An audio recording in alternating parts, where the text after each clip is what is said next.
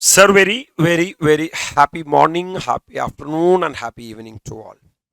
It's very happy to record this video, my dear lovable students. With all your support, we have reached 8K subscribers. Sir, it was the most fast next 1000 after 7K. Generally, after we reach every 1K increase, we used to upload either one marathon, either one chapter, or something useful for the students. This time, we decided that since the group 2 exams are very near, we are going to upload a marathon for financial management. இந்த வாட்டி எஃப்எம்மோட super 30 upload பண்ணியிருந்தேன். யாருக்காவது குவிக்கா my dear lovable students, if you want to revise the concepts of FM, I think this video will be very useful for you. And the news from here is, sir, we are going to launch ANM Virtuals for the coming September examination, and also ANM publications also for the coming September examination onwards. I will come, sir, அதை பற்றி ஸ்பெசிஃபிக்காக அந்த classes பற்றி இருக்கிற details in the coming video I will start sir sharing with you. I believe that this channel is useful for your preparations. In this 8K subscribers, any topic which was useful for you, எந்த topic உங்களுக்கு ரொம்ப யூஸ்ஃபுல்லாக இருந்திருக்குங்கிறது காமெண்ட்ஸில் text பண்ணுங்க. Always we seek your support and also the continuous support for together growth. So start enjoying the FM marathon. We'll meet you at the appropriate time. Thank you. Bye from me. Sir, very happy evening to all. Sir, we are going to start the revision series of the financial management, my dear lovable students. With regard to FM, the subject as a whole is 50 mark for examination, right, sir? This subject is having, FM is having objectives to achieve. There are 3 objectives to achieve for this subject as a whole. Number 1, we have to take financing decision. What decision? Then we have to take investment decision. What decision? And we have to take the dividend decisions. We have to take the, with regard to financing decision, what are the sources of fund? What are its cost of capital? And capital structure theories is what the financing decision is all about. From where and all we can raise the fund. Generally, my dear lovable students, if you see the balance sheet, the liability side of the balance sheet will show the sources of fund, will show the, and asset side of the balance sheet will show the application of the fund. There are various sources of fund to the business, such as equity share capital, such as preference share capital, such as debt, and you are having reserves and surplus. If you are raising the fund through equity share capital, the return what you are paying to the equity shareholders is called as equity dividend. Sir, if you are raising fund through preference share capital, what you are paying to the preference shareholders is what preference dividend. And if you are raising fund through debt, you will be paying interest. And to the reserves and surplus, since it belongs to the equity shareholders, again you have to pay the equity dividend. So as a financial manager, first decision what you are supposed to take is from where you have to raise the fund. If I raise the fund from the various sources, my dear lovable students, what will be the cost to the respective fund? That's what the chapter called as cost of capital. What of capital? In that, the objective of the chapter cost of capital is to learn how to find out the cost of debt. How to find out the, that is called as KD. That is called as how to find out the cost of equity. That is called as KE. That is called as how to find out the cost of preference shares. That is called as KP. That is called as how to find out the cost of retained earnings. That is called as KR. That is called as. Then, my dear lovable students, KD plus KE plus KP plus KR is equal to KO. Like this, you should not think. Because this is just the addition of the KD, KE, KP and KR. How much proportion of each element of cost matters a lot. That means I have to make the combination of the cost, not only the combination of the cost, and I have to do the weight of each source of finance. Weight of That is called as weighted average cost of capital. Weighted average. So in this chapter, cost of capital, I'm going in the same order. Number one, we will be dealing with the financing decision. Okay, sir? In that financing decision, what are the sources of fund? Debt is a source of fund. Preference shares is a source of fund. Equity is a source of fund. Retained earnings is a source of fund. If I add all the four, I will get the WACC. But it should not be simple average. It should be weighted average. Sir, what do you mean by cost of capital? Generally, you have to understand that there are two parties are there. Number one is the company and the fund providers. Fund providers such as equity shareholders, fund providers such as preference shareholders, fund providers such as debt holders, and fund providers such as equity shareholders by way of retained earnings. If these people provide fund to the company, they will be expecting something in return. Sir, for the provider of the fund, it is the return, and for the people, the company who are paying its cost. So cost of capital, tell me, which is nothing but the return expected by the providers of capital. We know that there are various providers of capital are there, which may be shareholders, which may be lenders, and the debenture holders. That means these people will give money to the company. Once these people gives money to the company, they will be expecting something in return. That is their return, and it is cost to the company. That is called as what of capital? Cost of capital. Sir, why we are learning? Why are we learning the chapter cost of capital? Because of three reasons. Because of number one, evaluation of the investment option. Sir, after this, we will be studying a chapter called as investment decision, which is nothing but capital budgeting and working capital management.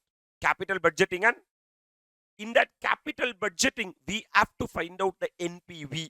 We have to find out the IRR. My dear lovable students, sir, I have to discount the future cash flows.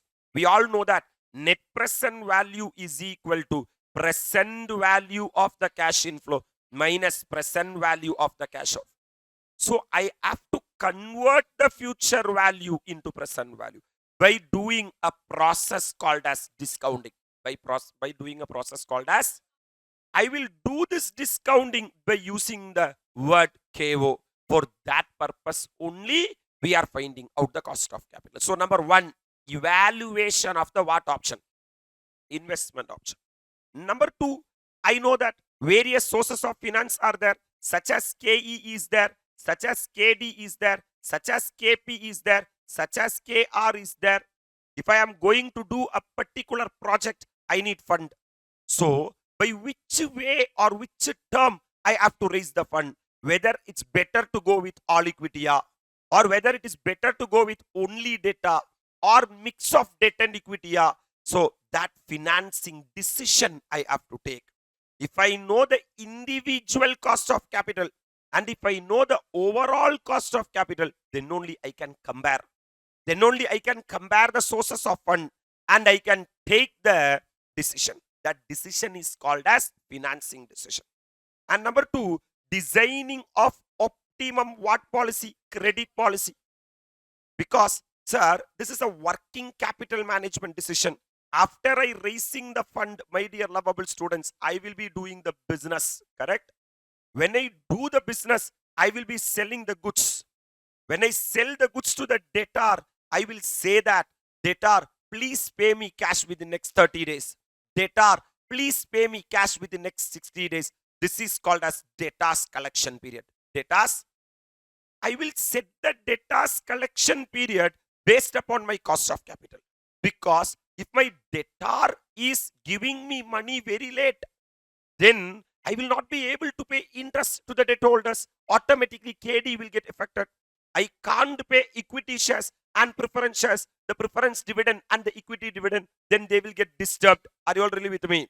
So, based upon my cost of capital, if my cost of capital is less, my dear lovable students, then I can have liberal credit policy. If my cost of capital is high, I can't wait, sir, to get the money very late from the debtors. You may get a theory question from this. What is the significance of what of capital? There are three significance are there. Sir, why are we studying this chapter? To evaluate the investment option. Number one, to evaluate the, sir, to take financing decision, to take and to designing of the optimum what policy? Credit policy. Okay, sir. So we understood that this chapter is very important, cost of capital. How to determine the cost of capital? Determination of the what of capital? How you will? Sir, cost is not the amount which the company plans to pay or actually pay. Rather, it is the expectation of the stakeholders. Even though the word is cost of capital, and this is technically applicable to the company, my dear lovable students. Sir, generally cost means, for example, if I am traveling from one place to another, I have traveled in an auto rickshaw. How much I paid to that auto rickshaw is what my cost. Sir, even though this is paid by the company, how much they are paying or how much they are willing to pay is not the cost of capital. The providers of fund are there. They are having certain expectations, right, sir? How much their expectation, it is the cost of the company. So to calculate what cost, step number one, identify the various cash flows. Identify the various cash flows in the sense means, if I raise the debt, if I issue the debenture, what will be the cash inflow from that? What will be the, how much is the interest I am supposed to pay on an year-to-year basis? If I pay interest, that interest will be debited to the P&L account, right, sir? Because of debiting that interest to the what account? P&L account. I am having certain tax benefit. I am having certain, what are the tax benefit I am having? And at the time of redemption, my dear lovable students, I have to repay the debt. So that is called as terminal cash flows. Terminal. So the ideal way to find out the cost of capital is to estimate the various cash flows. You will be having cash flows at 3 point of time. Number one, initial cash flow. Number one. Number two, my dear lovable students, is the interim cash flows. And the last one is the terminal cash flows. Last one is the, like, inflow of amount received at the beginning. At the Y0, what are the cash inflow? Because providers of various source of finance is providing fund to the company. Correct, sir? It will be an inflow to the company. And for that, company have to pay the returns like equity dividend, like preference dividend, like interest. So you have to find out the outflow of payment of interest, dividend, redemption of amount, etc. Are you able to appreciate? And inflow of what benefit? Tax benefit. That tax benefit will only be there for interest. Only be there for, or outflow of payment of dividend tax. Now, we don't have dividend distribution tax. That has been abolished in India. So because of that, while you are calculating the cost of capital, please don't consider the dividend distribution tax. Can I proceed? Thereafter, once you finalize the cash inflow, terminal cash flow, in between cash flow, use the trial and error method to arrive at a rate where the present value of the outflow is equal to present value of the inflow, which is basically IRR. Which is basically, that IRR should be taken as the cost. IRR should be taken as the cost. That means generally how you have to calculate the what of capital, cost of capital, is you have to estimate the cash flow from that particular financial instrument. How much cash inflow is coming to the company? How much company have to pay during the life of that instrument? How much the company have to return at the end of the life? Comfortable? So present value of the cash inflow should be equal to present value of cash outflow. That rate is called as IRR. That rate, IRR, should be adopted as the cost. In that, number one, sir, first source of finance may be long-term debt. What debt? Sir, for the long-term debt, we are liable to pay interest. Am I right? The cost of debt is represented by KD. Is represented by, sir, what is long-term debt, sir? It do not confer ownership to the providers of the finance. You may have a doubt that, sir, equity share capital are there, preference share capital are there. They are also long term. But for equity shareholders and preference shareholders, they are having ownership rights. Whereas long-term debt people does not have the what right? Ownership right. Debt providers do not participate in the what of the company? Affairs of the company. On the day-to-day affairs, on the long-term affairs, on the decision making, on the minutes of the meeting, they will not be participate. They will just provide us the fund. And they will expect, sir, from us some return. That return is what? Interest. They get charged on the profit. What on the profit? That means whatever return, that is interest we are paying to the debt holders, will be debited to P&L account. Will be debited to? If you are debiting that to the P&L account, my dear lovable students, we used to call it as charge against profit. Charge against. Once you find out the charge against profit, you will be getting net profit, my dear lovable students. This net profit will go and sit in the profit and loss appropriation account. Profit and loss. That means when you prepare the profit and loss account, my dear lovable students, you will be debiting the interest on debt in the P&L account. Comfortable? So, after that only you will pay what? Tax. After that only you will pay what? You will get what? PAT. That is profit after tax. Since I am paying tax after debiting the interest to the P&L account, this KD, I can call it as it's a charge against the profit. It's a, and from this PAT only, I will pay the preference dividend and also the equity dividend in the same order. So this is an appropriation of profit. What of profit? Whereas debiting interest to the P&L account is a charge against the profit. What against the profit? So they get charge on profit before tax in the form of interest. Comfortable? So we are going to find out the cost of long-term debt. Cost of? There are two types of long-term debt are there. Number one, cost of irredeemable debt. Cost of?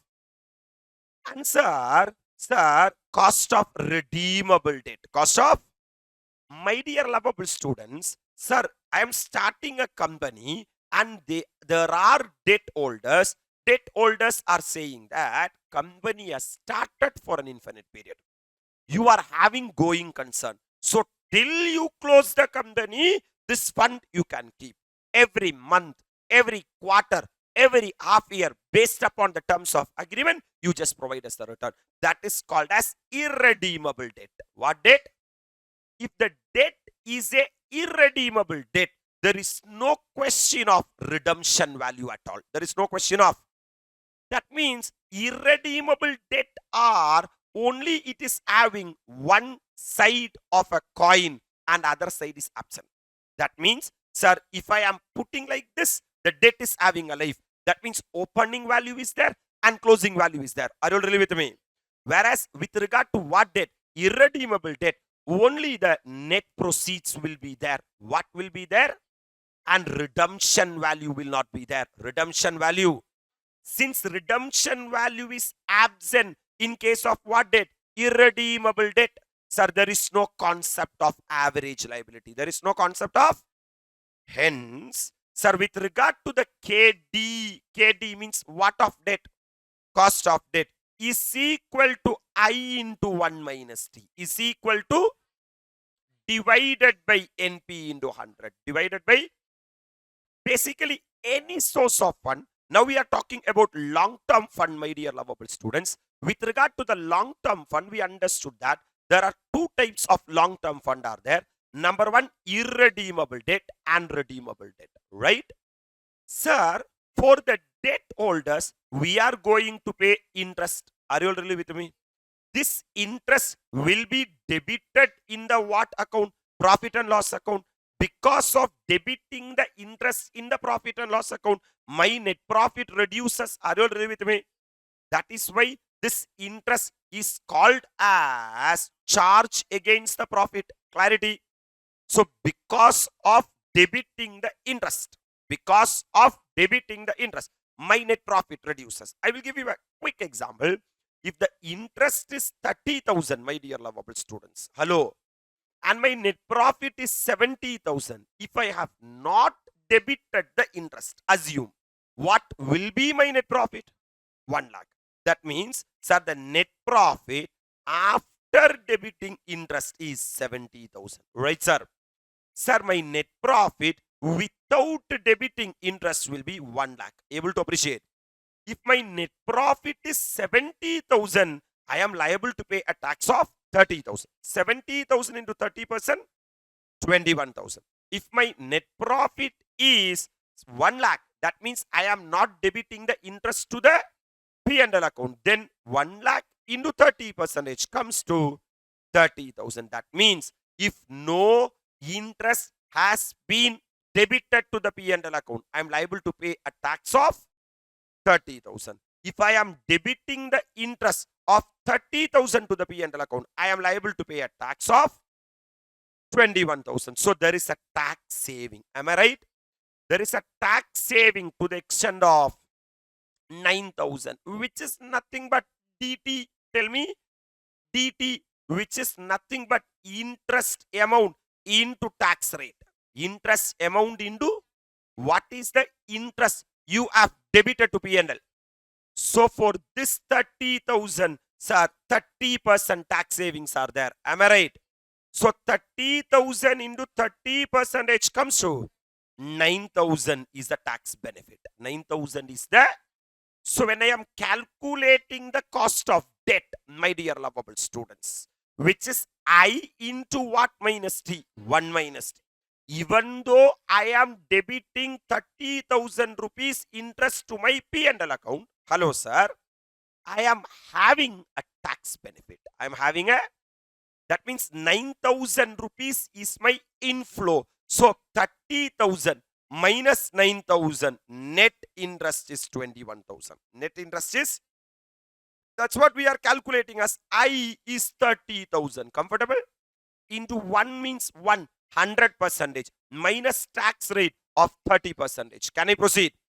That means 30,000 into 0.7 comes to 21,000. This is what happening in the I into 1 minus T. I into, sir, we are calculating what of capital? Cost of capital. Cost of capital is equal to cost divided by capital. Cost divided by, sir, it is not cost divided by capital. It is net cost divided by net capital. Net cost divided by, don't take gross cost, take the net cost. That's why in numerator I have calculated I into what minus T? 1 minus T. I into 1 minus T. That means in numerator I have not taken gross cost. I have taken, since I have taken net cost, my dear lovable students, in denominator I can't take the gross cost. I have to take the, so don't take gross proceeds, take the net proceeds. Take the net proceeds in the sense means gross proceeds minus flotation cost. Gross proceeds minus, my dear lovable students, we are talking about debt. Debt means debentures. Generally, this subject is not an Apagopa subject. This subject is an international subject. Hello, sir. That means if you are a debt holder, if you want to invest in my company, my dear lovable students, my company should be a listed company. My company should be a, sir, we are not calculating, sir, cost of capital for the private companies. We are calculating the cost of capital for the listed company, right? Listed companies in the sense means it should be listed either in recognized stock exchange or it should be listed in the Bombay Stock Exchange. Are you all really with me? So my dear lovable students, you are going to Marina Beach, you are going to, sir, some other beaches, and I just want to ask you one question. If you put a piece of thermocol, if you put a bottle, water bottle, after you drink, you are just throwing onto the sea, what will happen to that bottle? It will be float on the water, right? Sir, in the recognized stock exchange, thousands of companies are there. Thousands of companies has been listed in the recognized stock exchange. Who said that my debenture, my shares are there in that stock exchange? So recognized stock exchange would have pop up my security to you. Out of lot of securities, my security should be floated in the recognized what exchange. For that, the recognized stock exchange will collect some charges from me. That is called as flotation cost. In order to float my security in the recognized stock exchange, I am liable to pay certain cost.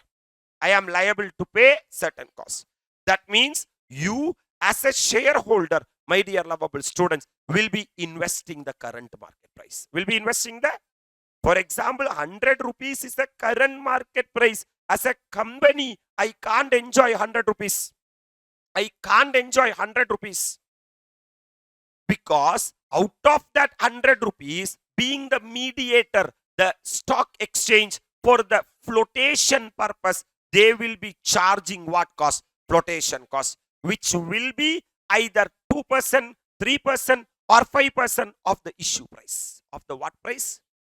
That means if they are charging 5 rupees as flotation cost, balance only 95 rupees a company will be able to enjoy. I am not calculating the cost of capital for the investor. That is return on investment. I am calculating cost of capital for the company.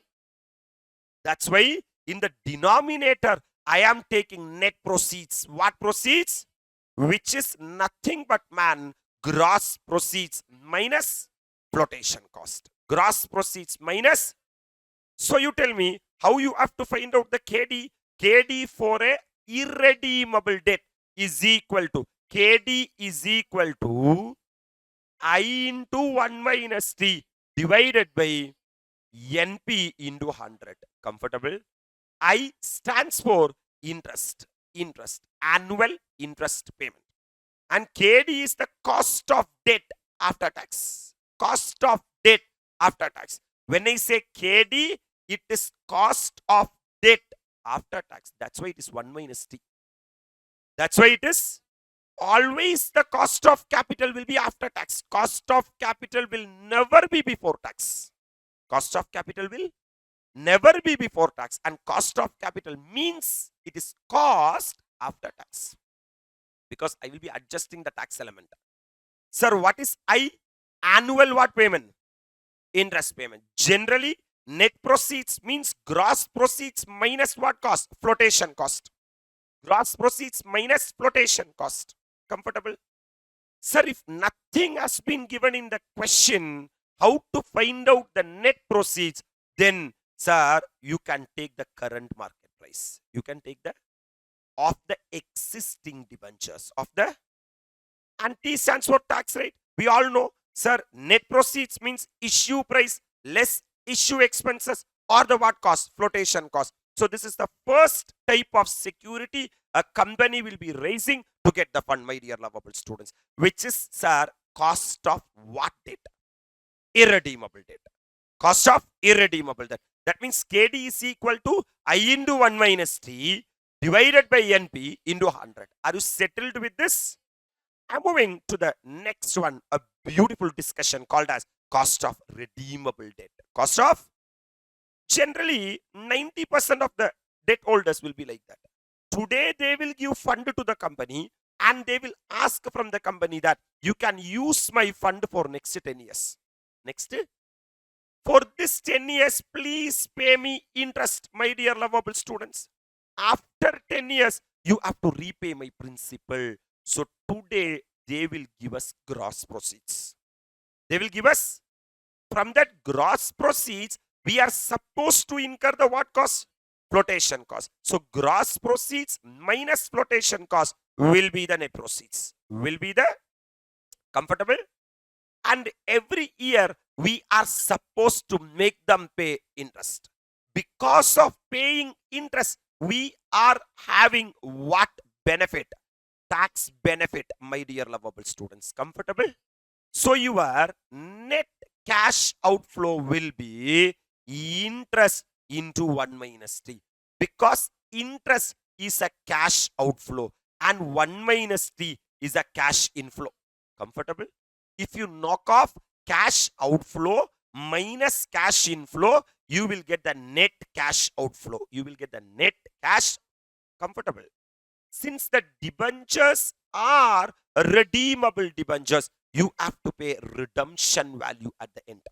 You have to pay redemption value at the end. So, if the type of debentures are redeemable debentures, we have to redeem after certain point of time. That means there will be starting point and there will be ending point. Comfortable?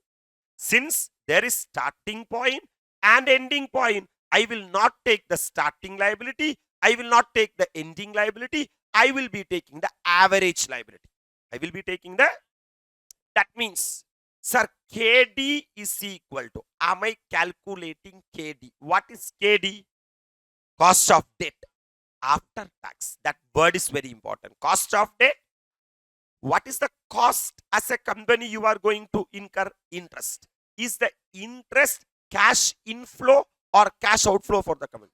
Cash outflow. But because of incurring this cash outflow, company is having a cash inflow, which is nothing but 1 minus tax. 1 minus, this is the net cash outflow, plus, tell me, plus RV minus NP. Tell me, RV minus NP divided by N, divided by, whole divided by, tell me, whole divided by RV plus NP divided by 2 into 100.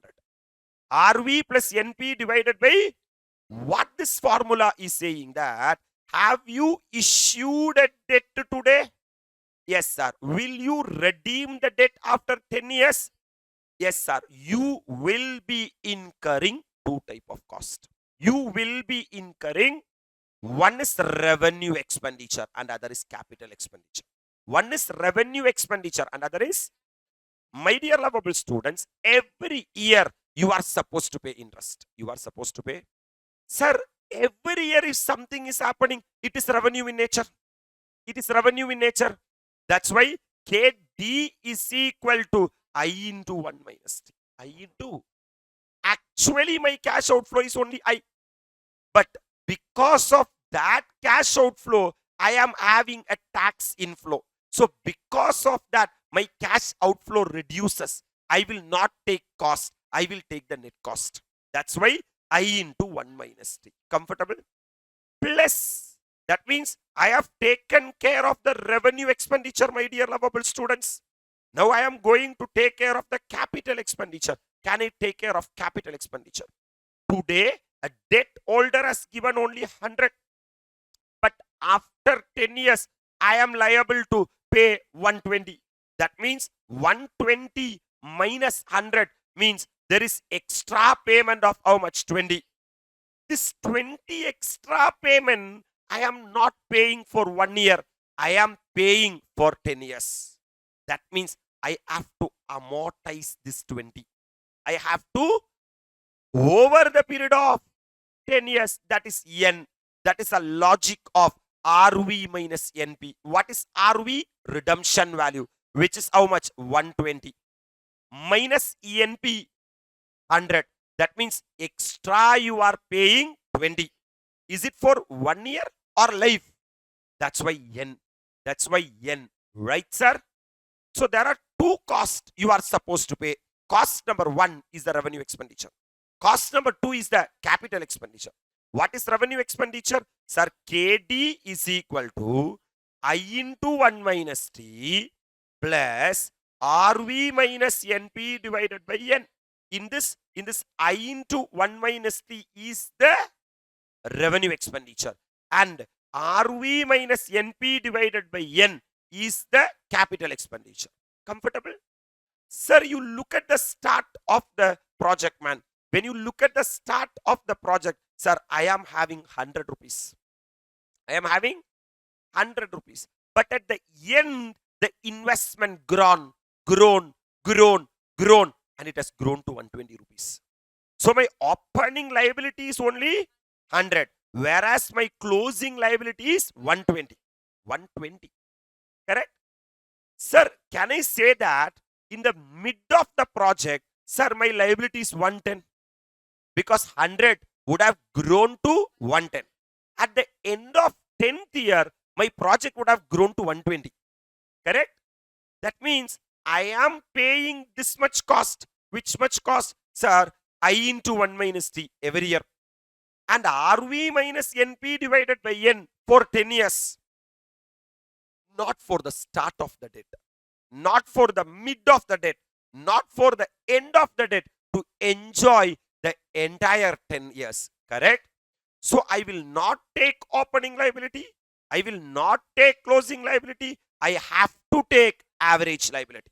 What liability? That's why, sir, RV plus NP divided by 2. What is RV? Redemption value. That is at the value at the end. That is at the value at the, tell me, what is NP? Net proceeds. That is at the value at the start, which is nothing but closing liability plus opening liability divided by 2 is what my average. That means I am paying this revenue expenditure and I am paying this capital expenditure to enjoy the average liability. So my dash of capital, cost of capital is equal to cost by capital. Correct? Which is net cost. Which is what cost? Net cost divided by, sir, net capital, which is equal to average capital. Can I proceed? Here in this, my dear lovable students, what is I? I stands for what payment? Interest payment. What is NP? Net proceeds. Net proceeds. Sir, either net proceeds you can take or you can take the current market price if nothing. Sir, in examination question, you will be getting 2 types of KD. Sometimes the company may be a new company and they may be issuing KD for the first time. Then in examination solving question, take the NP as the new price. Sometimes the company may be an existing company and they will ask you to find out the what of capital, cost of capital. Sir, you have to take the what market price, current market price, because that debt already issued. That debt, then I can't take the issue price. Then I have to take the current market price as the NP. Comfortable? RV stands for what value? Redemption value. T stands for what? Tax rate. N stands for remaining life of debenture. Don't say life of debenture. Sometimes the N may be 5 years in question because they will say that 10 years is the total life. Out of 10 years, already 5 years over, balance 5 years are also only there. Then, my dear lovable students, if you have to calculate the KD, you have to take the denominator as the 5 years. That is balance life of the debt. Balance. Brilliant. My dear lovable students. Sir, this formula is used for only when interest on debt is what deductible? Tax deductible. Sometimes debt are issued at a discount and redeemed at a what? Premium. In such case, discount on issue and premium on redemption are also what deductible? Tax deductible. Then the following formula can be used. I will tell you why they are what they are saying. Sir, if question saying that only interest are tax deductible, then this formula should be used in exam. Or if they are saying that there is tax effect for the capital expenditure also, that is, you are having loss on redemption of debentures, correct?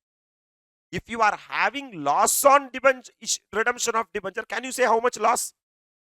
20. Because redemption value 120, issue price 100, 120 minus 100, 20 is the loss on. Sir, every year divided by 10, 2 rupees can be debited to P&L account. Can be debited to. If that is allowed under the Income Tax Act, then there will be one more tax benefit from the capital expenditure. Am I right? Then, my dear lovable students, don't take I into what minus T. Take just I plus RV minus NP divided by N. For both of this cost, apply 1 minus T. For both of this cost, apply. Sir, here I am applying the tax benefit only for the revenue expenditure, not for the capital expenditure. It depends upon question. 99.99% in exam. We are using only this formula, only this formula. Only this formula. Are you really with me? But I can't say that this formula is not there in the syllabus because this is the document issued by ICAI Board of Studies. Hello, sir. So like this also a scenario may be tested in examination. Comfortable? Then there will be a change in formula. The formula will be I into 1 minus T plus RV minus NP divided by N whole divided by RV plus NP divided by 2 into 100. Aduk badila I plus RV minus NP divided by N whole divided by RV plus NP divided by 2 into 1 minus T. That means on the entire numerator, you apply 1 minus T. Comfortable? Both on revenue expenditure and on capital expenditure. Enjoy the tax benefit. These two formulas are called as approximation method. What method? Because there is a big defect in this formula. I will tell you what is the defect. It's a blunder. This formula is a blunder. I will tell you why. Because KD is equal to, sir, I into 1 minus T plus RV minus NP divided by N whole divided by RV plus NP divided by 2 into 100. You know this formula? My dear lovable students, RV means what? Redemption value that you will be paying at the end of the life of the debt. That means it's a future value. It's a whereas NP means net proceeds. That means present value. Present value. You are reducing future value minus present value. That means this formula does not consider the time value of money. Does not consider the time value of money. Right? Sir, if the debt is a irredeemable debt, it is a irredeemable debt, then KD is equal to I into 1 minus T divided by NP into 100. I means interest. I mean interest. Correct? Yes, sir. Sir, into 1 minus T, T means tax rate. NP means net proceeds. Generally, this NP will be in Y0 and this interest will be in Y1 and tax will be in Y1. Yes, even this formula does not consider what value of money. But much difference will not be there because only there will be a time difference of 1 year. So only general, normal, inflation difference will be there for this formula, whereas for this formula, 10 years time value of money will be there. That is why, or that is the logic, only for the redeemable debt, you are having YTM approach. You are having YTM approach is not possible or irrelevant, my dear lovable students, for a irredeemable debt. For irredeemable debt, the main formula itself serves the purpose. If you find out as per YTM also, maybe decimal difference may be there, but the major difference won't be there. Appreciating? So using present value method, what method? Or yield to maturity approach. Yield to, which is nothing, YTM is equal to IRR. YTM is equal to, the main defect in the approximation method is it does not consider the time value of money. Correct? That means, my dear lovable students, what cost of capital is saying that I am borrowing the technique of the capital budgeting. I am borrowing the technique of the capital budgeting. Can we? Yes, sir. So YTM is IRR at which current price of a debt equals to the present value of the cash flows. That means this is a cash flow game. This is a YTM. What's the full form? Yield to maturity. YTM. Hence, it's a 3-step approach. Are you really with me? Step number 1, identify the cash flows. What are the cash inflow? What are the cash outflow? Cash flow at the start, cash flow at the end, everything you find out. Are you really with me? Step number 2, calculate NPV of cash flows. What of cash flow? NPV stands for net present value. NPV stands for as identify above using 2 discount rate. 2. So calculate NPV at 10%. Calculate NPV at 15%. Sometimes your NPV at 10% may be positive and NPV at 15% may be negative. You have to interpolate. Step number 3 is calculate what? Yeah. What are the cash flows associated with the redeemable debt? The relevant cash flows are in Y0, year 0, net proceeds in case of new issue. Net proceeds, company will get the money. That will be a cash inflow. Am I right? Yes, sir. 1 to nth year, I into 1 minus T. I into 1 minus T will be a cash outflow from the angle of the company and cash inflow from the angle of the investor. Am I right? And N stands for redemption value. N stands for. So there are 3 cash flows are there. Simple. Cash flow at the start. Cash flow at the end. Are you all really with me? And you are having interim cash flows. What cash flows? Interim cash flows. Only 3 cash flows will be there. Once you know the cash flows, sir, by using some guess rate, generally we will guess at 10%. Correct? Calculate the NPV of cash flows. What is NPV? Net present value. Net present value in the sense means discounted cash inflow minus discounted cash outflow by using 2 different discount rate. I will discount at 10% and I will discount at to get each a positive NPV and also what NPV? Negative NPV. I need 1 positive NPV and I need 1 negative NPV. Comfortable? Once I get that, I can do the interpolation. What polation? My IRR is equal to L plus. L stands for the lowest percentage. If I am going from lowest, I have to add. If I am going from highest, I have to minus. That I will do at the time of solving sums. Plus NPV L, that is the lowest NPV, divided by NPV L minus NPV H, that is highest NPV. The difference into H minus L.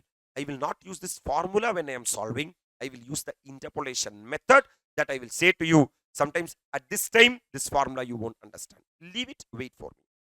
Right, sir. One example I'm going to solve. This is an ICAI example, sir, that I will be solving. Right, sir? A company issued 10,000 10% debentures of 100 each on 1/4/2021 to be matured on 1/4/2026. Upper 21 means 26. What is the life gap? 5 years. So the debt is a dash debt. Redeemable debt. Only for redeemable debt, YTM approach will be applicable. Right, sir?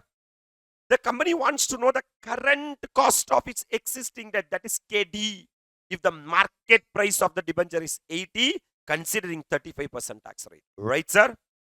Think from the angle YTM is equal to IRR, internal rate of return. Internal return is for the company or for the shareholders. Before I start this show itself, I said that how much company is paying to the shareholder is not cost of capital. How much the fund providers are expecting is the what? Cost of capital. Correct? So my dear lovable students, in year number 0, current market price 80 rupees will go out of their pocket. That is from the investor's pocket. So 80 rupees will be a cash outflow. Cash? Sir, for the company, it is cash inflow, sir. Under YTM approach, it is yield to maturity is the dash RR. IRR full form, internal rate of return. For whom it is return? Investor. That means company is calculating from the angle of investors. Hello? So my dear lovable students, for an investor, they will invest 80 rupees today. They will invest 80 rupees today. That means, my dear lovable students, value of an asset today is equal to present value of its future cash flows. Present value of its future cash flows. Clarity? Sir, from 1 to 5, interest net of tax. That is what? I into what minus T? 1 minus T. You tell me what is the face value of the debenture? 100. For that 100, every year, company is liable to pay 10%. 100 into 10% comes to 10 rupees. For that, so 10 rupees will be the cash outflow to the company. Correct? Yes, sir.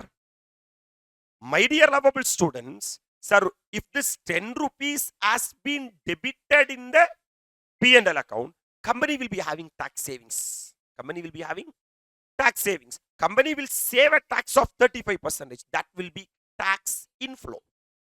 So minus 3.5 because 10 into 35%. So the net will be 6.5. Sir, but the shareholder, but the debt holder, he'll be receiving 10 rupees. No, sir. Now only you said that you have to take the cash flow from the angle of the investor. Then why are you taking the cash flow of the company? If this 10 rupees has been received by the investor, that will be an income to him, which will be taxable under IFOS. Then he is liable to pay personal tax. For an investor, is the personal tax is an inflow or an outflow? Outflow. If since nothing, no information has been given in the question, I have to assume that this tax rate is applicable for the investor also. Otherwise, you just think, who is finding? Company. How many debt holder? 1 crore. Will you go and to every person, what is your basic assumption limit? What is your basic assumption limit? What is your basic assumption limit? Is it practically possible? No, sir. So we are assuming that company's outflow is equal to investor's inflow. Comfortable? Yes, man. In the 5th year, we will be paying redemption value. They specifically said that, sir, nothing has been said to be matured on 1/4/2026. Am I right? Then if nothing has not been mentioned, we will be assuming that we will redeem at par. So these are the cash flow, man. I have finalized the cash flow. I'm going to calculate the NPV. Enjoy the NPV calculation. In year number 0, what is the cash flow? For Y0, the present value factor will be 1. The present value factor will be 1. The cash outflow 80 because this is from the angle of investor. Sir, for that present value is 1. I'm calculating. Hello, sir. I'm not doing for the next one. Let me complete this. For 1 to 5 years, the cash inflow from the angle of the investor is 6.5.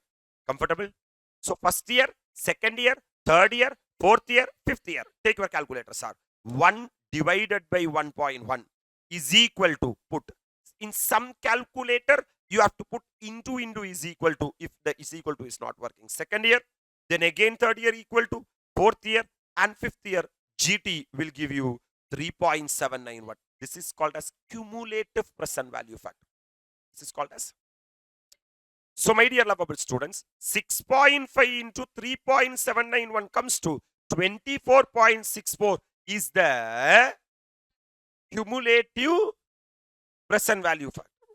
Present value of the cash inflow. Present value of the cash inflow. Comfortable? And at the end of the 5th year, the debenture holder will get 100 rupees. For that, don't take cumulative because this is not repeated cash flow. Correct? My dear lovable students, calculator 1 divided by 1.1. First year, into, second year, third year, fourth year, fifth year, then you will be getting 0.621. Are you getting? So 100 into 0.621 comes to 62.1. 62.1. That means this is the discounted cash inflow.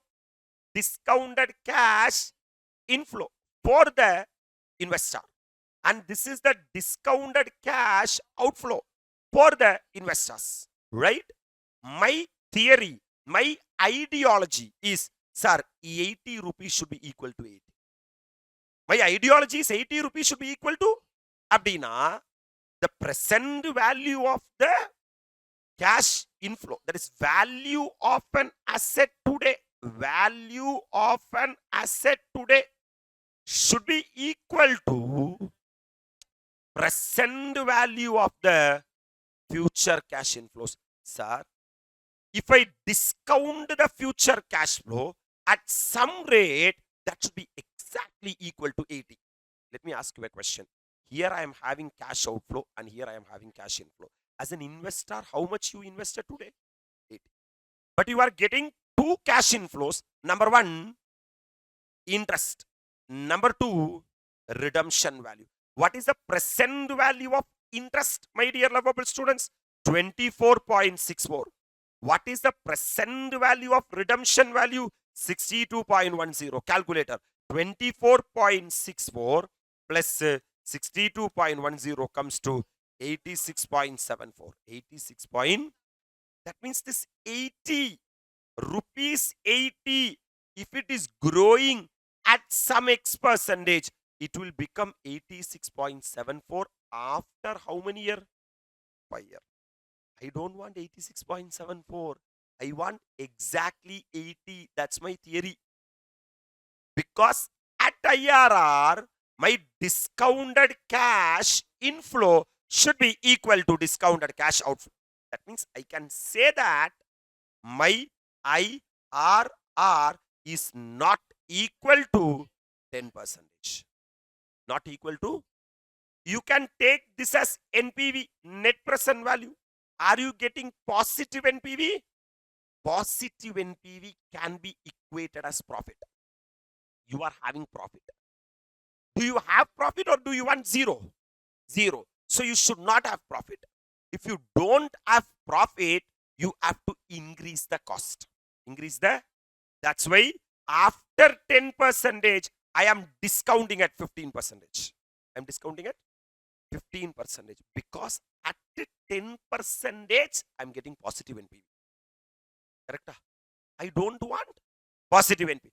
At IRR, my ideology is discounted cash inflow should be equal to discounted cash outflow. Clear? Comfortable?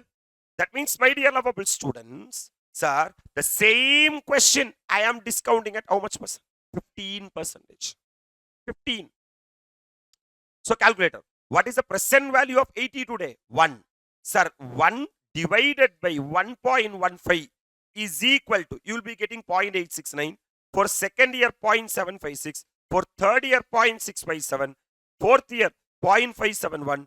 0.497 is for fifth year. GT comes to 3.352. This is the cumulative present value factor at 15% for 5 years. So 6.5 into 3.352 comes to 21.79 is the present value of the future cash inflows. For an investor, only this cash flow, he is having another cash flow to the extent of 100 that he will be getting at the end of. If the discounting factor is 15%, calculator 1 divided by 1.15 is equal to second year, third year, fourth year, fifth year. What is the applicable present value factor? 0.497. So calculator, man, 100 into 0.497 comes to 49.7. This is the discounted cash inflow. Discounted cash inflow. Correct. Sir, in future, that means in future, I am going to get 6.5 into 5. Am I right? 6.5 into 5 comes to 32.5. In future, I am going to get a redemption value as 100. That means I will be getting 132.5 totally. And I am going to invest only 80. Correct? If I discount this 132.5 to the present value at the rate of how much percent? 15%, it comes to 21.79 plus 49.7, which comes to 71.49. Oh my God. It should not be 71.49. It should be exactly equal to, that means my NPV is negative. My NPV is, that means if I am discounting at 10%, I am getting positive NPV. If I am discounting at 15%, I am getting negative NPV. Are you all really with me? Then I understood that my IRR is between 10 and 15%. Can we interpolate? My dear lovable students, how to interpolate at 15% and at 10%. At 15%, my dear lovable students, your NPV was negative of 8.51. At 10%, your NPV was 6.74 positive. I don't want negative NPV. I don't want positive NPV. I want NPV to be 0. Comfortable. That means from negative to 0, I have to travel 8.51. But I totally travel 8.51 plus 6.74. And the total miles I have traveled is 15 to 10, which is 5. Are you able to appreciate? Which is 8.51 plus 6.74 comes to 15.25 upon 8.51 into 5. So 8.51 divided by 15.25 into 5 comes to 2.79%. I should reduce. I should. From what I have started 15%. So 15 minus 2.79% comes to 12.21%. If I am discounting my cash flow at 12.21%, my present value of cash inflow will be equal to present value of cash outflow. This is called as YTM. This is called as YTM approach. This is applicable only for dash type of debt, redeemable debt, and will not be applicable for the irredeemable debt. I'm going to amortization of bond, the next concept from this area. My dear lovable students, a bond may be amortized every year. In the sense means, I will say that today I am going to issue a bond of rupees 1 lakh. Instead of paying the entire 1 lakh at the end of 10th year, you do one thing. First year end, get 5,000. Second year end, get 5,000. Third year end, get 5,000. Fourth year end, get 5,000. 5,000 or 10,000, whatever it may be. If I am paying every year end 10,000, 10,000 into 10 comes to 1 lakh. Why companies are doing like this? To reduce the tension of the redemption value. Otherwise, after 10 years, if company have to pay a bulk amount of 1 lakh, their working capital will get affected. They have to go for another loan. So if they are paying 10,000, 10,000, 10,000, interest burden also will reduce. And also the principal burden will also reduce at the end. So a bond may be amortized every year. That is, principal is repaid every year rather than at what? Maturity.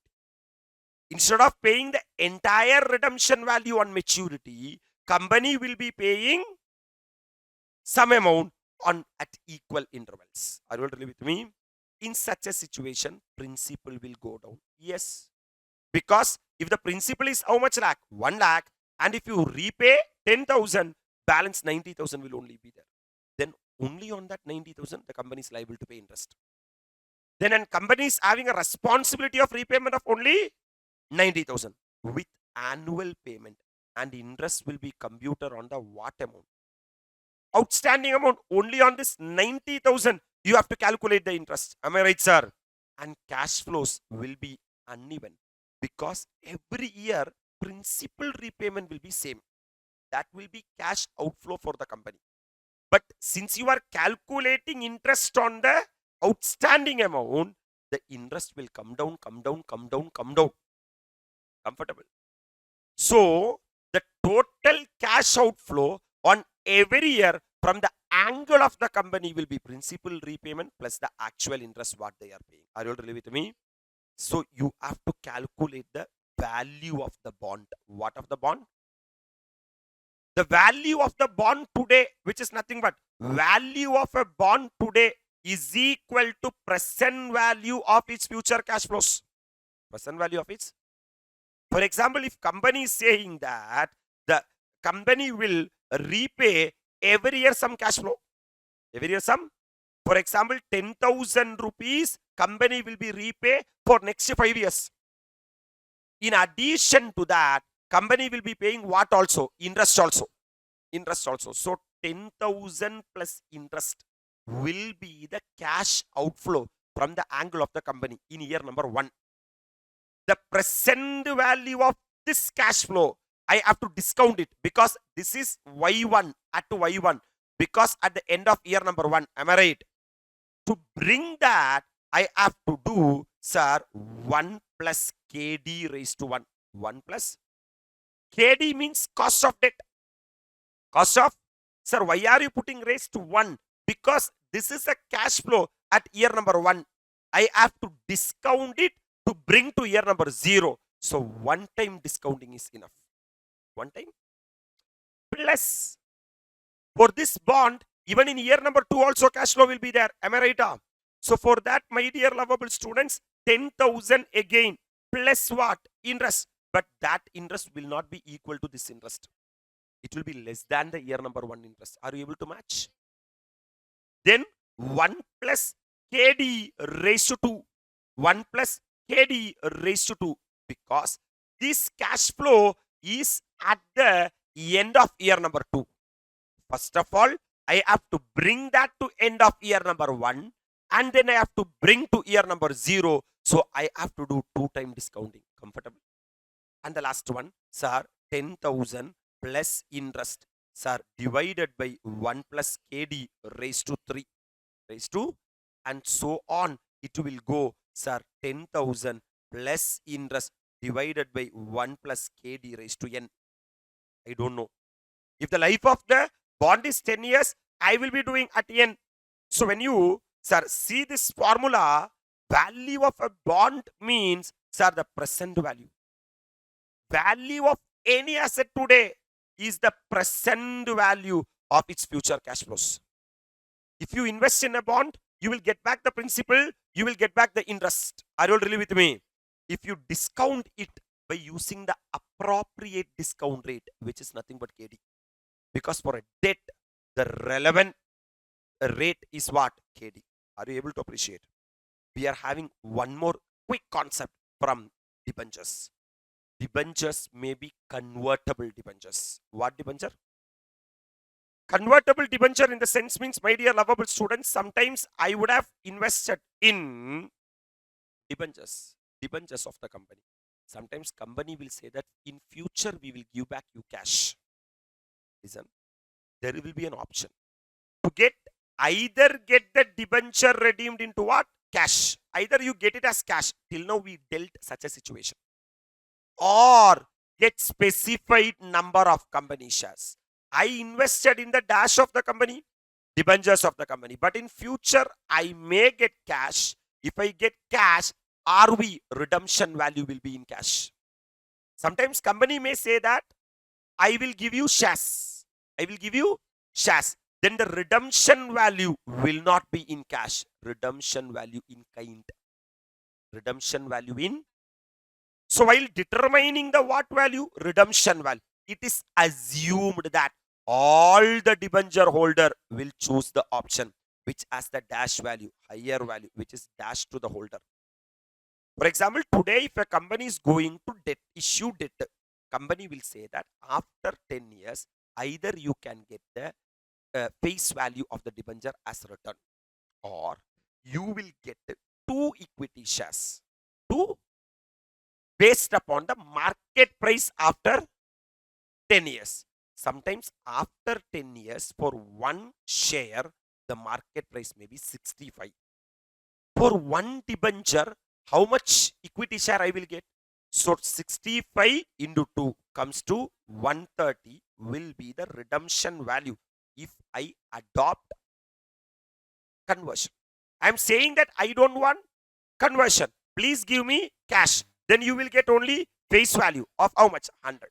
When we are calculating the KD, cost of debt, and if the debenture is a convertible debenture or redeemable debenture, rather, are you really with me?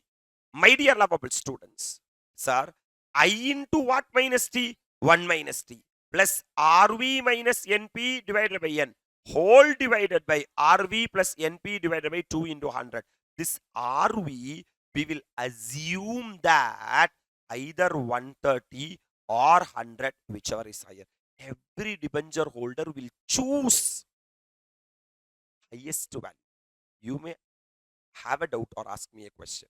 Why, sir, company is stupid to issue or give 130 rupees instead of? Because 130, there is no cash outflow in the hands of the company. Yes, sir, they are giving only shares. But if they are giving cash, my dear lovable students, they have to pay 100 rupees. So company is feeling that let them get the shares rather than Are you really with me? Yes, sir. These are the discussion from the KD. So whatever we are talking till now, I'm consolidating for the time being, my dear lovable students. Cost of capital. We started talking about cost of capital. Why? Because the subject flow is like that. We have to take three decisions, my dear lovable students. Right, sir? Number one, financing decision. Financing decision means from where I have to raise the fund. So there are so many sources of fund, like equity, like debt, like preference, like retained earnings. For every sources of fund, it is cost associated. Right, sir? So we started finding out what is cost of capital. Cost of capital means it is not the amount paid by the company, it is a return expected by the providers of capital, right? What is the significance of cost of capital? Why are we learning this chapter? To understand three things. Number one, evaluation of the investment option. Number two, to take the financing decision and designment of the optimum credit policy. Comfortable? Sir, how to determine the cost of capital? The ideal way of determining the cost of capital is analyzing the cash flows. Is analyzing the, that means as a sir person, you should know how much cash inflow at the start, outflow at the start, how much during the mid and at the terminal cash flows. Comfortable? The debt may be long term debt, it will be represented as KD. That debt may be redeemable debt, or if the debt is a irredeemable debt, lifelong, there is no need of repayment, RV concept will not be applicable. Then KD is equal to I into 1 minus T divided by NP into 100. Comfortable? But if the debt is a redeemable debt, you have to repay after a certain point of time. Right, sir? Then KD is equal to I into 1 minus T plus RV minus NP divided by N whole divided by RV plus NP divided by 2 into 100. Are you really with me? Sometimes in question, they may say that not only the capital expenditure is tax deductible, but also the, sir, not only the revenue expenditure is tax deductible, but also the capital expenditure is tax deductible. Then you have to alter the formula in such a way that I plus RV minus NP divided by N whole into 1 minus T divided by RV plus NP divided by 2 into 100. Right? This formula is a blunder. That's why this formula is called as approximation method. Because this formula is comparing future value with the present value. I can't minus monkey with donkey. So this formula is baseless. That's why we are using the YTM approach. The basic ideology of the YTM approach is present value of a cash flow today. Value of an asset today is the present value of its future cash inflows. Present value of its future. That's what YTM is all about. How to compute the YTM. First of all, identify the cash flows.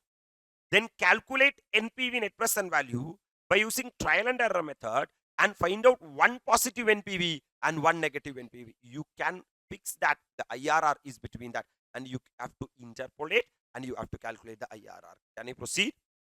So there is a concept called as what of bond, amortization of bond. Amortization in the sense means instead of today issuing the net proceeds and fully paying redemption value at the end, what I will do is, my dear lovable students, I will be redeeming the debt in the over the tenure of the life. Over the, that means the investor will get cash flow at year number 1, which is principal repayment plus interest. Year number 2, which is principal repayment plus interest. Year number 3, year number 4, year number 5, year number X, which is principal plus interest. That I have to discount by using the discounting factor called as KD. For first year, I will use 1 plus KD raised to 1. For second year, I will use 1 plus KD raised to 2. For third year, I will use 1 plus KD raised to 3. And for nth year, I will use 1 plus KD raised to N.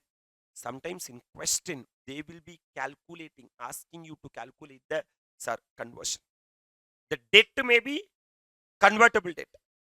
If it is convertible debt, if the question is silent regarding the redemption value, please assume that either the cash redemption portion or the kind redemption portion, whichever is higher, will only the every debenture holder will choose. That's what nyaya. So that's it. With regard to the first cost of capital, first element of capital called as KD. In the coming slot, we will be talking about cost of what share capital, preference share capital, that is KP. Are you all really with me?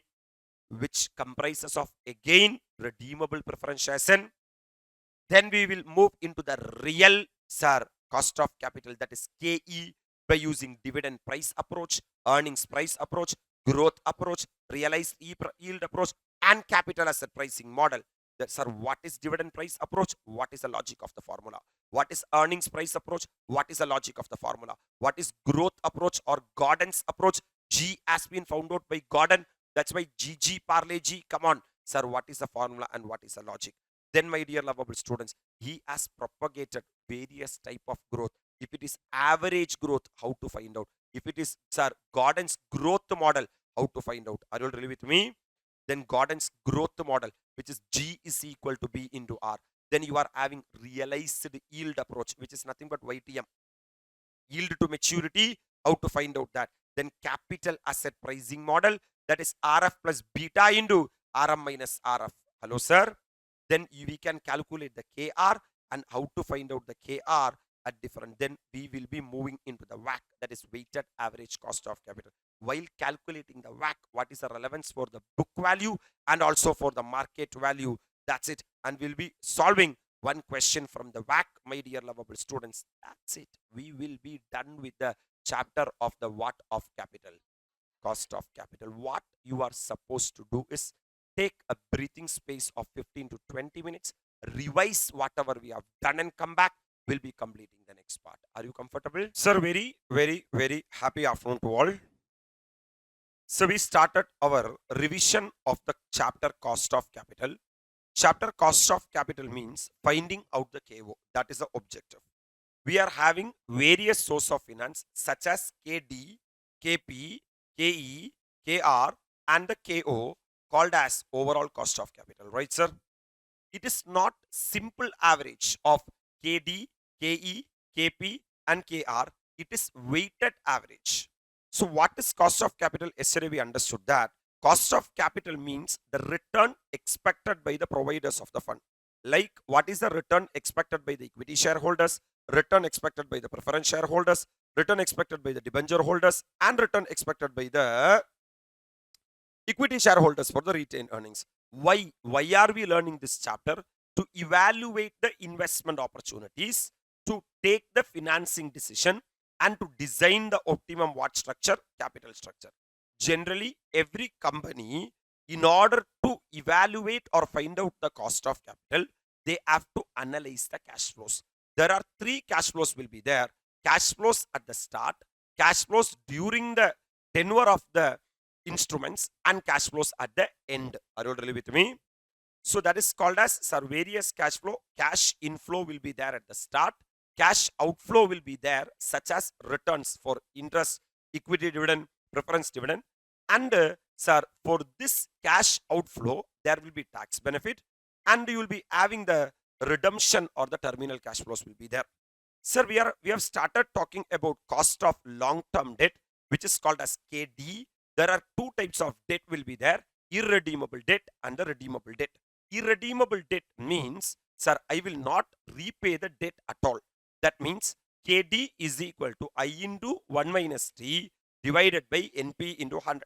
Whereas if the debt is a redeemable debt, sir, I will be repay after certain point of time. That means life will be there for the redeemable debt. So you can use either approximation method or YTM method. In that approximation method also, you have to check in the question that for the capital expenditure, is tax benefit available, not available?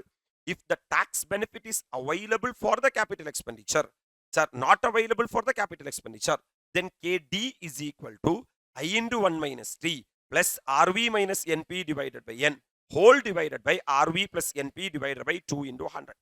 Whereas if tax benefit are available even for the capital expenditure, then KD is equal to I plus RV minus NP divided by N whole into 1 minus T divided by RV plus NP divided by 2 into 100. My dear lovable students, if the debt is a redeemable debt, then surely redemption value will be there. That means a definite period of life will be there. Then we can follow YTM approach. YTM is equal to IRR. It is the rate at which discounted cash inflow will be equal to discounted cash. It's generally a three-step approach. First, we have to analyze the cash flow. Then we have to find out the NPV, one positive NPV and another negative NPV. And we have to find out the IRR by using the interpolation method. Are you really with me?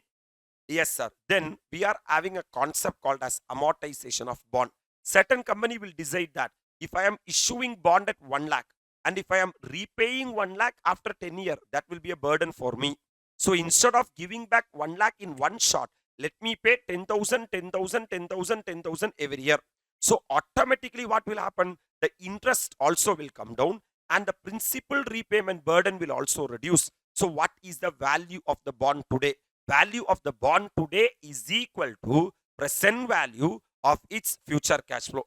That means how much money you are going to get at the end of the first year. That you have to discount to bring into today value. So value of bond is equal to cash flow, what you are going to receive at the end of the first year, divided by 1 plus KD raised to 1 plus cash flow at the end of the second year divided by 1 plus KD raised to 2. Sir, like that it goes, go on. And sir, cash flow at the end of the nth year divided by 1 plus KD raised to N. This is what? Sometimes convertible. The debentures may be convertible debentures. Then when we solve the convertible debenture question, we have to take the redemption value as either the cash portion or the kind portion, whichever is higher.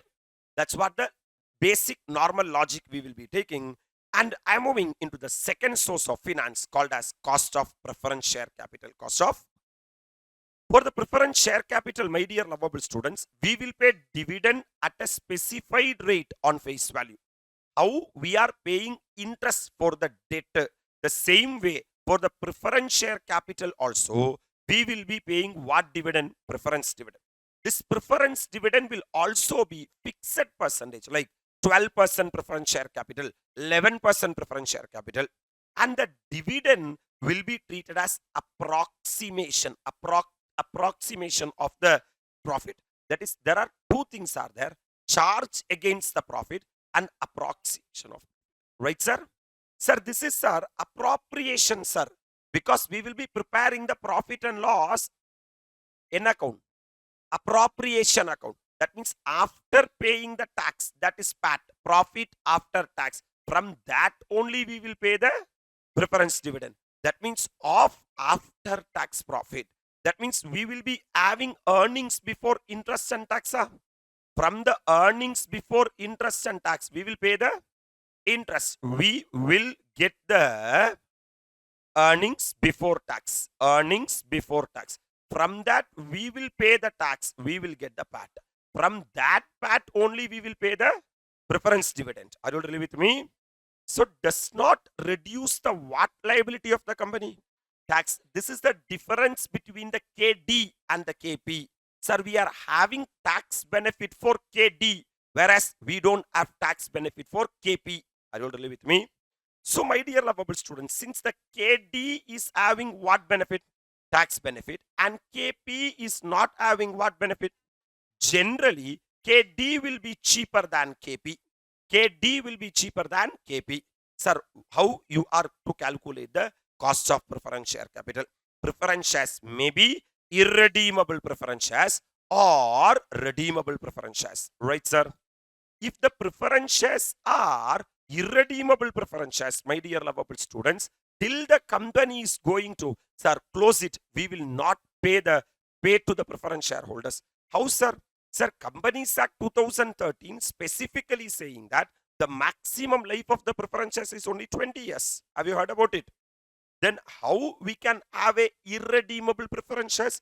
Because this subject, financial management, is not Indian subject. This is international subject. Are you really with me? Such provisions are not there in Australia. Such provisions are not there outside India. So, my dear lovable students, sir, cost of preference, KP, is equal to, for the debt holders, we are supposed to pay interest, right, sir? The same way, we will be paying preference dividend. What dividend? Preference dividend. What dividend? So, that is a cost the company is going to bear, divided by net proceeds, divided by That's what P0, my dear lovable students. So PD means annual what dividend? Preference dividend. It will be specifically expressed by the preference shareholders. It will be specifically expressed by the preference shareholders. And P0 means net proceeds from the issue of what? Preference shares. That means either gross proceeds minus flotation cost will give you the what proceeds? Net proceeds. So net proceeds means issue price minus issue expenses or what cost? Flotation cost. But if the preference shares are redeemable preference shares, today I will issue the preference shares. After a certain point of time, I have to repay the money, right, sir? Then you will be having what proceeds? Net proceeds. And you will be having what value? Redemption value. Redemption. But the preference dividend, what I am paying every year, is not tax deductible because it is not a charge against the profit. It is a appropriation of the profit. It is a, hence when you are calculating the KP, 1 minus T will be absent.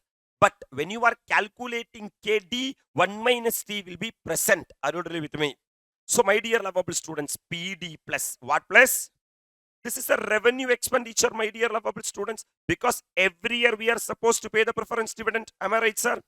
Plus RV minus NP. Tell me, RV minus NP. If the RV per preference shares is 120 and the NP is just how much? 100. 20 rupees is what extra you are going to pay. 20 rupees is what extra you are going to pay. This extra is not for the start of the preference shares. This extra is not for the end of the preference shares. It is for the life of the preference shares. So this capital expenditure has to be, sir, written off, depreciate, amortize over the period of the life of the preference shares. Right, sir? That's why divided by N. What is the RV? 120. Minus what is NP? 100. That means what is the difference? 20. Divided by life. Assume 10. Comes to 2 rupees. Every year there is a loss. There is a premium on redemption of preference shares. Comes to 2. Are you ready with me? My dear lovable students, divided by RV plus NP divided by 2. Because redemption value may be 120 and NP is how much? 100. I will not take the opening liability. I will not take the closing liability. I will take the, or I have to take the average liability. Comfortable? That means 120 plus 100 divided by 2 comes to 110 is what? The average liability. In order to enjoy that 110, only I am yearly paying preference dividend. In order to enjoy that 110 only, I am incurring capital expenditure of 2 rupees per share. Are you really with me? So what is the preference dividend? Annual preference dividend. PD stands for annual preference dividend. It will be already expressed by the preference shareholders. And RV means what value? Redemption value. NP means what proceed? N stands for remaining life of the preference shares. Remaining life of the, my dear lovable students, when you are calculating the KO, that is overall cost of capital, the first one we have talked about KD. That KD of various types, which may be long-term, redeemable or irredeemable, or amortization of bond, or convertible debenture, that with IRR and YTM, all those terminologies we have discussed. Are you comfortable? The next one is the KP, my dear lovable students. The speciality of KD and KP are expressive. They will say that I need 12% interest. KP will say that I need 11% preference dividend. Whereas the next group is there, which is KE, cost of equity. They won't explicitly say that this is my expectation. So it is little difficult to find out the expectation of the equity shareholders. Are you really with me? So equity share capital, it is the expectation of the what shareholder. So KD is the expectation of the debenture holders, debt holders. Sir, KP is the expectation of the preference shareholders. KE is the expectation of the value of performance divided by expectations. Sir, value is performance divided by expectations. Sir, how I have to calculate, man? What is my performance? Residual earnings. What is my residual earnings? Performance means amount paid by the company to investor. Like for the debenture holders, we are paying interest. For the preference shareholders, we are paying dividend. For the equity shareholders, we are paying dividend. And redemption price, which is uncertain in case of equity. This is the main problem with regard to finding out the KE, because for all other people, I know how much is the fixed interest I'm supposed to pay. For the preference shareholders, I know how much is the preference dividend I'm supposed to pay. For the debenture holders and the preference shareholders, which may be redeemable or irredeemable. If it is redeemable, redemption value is certain, but equity shareholders are the real owners of the company. Are the real? There is no classification of redeemable equity share and irredeemable equity share. Is there any concept like that? No, sir. So, you don't know how much interest to pay, how much dividend to pay, at what price it has to be redeemed. Nothing you should not know, but you are supposed to calculate the KE of a company, right, sir? So, it is not easy to find out the KE. Hence, we are having 6 ideologies are there to find out the KE. One is number 1, dividend price approach. Number 1. Number 2, earnings price approach. Number 2.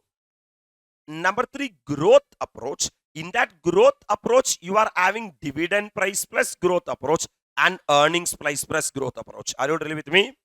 And realized yield approach. Next one. And capital asset pricing model. Tell me, capital asset. Repeat once again.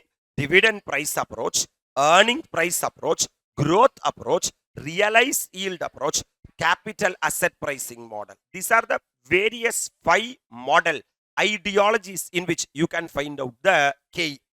My dear lovable students, number 1 is dividend price approach. What approach?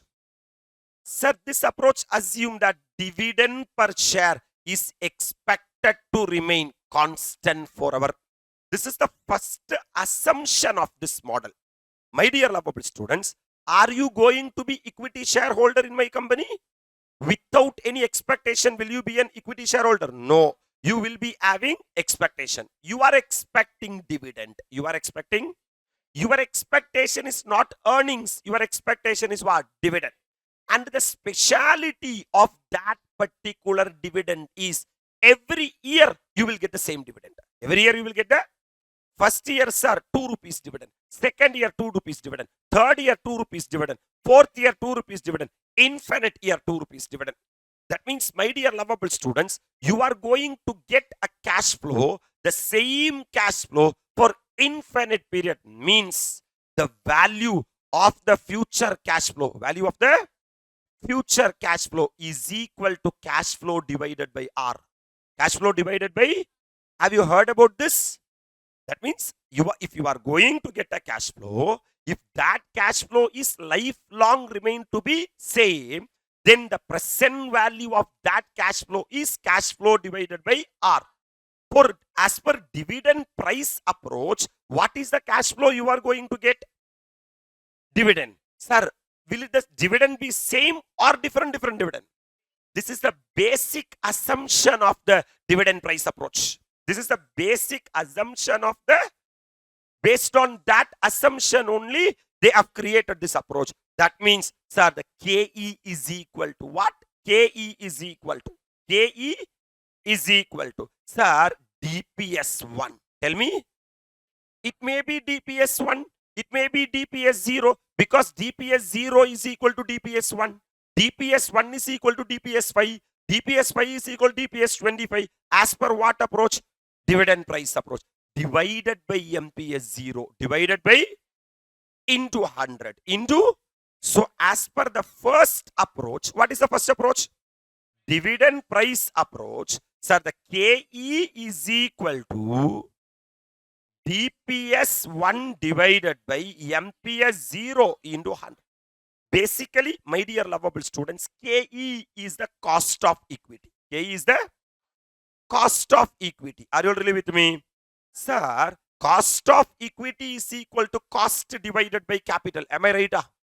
According to the company, if the approach is a dividend price approach, what is the cost?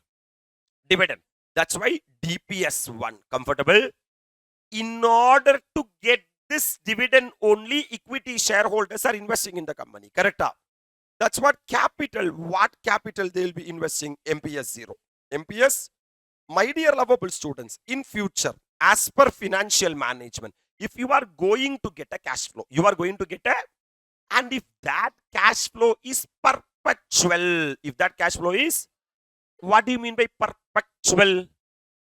Every year, same cash flow you are going to get for an infinite period. This is what it is called as, sir. Then present value of that cash flow is equal to cash flow divided by R.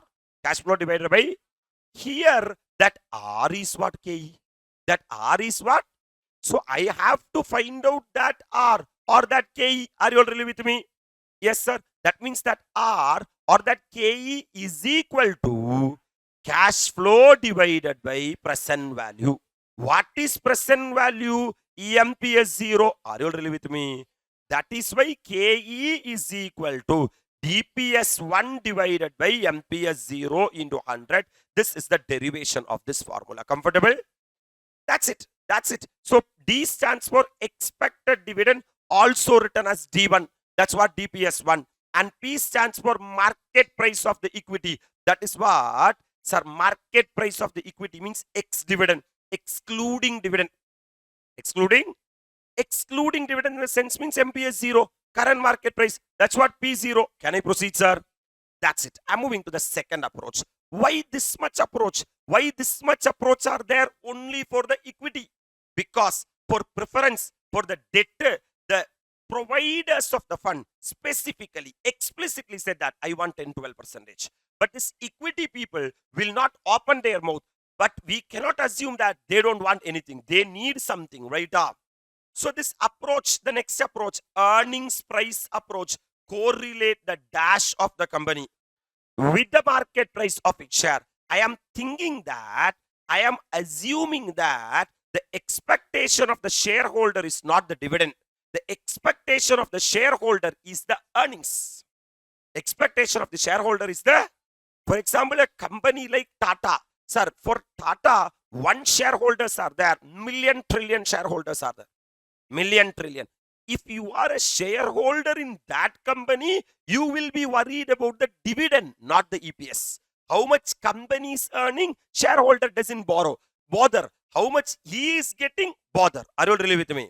In that case, my dear lovable students, we will value the KE at dividend price approach. Comfortable? But with regard to ANM classes, only 1 or 2 or 3 shareholders are there just to have that private limited company. Or I may be a 1-person company also. Are you really with me? So I am not worried about dividend. I am worried about the earnings. Because if ANM classes earns, I earns.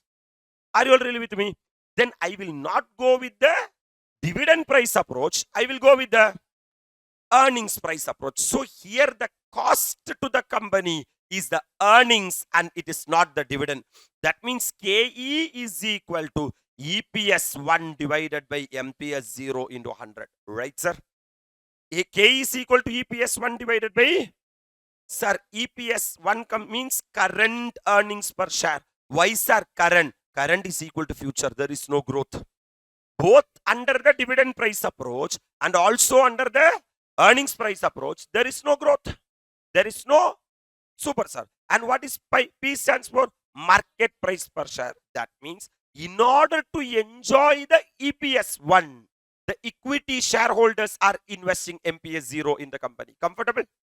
Sir, the same derivation will be there. If the cash flow is a perpetual cash flow, the present value of that cash flow is equal to cash flow divided by R. Here, cash flow is equal to EPS 1, not DPS 1. Can I proceed?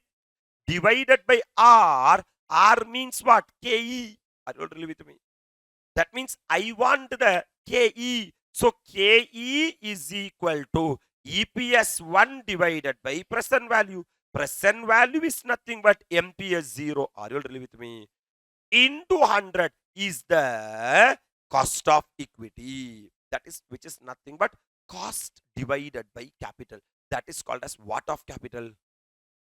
According to the company, if the approach is the dash approach, earnings price approach, sir, EPS 1 is the cost. And what is the capital, man? MPS 0 is the capital. Are you all really with me? That's it. The second one, second method also done. What is the first approach? Dividend price approach. Second approach, under both this approach, lifelong DPS and EPS will be constant. Will be constant. Will be constant. Sir, this is the biggest defect of this approach. How, sir? Every year you will give 2 rupees dividend. There should be some growth for the dividend. That is called as growth approach or Gordon's model. Growth approach or Gordon's model. So Gordon came up with an idea that how every year DPS 1 can be same. How every year, sir, EPS 1 can be same. Right, sir?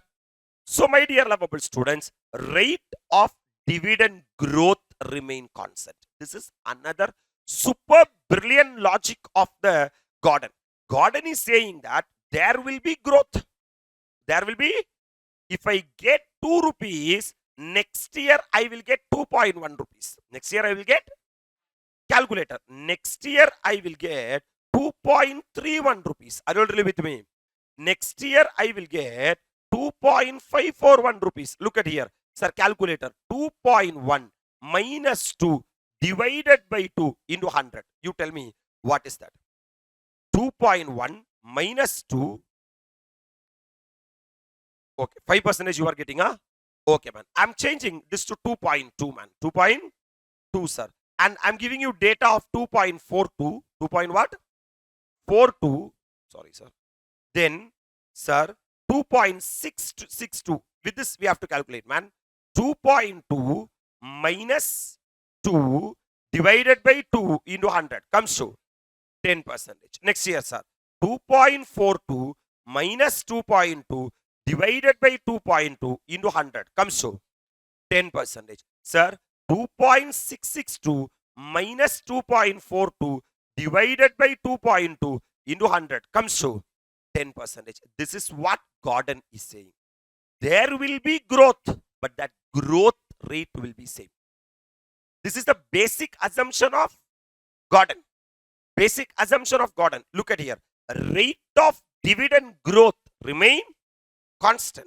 Sir, the dividend price approach, earnings price approach, you said that there won't be dash at all, growth at all. But Gordon is coming and saying that there will be growth, but the rate of growth will be constant. Look at here. And so this 10% will be the growth rate. This is the first assumption of the Gordon. Sir, if you are asking that, how, sir, practically this will work every year, lifelong, growth rate of how much percent? 10%. Sir, these all are ideology, sir. These all are ideology. One person is coming and saying that, sir, you don't know how to find out KE. ஒன்னால தான் கண்டுபிடிக்க முடியல. நான் சொல்ற ஒரு வழி. Dividend price approach follow பண்ணிக்கோ. உடனே இன்னொருத்தர் வந்து கருத்து சொல்றாரு. சி டிவிடெண்ட் பிரைஸ் எல்லாம் எல்லா கம்பெனிக்கு என்ன ஆகாது? அப்ளை ஆகாது. என்ன ஃபாலோ பண்ணிக்கோ? earnings price approach ஃபாலோ பண்ணிக்கோ. புரியுதா இல்லையா? உடனே Gordon is criticizing both dividend price and earnings price approach. என்னடா லூஸ் மாதிரி பேசுற? எல்லா வருஷம் 2 ரூபாய் டிவிடெண்ட் கிடைக்கும், எல்லா வருஷம் 3 ரூபாய் EPS கிடைக்கும்னா 100 வருஷத்துக்கு அப்புறம் இன்ஃப்ளேஷன் என்ன ஆகும்? கரெக்டா இல்லையா? 100 வருஷத்துக்கு அப்புறம் 2 ரூபாய்ங்கற வேல்யூ காயின் இருக்குமானே தெரியாது. அப்போ நீ இன்ஃபினிட்டா பர்பெக்சுவலா, sir, you will be paying the same 2 rupees means who will accept? So there is a big defect there. So there should be growth. There should be growth. And if you are going for growth, since the shares are equity shares and the cash flow will be perpetual, correct? Gordon cannot say that for the first 5 years 5% growth, for the next 10 years 10% growth, for the after 100 years, sir, 25% growth. Then how you will be valuing? There is no such mathematical tool to value that cash flows, because it is for infinite period. Then people will come and say that after 2000 years you will be having 25% growth. After 2000 years, how you will value that cash flow? We can't. So in max, sir, there is limitations. There is what? So in order to work that growth, sir, Gordon have to come up with a basic assumption that there will be growth and that growth rate will be constant. This is the assumption number 1 of Gordon.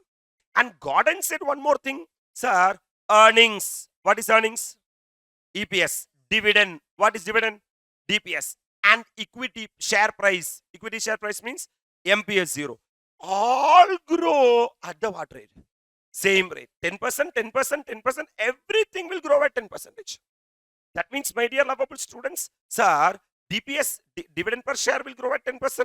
Earnings will grow at 10%. Market price will, grow at 10%. So, for the first time, sir, Gordon come up with a formula that, sir, DPS 1 is equal to DPS 0 into 1 plus G, which is the next expected dividend.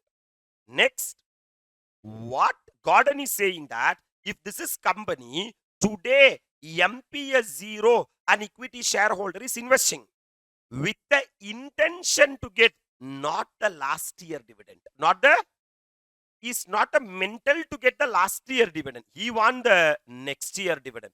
And that next year dividend should be a grown dividend. Are you totally with me? The next year dividend should be a grown dividend.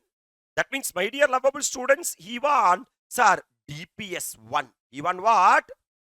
DPS 1. So, what is DPS 1? DPS 1 is equal to DPS 0 into 1 plus G.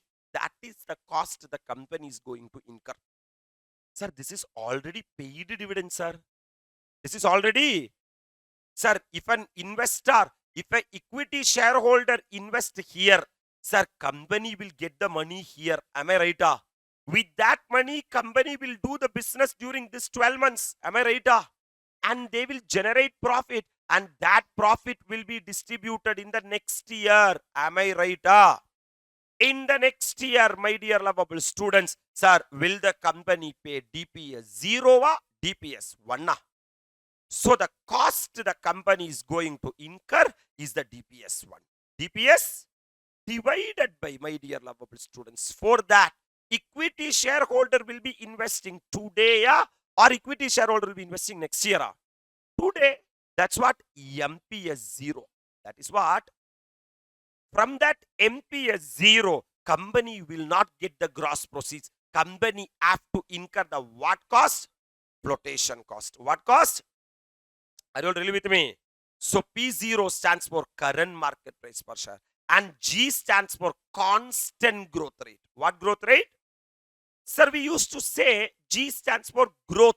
As per Gordon, it is not growth. It is what growth? Constant growth. Every year it will grow at 10%.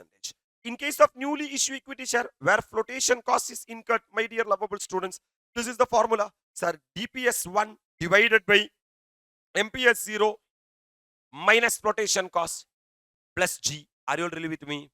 That means, sir, this is the cost the company have to incur. What is the cost? DPS 1. DPS divided by, my dear lovable students, MPS 0. MPS? Sir, that is the gross investment. Can the company invest the entire gross investment? Can the company enjoy the entire gross investment? No. From that, company have to pay flotation cost. So that much money will be reduced, plus G. G will be constant growth rate. And F stands for what cost? I will give you a quick example to make you understand. Company has paid dividend of how much per share? 1 per share of face value of, so rupees 10 into 10% is what? Rupees 1. Am I right? So last year company paid 1 rupee. And it's expected to grow how much percent every year?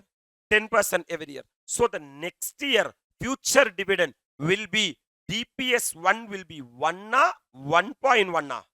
1.1. This is the DPS 1, right?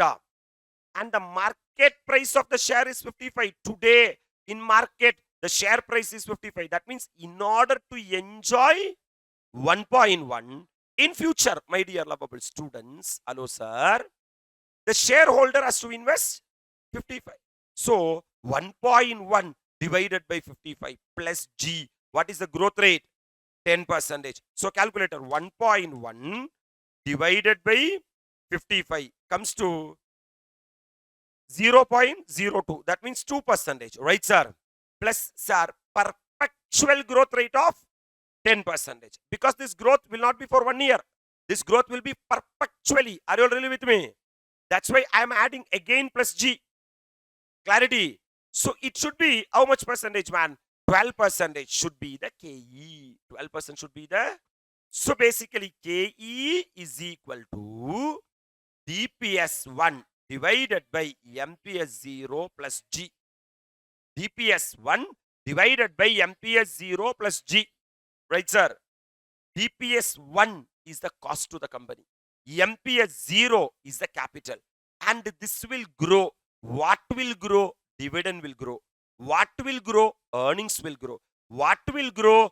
Market price will grow. Everything will grow at the constant growth rate. That's why for everything it is plus G.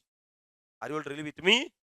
Now, Gordon itself explaining that how you have to, sir, measure the growth rate, how to find out the G. There are two methods are there to find out the G.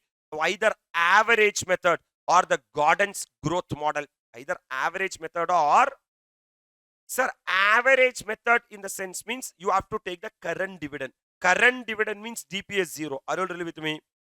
Is equal to, my dear lovable students, sir, DPS N into 1 plus G raised to N, which is nothing but DPS N means dividend in N years ago. Dividend in, for example, 2 years back, 3 years back, or last year, DPS 0, this was the dividend company have paid. That's what DN, dividend in the nth year. And you are going to see the dividend for a particular number of years. That's what into 1 plus G raised to N. If you want the growth rate, sir, root of D0. D0 means DPS 1 divided by DPS N. It's because by this way, sir, DPS N means dividend in the future. Are you really with me? Future, past. Dividend in N years ago, past.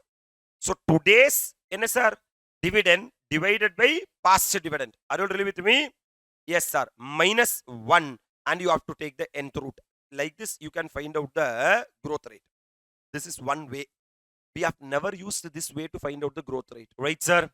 But we are having other ways also. Gordon itself said that divide D0 by Dn, find out the result, then refer the present value interest factor. That is step number 1. Find out the result found at step number 1 in corresponding years row. That means he's asking you to see the present value factor table and see the interest rate for the corresponding column. This is the what rate? Growth rate in step number 3. Example they are giving. Wait, I will help you. Sir, the current dividend DPS 0 is 16.10. Now currently company paying a dividend of 16. And dividend 5 years ago was 10 rupees. So 5 years before 10 rupees. Sir, today company is paying a dividend of 16.1. Sir, growth irka? Irke. Adhanal thana 10 rupa, 16 rupa, 10 paisa irke liya.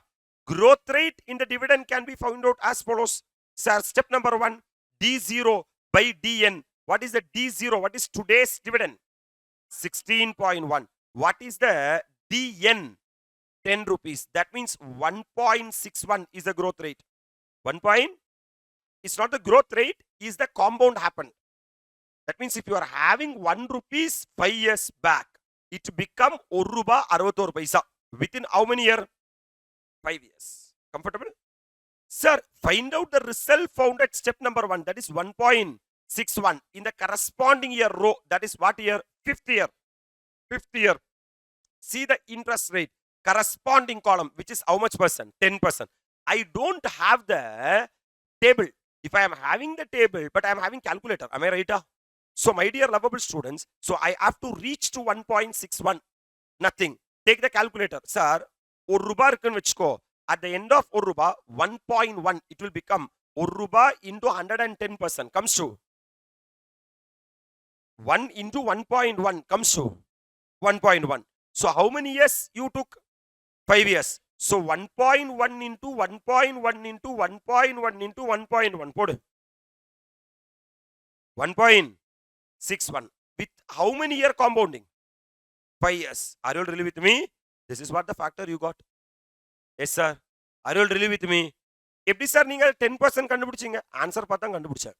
Because this 10% I can't find out. Are you all really with me? If to find out, I need the present value table. I don't have the present value table. What is the logic it is working? I am saying that is 5 years before I am having 1 rupee. But after how many years? 5 years. It has grown to 1 point. So the life is how many years? 5 years. So it should grow at some R rate. Correct?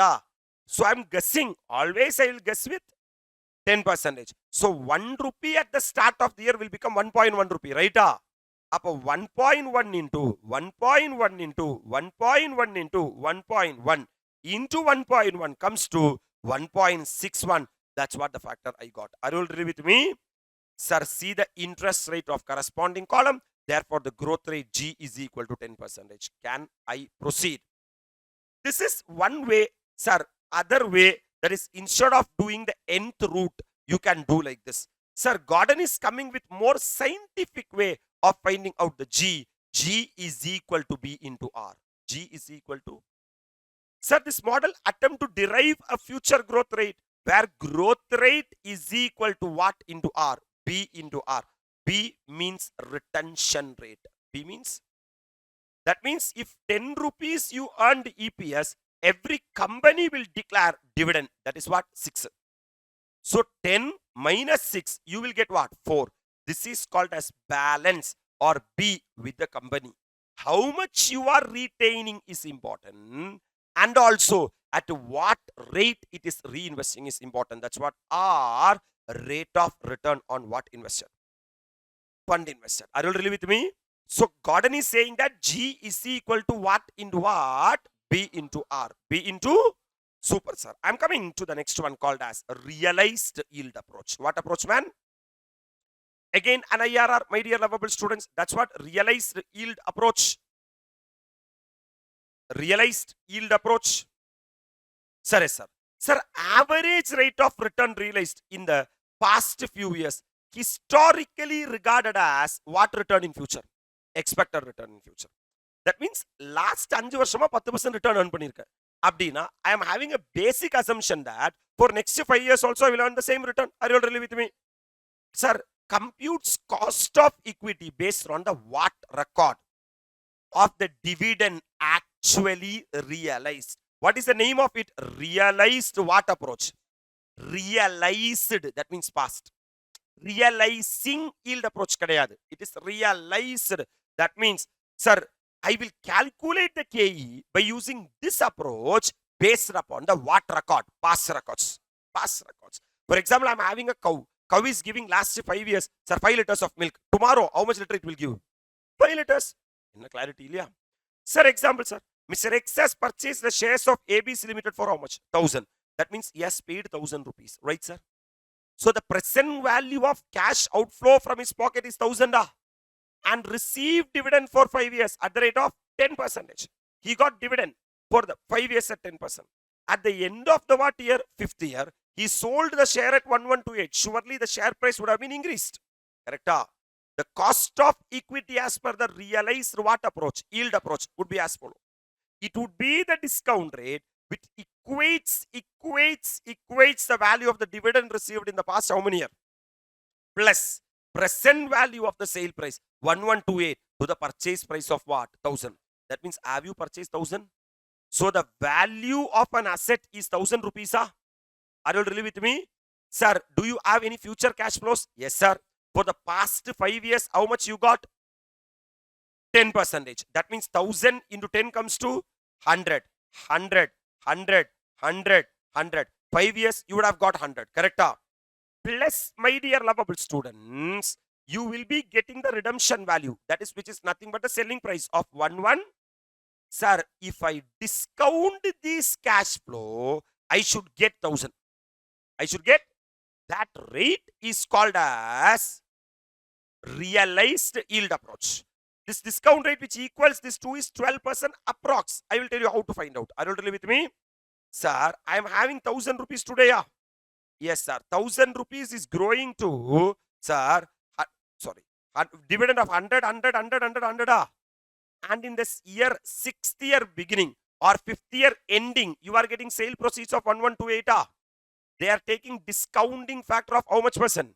12%. Calculator. 1 divided by 1.12 comes to 0.893. Sir, again equal to 0.797. Again equal to 0.712. Again equal to 0.636. Again equal to 0.567 and again 0.567. Right, sir? If I multiply the cash flow with the what factor? Discounting factor, I will get 89.3, yeah, which is nothing but at the end of the first year, I'm going to get 89.3. What is it, sir? At the end of the first year, I'm going to get 100. What is the present value of it today? 89.3. At how much percent? 12%. That means my objective is I am going to buy an asset today. Yeah. Yes, sir. By paying how much? 1000. But for that, I'm going to get 100, 100, 100, 100, 100 plus at the end of the fifth year, I will be getting 1128. Are you really with me? All these are what value? Future value. If I discount the what value? Future value with some rate, I should exactly get 1000. Sir, that rate is called as realized yield approach. Realized, which is nothing IRR, which is nothing but because IRR is the what at which, rate at which the discounted cash inflow will be equal to discounted. But in order to get the IRR, I need cash flow. I need that cash flow I will take from history. That's it. That cash flow, I will not take the grown cash flow. I will not, sir, consider the growth rate in the realized what approach? Yield approach. I will not say that dividend will grow at 10%. Dividend will grow at 20%. Like that and all, I will not take. Are you all really with me? Sir, I will use the past data to find out the future KE. That is called as realized yield approach. Because this is more or less like the real KE. Because last 5 years, the company have issued dividend of 100 per share. Are you all really with me? That means for next 5 years also, if nothing extraordinary happen, company has to issue 100 per share only. Yes, sir. Yes, sir. Sir, when 5 years back, 1,000 rupees share has been grown to 1128. Are you all really with me? Yes, sir. That means present value of the future cash flow should be equal to present value of the cash outflow. That means how much is the cash outflow? 1000. Future cash flow 100, 100, 100, 100, 100. And in beginning 1128 at the end of the fifth year. Am I right? This I have to discount at some percentage. When I discount, it is also coming to how much? At etna percent. That means I can say that KE is equal to 12%. This is called as realized. So it is the average rate of return realized. This average rate of return realized. In the past, how many years? Few years. Historically regarded as what return in future? அப்ப last 5 வருஷம் எனக்கு 100 ரூபாய் வந்திருக்கு. I am எதிர்பார்க்கிறேன் என்னன்னா அடுத்த future இயரும் இதே return தான் வரும். So you have to compute the cost of equity based on the what record. Dividend actually realized, that is called as realized yield approach. So first approach, dividend price approach. Formula, DPS 1 divided by MPS 0 into 100. Second approach, earnings price approach. Formula, EPS 1 divided by MPS 0 into 100. Next approach, growth approach. Correct? Dividend price plus growth approach. What is the formula? DPS 1 divided by MPS 0 plus G into 100. Plus G into 100. Comfortable? Next one, earnings price plus growth approach comes to EPS 1 divided by MPS 0 plus G into 100. Can I proceed? Now, realized what approach? Yield approach, which is nothing but IRR, same like YTM. Are you really with me? It is a rate at which the discounted cash inflow will be equal to discounted, but the cash flow, I will not take the future cash flow. I will take the historical cash flow as the future cash flow. Are you really with me? That's it, man. I'm moving into the last approach called as CAPM, capital asset. There, I am going much more technical and saying that there are two types of risk are there, diversifiable or unsystematic risk. What or what? Diversifiable. it is related with whose performance? It can be eliminated by an investor through what? Diversification. For example, instead of investing in only one company, if I am investing in multiple company, this risk can be eliminated. Are you all with me? Sir, for example, if you are investing only in government security, there is no risk at all. Hello, sir. If you are investing in a company which are mobile industry, technological company, it is having high risk. Tomorrow AI may replace the technology. So, if you are diversifying your investment, if you are putting investment in various portfolio, then the diversifiable risk can be reduced. But non-diversifiable or what risk? Which is macroeconomic or what specific risk? Whatever you do, it cannot be eliminated. Thus, a business should be concerned about what method? Solely with the what diversifiable risk? Non-diversifiable risk. That means if a security, if a share is having both diversifiable risk and non-diversifiable risk, diversifiable risk can be eliminated by doing diversification. Correct? But non-diversifiable risk or systematic risk, even who cannot, investor cannot avoid. Investor cannot. At that circumstance, if you are finding out the KE by using DPS1, EPS1, sir, DPS1 plus growth approach, that and all will be rubbishness. Are you really with me? So what this method is saying, that cost of equity under CAPM will be what rate? Risk-free rate plus what premium? Risk premium. That means, my dear lovable students, this is the RF. This is the what? If you are going and investing in FD, government securities, you will freely get the return. Are you all really with me? Yes, sir. But if you are investing in a company where, and if that company is having non-diversifiable or what risk? Systematic risk, that I can't avoid. So for that risk taking, I should get the premium. Am I right? That risk is measured by what? Beta into RM minus RF. That means RF plus beta into RM minus RF. Are you all really with me? Sir, this premium, sir, this RF is for the what risk? Diversifiable risk. Are you all with me? If you are feeling so much of risk, go and reduce your risk by putting in the risk premium. Are you all with me? But this part I cannot avoid. That is called as non-diversifiable risk. That is called as non-diversifiable risk. Sir, non-diversifiable risk means, sir, if you see, medicine industries means they are having some risk. Cloth industries means they are having some risk. As compared to, for example, cloth industry, sometimes tile industry may be less risky. Tile or marble industry may be less risky. Are you really with me? Yes, sir. So, when you compare two industry, their risk and return will surely change. So, if you are going to put your money in a industry who are having more diversifiable risk, more non-diversifiable risk, that industry will have more risk. Then your return should be more. Because what you are calculating, the expectation of the what holder? Shareholder. If the shareholder investing in a security which comprise of more diversifiable risk, he will expect only RF. That's what RF. But if the security or shares of this particular company belongs to non-diversifiable risk, my dear lovable students, he is taking a risk. Then he expect more premium. That's why RF plus. That's why what? RF plus beta into RM minus RF.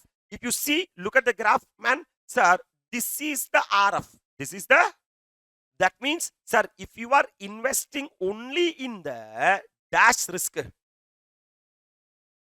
diversifiable risk, you will be expecting only RF. But if you are investing in a company where, look at here, sir, if you are investing, if you are here, you are taking risk. This is the risk part, beta.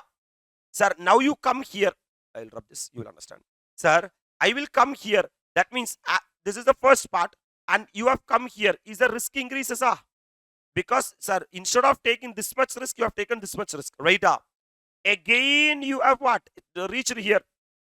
That means when you increase your risk, automate what risk? SML means systematic risk.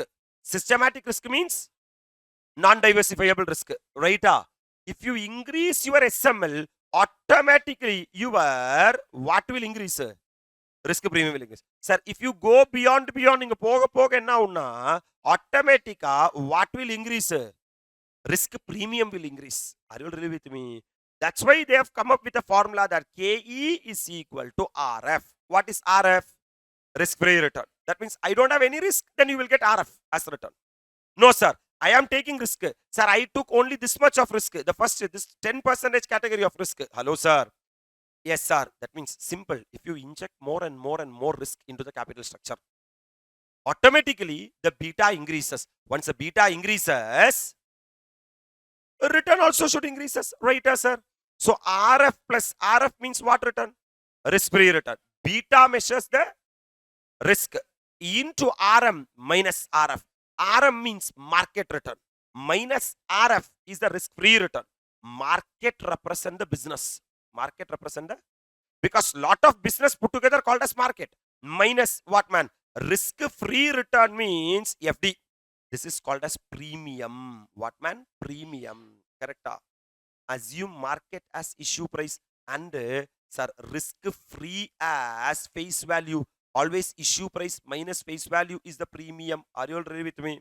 The same way, market return. Market return means, sir, all the business put together called as market. Correct? Market will be having risk. Market will be having risk. That's what RM. What is RM? Risk of the market minus RF. That means inside RM, you are having risk. Inside RF, you don't have the risk. That means RM minus RF, you will get the risk. For that, if you multiply with beta, you will get the premium. Are you really with me? That's why they are one line in saying, they are saying that KE means cost of equity. RF means risk-free return. Beta stands for beta coefficient. It represents what risk? Systematic risk. Systematic or non-diversifiable or unavoidable risk. Are you really with me? Which I can't do anything. Which I can't do anything. Are you really with me? Yes, sir. RM means the rate of return on what portfolio? So RM minus RF is the market risk premium. Comfortable? Are you really with me? You look at here, man. Risk return relationship of various securities. Sir, if you are investing in government bond, sometimes I may have only this much risk. If I am investing in corporate debt, sir, I am having little more risk, but not up to equity. If you are investing in what share? Preference shares, I am having this much risk. But if you are investing in equity shares, I am having this much risk. Right, sir? If the risk increases, my dear lovable students, automatically return should also. You are studying CA, that is a high risky course. After you become CA, if every month if you get 10,000, will you be okay? No, sir, because your risk is higher. So you want return also should be a risk increase and a risk return increase. Aida, after studying BCom, sir, will you expect anyone 1.5 lakh salary? No risk, because who and all are joining or passing. To fail, some sort of skill is required. Are you all really with me? Come on. The risk-free return equal to RF is equal to how much percent? Company's beta 1.75. Sir, beta represent risk. Enna risk? Systematic risk, which are unavoidable risk. This is company specific, not market specific. Are you all really with me? So beta is 1.75 and the return on market portfolio equal to 15%. So if you are investing in market, you will get 15. But the RF is what? 10. What is the risk premium? 5%. So for every 1 beta, I want 5%. But the company's beta is 1.75%. So into 5. So that's the cost of equity capital would be 1.75 into 5. 8.75 plus 10 RF. Total 18.75% is the KE. Comfortable? Sir, actually, I'm coming to the last one, man. Cost of what earning? Retained earning, which will be represented as KR. Sir, actually, if a company earns EPS, that has to be distributed as dividend to the equity shareholders. Correct? But the company is not distributing it as dividend. Companies, they themselves holding it. Correct? Yes, sir. So there is an opportunity cost to the equity shareholders. That opportunity cost is measured by what R? It is the opportunity cost of dividend foregone by the what holder?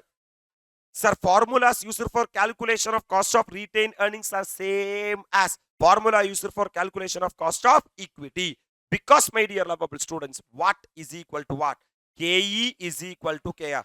Because KE means cost of equity, KR, retained earnings, also belongs to the, if you are following dividend price approach, my dear lovable students, KR is equal to DPS 1 divided by MPS 0 into 100. Earnings price approach, sir, KR is equal to EPS 1 divided by MPS 0 into 100. Sir, growth method, sir, KR is equal to DPS 1 divided by MPS 0 plus G, which is mutatis mutandis same. Correct? Sir, for KE, for when you are calculating what? Net proceeds realized, that is issue price less what cost will be taking. But for KR, sir, P means what market price. However, sometimes issue price may also be used, ignoring the what cost flotation. That means if you are calculating, this is the difference they are saying. If you are calculating KE and if you are calculating KR, if you are calculating KE, DPS 1 divided by MPS 0. MPS 0 is equal to gross proceeds minus flotation cost. But if you are calculating KR, sir, DPS 1 divided by MPS 0. MPS 0 is equal to gross proceeds. I will ignore the what cost? Flotation cost. Are you really with me? Yes, sir. That's it, man. We are individually done with the KD, KE, KP, and KR, and we are moving into the weighted average cost of capital, that is WACC. What is WACC? Sir, company one makes a mix of various sources of finance, correct? Like debt, preference, equity, or return. Cost of what capital? Total capital will be equal to WACC of individual source of finance. How, sir, I have to find out the WACC? Calculate the dash capital from all the source of capital. Can you say what are all the source of capital? Like long-term debt capital, preference share capital, equity share capital, and retained earnings. Right, sir? Then calculate the proportion of each source of capital to the what capital? Total capital. That means, sir, if I am having debt, equity, preference, everything, how much proportion which comes everything? Multiply the proportion in step number 2 above with the respective what of capital. So individual cost of capital into proportion will be the weighted average cost of capital. This proportion is the weight. Proportion is the, so aggregate of the what of capital. This is called as WACC. That means, sir, KE plus, KD plus, sir, KP plus, KP plus, correct? Yes, sir, KR will be KO. Or rather, correct technical word, weighted KE plus, weighted KD plus, weighted KP plus, weighted KR is equal to weighted KO. Purida? When I take the weight, I am having two options. Number one, certain people will calculate the weight based on book value. Certain people will calculate the weight based on market value. Sir, why you are going with book value? It is very easy and convenient because every data is available with me. Every data is available. That means if I am going the data based on historical price. Historical price means I issued one equity share at 100. I issued one debenture at 100. I issued one preference share at 100. That is called as book value weight. Sir, அன்னைக்கு 100 sir, இன்னைக்கு market price 100 sir இருக்கு, அது 103 ஆயிடுச்சுல sir. Hello sir. Then why are you doing post-mortem analysis? Because you are calculating the what of capital, cost of capital. Today, then use today's data. Don't 5 year past data. That is called as market value. What value? So reserves such as share premium and retained profit are included in the book value of equity. This is a super brilliant point. If you are calculating KO by using what value weight? Book value weight. You will take, sir, debt, preference, equity, reserves and surplus also. But in market value weight, reserves and surplus will not be. Sir, actually the market value weight are more correct. And it represents a firm's what structure? Preferable to use what value weight? Market value weight for the what? Equity. because it shows the correct and clear picture. Correct. Reserves such as share premium and retained profit are ignored as they are in effect incorporated into the what of equity. Sir, if the book value of the one share is 10, I will say that market value is 50. That market value includes reserves and surplus. Are you all really with me? Yes, sir. No separate market value for the what earning? Retained earnings. I will give you one example, man. This is one example, beautiful example. Capital structure of company, 10% debenture with how much maturity? The book value is 100 per debenture, total 5 lakh. 5% preference shares with 10-year maturity, total 5 lakh, but the book value is 100. Equity share face value of 10 each, today 10 lakh. What is the total capital employed? Market price of these security are debenture today 105, preference share today 110, equity share today after tax cost of capital. After tax they said, so KE 10%, KD 6.89%, and KP, and they want to calculate the KO. Can we calculate the KO? First I'm calculating the KO, use the what value weight. Already given 5 lakh, 5 lakh, 10 lakh, 20 lakh. So 5 lakh, 5 lakh, 10 lakh, 20 lakh. Right? Out of 20 lakh, the weight of 5 lakh is 25%. Can I proceed? Out of 20 lakh, 5 lakh is 25%. Can I proceed? Out of 20 lakh, the weight of 10 lakh is 50%. Right, sir?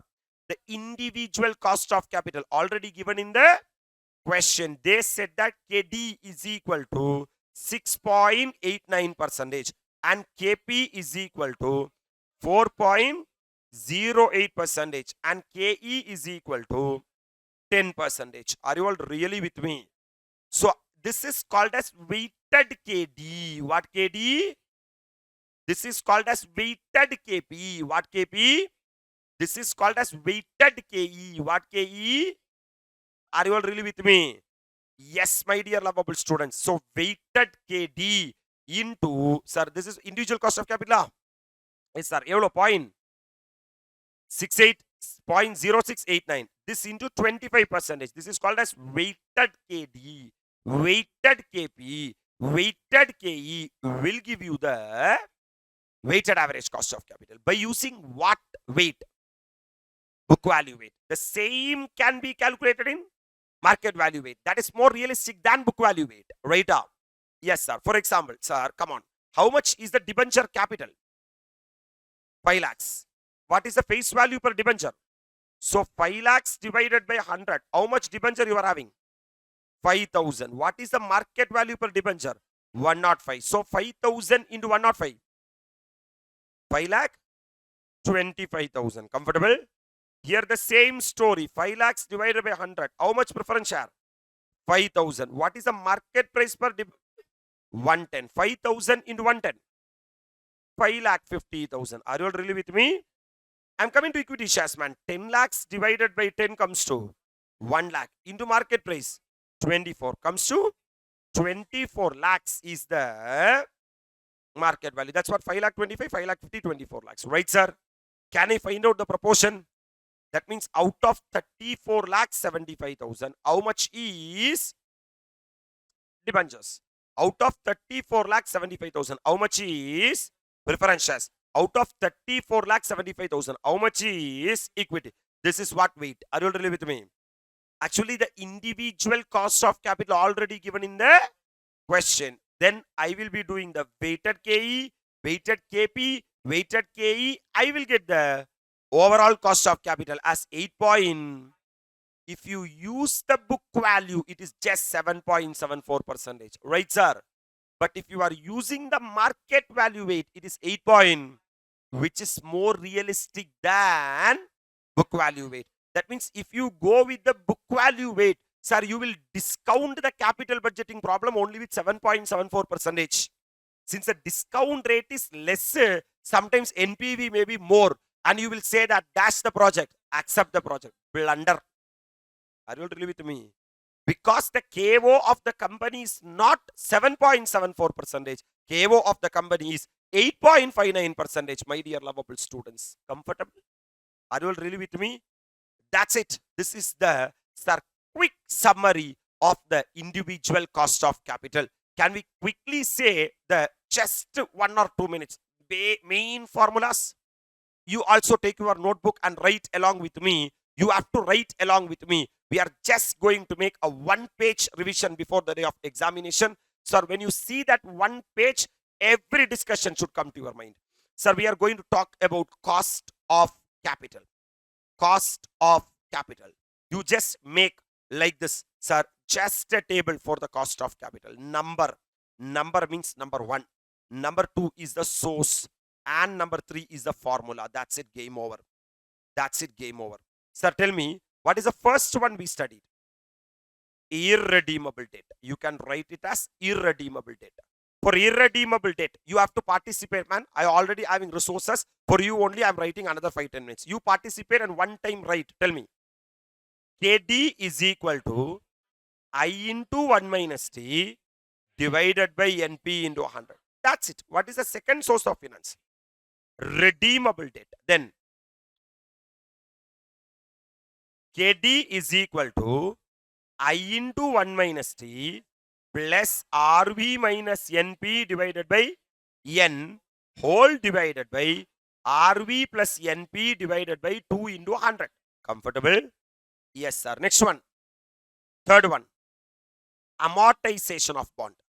Amortization of bond is the third concept we have discussed in this.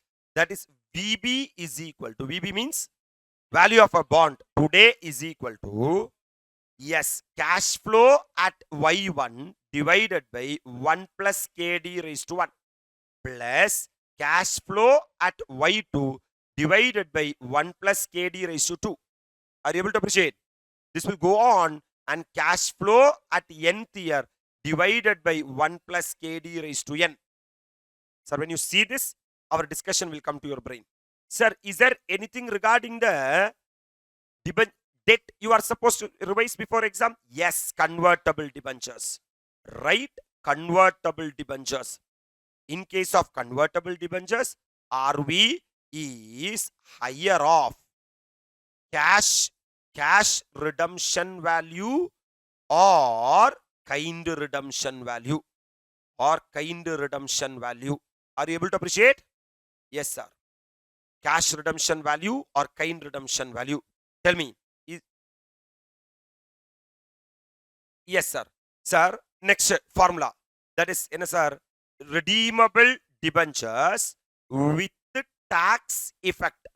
With tax effect for capital expenditure also. Such formula, one thing we have discussed. KD is equal to I plus RV minus NP divided by N whole into 1 minus T divided by RV plus NP divided by 2 into 100.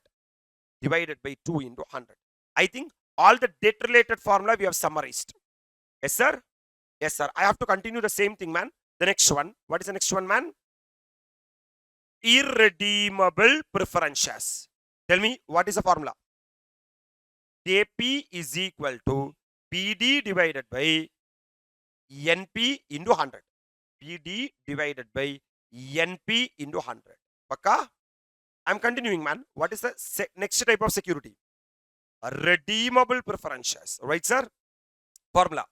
KP is equal to PD plus RV minus NP divided by N whole divided by RV plus NP divided by 2 into 100. Comfortable? Super, sir. Then, next one. Equity.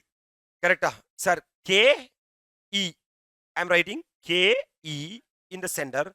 Various approaches are there. First approach, dividend price approach. Tell me formula. DPS 1 divided by MPS 0 into 100. The second approach, earnings price approach, comes to EPS 1 divided by MPS 0 into 100. The third one, dividend price plus growth approach, which is DPS 1 divided by MPS 0 plus G into 100. The next one, man, earnings price plus growth approach, which is equal to EPS 1 divided by MPS 0 plus G into 100.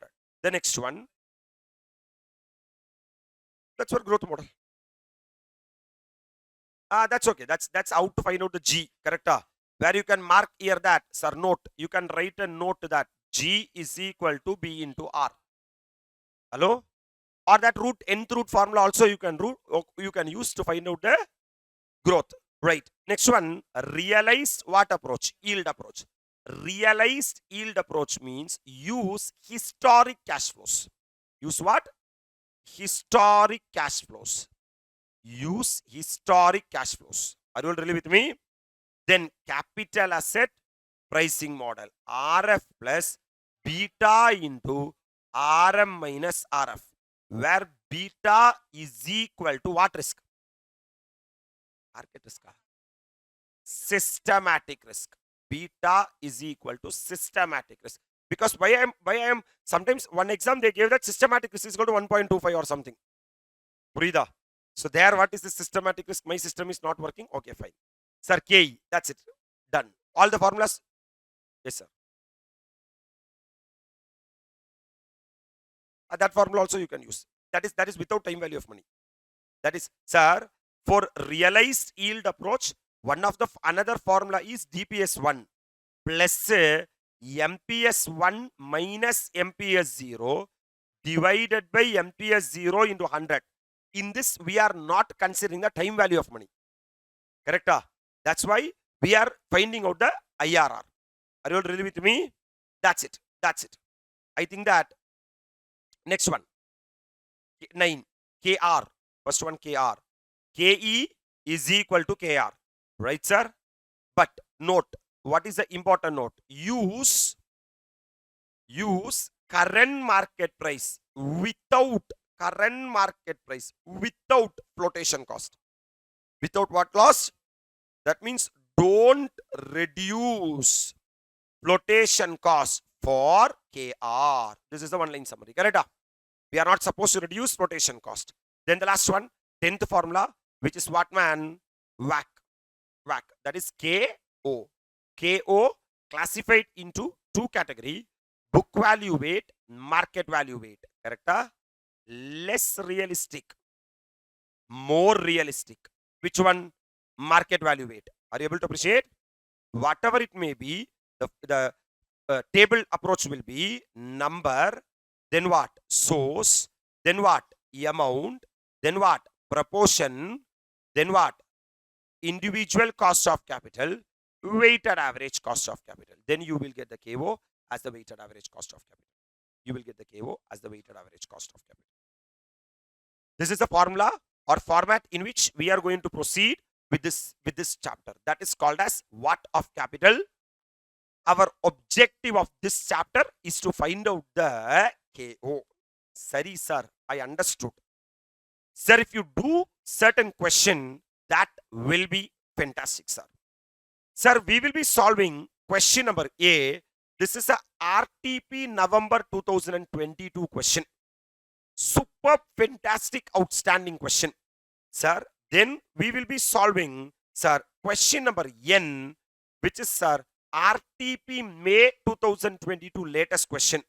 After that, we will be solving, my dear lovable students, sir, question number M, which is a, sir, RTP November 2020 question.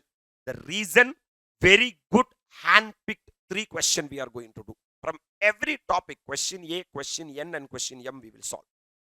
If you solve these 3 questions itself, you will get a fantastic application idea of this chapter. And in addition to that, what I'm expecting from you is solve all the ICAI illustration and solve all the ICAI illustration book back more than enough for examination. Comfortable? So in the coming slot, we'll be doing the 3 questions. Before that, have a 5 minutes go through. I will never say that by heart the formula. We have discussed very logically. This is like the formula adjustment before the day of examination. Tuck, tuck, you can complete. I am waiting for your quick revision of the formula. Sir, very, very, very happy afternoon to all. Sir, we are going to start the next chapter called as financing decision in that capital structure. Basically, this chapter is called as capital structure theories. Capital structure theories. So we are going to take capital structure decision, my dear lovable students. in this chapter actually three things we have to discuss. If we discuss three things, this capital structure theories chapter comes to an end. Number one, various theories we are supposed to discuss. Number two, arbitrage process we are supposed to discuss. And EBIT and EPS analysis we have to discuss. These are the three areas which the ICAI will test you. Number one, theories, my dear lovable students. This is the background of the theories. We are going to have a big fight, my dear lovable students. If two firms are alike in all aspects, except capital structure, will the value of the firm change or not is the question. So what we are going to talk is there are two company man. One is A Limited and other is B Limited. Both A Limited and B Limited are doing same business. Both A Limited and B Limited business is one and the same. Capital employed are one and the same. And the risk of the business are one and the same. Sir, EBIT generated by both the business are also one and the same. That means if two firms are alike in all aspects, except capital structure. Except, will the value of the firm change or not is the question. Sir, because of the capital structure, will the value of the firm change? Sir, some theories are saying that yes, if the capital structure changes, value of the firm changes. Some theories are saying that no. How, sir, if two firms are alike in all aspects except capital structure alone, how the value of the firm change? So theories classified into two categories. There are two types of theories are there. One is theory of relevance and theory of irrelevance. Theory of relevance is saying that even though if two firms are alike in all aspects, except capital structure, the value will change. There are two theories supporting the theory of relevance. That is net income approach. Number one is what? And number two is traditional approach. Number two is theory of irrelevance is net operating income approach and the Modigliani-Miller approach. Modigliani. So what is the reason why these two theories are saying if two firms are alike in all aspects? For example, A Limited is there and B Limited is there. If they are doing the same business, for example, cloth business, if they are having same capital employed, 50 lakhs and 50 lakh, sir, since both are in the same business, the beta, the diversifiable risk, non-diversifiable risk of the company will be one and the same. And the EBIT generated by both the company are also same. Then how the value of the firm changes is what the primary understanding. Because everything should be same, the value of the firm should also be same. It's like two cows are there. Cow number one will give you 5 liters of milk and cow number two also will give you 5 liters of milk. Are you really with me? Yes, sir. If you are going and purchasing the cows in market, if someone is saying that for cow number one it is 10,000 and cow number two it is 15,000, will you accept it? No. Sir, there should be some basic reason. Sir, the basic reason is the relationship of the cost of capital. Basic reason for the difference is the relationship of the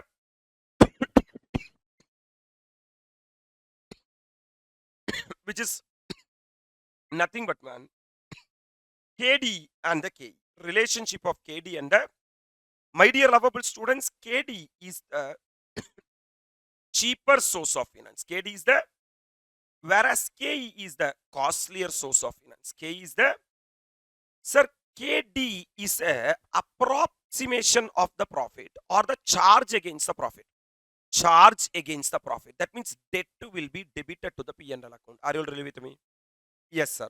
And KE is a, sir, after paying the PAT from the profit after tax, I am paying the equity dividend. Are you really with me?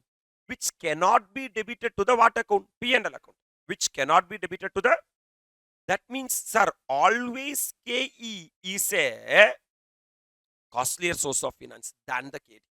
Always KE is a costlier source of finance than the, so the primary, sir, base of this chapter is even though two firms are alike in all aspects except capital structure, that means, sir, one firm is having debt inside the capital structure.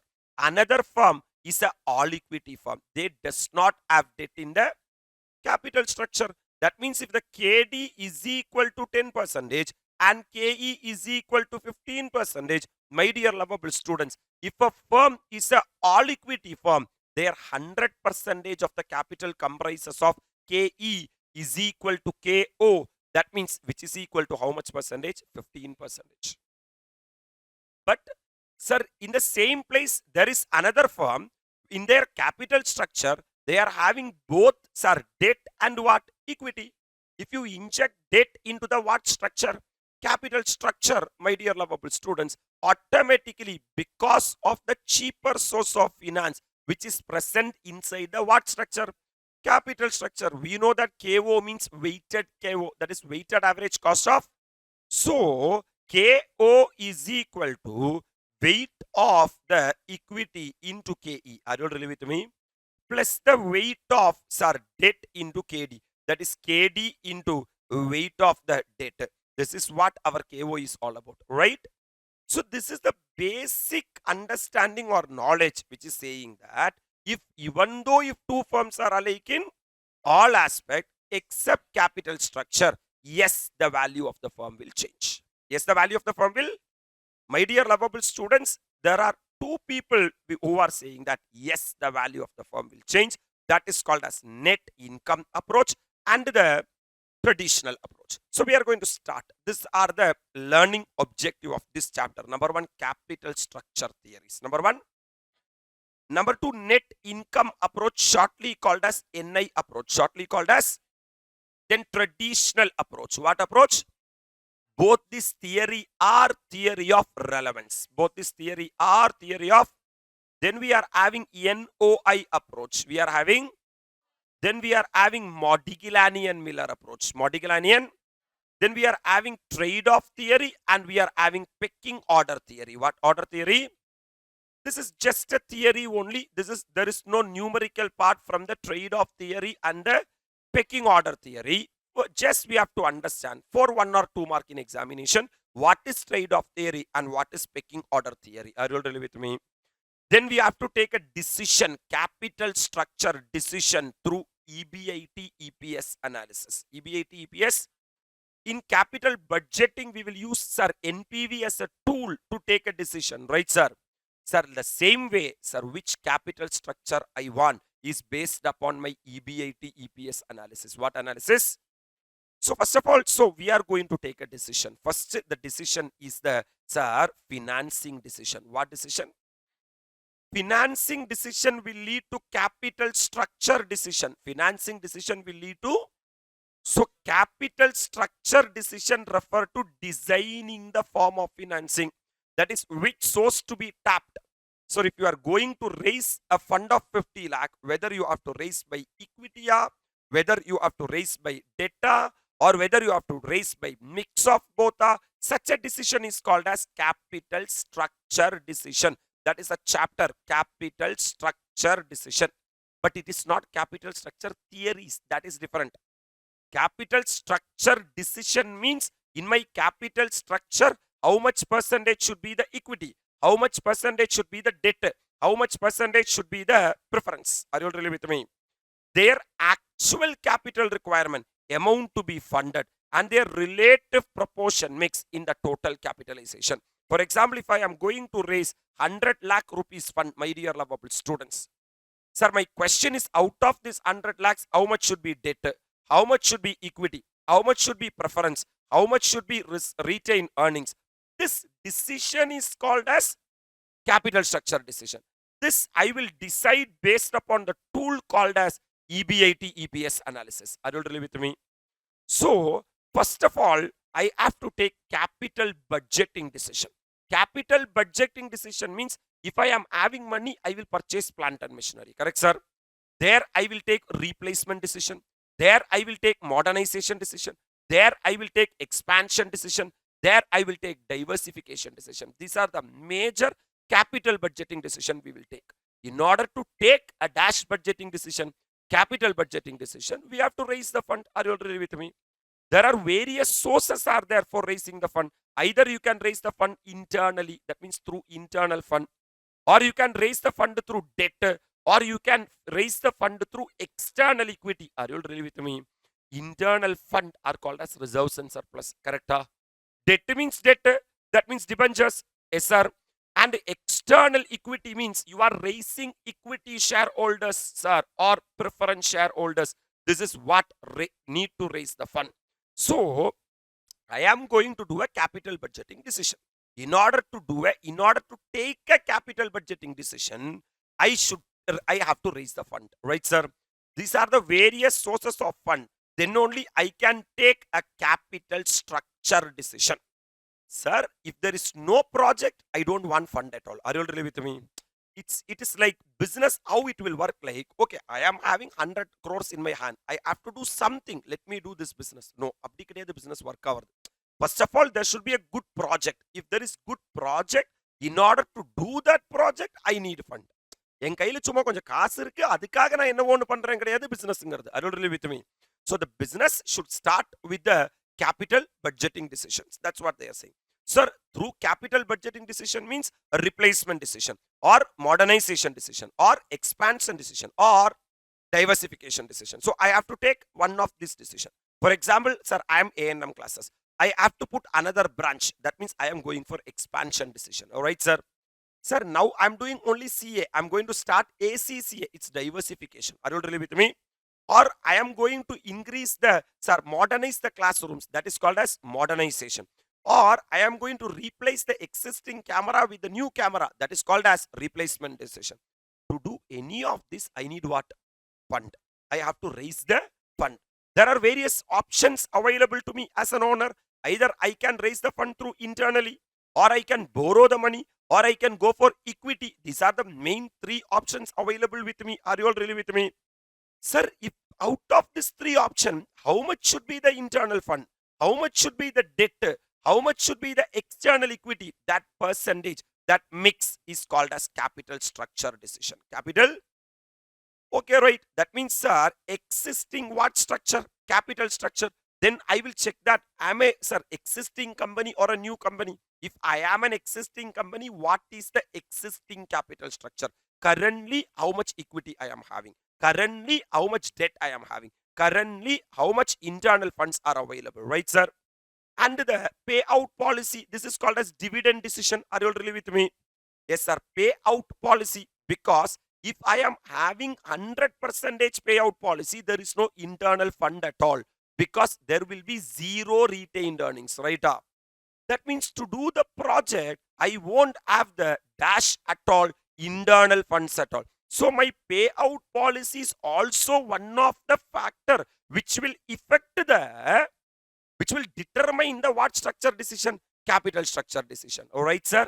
So what is my existing capital structure will decide, and my payout policy will decide. Based on that, I will make desired debt equity mix. Desired debt equity mix. Sir, when I make the desired debt equity mix, I have to see how much, what will be the effect on the return, and what will be the effect on the risk, and what will be the effect of what of capital? Cost of capital. Because of injecting more equity into the what structure? Capital structure. If KO increases or KO decreases or KO remaining constant, anything happen, my dear lovable students, sir, it will affect my value of firm. It will affect my. So I should take a decision where after I taking that optimum capital structure decision, my KO should be minimum. My KO should be, if the KO reduces, value of the firm increases. If KO reduces, so my dear lovable students, all these decisions I am going to take. So in my capital structure, how much should be the percentage of debt? How much should be the percentage of equity? How much should be the percentage of reserves and surplus? This is called as what structure decision. Fine. We are going to take the capital structure decisions that we will be making using a tool called as EBIT EPS analysis. What analysis? Before we talk about EBIT EPS analysis, first we will be talking about capital structure theories. Capital, as I already introduced, that if two firms are alike in all aspects except capital structure, will the value of the firm change or not is the question, right, sir? The following approaches explain the relationship between what of capital, cost of capital, and what structure and the value of the firm. That comparison, that study is called as capital structure theories. That means what will happen to my KO, sir, if the capital structure changes. Now you should have the understanding that what is capital structure. That is the mix, the percentage of debt and equity in my capital structure is called as capital structure, and the VF, what of the firm. There are two theories are there, sir.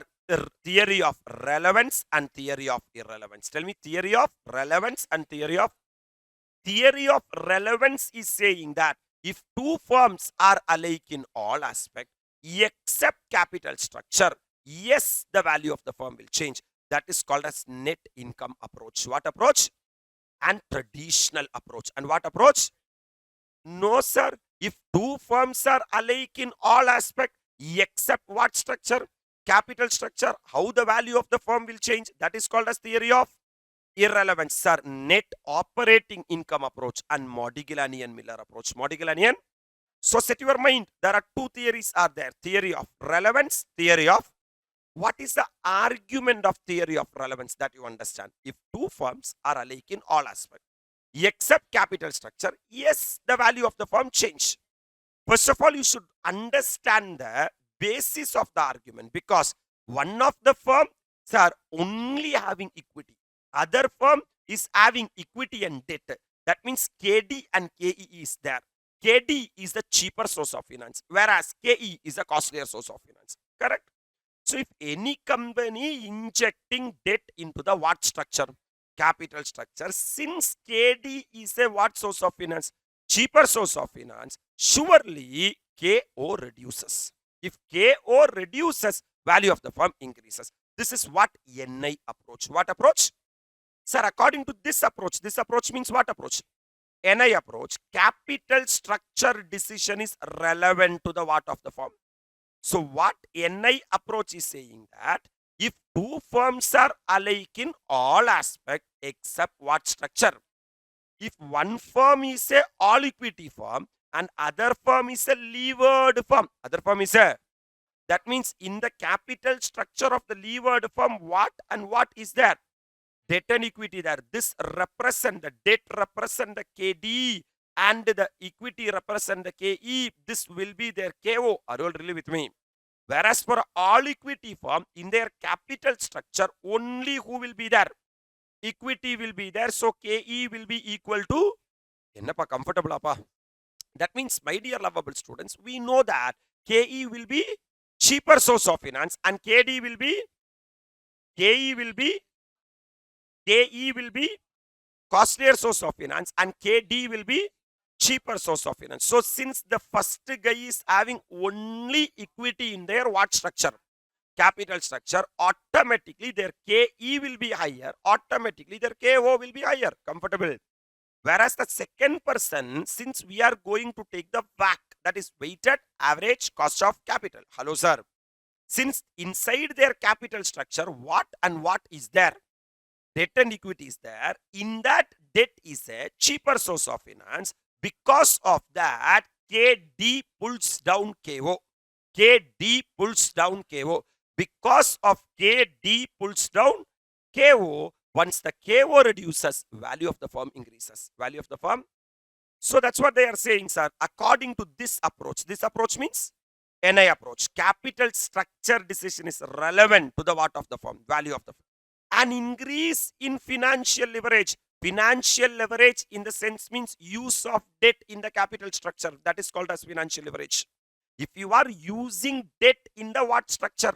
Capital structure, you will say that such a situation is called as financial leverage. What leverage?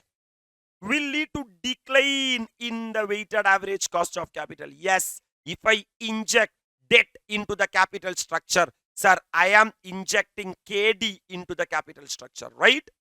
If the proportion of the debt increases, proportion of the cheaper source of finance increases.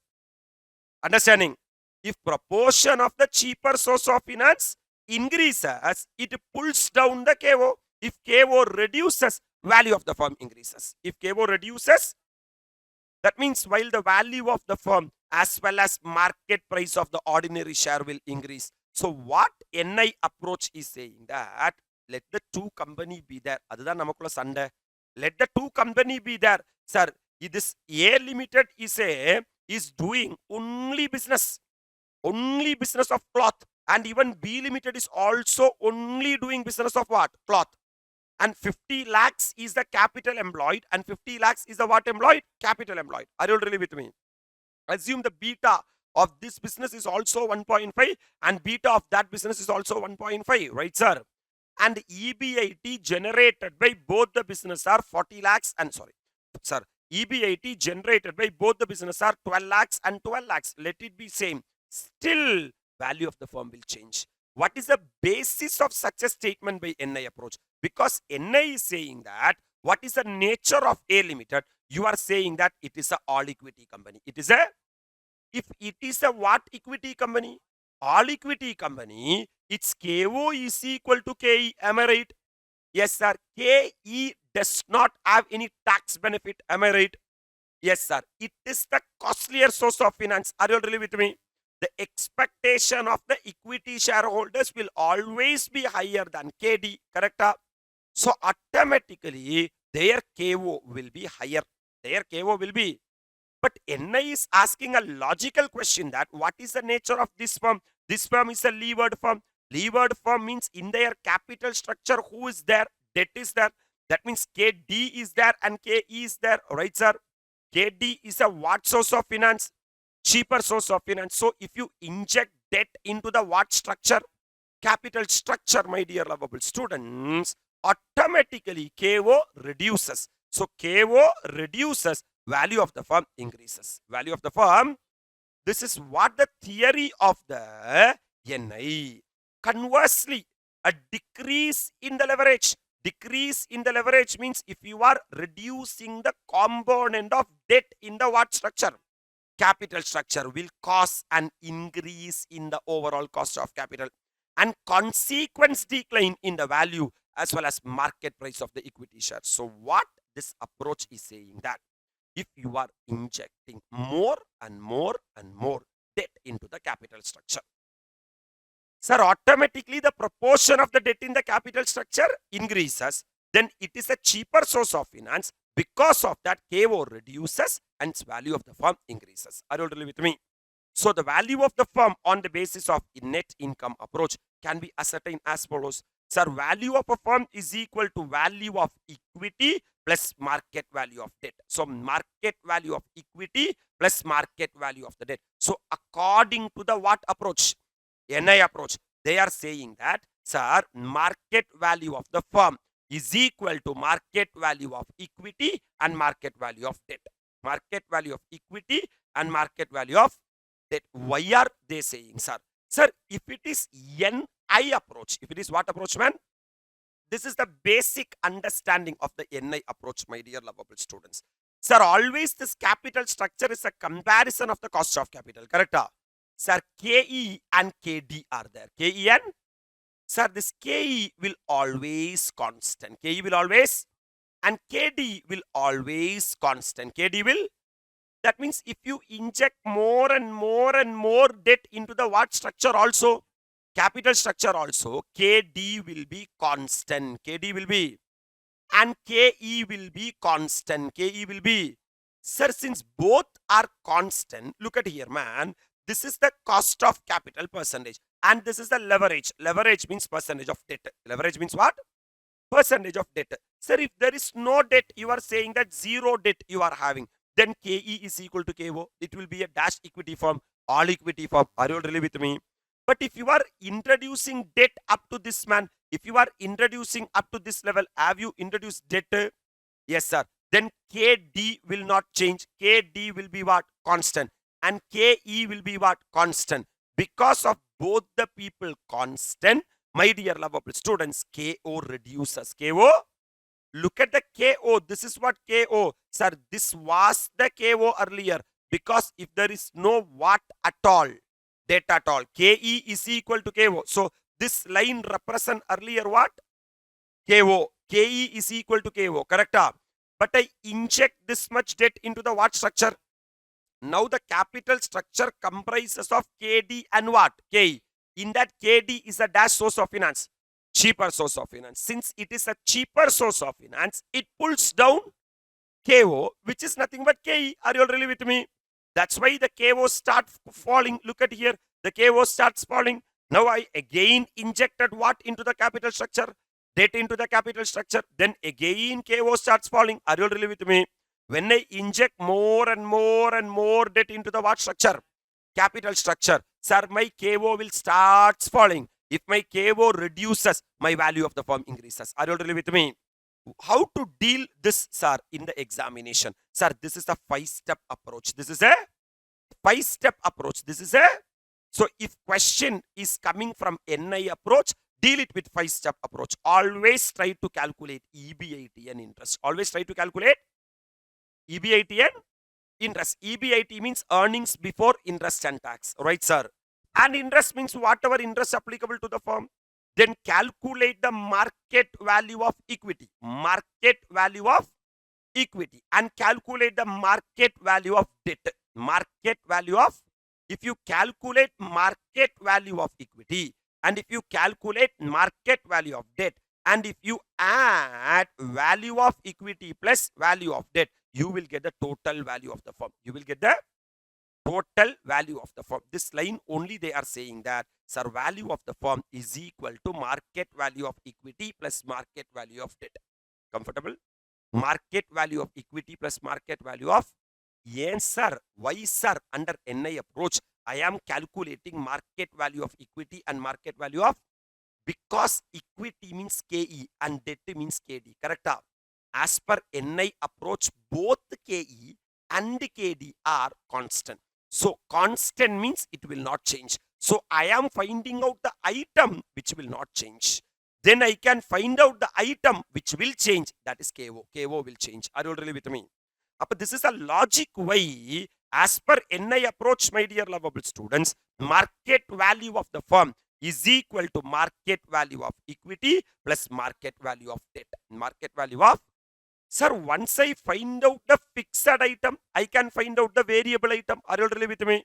The variable item is the overall cost of capital. That is what? KO. KO is the overall cost of capital. Is it fixed or constant? Is it, sir, constant or variable? Variable. It should be variable. Then only the NI approach will be theory of relevance.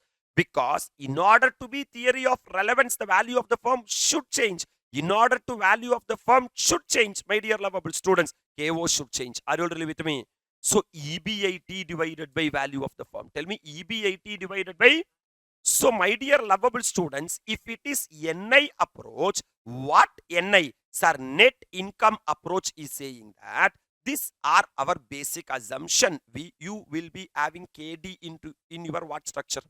Capital structure. You will be having KE in your, sir, the combination of these two is only what? KO. This will be treated as constant. This will be treated as constant. And this will be treated as variable. Are you really with me? Now, sir, what is the value of the firm? Value of the, sir, value of the firm as per NI approach is saying that value of the firm is nothing but value of equity plus value of the debt. Are you really with me? Now, everyone is asking a doubt that what is value of equity? Value of equity is nothing, sir. Value of equity is equal to NIT, EBIT, minus interest. EBIT, because if a company earns EBIT, they have to pay interest to the debt holders. Are you really with me? Sir, balance only will be available to the equity shareholders. Are you really with me? That is the return the equity shareholders will be getting. Sir, divided by KE. Divided by, just let me ask you a question. You are an equity shareholder in a company and in that company debt is there. Is company liable to pay interest? Yes, sir. Sir, the entire EBIT can be consumed by the equity shareholders or EBIT minus interest can be consumed. EBIT minus interest can be consumed. Are you really with me? Since the equity shareholders will get only EBIT minus interest, that is called as earnings available to equity shareholders. Earnings available to the equity shareholders. You tell me, man, once you become an equity shareholder, will you get earnings available to the equity shareholder for 1 year or 10 years or infinity years? Infinity years. That means the cash flow is a perpetual cash flow. Cash flow is a, Sir, if cash flow is a perpetual cash flow, then value of an asset today is called as the value of equity. Are you all really with me? Is equal to cash flow divided by R. What is cash flow? EBIT minus interest. What is R? KE is the R. That is the rate. Are you all really with me? Sir, now you are the owner of the what also? Debt also of the company. Are you all really with me? That means will you get EBIT, EBIT minus interest, or veru interest? Veru interest. That means if you are debt holder, sir, you can enjoy only interest. Are you all really with me? This will be the future cash flow. Are you all really with me? Since this is a what cash flow? Future cash flow, the expected return will be KD. Expected return will be. That means, my dear lovable students, sir, value of equity plus value of debt is equal to value of firm. So I can say that value of firm is equal to value of equity plus value of debt. Value of equity is equal to, if you are equity shareholder, can you enjoy EBIT? EBIT minus interest. So EBIT minus interest, correct? Divided by NI. KE, are you all really with me? Plus the value of the debt means I can enjoy what? Interest divided by KD. Let me ask you a question. If you are holding 100% of the debt and 100% of the equity in a company, will you enjoy interest? EBIT minus interest? I will enjoy EBIT. Are you really with me? That means if I am 100% shareholder and 100% debt holder, I will be enjoying EBIT. Yes, sir. That means minus interest and plus interest, not mathematically, logically I am cancelling. Are you really with me? That means if I am holding 100% of the company, I can enjoy what IT? EBIT. Now I am the equity shareholder. I am the debt holder. That means KE plus KD is equal to KO. That's why the value of the firm is equal to, sir, EBIT divided by value of the firm will give you the KO. Are you really with me? That's the derivation of the formula they are saying. Simply they are saying that, sir, value of the firm is equal to EBIT divided by KO. But as per what approach? NI approach, I have to calculate the KO. KO is equal to EBIT divided by value of the firm. EBIT divided by, in other words, KO means cost of overall cost of the capital. This can be written as return on investment. Return on investment is equal to return divided by investment. Am I right? Sir, what is a return? EBIT is a return. Are you all really with me? In order to enjoy EBIT, whether you have to invest value of equity, value of debt, value of firm. That's why value of the firm. So KO is equal to EBIT divided by value of the firm. Comfortable? That's it with regard to the first theory called as NI approach. NI is saying that try to inject more and more and more debt into the, if you are injecting more and more and more debt into the capital structure, because of the presence of the cheaper source of finance, that is KD, KD pulls down KO. Once a KO reduces, value of the firm increases. It's a 5-step approach, my dear lovable students. Step number 1, find out EBIT and interest. Step number 2, find out the market value of the equity. Aduk munnadi, sir, you have to EBIT minus interest you are supposed to do, right? EBIT minus interest. Sir, first you have to calculate EBIT and interest. Then market value of the equity. Market value of the debt. Then you will get the market value of the firm. Are you all really with me? Now you are having EBIT in your hand. You are having market value of firm in your hand. The expected rate is called as KO. Comfortable? I'm coming to the next one, sir. Next theory I'm going to explain called as net operating income approach. What approach? Sir, what NI said that, this is how you have to understand. NI, net income approach, said that 3 characters will be there. Are you all really with me? One is called as KE, other is called as KD, and other is called as what? According to NI approach, if you are having 10% debt or 90% debt, whatever may be the proportion of debt in the what structure, capital structure, your KE will be constant. Am I right? Sir, if you are having 0 debt or you borrow 100% debt, still the KD will be what? Constant. Sir, because of these two people constant, sir, because of injecting cheaper source of finance into the what structure? Capital structure, automatically KO reduces. Right, sir? Now, NOI approach is having a criticism over the NI. NOI is asking that If you inject more and more debt into the capital structure, how the fear of the equity shareholders will be one and the same. Because earlier, if this is the capital structure, for example, 10 crore is the capital structure, you can have various options. Option number one, this is debt and this is equity and this is total. Always the total will be how much crore? 10 crore. You can have zero debt and you can have 10 crore as equity. Am I right? My dear lovable students, in option number two, you can have 1 crore as debt and 9 crore as equity. You can have option number three, you can have 2 crore as debt and 8 crore as equity. Total comes to 10 crore. Able to appreciate. In option number four, you can have 3 crore and 7 crore and the total will be 10 crore. What NOI is asking that if you are asking me to inject more and more and more debt into the what structure? Capital structure, your analysis is correct. You are saying that KD will be constant. Are you all really with me? But NOI is asking a basic critical doubt to the NI that how KE will be constant, man. Because if you inject more and more and more debt into the what structure? Capital structure, automatically the bayam of the equity shareholders increases. So your basic assumption of KE constant is useless. Are you all really with me? It is unacceptable. I can't accept that at any point of time. Because this is the KO, my dear lovable students. Sir, KO. Sir, this is KO. If you inject debt into the what structure? Capital structure. KD pulls down KO. KD pulls down KO. But sir, automatically the fear of the equity shareholders increases. They pulls up the KO and KO remain constant. And KO remain. If KO remain constant, value of the firm will not change. Value of the firm. What NOI is saying that, Tambi, we are having three sources of items. Number one, KD and KE and KO. I am saying that KD will be constant. I am saying that KD will be constant. Are you all really with me? And number two, sir, KE will be not constant, will be variable. And KO will be constant. KO will be, sir, how the NOI will work na? This is the KO.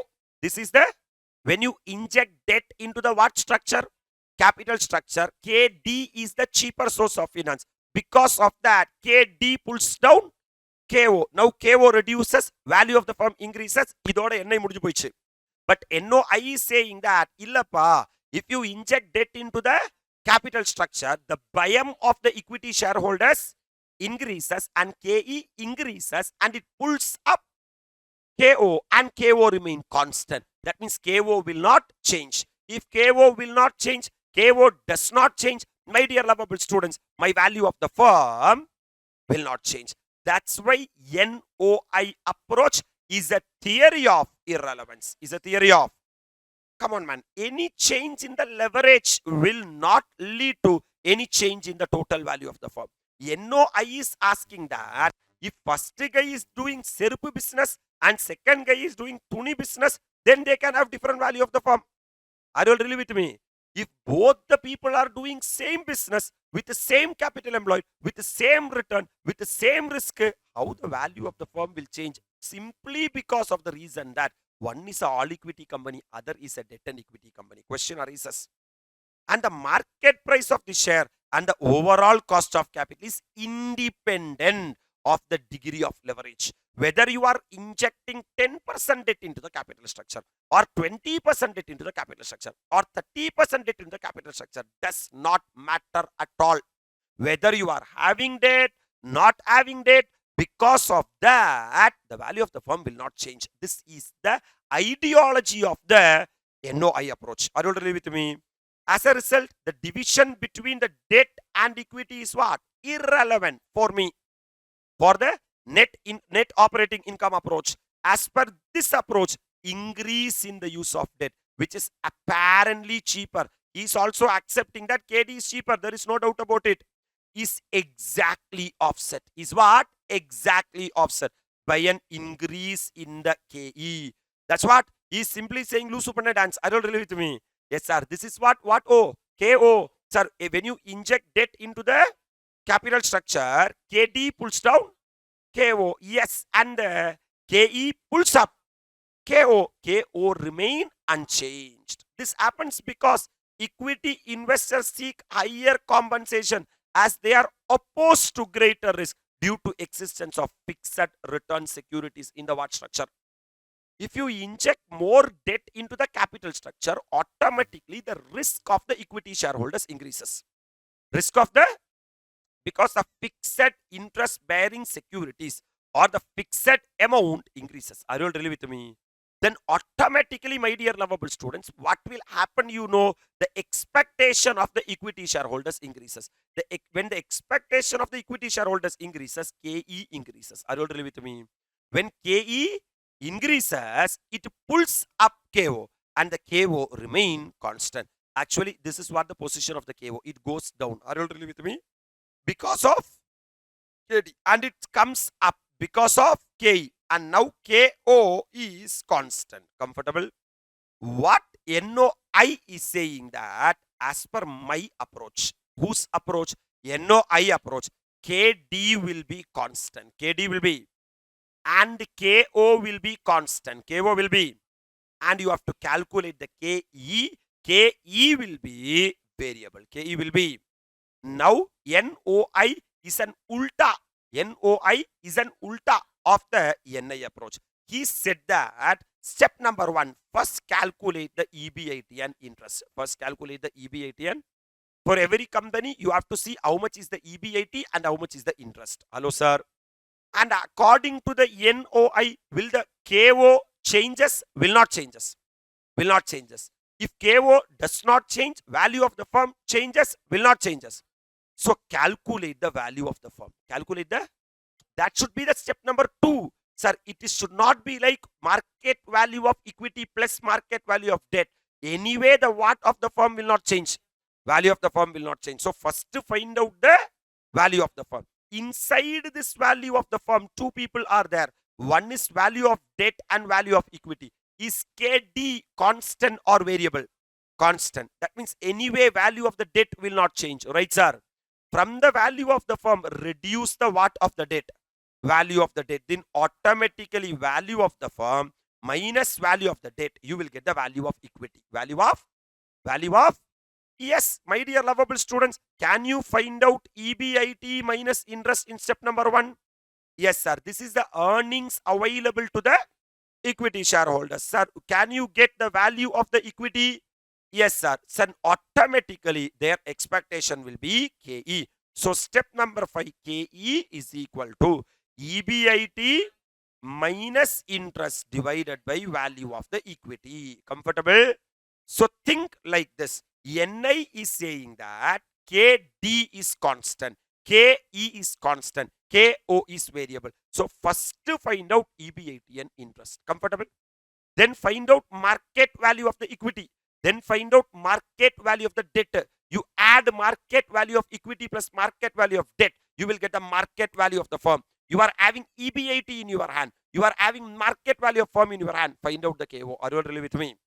Because, sir, NI approach is a theory of relevance. So, there, in order to be theory of relevance, we have to calculate the KO. Comfortable? Whereas NOI approach is a theory of irrelevance. Their KO should not be the balancing figure. Either KD or KE should be the balancing figure. Comfortable? What is saying that KD is constant and KO as mandatorily to be constant. Are you all really with me? Then the only balancing figure is what? KE. So, under NOI approach, we have to calculate the KE. Comfortable? So, how he is designing the problem? First, calculate the EBIT and interest. Then, straight away calculate the known figures such as market value of the firm. Inside the market value of the firm, market value of debt is there. Market value of equity is there. Are you really with me? My dear lovable students, remove the market value of the debt. You will get the market value of equity.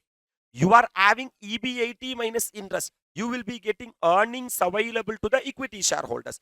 Divided by market value of the equity, you will get that means NOI is saying that is a how many step approach? 5-step approach. Are you really with me? So the value of the firm is equal to EBIT divided by KO. EBIT divided by KO. Sir, V means what of the firm? Value of the firm. Sir, NOI means net operating income. KO means what of capital? Cost of capital. As per NOI, I am not liable to calculate the KO or value of the firm. I have to calculate the KE. KE is equal to EBIT minus interest divided by value of the equity. Value of the, that means as per NI approach, I have to calculate the KO. Correct? KO is equal to EBIT divided by value of the firm. EBIT will be given in the value of the firm will be value of equity plus value of debt. Comfortable? Whereas here KE is equal to EBIT minus interest divided by value of EBIT and interest will be given in the question. Value of equity means value of the firm minus value of the debt. Can I proceed? Now I'm moving or entering into the next theory called as traditional approach. What approach? Traditional approach is asking one basic question with the same example. Look at here, man. ANI, you said that KD will be constant, KE will be constant, right? But NOI said that KE will not be constant, KE will be variable, KE will be variable. Am I right? NOI said that KD will be constant. Are you really with me? And here he said that KO will be constant. I am writing as per what approach? NOI approach, right? Traditional approach is asking a basic question or doubt to both NI and NOI, saying that என்னப்பா நீ சொல்ற, because you are asking me to inject more and more and more debt into the person who are giving debt to you, sir, they won't have any என்னவா risk. They won't have any risk. Even the KD should also increase.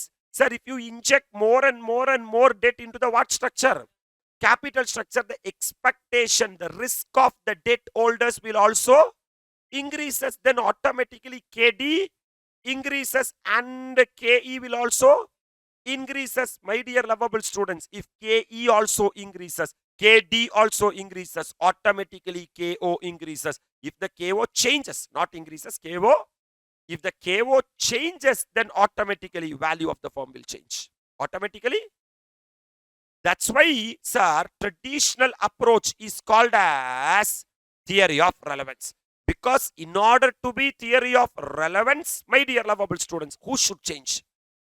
KO should change. If KO changes, value of the firm changes. If value of the firm changes, it will be theory of relevance. Are you really with me? So what traditional approach is saying? That this approach favors that as a result of what leverage? Up to some point, cost of capital comes down. That means initially this traditional approach is supporting NI approach. Initially, traditional approach is saying that if you are injecting 10% debt into the what structure, what NOI said that KD pulls down KO and KE pulls up and KO remain constant. Traditional approach is saying that it is not like that. Once you inject 5 or 10% debt into the what structure, actually equity shareholders will enjoy that position. Are you really with me? Because financial leverage will work favorably. Are you really with me? Actually, trading on equity will happen. Actually, the equity shareholders will be having more EPS if you are having minimum debt. So, initially, what will work?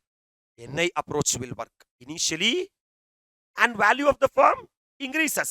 But இதே ஒரு பழப்புன்னு சொல்லி beyond that point, reverse trend emerges. Beyond that point, reverse trend emerges means once you keep on injecting debt into the what structure? Capital structure, who will start react? Equity shareholders will start react. Once they start react, and who will also start react? KD will also start react. That means who will increase? KD increases and also KE also increases. But NOI, you said that it will be exactly offset. It will be, but the change will not be exactly offset. Sir, if KD increases by 5%, the KE will increase by 15%. It will be a steep increase. It will be a steep increase. That means KE will not be exactly offset, my dear lovable students. The principal implication of this approach is that cost of capital is dependent on the what structure. And there is an optimal what structure? Capital structure, which minimizes the cost of capital. This is the super point in the traditional approach, my dear lovable students. Sir, what NI is saying that KD is constant, KE is constant, and KO is variable. Correct, sir? Yes, sir. KO is variable. Whereas NOI is saying that KD constant, KO constant, and KE is variable. Able to appreciate? What traditional approach is saying that when you inject debt into the what structure? Capital structure, initially KO reduces.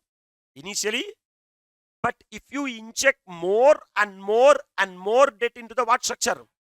KD increases, even KE also increases. But the proportion of increase in KE will be much higher than that of KD. Are you really with me? Because of that, KO increases. Because of that, if KO increases, value of the firm decreases. Am I right? So up to a level, KE will not react. Up to a level, KE will not react. Up to a level, KD will not change. Are you really with me? ஒரு level தாண்டினதுக்கு அப்புறம் ரெண்டு பேர் என்ன ஆக ஆரம்பிப்பாங்க? Increase ஆகும். அந்த இன்க்ரீஸ்ல யாரோட இன்க்ரீஸ் ரொம்ப அதிகமா இருக்கும்? கேயோட இன்க்ரீஸ். அப்ப அந்த இன்க்ரீஸ் ஆவர் அந்த பாயிண்ட் இருக்கு பாத்தியா? That is called as optimum capital structure. What capital structure? Under NI approach, you won't have optimum capital structure. Under NOI approach, you won't have optimum capital structure. Logic. Because, sir, when you inject more and more and more debt into the what structure? Capital structure, automatically KO reduces. 10% na I injected debt, then KO reduces by 10%. Correct?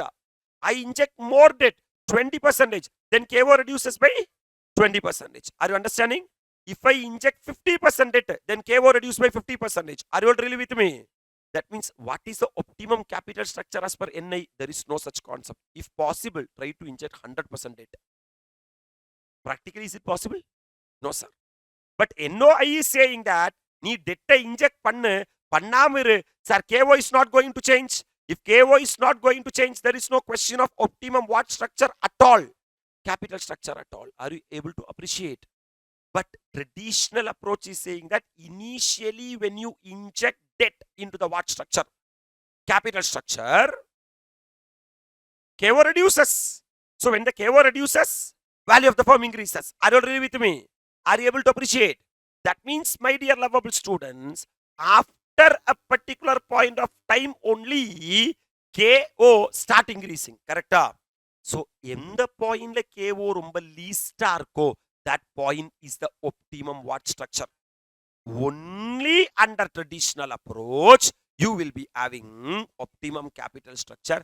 Under NI and under NOI, you won't have optimum capital structure. Can I proceed, sir? So what traditional approach is saying that KD will change, KE will change. If both the people changes, automatically KO will change. So KD will change. So according to this approach, KD will change, KE will change. Automatically KO will change. KO will also change. This is what the theory called as traditional approach. Are you really with me? So NI is a theory of relevance. NOI is a theory of irrelevance. And the traditional is a theory of relevance. Coming to the last one, the hero called as Modigliani-Miller approach. Modigliani, sir, the NOI approach, that is net operating income, is definitional or conceptual.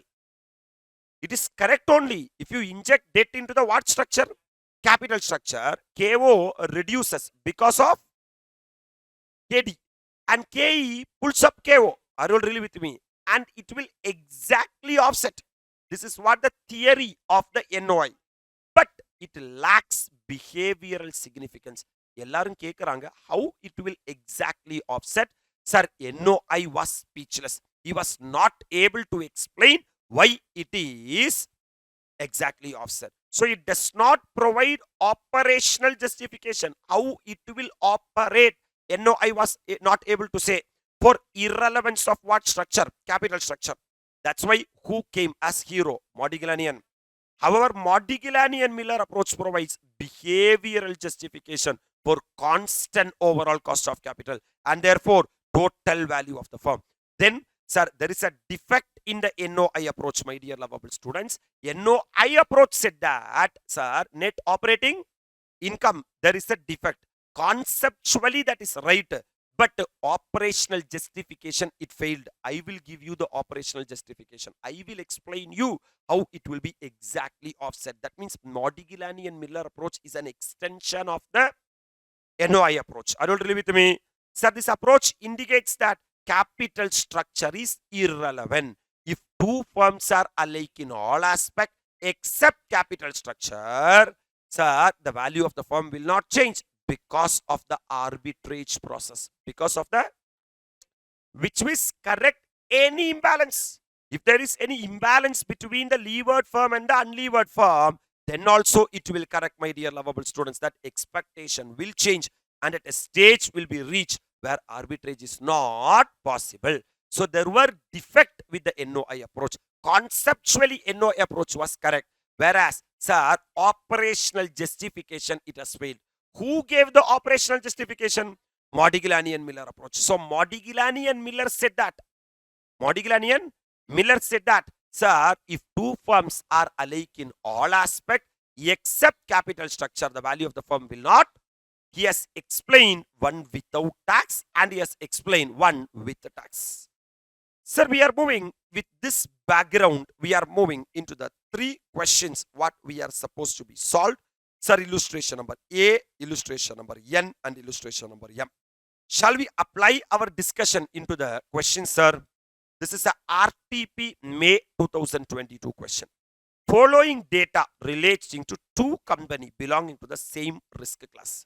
Yes, when two companies are alike in all aspects except what structure? Capital structure. Will the value of the firm change or not is the question. Correct, sir? Sir, they are of same what class? Risk class. Same risk class. Hello, sir. Sir, when two firms are alike in what aspect only? All aspects only. I will do this chapter at all. Correct? Sir, this is B limited and this is C limited. B limited is having debt. That means B limited is a levered firm. Whereas C limited does not have debt. They are unlevered firm. What firm, man? Equity capitalization rate. My dear lovable students, 18% is the KE of the C limited. KE is equal to KO. Correct? And the expected net operating income, EBIT, is how much lakh? 9 lakh. Why both the company are having same EBIT? Because if two companies are alike in all aspects except will the value of the firm change or not is our discussion. Right, sir? You have to determine the total market value. Total market value means value of the, and equity capitalization rate. Equity capitalization rate means, and weighted average cost of capital, that means KO for each company. Sir, assuming no taxes as per MM approach. No taxes as per, because there was defect in the NOI approach. That's why who came? MM approach came. Are you really with me? MM said that I will prove to you with the tax and without tax. And the second part of the question, determine the same total market value, determine the equity capitalization rate and weighted average cost of capital for each company, assuming 40% tax as per the MM approach. Right, sir? So same question, the MM is going to prove that when two companies are alike in all aspects except capital structure, just because of the reason that one person are having debt and another person are having does not have debt, that because of that the value of the firm will not change. Are you really with me?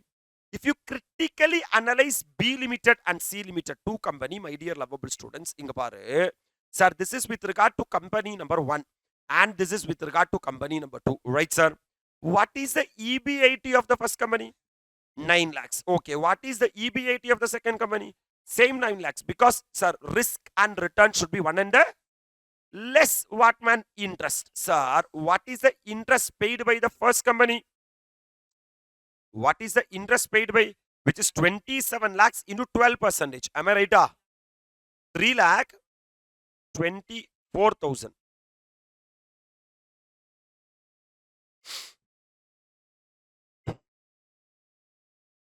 Yes, sir. So 3,24,000 is the amount of interest, right, sir? But the second company does not have what at all? Debt at all. Hence, there is no interest at all. Are you all really with me? Yes, sir. So, my dear lovable students, 9 lakh minus 3 lakh 24,000 comes to 5 lakh 76,000 is the profit before tax. Can I proceed? Whereas in the second company, 9 lakh rupees is a profit before tax. Why are you staring? Sir, there is no tax. Then why are you writing profit before tax? Ah? My dear lovable students, less tax, dash, dash. Okay, wow. So, my dear lovable students, what is a PAT? Profit after tax. The profit after tax in company number 1 is 5,76,000, right? And profit after tax of the second company is how much lakh? 9 lakh. Now, is asking a very logical question. If you are holding 100% of the company as a whole, will you enjoy interest EBIT minus interest EBIT? EBIT. That means if you are holding 100% of the company, you will get both interest and PAT. Am I right? What is the interest you will get? 3,24,000. What is the PAT you will get? 5,76,000. So 3,24,000 plus 5,76,000 comes to. That means if you are holding 100% of the first company, you will get 9 lakh. Right, sir? But if you are holding 100% of the second company, you won't have interest. The interest will be 0, but you will be having PAT of 9 lakhs. So then also you will be having 9 lakhs. That means, my dear lovable students, if there is no tax, if there is, according to approach, according to what?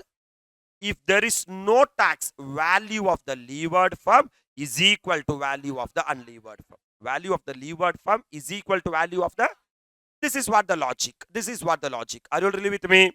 Value of the levered firm will be equal to value of the unlevered firm. So always is asking that whether you are having tax, not having tax, start your calculation with the unlevered firm. Start your calculation with the.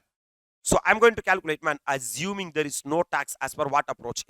So calculation of value of firms, that is B limited and C limited according to hypothesis. Hello, sir. So the market value of the C limited, who's the second company? C limited. What is their specialty? Unlevered firm. Is asking that always first value the unlevered firm because they don't have debt in their what structure? Capital structure. For them, KE is equal to KO. So KE already given as 18%. That means KO of that company will be also 18%. So I am going to value the market value of the firm, unlevered firm. Right, sir? Sir, value of a unlevered firm is equal to EBIT divided by KE or KO, whatever it may be. Hello, sir. Is the EBIT given in the question? If you are 100% owner of that company, you can enjoy EBIT of 9 lakh and your expectation is how much percent? 18%. So 9 lakhs divided by 18% comes to 50 lakhs. Sir, tax there, tax not there. The proposition of the Modigliani and Miller is if there is no tax, value of the levered firm is equal to value of the. If value of the levered firm is equal to value of the unlevered firm, technically means KO of the unlevered firm is equal to KO of the levered firm. Comfortable?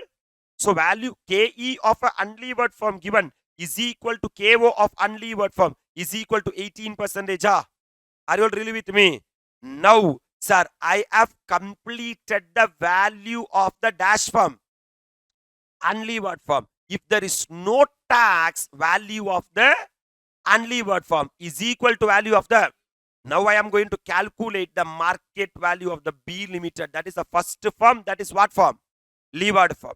Sir, actually, if there is tax, sir, value of the what firm is equal to?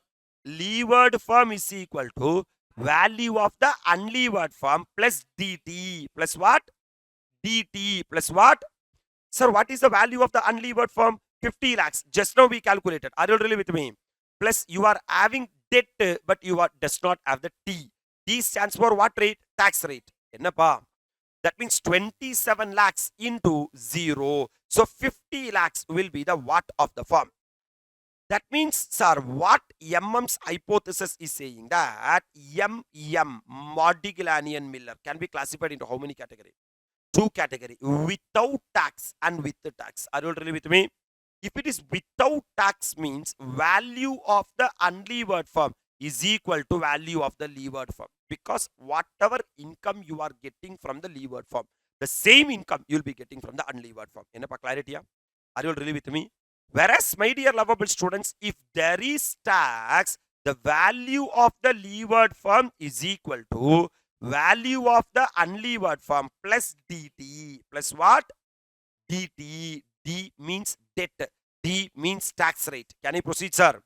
So here debt is there, but tax is not there. Are you all really with me? That means 27 lakhs into 0 comes to 0. So 50 lakhs plus 0 comes to 50 lakhs will be the what of the firm. So are you all settled? The settled in the sense means if there is no tax, value of the levered firm is equal to value of the. Now I am calculating the equity rate. That is equity rate. Are you all really with me? And the back. You tell me what is the B limited? B. B means what firm? Levered firm. Sir, why are you not calculating for C limited? They are already given in the question, which is KE is equal to KO. Sir, whose KE is not given?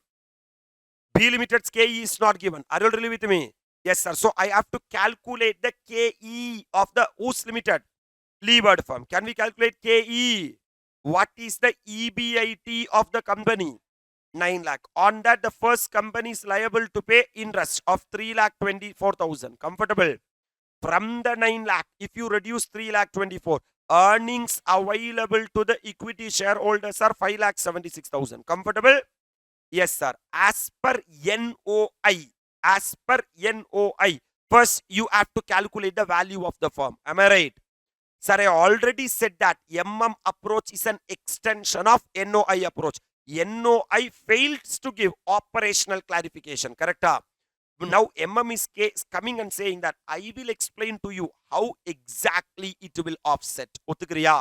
So even the MM is also traveling the same route of the NOI approach only. NOI 5-step. Calculate the EBIT and interest. Then you have to calculate the value of the firm. Sir, in order to calculate the value of the firm is equal to EBIT divided by KO. But the KO of the levered firm is not given in the. Immediately MM is asking that there is tax, there is no tax. There is no tax. If there is no tax, value of the levered firm is equal to value of the. That means KO of a unlevered firm is equal to KO of a levered firm. Accepting. Are you all really with me? That means, my dear lovable students, I have to adopt the KE as the KO of a unlevered firm. I have to adopt the KO of a unlevered firm as the KO of the levered firm. Puruncha? That means, my dear lovable students, 18% is the KO of the levered firm or unlevered firm, because there is no tax. If there is no tax, my dear lovable students, value of the levered firm is equal to value of the. So calculator man, sir, 5,76,000 divided by 18% comes to. Sorry, 5 lakh 9 lakh. Sorry, 9 lakhs divided by 18% comes to 50 lakhs is the value of the levered firm, which is equal to value of the unlevered firm. Why? Because there is no tax. If there is no tax, value of the levered firm is equal to value of the. KO of a unlevered firm is equal to KO of the. Sir, inside this how much lakh? 50 lakhs. For an unlevered firm, only equity will be there. Am I right? But for a levered firm, both debt and equity will be there. In that, KD will be constant as per NOI. The same assumption is there for Modigliani and Miller approach also. Are you all really with me? That means out of this 50 lakh, how much is the debt included? 27 lakhs. So 50 lakhs minus 27 lakhs comes to 23 lakhs will be the market value of the equity. Market value of. That means, my dear lovable students, sir, in the levered firm, is debt is there or debt is not there? Debt is there. If what is there? Debt is there. then automatically the fear of equity shareholders increases. Then it will not be 18%, it will be more than 18%, correct? So I am going to calculate the KE. Sir, KE means expectation of the what shareholder? Equity shareholder, which is nothing but earnings available to the equity shareholders divided by value of equity. What is the earnings available? 5,76,000 divided by what is the value of equity? 23 lakhs. So calculator man, 5,76,000 divided by 23 lakhs into 100 comes to 25.04% is the KE. Let me ask you a question. What is the KE of an unlevered firm? 18%. What is the KO of an unlevered firm? 18%. Because there is no debt in the what structure? That means the equity shareholders of an unlevered firm does not have BIAM, but the equity shareholders of the levered firm are having BIAM. Since they are having BIAM, automatically the return expected by the equity shareholders will also be more. That's why it is not 18%. That's why it is 25.04%. But my dear lovable students, the KO of both unlevered firm and KO of both levered firm will be one and the same. How to calculate the KO, my dear lovable students? You can calculate the KO by, sir, what by what? EBIT divided by value of the firm. What is EBIT? 9 lakhs. What is the value of the firm? 50 lakhs. So 9 lakhs divided by 50 lakhs into 100 comes to 18% is the KO. 18% is the, sir, the same KO we can find out by using WACC table. In the levered firm, equity and debt is there. What is the market value of equity? 23 lakhs. Just now you find out, right? What is the market value of debt? 27 lakhs. What is the total value of the firm? 50 lakhs. That means here I am not putting the book value weight. I am putting market value weight. Are you really with me? I can calculate the WACC using book value weight and what is my weight? What is my weight? That is 23 lakhs divided by 50 lakhs into 100 comes to 46%. 27 lakhs divided by 50 lakhs into 100 comes to 54%. Can I calculate the individual cost of capital? This is KE and this is KD, correct? My dear lovable students, KD already given in the question as how much percent? 12%. You tell me KO, sir. KO of a levered firm will be equal to KO of an unlevered firm if there is no tax. Conceptual clear? So it should be how much percent? 18%. Calculator 12% into 54% comes to 6.48%. Am I right? So calculator man, 18% minus 6.48% comes to 11.52% is the weighted KE. Is the what KE? So this should be 46%. Am I right? So calculator 11.52 divided by 46% comes to 25.04% should be the full KE. Sir, here 25.04%. Are you able to appreciate? That means one line summary of the entire discussion is MM approach can be classified into two categories. Without taxes and with the taxes. Are you really with me? If it is without taxes, man, value of the unlevered firm is equal to value of the, hence KO of an unlevered firm will be equal to KO of the.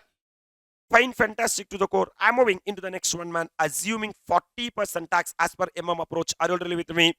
Can I proceed as per 40%? Sir, with the tax, without tax? With the tax. If there is tax, value of the levered firm will be equal to value of unlevered firm. Or value of the levered firm will be more than the value of unlevered firm. More than the value of unlevered firm. I will prove you, man. The same question I can prove you, man. There are two companies are there, right, sir? Company number 1 and company number 2. Please help me. What is the EBIT? 9 lakhs. What is the EBIT of the second company? 9 lakhs. Sir, is the first company liable to pay interest? Yes, sir. What is the interest? 3 lakh 24,000. Second company put a dash. So earnings before tax of the first company 5 lakh 20 5 lakh 76,000. Are you really with me? 5 lakh 76,000. And here it will be 9 lakh. sir, less tax at the rate of 40%, which is given in the question. So calculator man, 5,76,000 into 40% comes to 2,30,400 is the tax to be paid by the levered firm. Are you all really with me? Whereas 9 lakhs into 40% comes to 3,60,000 is the tax to be paid by the unlevered firm. That means the PAT, profit after tax, 5,76,000 into 60% comes to 3,45,600 will be the PAT of the levered firm. Am I right with my calculation? 9 lakh into 60% comes to 5,40,000 will be the PAT for the what firm? Unlevered firm. Now Modigilani and Miller is asking a basic question. My dear lovable students, if you, sir, have tax, if you are holding 100% of the debt and equity, will you get interest from the first company? You would have got interest of 3,24,000, and from the second company you would have got 0. Am I right? Sir, equity, sir, you would have got 3,45,600, and here you would have got 5,40,000. So calculator man, sir, total return from the company 3,24,000 plus 3,45,600 comes to 6,69,600 from company number 1 and 5,40,000 rupees from company number 2. Am I right? That means if there is tax, automatically the return generated from a levered firm should be more than the return generated from a unlevered firm. Then if there are two cow, one cow is giving a milk worth rupees 6,69,600 and another cow worth rupees 5,40,000, will you buy both the cow at the same rate? That's why is saying that if there is tax, value of levered firm is equal to value of unlevered firm plus dt. Plus what? Dt. Plus what? Dt. Are you all really with me? That means nothing but, my dear lovable students, look at here, man. Value. So calculation of value of firms, that is B limited and C limited according to hypothesis, market value of C limited always as per First value the dash firm, unlevered firm. First value the unlevered firm. So for unlevered firm, look at here, man. Simple, man. You have to be with me. Sir, in order to value the levered firm, first I have to value the unlevered firm. Correct? Sir, value of unlevered firm is equal to basically EBIT divided by KE. This was the earlier formula if there is no tax. Correct? But if there is tax, sir, the equity shareholders cannot enjoy what? EBIT. Equity shareholders can only enjoy PAT. Are you all really with me? That means the value of NF firm is equal to unlevered firm is equal to EBIT into 1 minus T. EBIT into 1 minus T divided by KE. Divided by what? Tell me, what is the EBIT of the second company? 9 lakhs. 9 lakhs is the EBIT into 1 minus T. What is tax rate? 40%. So into 0.14 divided by what is KE? 18%. So calculator, 9 lakh into, sir, 0.6 comes to 5,40,000 is what? Look at here. 5,40,000 is the PAT. Are you really with me? That's what I've reached. If there is no tax, value of unlevered firm is equal to EBIT divided by KE. But if there is tax, value of unlevered firm is equal to EBIT into 1 minus T divided by KE. Puri the difference. That means 5,40,000 divided by 80%. So 5,40,000 divided by 80% comes to 30 lakhs is the dash of the firm. Value of the firm. If there is tax. If there is, let me ask you a question, sir, to ensure that you are with me for the calculation. My dear lovable students, have you calculated value of the unlevered firm? Yes, sir. Without tax? Yes, sir. What was the value? 50 lakhs. How much lakh? 50 lakhs. What is the tax rate? 40%. That means from 100 rupees, 40 will go. Remaining 60 will be there. So 50 lakhs into 60% comes to that 30 lakh only you have achieved or arrived here. Are you all really with me? So without tax, if the value is 50 lakh, and if I am paying a tax rate of 40%, with the tax, the value of the firm will be 30 lakhs. Are you all really with me? Now I have completed the valuation of the unlevered firm. Now I am going to calculate the value of the value of the levered firm is equal to value of the unlevered firm plus DT plus what? Tell me, my dear lovable students, value of unlevered firm, if there is tax, will be how much lakh? 30 lakhs. Is debt is there for levered firm? அதனால தான் அது levered firm கூப்பிடுறோம். கரெக்டா? What is the debt? 27 lakhs is the debt. 27 lakhs is the debt. What is the tax rate, my dear lovable student? 40%. That means how much lakhs plus 30 lakhs plus 27 lakhs into 40% comes to 10 lakh 80,000 will be the DT. Right, sir?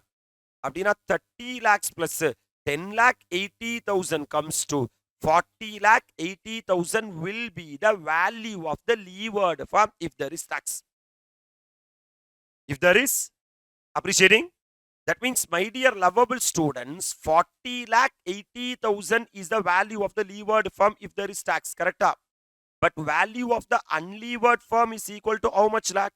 30 lakhs. That means 10 lakh 80,000 is the difference between value of the what in what? Levered firm and the unlevered firm. Right, sir? If you see, sir, if there is tax, if you are holding 100% of the levered firm, you can have 6,69,600. But if you are holding 100% of the unlevered firm, you are having only 5,40,000. Appa 6,69,600 minus 5,40,000 comes to, you will be having 1,29,600 extra if you are holding 100% of the what firm? Levered firm. Can I proceed? Yes, sir. 1,29,600. Sir, why I am having extra 1,29,600? Because the levered firm have paid a tax of 2,30,400. Can I proceed? But the unlevered firm had paid a tax of 3,60,000. Correct? So 2,30,400 minus 3,60,000 comes to 1,29,600. This 1,29,600 extra is available with the levered firm. Comfortable?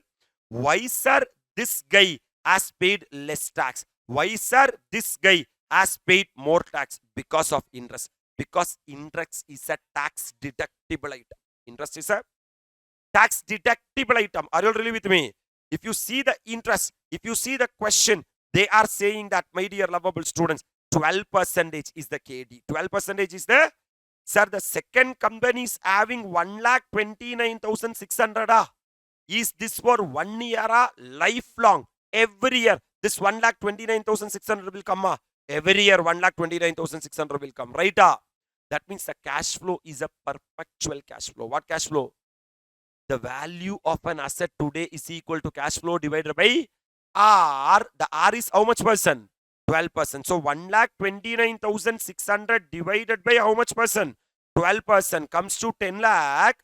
That is the difference between the first company and the second company, 10,80,000. That's what we are finding out as DT. That is a logic of debt into tax rate. Are you all really with me?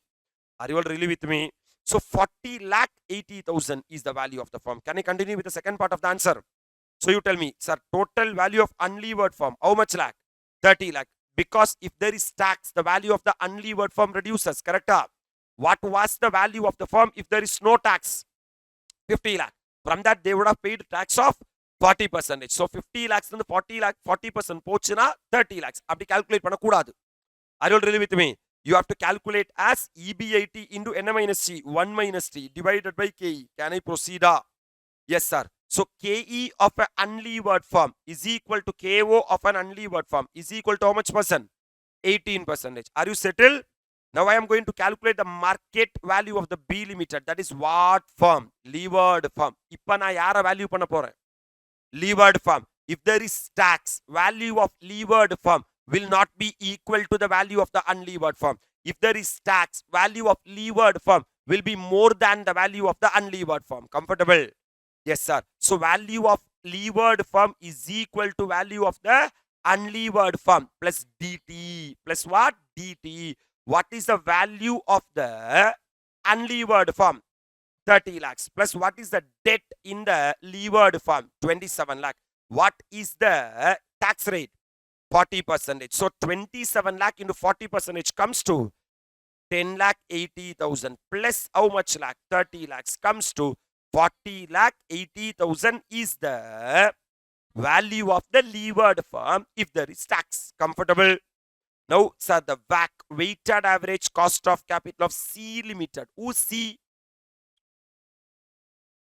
Unlevered firm. For them, the WACC is how much percent?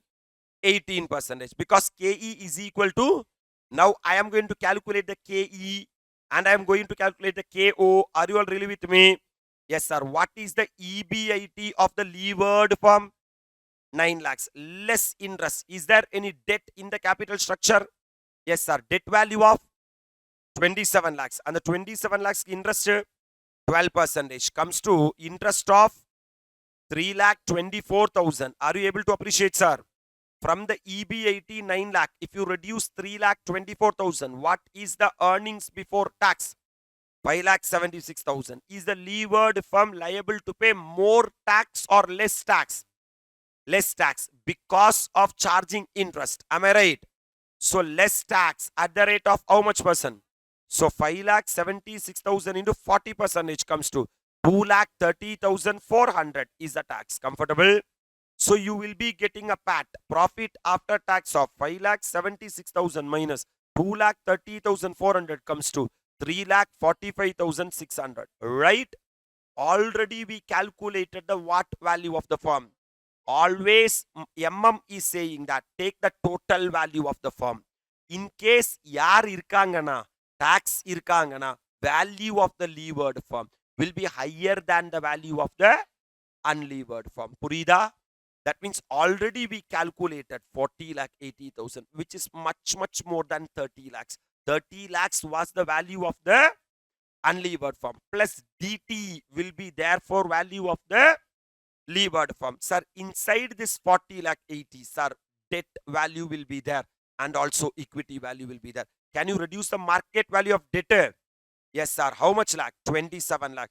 That means, my dear lovable students, market value of equity will be 13 lakh 80,000. Can I proceed?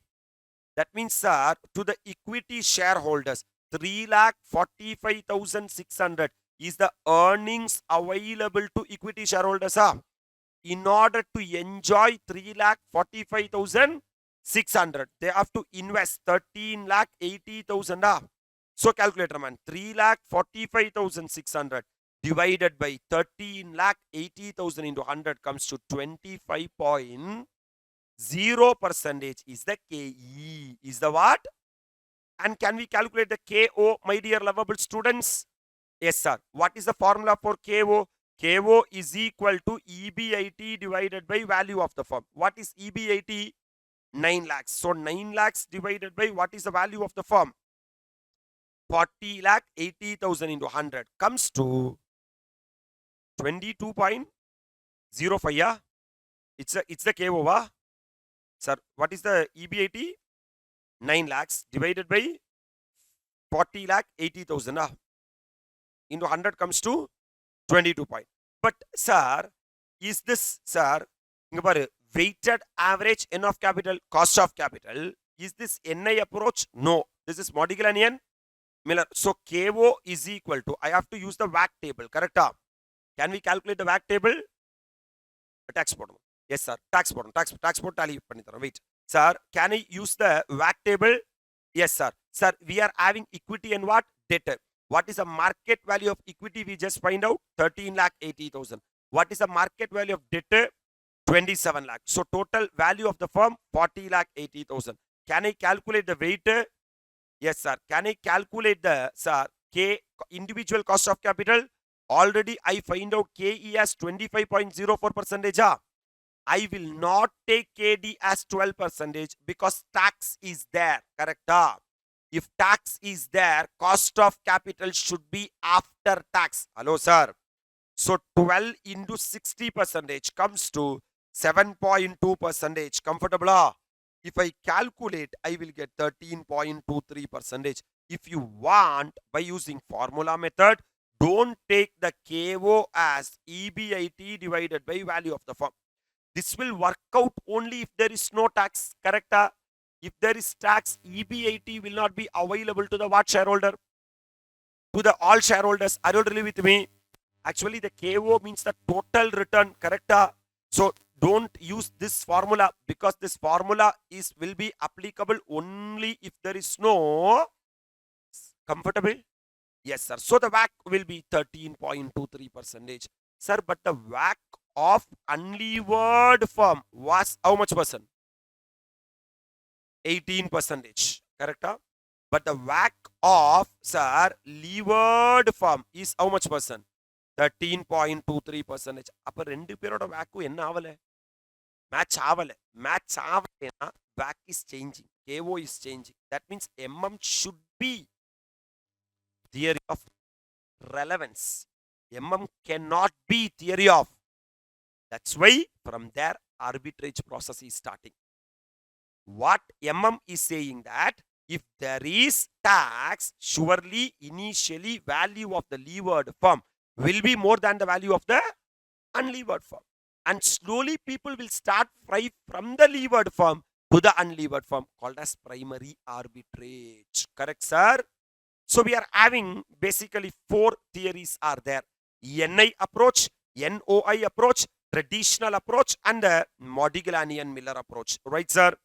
If you ask me to tabulate the 5 theories, my dear lovable students, sir, number 1, NI, number 2, NOI, number 3, traditional, number 4, MM without tax, and MM with the tax. Are you really with me? What NI 3 characters are there? KD, KE, and KO. Are you really with me? What NI is saying that KD will be constant, KE will be constant, and KO will be variable. Hello, sir. What is the rule? What is the rule of NI? NI is saying that try to inject. Try to inject more, and more debt into the capital structure. Into the capital structure. Since KD is the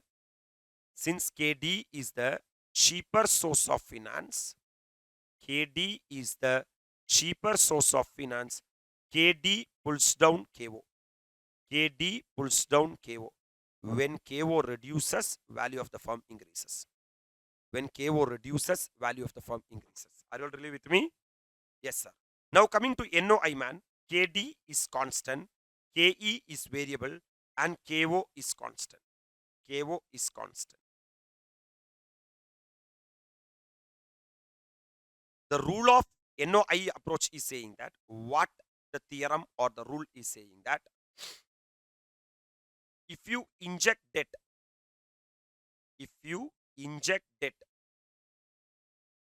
into the capital structure, since KD is cheaper source of finance, KD reduces KO. But this but is the theory, correct? But fear of equity shareholders increases, and automatically KE increases, and it exactly offset. Hence KO remain unchanged. Right, sir? Hence KO remain unchanged. Come on, man. Traditional approach. What tradition is saying that KD is variable, KE is variable, hence KO is variable. Everyone is variable. Traditional approach is saying that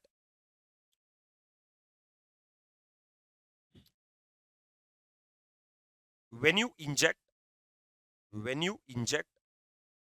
more debt,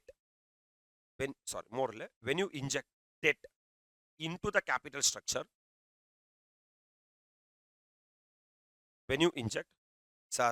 debt into the capital structure,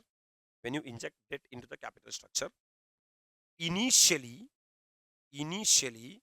equity shareholders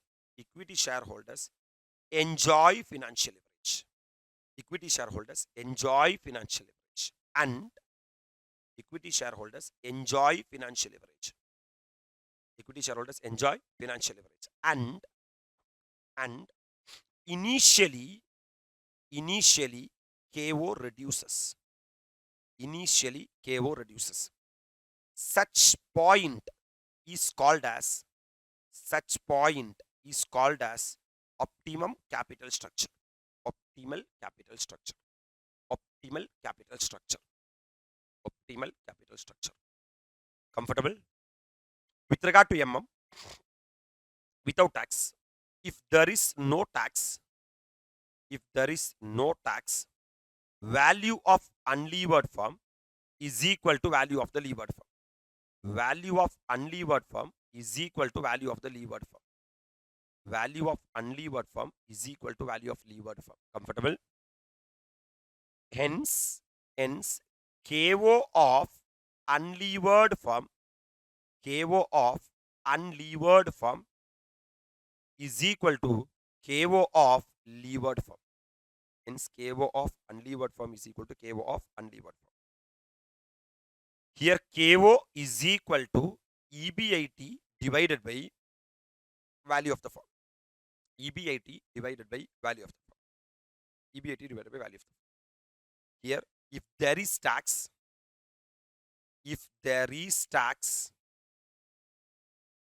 value of unlevered firm will not be equal to value of the levered firm.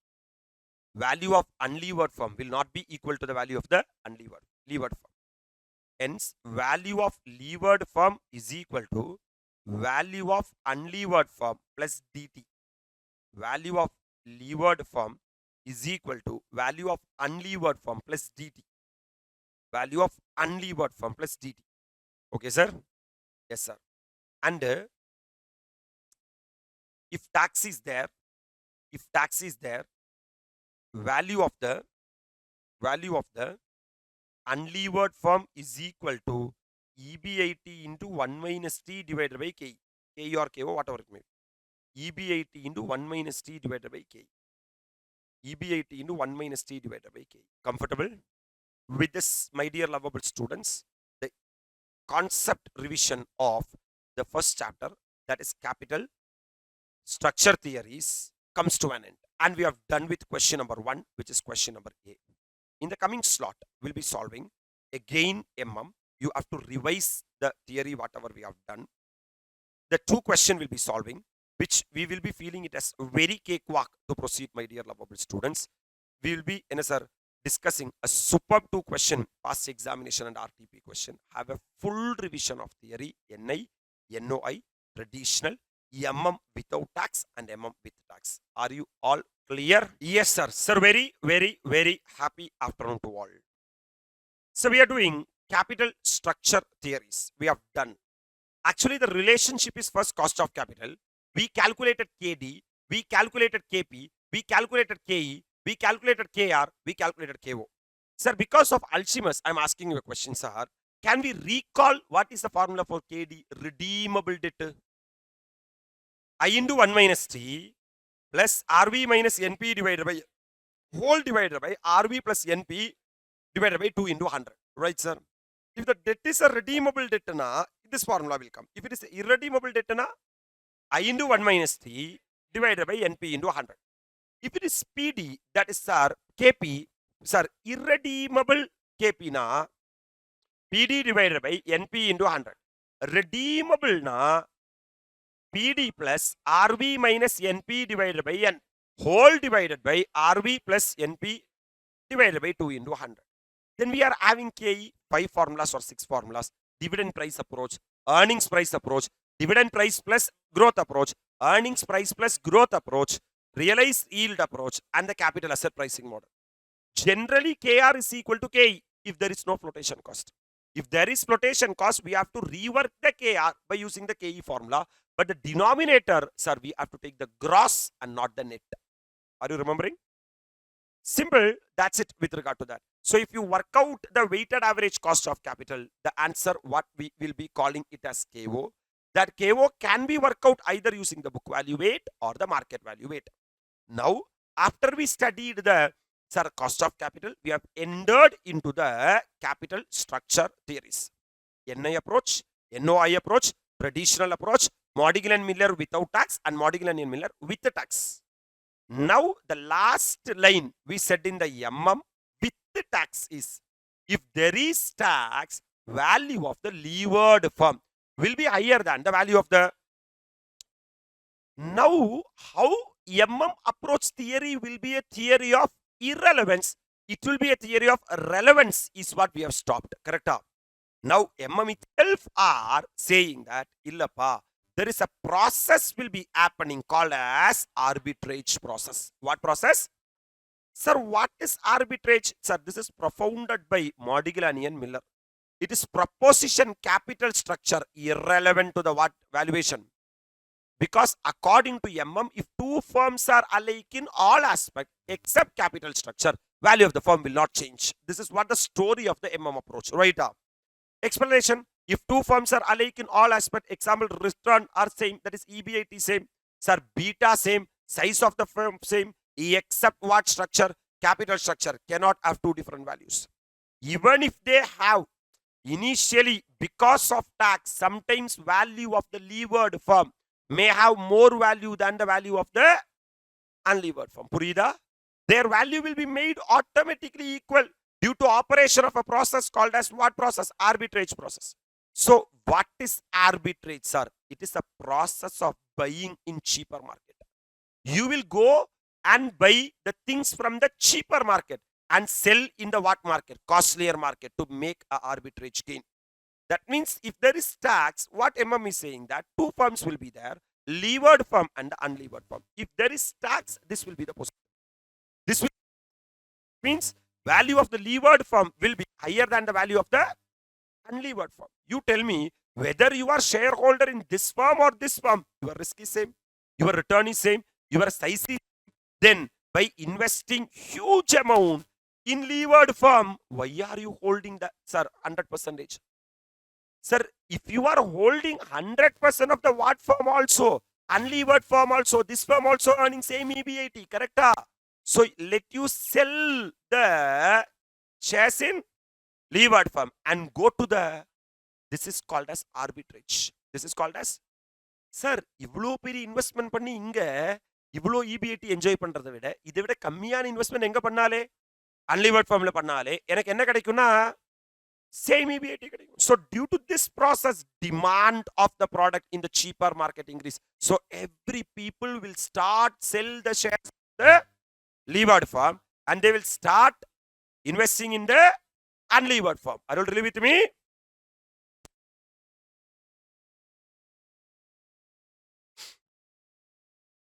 So everyone will start selling the shares of the levered firm and they will start buying the shares of the, then automatically the demand of the unlevered firm increases and demand of the levered firm decreases. That's what they are saying. Due to this process, demand for the product in the cheaper market increases, thereby decreasing its price. After some time, equilibrium price will be achieved. That means the value of the levered firm reduces and value of the unlevered firm increases. It will reach a price called as what? Equilibrium price, and the arbitrage process will then stop. Till that, a process will be happening. So what is arbitrage, sir? Arbitrage process means selling of all securities of what firm? According to if there is tax, which firm is overvalued? Levered firm. So you will sell the shares of the and purchasing securities of the what valued firm? Who is undervalued firm? Unlevered firm. Equals to the percentage of equity holding in the overvalued firm. Hello, sir. So there are two situations you will be having. Number one, sir, where the levered firm is what valued? Overvalued. Sometimes levered firm will be, if levered firm is overvalued, people will start sell the shares of the levered firm and start buy the shares of the unlevered firm. This is called as primary arbitrage. What arbitrage? Sometimes unlevered firm is overvalued. What, man? Unlevered firm is overvalued. If unlevered firm is what valued? Overvalued. My dear lovable students, hello sir. Then this is the unlevered firm and this is levered firm. People will start sell the shares of the unlevered. And people will start buy the shares of the, sir, what if the levered firm is overvalued? What the investor should do? Number one, investor sells his present equity holding of the what firm. In levered firm, investor is having equity. Yeah, ada modala vitru. Number two, investor borrows proportionate to his share of debt in the what firm. எந்த அளவுக்கு நீ இங்க equity வச்சிருக்கியோ அந்த அளவுக்கு you have to borrow. Number three, investor purchase security of the what firm? Unlevered firm equals to his percentage equity holding in the what firm. Sir, for example, earlier you were holding 10% in the levered firm. The same 10% of the equity you purchase in the unlevered firm. Are you agree with me? But here, sir, investor sell his present equity holding of the what firm? Unlevered firm equity model. And investor purchase security of the levered firm equal to his percentage. Here there is no need to borrow. Hello, sir. So because of shifting from the overvalued firm to the undervalued firm, investor will be having some excess money in his hand. Are you really with me? That is called as gain by investing in the what valued firm. So an investor will gain by investing in the what valued firm. Since the same amount of present income can be earned by investment amount, which is less than the what investment. So by investing a more amount, I was enjoying, sir, 2,40,000 EBIT in this company. But by reducing a less amount in a unlevered firm itself, I can enjoy 2,40,000, right? So that is called as arbitrage gain. That is called as, sir, when this arbitrage process will comes to an end, when both the company reaches the equilibrium value, then arbitrage process will comes to an. So according to Modigliani and Miller, arbitrage process will comes to an end when the value of both the company become identical. Value of both the company become.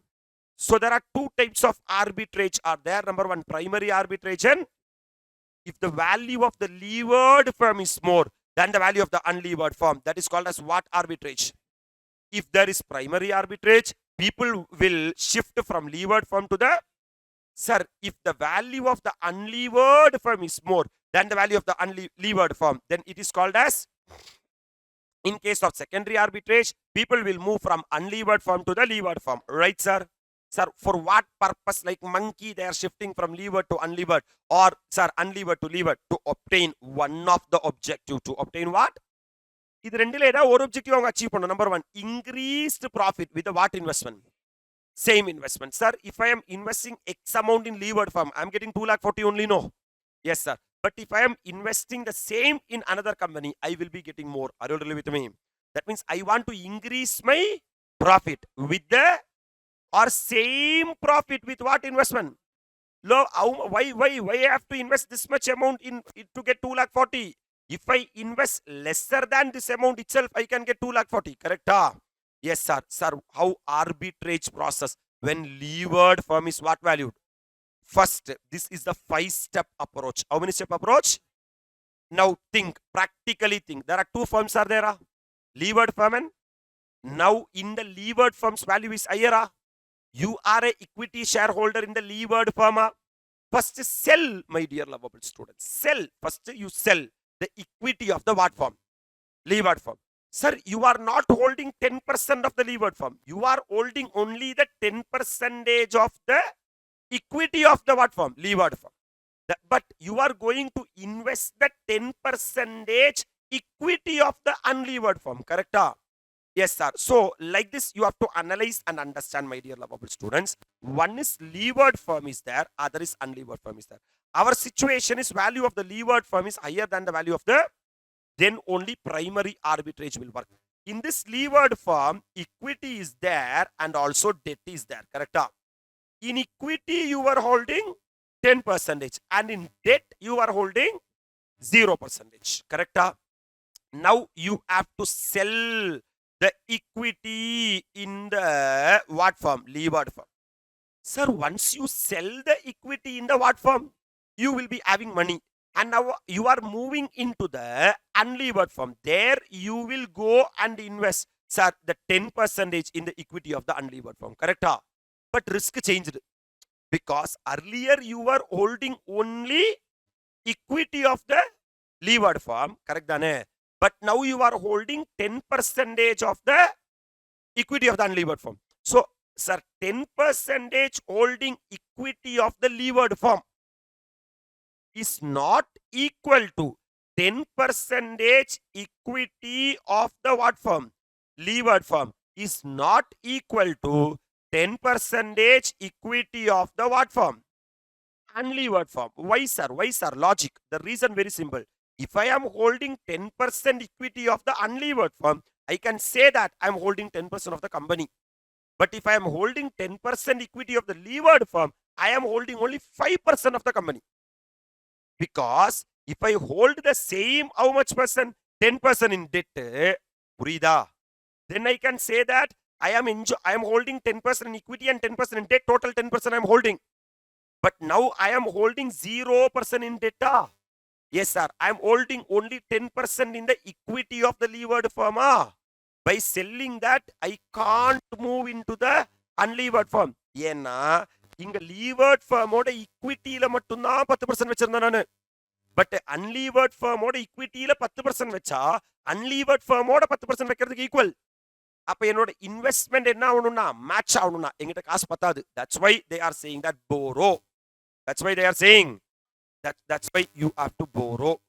But if you borrow, my dear lovable students, some excess money will be there with you. That excess money is called as arbitrage gain, and that amount has to be invested in the unlevered firm, 10% of the equity. Then if you calculate the net income before arbitrage and after arbitrage, it will be exactly one and the same, and that comparison will give you extra money with you. எப்படி sir இது work out ஆகுது? that I will be solving by illustration number 1. Can we? There are two companies, man. One is N Limited and M Limited, having same earnings before interest and tax of how much rupees? 20,000. Sorry, two companies are alike in all aspects. Then only this chapter will be applicable. So M Limited and N Limited, man, EBIT of 20,000 and 20,000. Can I proceed? M Limited is a what company? Levered company, having debt of how much lakh? 1 lakh. At how much percent rate of interest? The cost of equity of N Limited is 10 and M Limited is 11.5. Compute how arbitrage process will be carried out. Understand very clearly, man. You have to answer to me. You have to shout along with me. What is the EBIT of M Limited? 20,000. EBIT of N Limited. Sir, M Limited is a dash firm, levered firm, whereas N Limited is a, my dear lovable students, M Limited debt how much lakh? 1 lakh. 1 lakh. What is the KE of the M Limited given in the question? 11.5%. And here it is only because this is an unlevered firm. There is no debt at all. Equity shareholders does not have BIM. Whereas M Limited is having debt in its what structure? Capital structure. Equity shareholders will feel BIM. So the expectation of the equity shareholders will be higher than the N Limited. Right? That's why they are having 11.5%. And the KD, cost of debt, comes to 7%. Now I am going to calculate the value of equity. What of equity? Value of equity means market value of equity is equal to earnings available to the equity shareholders divided by K. Comfortable? Sir, I am going to calculate, man, the value of the equity of the company M Limited. Can I? Yes, sir. What is the EBIT? 20,000. Sir, if the debt is how much lakh? 1 lakh. And KD is 7%. So 1 lakh into 7% come to 7,000. They are supposed to pay to the debt holders. Can I proceed? Up 20,000 எவ்வளோ போச்சுனா 7,000 போச்சுனா 13,000 rupees will be the earnings available to the equity shareholders. Are you all participating? So 13,000 divided by 11.5% is their expectation. So 1,13,043 is the market value of equity of levered firm. என்னப்பா எல்லாரும் participate பண்றீங்களா? Coming to the, sir, value of equity of the unlevered firm. Correct? What is the EBIT? 20,000. Are they liable to pay any interest? No, sir. That means 20,000 rupees is the EBIT. Yes, sir. What is the expectation? 10%. So what is the value of market value of equity? Sir, என்ன sir இது 1,13,000 தான் இருக்கு, இது 2,00,000 தான் இருக்கு. Sir, there only equity I have considered. Sir, here equity plus dash has to be added. debt has to be added. So the value of firm is equal to market value of equity plus market value of debt. Just now you calculated for a levered firm, value of equity is 1,13,043 plus 1 lakh is the debt. So 1,13,043 plus 1 lakh comes to 2,13,043 is the value of the. I am going to, sir, picturize that in my table. Two firms are there. One is what limited, M limited and N limited. M limited is having equity and N limited is having debt. Sir, for equity, what is the value of equity? 1,13,043. Are you all really with me? 1,13,043. What is the value of debt? 1 lakh. So the value of the firm is equal to 2,13,043. But in N limited, value of debt is 0 and value of equity comes to 2 lakhs. So 2 lakh plus 0 comes to 2 lakhs is the what of the firm, value of the firm. So as exactly MM said that value of the levered firm is higher than the value of the unlevered firm. Correct? So people will start flying from the levered firm to the unlevered firm, right? Now I will tell you how the arbitrage process will work. If you have 10% shares of M limited, you have to answer to me. Is M, my dear lovable students, levered, unlevered? So in levered, equity 10% you are holding. Your value of investment in equity shares is 10% of 1,13,043. That means 11,304.3 you are holding. That means in this 1,13,043 you are holding how much percent? Up 1,13,043 into 10% comes to 11,304.30 is your present investment. Correct? And return will be how much percent? 10%. Actually now this company, levered firm, is having EBIT of 20,000. Yes, sir. Out of that 7,000 they paid us interest.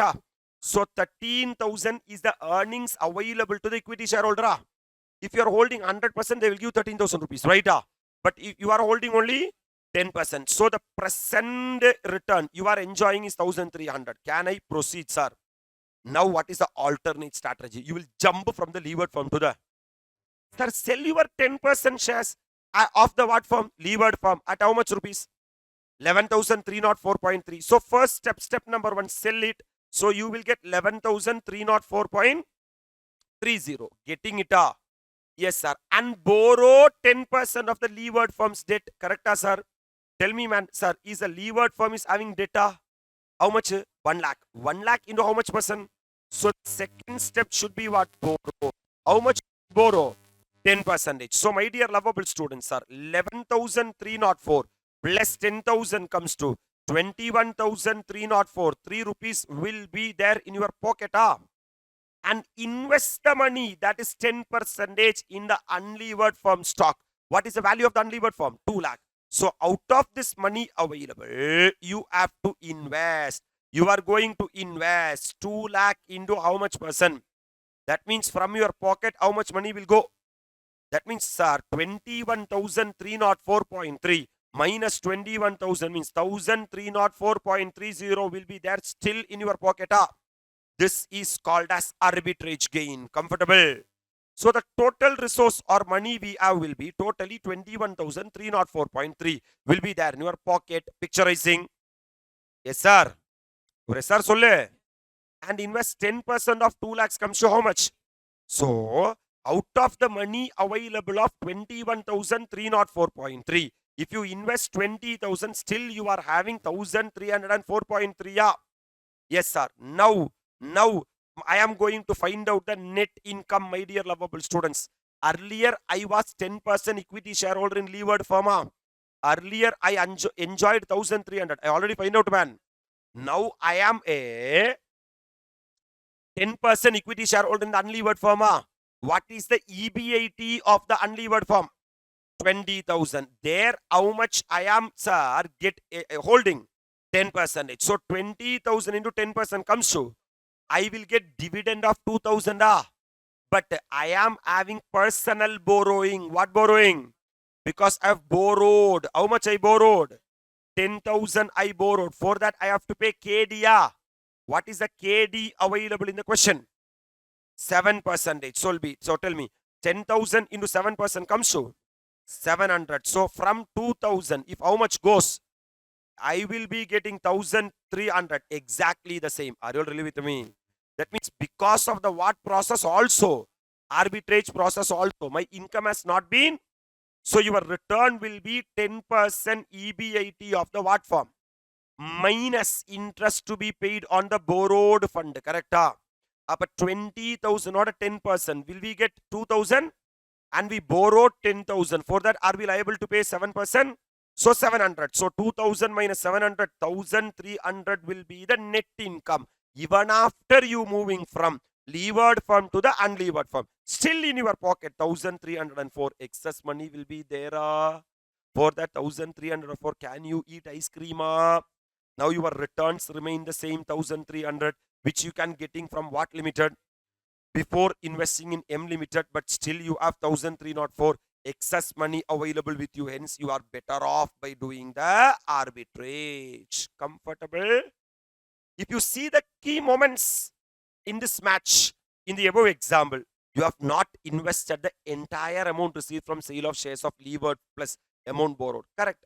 Because the total money available with you was 21,304. You invested only 20,000. Number two, you maintain same level of earnings and reduced investments. Correct, sir? Alternatively, you could have invested entire amount in the what company also. Sir, instead of keeping this 1,304.3 as idle in your hand, if there is no good projects with you as an investor, you can park even this money also in the unlevered firm and you can enjoy KE there. Then automatically you will be having higher return. Correct? In that case, annual earnings would have been. I'm moving into illustration number 2. And can we finish off the second question from the leverage? We are having two type of leverage are there. One is arbitrage are there, primary arbitrage and the secondary arbitrage. Comfortable? The same question. Following data is available in respect of two company having same business risk. Capital employed how much? 2 lakh. EBIT how much? 30,000. KE how much? 12.5. Look at here, man. This is levered company and this is what? Unlevered. They take 10%, my dear lovable students. How much lakh? 1 lakh. Equity 1 lakh. 1 lakh plus 1 lakh. That's why here it is 2 lakh because capital employed should be same. If two companies are alike in, an investor is holding 15% shares in what company? Calculate the increase in annual earnings of investor. If he switches his holding from lever to the, if you want to know increase in what earning? Annual earnings, 100% of the money should be invested in the unlevered form. Can we do? Yes, sir. Sir, everything actually they have given. Sir, tell me. I'm going to value of the forms. Tell me, this is levered form and this is unlevered form. What is the EBIT? 30,000, 30,000. Will both the company have same? Yes, sir. Less interest. Only levered firm is liable to pay interest. Correct? Yes, sir. What is the debt? 1 lakh. 1 lakh or 10% comes to 30,000, 10,000 levered firm மட்டும்தான் less பண்ணணும். யாருக்கு less பண்ணக்கூடாது. So earnings available to equity shareholder is 20,000 and 30,000. Can I proceed, sir? You tell me what is the KE, sir. KE is how much percent? 12.5%. Right, sir? So 12.5 is the KE of the levered firm and also KE of the unlevered firm. Because specifically they have not bifurcated what is the KE. Last question they have given separately. Hello, sir. So calculator man, sir, inga 30,000. I'm first calculating unlevered firm and 30,000 divided by 12.5% comes to 2,40,000 is the value of the, whereas my dear lovable students, value of equity, correct?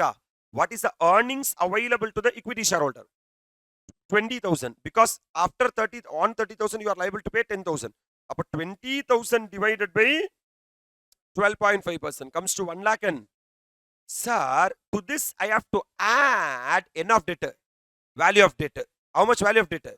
1 lakh. But here value of debt will be 0. So the value of firm will be value of equity plus value of debt comes to 2 lakh and, but here 2 lakh 40 plus 0 comes to 2 lakh 40. Correct? In this situation also, the value of the what firm? Levered firm is higher than the value of the unlevered firm. That means here also what arbitrage will work. But last question, 10% was the holding. Here you are holding 15%. So come on, man. So in this 1,60,000, you are holding 15. 1,60,000 into 15% comes to 24,000 is what the amount you are holding. Correct? You sell it, you borrow it, you will be having sufficient money with you. You invest 100% in the unlevered firm. Correct? Then your net income will increase. Same. Increase. Come on, man. Analysis. Now the value of levered company is more than that of the Purida. Therefore, investor will sell his shares in what company? Levered company. And buy shares in the unlevered company. To maintain the level of risk, he will borrow proportionate amount and invest that also in the shares of the what company.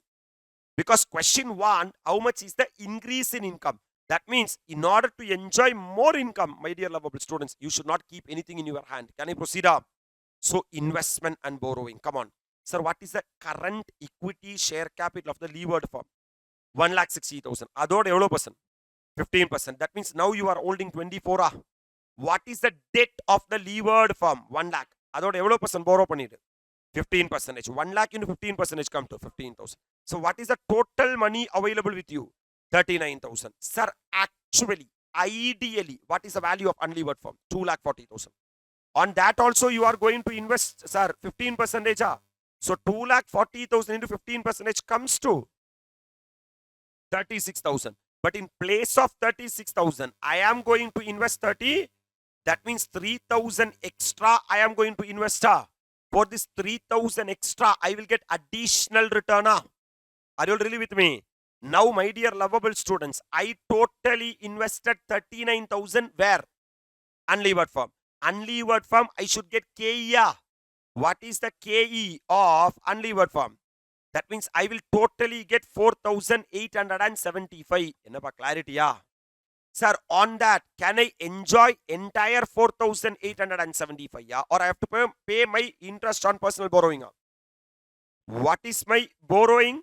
15,000. What is the KD? 10%. 15,000 into 10%. Out of 4,870, 5,500 I should pay as interest. Purida. So the net income in my pocket will be 3,375. When I was in levered firm, their earnings available to the equity shareholders was total எவ்வளோ rupees அவங்களோட EBIT 30. அதுலேருந்து 10,000 போச்சுன்னா இந்த 20,000 15% எனக்கு கொடுத்துருந்தாங்களா? அப்போ sir எவ்வளோ into எவ்வளோ? 20,000 into 15% comes to 3,000. Are you able to appreciate? So the incremental income, extra income, what I am enjoying because of shifting from levered firm to unlevered firm is 375 rupees. Right? Sir, the ideal investment what I am supposed to be make is only 36,000. But I have made extra investment of, for this 3,000, can I enjoy KE in unlevered firm? KE is 12 point. So 3,000 into 12.5% comes to 375. By that way itself, this answer can be find out shortcut. Comfortable. Instead of going this much NSR around, sir, namma ange nama answer potalam. Last shortcut, have you understood? I'm moving to the last question, man. Illustration number 8. When the value of unlevered firm is more than the value of what firm? This is our secondary arbitrage. What arbitrage? So if the arbitrage is a primary arbitrage, value of the levered firm will be more than the value of the முதல்ல செல் பண்ணு, அப்புறம் borrow பண்ணு, அப்புறம் invest பண்ணு, அப்புறம் net income calculate பண்ணு, compare பண்ணு. Are you really with me? Yes, sir. Sir, if the value of the unlevered firm is higher than the value of the levered firm, please don't borrow. What man? Please don't. What you are supposed to do is, sir, first one, sell it. என்ன பண்ணு? Sell பண்ணு. Hello, sir. Sell பண்ணதுக்கு அப்புறம், sir, don't borrow. What man? Don't borrow. Are you really with me? Because already you are having higher investment. Because you are having 10% equity in the unlevered firm. Hello, sir. And you want to invest only 10% in the levered firm. So you are having sufficient money with you. Yes, sir. Then you have to invest. You have to what? In both debt and equity. In both what and what? Debt and equity. In both what and what? In debt equity ratio. In what ratio? Then calculate the net income and compare. And calculate the net income and, hey, are you all really with me what I am talking to you? My dear lovable students, I'm moving into the next question and make you understand the secondary arbitrage. There are two company, U Limited and L Limited. Hello, sir. Yes, sir. Sir, having same EBIT of 20,000 each. That L Limited is a what firm? Having debt of how much lakh? At 7%. And cost of equity of U Limited are 10% and 18%. Compute how arbitrage process will work. Hello, sir. Yes, sir. First one, unlevered firm. Who's unlevered? U and L. They are unlevered. U Limited unlevered. Abdina, who's levered? L. Are you all really with me? Okay, man. Come on. What is the EB80 for both the company? 20,000, 20,000. Sir, always it will be same. Sir, who is having debt? L. L is levered. How much lakh? 1 lakh. KD, 7%. But KE they have given different. Correct? Here it is 10 and here it is 18. Yes, Nyayam. Because in a levered form, what is there? Debt is there. They will be expecting more return. That's why it is how much percent? 18%. Come on, man. Value of what share? Equity share. Which is nothing but, man, sir, earnings available to the equity shareholders divided by KEA. Here EBIT will be the earnings available to equity shareholders.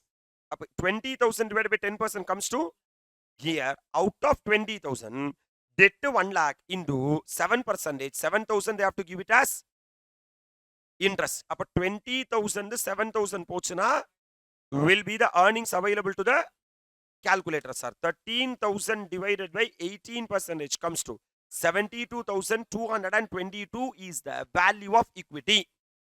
Hello, sir. Can I calculate the value of firm? For an unlevered firm, sir, value of firm is equal to value of equity. Can I proceed? For a levered firm, value of equity plus value of debt, which is 1 lakh plus 72,222 comes to 1 lakh 72,222. Look at the situation. Here the value of the unlevered firm is higher than the value of the, that means people will start fly from the unlevered firm to the levered firm. Sir, this is how arbitrage process will happen. If you have 10% shares of what firm? Unlevered firm. That means 2 lakh oda evlo percent? 10%. உன் கையில உனக்கு எவ்வளவு கிடைக்கும்? That is an investment of 20,000 is with you. Comfortable. And you are getting 10% return. On this 20,000 EBIT, you can enjoy 10% job. Up 20,000 into 10% comes to 2,000. Investment will be 10% of the earnings available to equity 1,000. How much? 2,000. That means in the present company, in the unlevered firm, you are having 20,000 equity. Yeah? You are enjoying 2,000 rupees. Now you can, sir, jump from the unlevered firm to the levered firm. Sell your share. First you have to unlevered firm. How much you will get? 20,000. And buy 10% shares of levered firm. Equity plus what? Debt. Because in unlevered firm, only what was there? Equity was there. Now you are shifting from unlevered to in levered. What and what is there? Equity and debt is there. So in the debt equity ratio, you have to go and invest. Can I? Come on, man. Sir, what is the total market value of equity? 72,222. Adoda 10% invest panniko, which come to 7,222. Comfortable? What is the market value of the debt? 1 lakh. Adoda 10% invest panniko. Total 10,000. So the total investment in the levered firm is required is only 17,222. 17,222. Are you really with me? But you are having how much rupees in your hand? 20,000. Wow. Are you really with me? But in order to shift from dash firm to dash firm, unlevered firm to levered firm, I need only 17,222. So I will be having surplus money available. So 20,000 minus 17,222 comes to 2,778 extra money will be with you. Now I am checking what will be my return before arbitrage process and after arbitrage process. Correct? What, man? Ippo, you are in levered firm. 10,000 rupees, 1 lakh rupees is the market value of debt. On that you are holding 10%. Abdina, 10,000 you are holding. For that, you will get KD of 7%. 700 rupees will come to you. Ennapa? And you are holding 10% of equity. What is the market value of equity? 7,222. Adoda 10% comes to 7,222. Correct? Adoda KE you will get. What is the KE of the levered firm? 18%. Up 7,222 into 18% comes to 1,300. Look at here, 1,300. That means total return will be how much? 2,000. This will be the return from the levered firm now. Correct? When you are in a firm, unlevered firm, you were holding 10%. Correct? What was the EBIT of that company? 20,000. Idoda 10%. Now also you are getting 2,000. That means your income has not been changed. But still in your pocket 2,778 is there. This is called as what gain. So in both the case, the return received is how much? 2,000. And still you have excess cash of 2,778. Hence you are better off by doing what? Arbitrage. That means you will start selling the what company share and buy dash company share, thereby pushing down the value of shares of unlevered firm and increasing the value of levered firm till what is reached. So in the above example, sir, have you invested 100%? No, sir, because you are having still money. Yes, sir. Sir, we have not invested entire amount received from sale of shares of what company? Sir, we have the same level of earnings along with the reduced investment. Am I right? Yes, sir. Alternatively, we could have invested entire amount in the what company? If we have invested entire amount in the levered company, we would have got extra interest and we would have got extra dividend and our earnings would have been increased. Comfortable? That means if you want, you can invest this extra 2,778 also. Enga? Levered company. Debt liya equity liya? Both. Mix. Enna mix la? Debt equity mix la. அப்போ ஆட்டோமேட்டிக்கா முன்னாடி இருந்த income விட இப்போ இருக்கிற income என்ன ஆகும்? அதிகமாகும். அப்படின்னா உனக்கு ஆர்பிட்ரேஜ் கெயின் இருக்காது. அந்த ஆர்பிட்ரேஜ் கெயினை நீ வந்து ஃபுல்லா கொண்டு போய் என்ன பண்ண போறேன்னா இன்வெஸ்ட் பண்ண போற. Hello? With this primary arbitrage and secondary arbitrage comes to one. Sir, in order to work primary arbitrage, value of the levered firm should be higher than the value of the unlevered. Then people will start sell the shares of the levered firm and they will borrow if required. Then they will be having lot of money will be with them. The entire money they will not be investing in the levered firm, but even after the arbitrage process, they will be having same income and extra money will be with them. That extra money is called as arbitrage gain. Alaga purida? Appreciate pandriya? But at any chance, if the value of the unlevered firm is higher than the value of the levered firm, such a situation is called as secondary arbitrage. People will start selling the shares of the unlevered firm and they will start investing in the shares of the levered firm.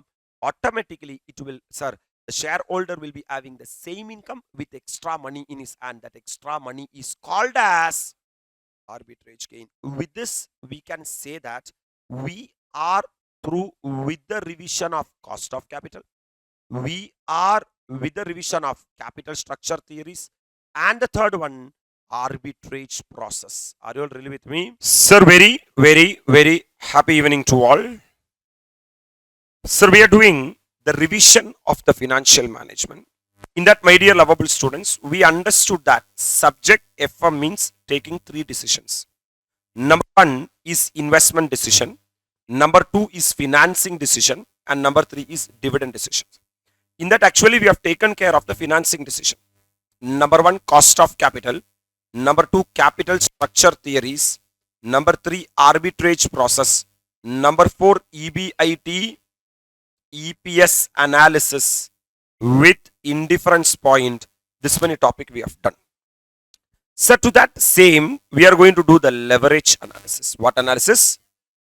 Sir, this is the analysis of leverage, my dear lovable students. Sir, sales minus variable cost contribution minus fixed cost, we will be having EBIT. From the EBIT, if you reduce interest, we will be getting EBT, earnings before tax. Less tax at the rate of some percentage, you will get the PAT. profit after tax. From the profit after tax, we have to pay the preference dividend. We will get the residual earnings. Divided by number of equity shares, you will get the EPS, earnings per share. So actually, this is the income statement of any organization. If you analyze the income statement, from sales to the EBIT is what the operating leverage. From EBIT to EPS is what the financial leverage. So, from sales to EBIT, we are having operating leverage. From EBIT to EPS, we are having financial leverage. Sir, this minus EBIT and plus EBIT will get cancelled. Sales to EPS, we are having combined leverage. That means combined leverage is equal to operating leverage into financial leverage. Right, sir? Why, sir, we are having operating leverage?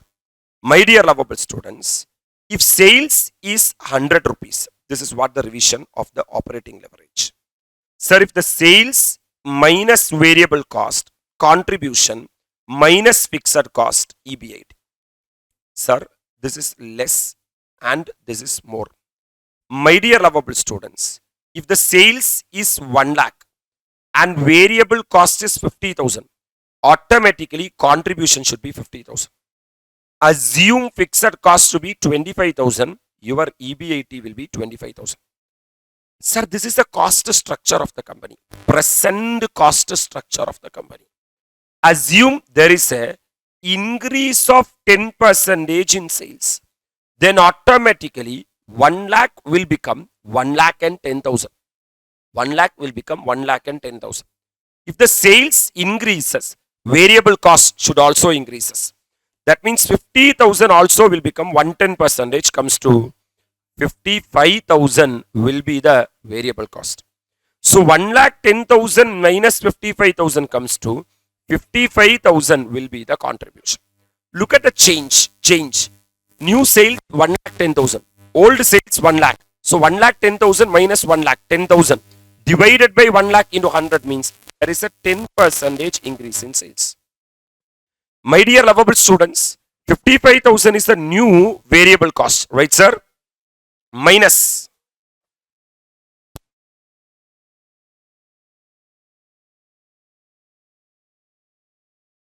So there is an increase of variable cost also 10%. So if the sales increases by 10%, variable cost also increases by 10%. That means contribution also increases by 10%, right? But since fixed costs are fixed in nature, fixed cost will not change. That's what 25,000. So from 55,000, if you reduce 25,000, you will be getting an EBIT of 30,000. Correct? You just think, man, there is no change in the fixed cost at all. Because if 10% increase in sale will change the variable cost, will change the contribution, but will not change the fixed cost. You look at the EBIT. What is the change in EBIT? 5,000 is the change in EBIT. Divided by how much? 25,000 into 100. So 5,000 divided by 25,000 into 100 comes to 20%. 20%. That means if sales increases by 10%, EBIT increases by 20%. EBIT increases by. So actually the rule is if sales increases by 1%, EBIT should also increase by 1%.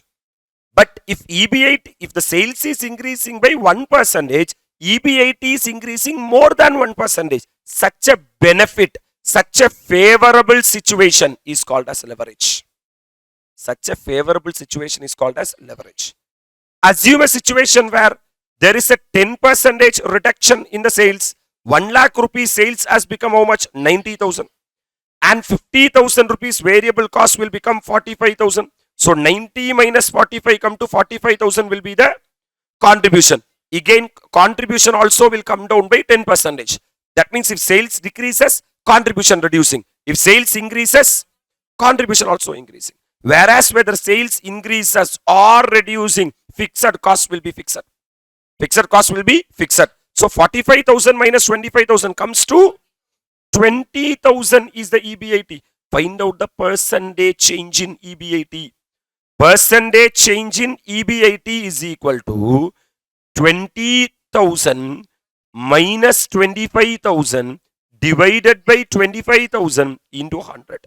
That means 5,000 divided by 25,000 into 100 comes to 20%. So look at here.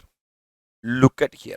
My dear lovable students. Here if the sales are increased by 10%, EBIT are increasing by 20%. Right, sir? Here, if the sales are decreased by 10%, EBIT decreasing by 20%. Are you able to appreciate the reason or the logic? If sales increases, variable cost increasing or decreasing. That means variable cost is traveling in line with sales. Whereas fixed cost is not traveling in line with sales. That means whether fixed cost, sir, whether the sales increasing or not, what cost is same? Fixed cost is same. So why I am incurring fixed cost? Since I am operating my business, I am incurring fixed cost. So my dear lovable students, I am having what leverage? Operating leverage between sales and what? EBIT, because of the person called as. That's why I'm going to discuss, man, formula in short. My operating leverage is because of the presence of the fixed cost. Because of the presence of the fixed cost. So sales minus variable cost minus you will get contribution. Minus fixed cost is what? EBIT. Sir, because of variable cost, I don't have leverage. Because if sales increases, variable cost increases. If sales decreases, variable cost decreases. But because of the presence of fixed cost in my cost structure, I am having what leverage? Operating leverage. That's why fixed cost மேல யாரு? Contribution. Fixed cost கீழே யாரு? That's why operating leverage is equal to contribution divided by EBIT, which is மேலே divided by கீழே. யாருக்கு மேலே? Fixed cost மேலே. யாருக்கு கீழே? Because of the presence of the fixed cost only, I am having the operating leverage. Are you really with me? Next, coming to the financial leverage, my dear lovable students, look at the situation, the same scenario. This is the present scenario and this is reduction and this is increase. Sir, I am continuing from EBIT. From the earnings before interest and tax, I am liable to pay what? Interest. So if I pay interest, I will be getting earnings before tax. From that, I have to pay tax at the rate of 30%. Right, sir? So I will be getting PAT, profit after tax. Profit after tax. From that PAT, my dear lovable students, I have to pay the, sir, preference dividend, if any. If any, I will get the residual earnings divided by number of equity shares. I will get the EPS, which is earnings per share. Are you all really with me? So what they are saying, you are having EBIT of 25,000. This EBIT I am continuing. From that EBIT, you are liable to pay interest of 5,000. Right? You will be getting earnings before tax of 20,000. From that EBIT of 20,000, pay 6,000 rupees tax. You will get PAT of 14,000. Assume there is no preference dividend because there is no mandatory that in your capital structure preferential capital should be there, right? So your residual earnings will be 14,000. Assume 10,000 is a number of equity share. So 1.4 per share will be the earnings per share. This is the current capital structure. Assume, my dear lovable students, since the sales increases, variable cost increases. Since the variable cost increases, contribution increases. Even though sales increases, fixed cost will not increase. So if sales increases, EBIT will increase. So because of change in sales, assume EBIT has become 30,000. EBIT has become, that means there is a 20% increase in EBIT. Generally, if there is 20% increase in EBIT, there should be 20% increase in EPS. This should be the normal. If things are happening like that, we can say that there is no magnitude effect. we can say that there is no additional advantage. We can say that there is no benefit. Are you really with me? Sir, even the EBIT has been increased from 25,000 to 30,000. Will the interest change or will not change? Will not change. Why the interest has to change, my dear lovable students? Because interest I am paying for the debt in the balance sheet. Interest I am paying for the debt in the balance sheet. So my earnings before tax will be 25,000. On that 25,000, I am liable to pay tax at the rate of 30%. Comes to 7,500. So from 25,000, if I reduce 7,500, I will get 18,000. 17,500 is the profit after tax. Are you really with me? Assume there is no preference dividend in the question at all, because it is not mandatory that in the capital structure who should be there, preference dividend should be there. I will be getting residual earnings of 17,500 divided by equity share 10,000, 17.5 per share. That means percentage change in EPS is equal to 1.75. Yes. Percentage change in EPS is equal to 1.75 minus 1.4 divided by 1.4 into 100. Paka. Which comes to 25%. But the EBIT has been raised only by 20%. But the EPS has been raised by 25%. This is called as leverage. This is called as leverage. Leverage means less effort, more return. Less effort. For example, in road, ஒரு பெரிய கல் இருக்குன்னு வெச்சுக்கோ. அந்த கல்லை நீ ஒரு ஓரமா போடணும்னா தூக்கி போட்டேனா முதுகு பிடிக்கும். அதனால நீ என்ன பண்றேன்னா ஒரு குச்சி எடுத்து கோல் எடுத்து இப்படி குத்துற இப்படி திருப்புற. Are you with me? Less effort, more return. That is called as lever, called as leverage. If I put 1% effect, my return will be more than 1%. More than? I am going to reduce the EBIT by 20%, my dear lovable students. If I reduce the EBIT by 20%, 2,500 into 20%, 5,000. So the revised EBIT will be, sir, because of the reason that EBIT has been reduced, will the debt holders claim less interest? Same interest. Same interest. That means I have to pay 5,000. So 20 minus 5,000 comes to 15,000 is the earnings before tax. Adik mele 4,500 will be the tax at the rate of 30%. So 10,500 will be the PAT. So there is no what dividend? Preference dividend. So my residual earnings will be 10,500 divided by number of equity share comes to 1.05 per share. 1.05 per share is the EPS. Can I calculate the percentage change in EPS? Percentage change in EPS is equal to, sir, 1.4 minus 1.05 divided by 1.4 into 100. 1.4 minus 1.05 comes to 0.35 divided by 1.4 into 100 comes to 25%. The same story is happening. That means, my dear lovable students, if EBIT decreases by 20%, my EPS is decreasing by 25%. Are you all really with me? 25%. That means there is some person inside the capital structure.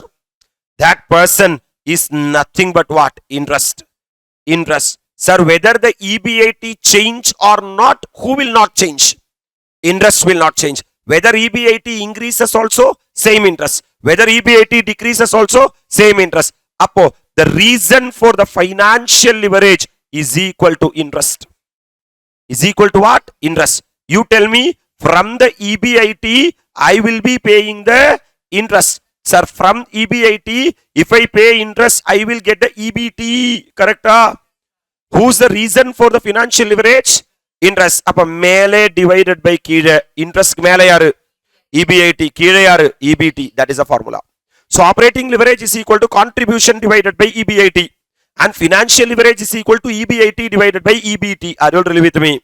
Now I am coming to the combined leverage. Coming to the combined leverage in the sense means, sir, in your capital structure, in any firm's capital structure, sales minus variable cost, you will get minus fixed cost, you will get earnings before interest and tax. From that, if you reduce interest, you will get earnings before tax, right sir?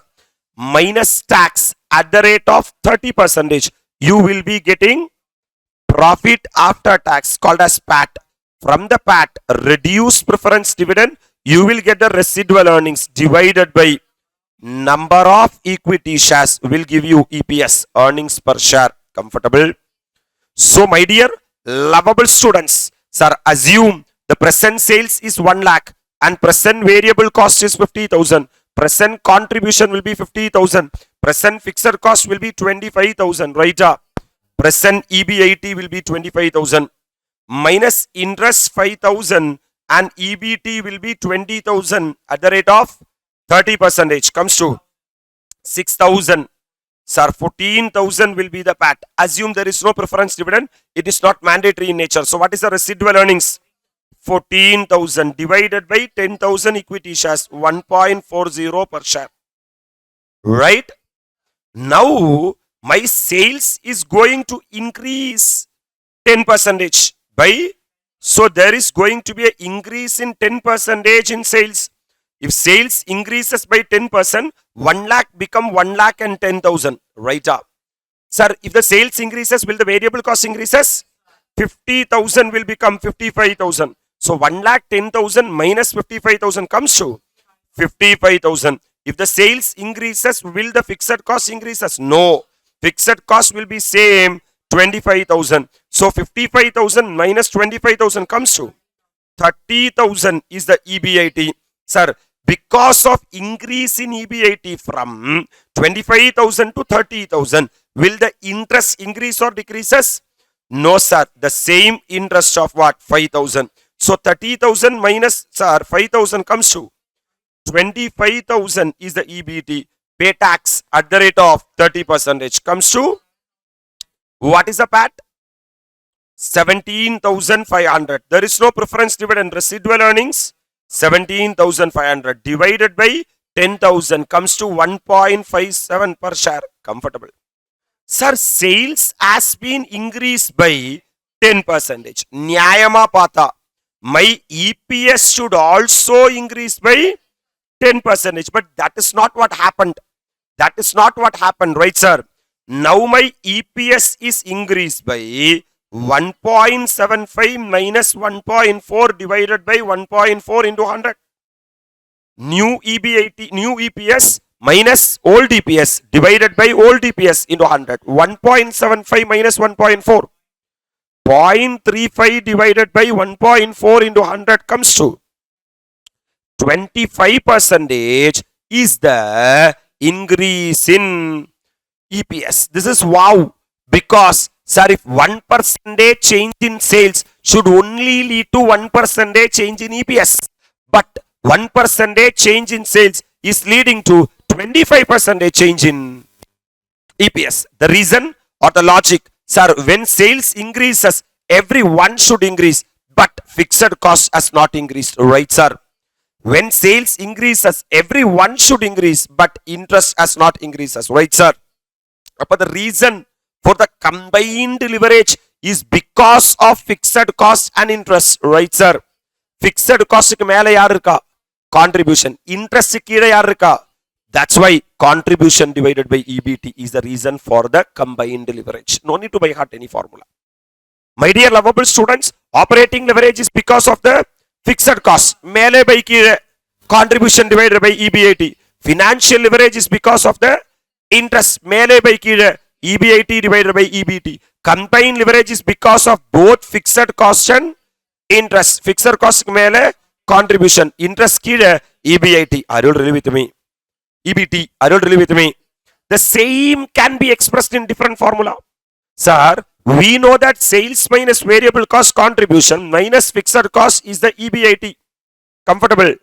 Sir, what is contribution? Sales minus variable cost. What is EBIT? Contribution minus fixed cost. This is called as full formula. Either you say operating leverage is equal to contribution divided by EBIT or sales minus variable cost divided by contribution minus fixed cost. Can I proceed? Sir, financial leverage will start from EBIT. From EBIT, if you reduce interest, you will get EBT. From the EBT, if you pay tax, you will get something blah blah blah blah blah. Sir, the main reason for the financial leverage is the presence of the interest. So you can say either EBIT divided by EBT. Sir, how to find out EBIT? Contribution minus fixed cost. Right, sir? Divided by, sir, what is EBT? EBIT minus interest. Right, sir? Sir, operating leverage is equal to combined leverage is equal to what leverage? Combined leverage is equal to operating leverage into financial leverage. Operating leverage into, that means contribution divided by EBIT into EBIT divided by EBT. Hello, sir. This EBIT will get, that means contribution divided by EBT. That's what the another formula, contribution divided by EBT. Or look at here, my dear lovable students, in denominator of the operating leverage, we are having contribution minus fixed cost. In numerator of the financial leverage, we are having contribution minus fixed cost. Cancel. Numerator remaining sales minus variable cost. Denominator EBIT minus interest. That's what sales minus variable cost is equal to contribution. And EBIT minus interest is equal to EBT. That's what the discussion, contribution divided by EBT. So we are having three leverage, my dear lovable students. Operating leverage, financial leverage, combined leverage. Operating leverage is because of the interest, fixed cost.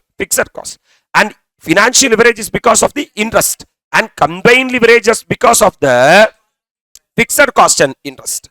That means, sir, we are having, romba simple, sir, this is the income statement. This is called as the, sir, in our income statement, my dear lovable students, sales minus, from sales to EBIT, we are having operating leverage. From EBIT to EPS, we are having financial leverage. From sales to EPS, we are having combined leverage. Combined. So, in operating leverage, we are having fixed cost as the fixed component. In financial leverage, we are having interest as the fixed component. In combined leverage, we are having fixed cost and interest as the fixed component. That means, my dear lovable students, if you see fixed cost classified into two categories. In an organization, there are two types of fixed costs are there. Fixed operating cost and fixed financial cost. Tell me. Fixed operating cost and fixed financial cost. Fixed operating cost is what? Fixed cost. Fixed financial cost is what? Interest. So, in your operating structure, cost structure, if you are having fixed cost, if the sales increases, fixed cost will not increases. That is called as favorable leverage. That is called as. But if you are having fixed costs in your what structure? Capital structure. And if your sales reduces, my dear lovable students, that is called as unfavorable leverage. So leverage represents the risk. Risk may be either favorable or unfavorable. Are you with me? So because of including fixed cost in your what structure? Not capital structure, cost structure. You may have what leverage? Operating leverage. Because of including interest in the capital structure, that is debt in the capital structure, you are having financial leverage. Are you really with me? Sir, if you are having both fixed cost and interest, this will count to combined leverage. That means this is another formula called as percentage formula. Called as what? Percentage formula. Sir, operating leverage is a comparison between sales and EBIT. Are you really with me? 1% sales மாறினா எவ்வளோ % EBIT மாறுங்கிறத operating leverage. Financial leverage is a comparison between EBIT and EPS. 1% EBIT மாறினா எவ்வளோ % EPS மாறுங்கிறத financial leverage. Combined leverage is a comparison between sales and EPS. 1% sales மாறினா எவ்வளோ % EPS மாறுங்கிறத combined leverage. Right, sir? My dear lovable students, operating leverage means percentage change in EBIT divided by percentage change in sales. What it means? If 1% change in sales will lead to how much percent change in EBIT? Comfortable? Sir, what is financial leverage? Sir, percentage change in EPS divided by percentage change in EBIT. 1% EBIT மாறினா எவ்வளோ percent EPS மாறுங்கிறதா financial leverage. What is combined leverage, man? Percentage change in EPS divided by percentage change in sales. 1% sales மாறினா எவ்வளோ percent EPS மாறுங்கிறதா. You just have a reconfirmation of the relationship. Operating leverage is the relationship between sales and EBIT. Financial leverage is the, sir, relationship between EBIT and EPS. Comfortable? And combined leverage is the relationship between sales and EPS. அப்போ 1% sales மாறினா எவ்வளோ percent EBIT மாறும்? அப்ப யார் மாறணும் first? அப்ப sales should be the denominator. That's why percentage change in sales is the denominator. Its reflection will be on the numerator. That is percentage change in what? EBIT. So what I am looking is, if 1% change in sales will lead to how much percent change in EBIT? If 1% change in EBIT will lead to how much percent change in EPS? If 1% change in sales will lead to how much percent change in EPS? I don't really with me. So the reason for the operating leverage itself is what cost? Fixed cost. The reason for the financial leverage itself is interest. The reason for the combined leverage itself is fixed cost and interest. So my dear lovable students, sir, this is called as what element formula? Fixed. So from the main item, remove the fixed elements. Remove the, what is the operating leverage? Sir, which is nothing but sales minus variable cost contribution minus fixed cost EBIT. Yarnale fixed cost. Mele by kide. What by what? So take the numerator as contribution. There is no doubt about it. Whatever numerator you have taken, take the denominator. Contribution divided by contribution. Contribution, you will get 1. But from the contribution, remove the fixed element. Who is the fixed element? Fixed cost. Sir, with regard to EBIT, sir, I will take EBIT minus interest. I will take the numerator as denominator also EBIT. From that, I will remove the fixed element called as what? Interest. What is EBIT minus interest? EBT basically EBIT divided by EBT. Sir, combined leverage is because of who and who?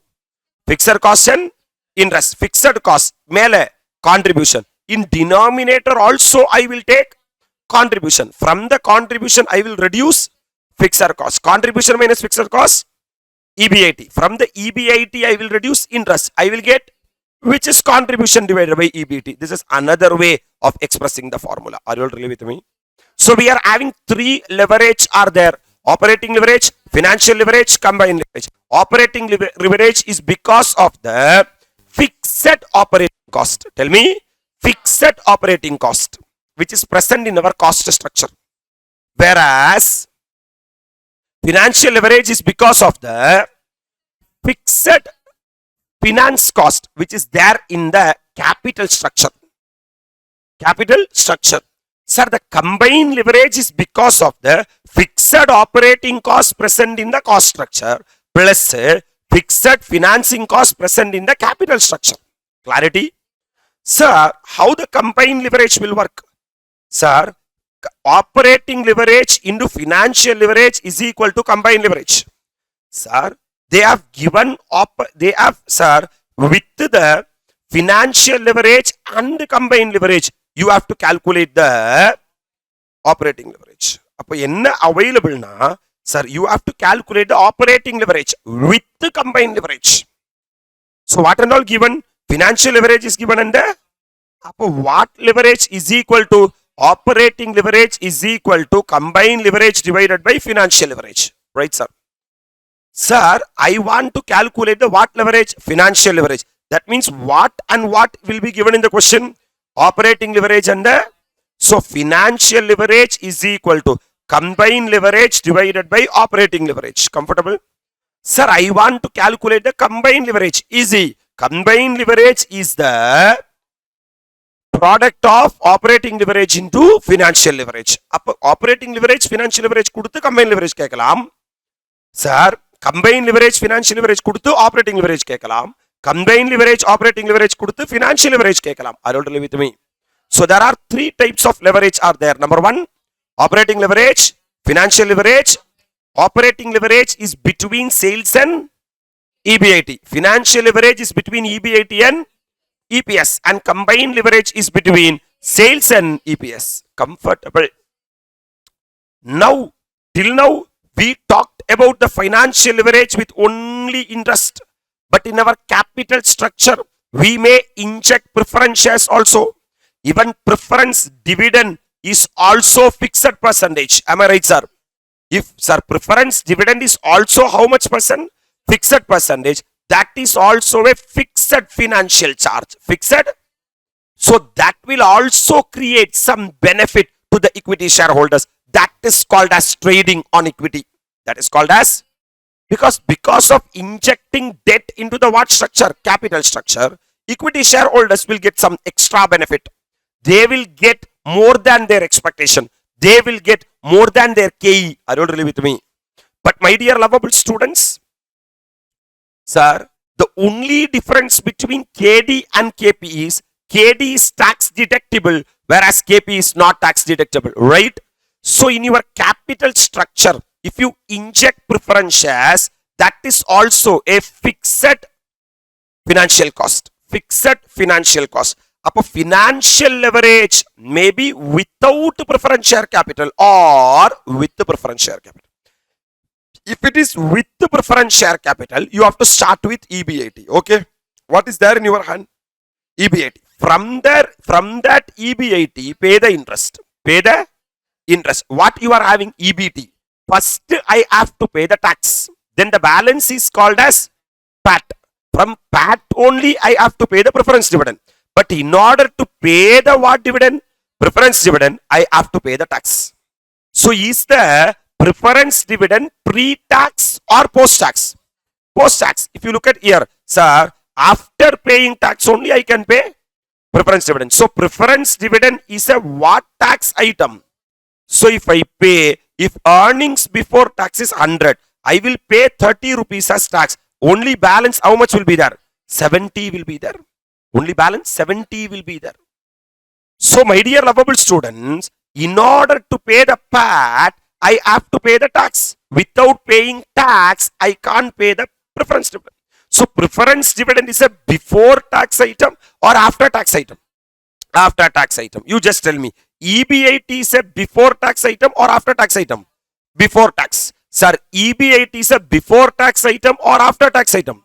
Before tax. Is interest is before tax item or after tax item? Before tax. If everything in the formula is before tax, automatically preference dividend should also be before tax. But now preference dividend is post tax, after tax. So I have to convert the post tax item into pre-tax, right? Which is nothing but divided by 1 minus t. Divided by 1 minus t. Which is nothing, man. For example, I will just give you a simple example, man. This is your profit before tax, 1 lakh. Profit before tax, 1 lakh. And tax rate is equal to 30%. The tax rate is equal to. So I want the PAT, profit after tax, sir, which is equal to profit before tax into 1 minus t. What is the profit before tax? 1 lakh. Into what is 1? 1 minus 0.3, right, sir? So 1 lakh into 0.7, am I right? 1 lakh into 0.7 comes to 70,000 is the PAT. Nothing. Sir, what is the profit before tax? 1 lakh. Less tax at the rate of 30% comes to, so from 1 lakh, if you reduce 30,000, 70,000 is the PAT. This I have derived by way of this formula. Are you all really with me? Assume from 70,000, I have to go to 1 lakh. Okay, va? So from PAT, I have to reach to profit before tax. Okay. What is the PAT? 70,000. Sir, from 100 rupees, you would have paid 30 and this will be, so this will be 70%, right? Right? Sir, that is equal to 70,000 divided by 1 minus t. T is 0.3. So 100 minus 0.3 comes to 0.7. So 70,000 divided by 0.7 comes to 1 lakh. That is called as profit before tax. From, sir, simple, from profit before tax, if you want to reach to the profit after tax, do PBT into 1 minus T. Correct? From the profit after tax, if you have to come to the profit before tax, sir, profit after tax divided by 1 minus T. Clarity? Is preference dividend, you tell me profit before tax or profit after tax? Profit after tax. I have to convert that into before tax. So PD divided by 1 minus T. That's why formula PD divided by 1 minus T. Comfortable? So simple. Now, combined leverage. That means in the capital structure, who is also there? Fixed cost is there. Interest is there. Preference dividends is there. So, what is the numerator? EBIT. From the EBIT, reduce interest. You take contribution. Numerator should be contribution. Contribution divided by contribution minus first fixed element, fixed cost. Second fixed element, interest. Third fixed element, preference dividend. But that preference dividend alone is a post-tax item. Convert that into by putting 1 minus T. Are you able to appreciate, sir? That's it. Game over. And we are moving into the last formula before we start solving the question. MOS formula. What formula? MOS means margin of safety. Margin of over and above the break-even point is called as what even safety? Margin of safety. So, sales minus variable cost, contribution minus fixed cost is what? EBIT. If my sales is up to fixed cost, that is called as break-even point. If my sales is more than fixed cost, that is called as margin of safety. Am I right? So, my dear lovable students, the margin of safety will have implication only with the operating leverage. Nothing to do with the financial leverage and the combined leverage. So, combined leverage ko margin of safety ko enna illa. Sir, financial leverage ko margin of safety ko enna illa. But operating leverage and margin of safety is having relationship. Sir, operating leverage is equal to 1 divided by margin of safety. 1 divided by. Sir, this in regular class I will derive this 1 divided by margin of safety. But now if I start, it will take 20-30 minutes. Unnecessary. So operating leverage and margin of safety will have relationship. This is a maximum formula you have to carry from the leverage analysis. Can we tuck revise? Come on. Operating leverage in short. Contribution divided by EBIT. Financial leverage in short. EBIT divided by EBT. Combined leverage. Contribution divided by EBT. Pakka. Full formula. Focus and say. Operating leverage. Sales minus variable cost divided by contribution minus fixed cost. Financial leverage. Contribution minus fixed cost divided by EBIT minus interest. Combined leverage. Sales minus variable cost divided by EBIT minus interest. Right, sir? Percentage formula for operating leverage. Percentage change in EBIT divided by percentage change in sales. Financial leverage. Percentage change in EPS divided by percentage change in combined leverage.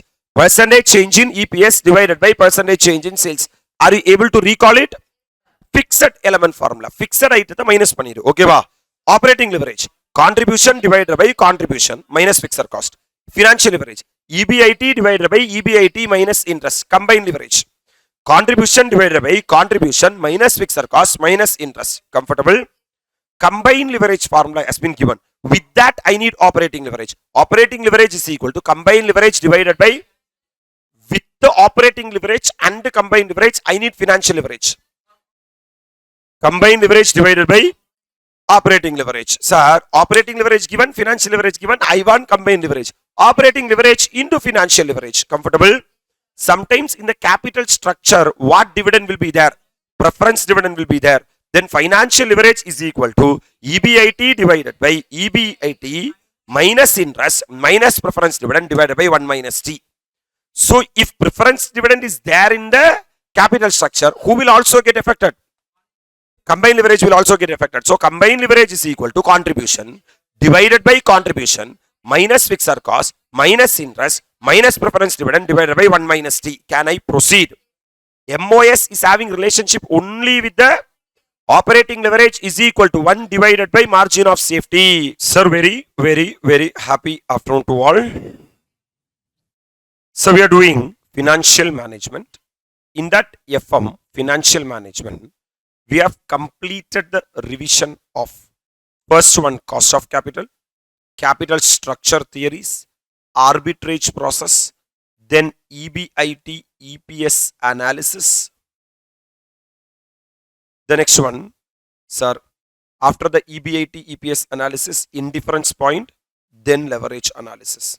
We are pending with, sir, ratio analysis, dividend decision, capital budgeting, and working capital management.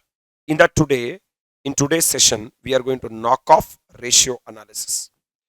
Yes. So the chapter ratio analysis classified into 5 categories. Number 1, liquidity ratio. Number 2, leverage ratio. Number 3, profitability ratio. Number 4, overall profitability ratio. Number 5, TAP ratio, which is turnover ratio, activity ratio, performance ratio. So chapter ratio analysis classified into 5 category. Number 1, liquidity ratio, leverage ratio, profitability ratio, overall profitability ratio, TAP ratio. Sir, the leverage ratio again classified into 2 category, capital structure ratio and coverage ratios. Sir, first we are going to talk about liquidity ratio. What are the types of liquidity ratio a firm has to check? Number 1, current ratio. Number 2, quick ratio, liquid ratio or acid test ratio. Absolute cash ratio, basic defense interval, working capital ratio. The first one is a current ratio. You know, the purpose or the objective of the liquidity ratio is to check the liquidity of the business. Liquidity of the business. For example, suddenly sundry creditors is coming and asking money. At that time, we can't say that, sir, the money is in fixed deposit. The fixed deposit will mature after 1 month or 6 months or 1 year. You come at that point of time, that will not be applicable. So, how much, sir, current assets I am having to meet the current liability is what the current ratio. So, how much current assets I am having to meet the current liability is what the current ratio. So, current ratio is equal to current asset divided by current liabilities. Next one, inside this current asset, there are 2 types of current asset will be there, soft current asset and hard current asset. Hard current asset in the sense means it will take more time to convert into cash. Soft current asset in the sense means it will only take less time to convert into cash. So how much current, sir, quick asset I am having to meet the current liability is what the quick ratio or the liquid ratio or the acid test ratio. So quick ratio, liquid ratio or acid test ratio. How much quick asset I am having to meet the current liabilities. How much quick asset I am having. So how much current asset I am having to meet the current liabilities is what? Current ratio. Sir, how much quick asset I am having to meet the current liability is what? Either quick ratio or liquid ratio or acid test ratio. Come to absolute cash ratio. Even in this quick asset, sir, hard quick assets are there and soft quick assets are there. Hard quick assets are, still it will take even more time to convert into cash. So absolute cash ratio means I will see only cash. That's what cash plus marketable securities divided by current liabilities. Cash plus marketable securities divided by current liabilities. So absolute cash ratio is equal to cash plus marketable securities divided by current liabilities. So what is, sir, 3 ratios? Basically 3 ratios are there: current ratio, quick ratio, absolute cash ratio. Every ratio is checking only one criteria: to meet my current liability, to meet my current liability, to meet my current liability. How much current assets I am having, how much quick assets I am having, how much cash plus marketable securities I am having. That's what the liquidity ratio. Basic defense interval. Simple. If you are having 5,000 rupees in your hand, daily you are spending 500 rupees for next 10 days, nee tension agavindi avasila. That's what basic defense interval. How much quick asset I am having.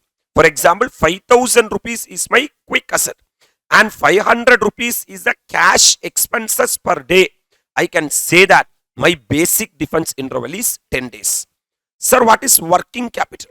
After the, sir, once we discuss the working capital management, we can say that, sir, working capital is equal to current asset minus current liabilities.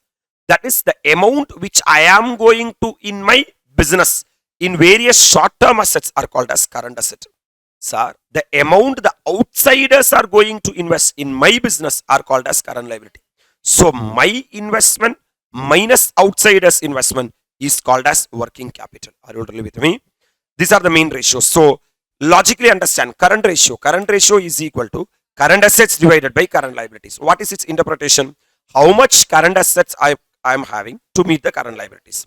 What is quick ratio? How much quick assets I am having to meet the current liabilities. What is absolute cash ratio? How much cash and marketable securities I am having to meet the current liabilities.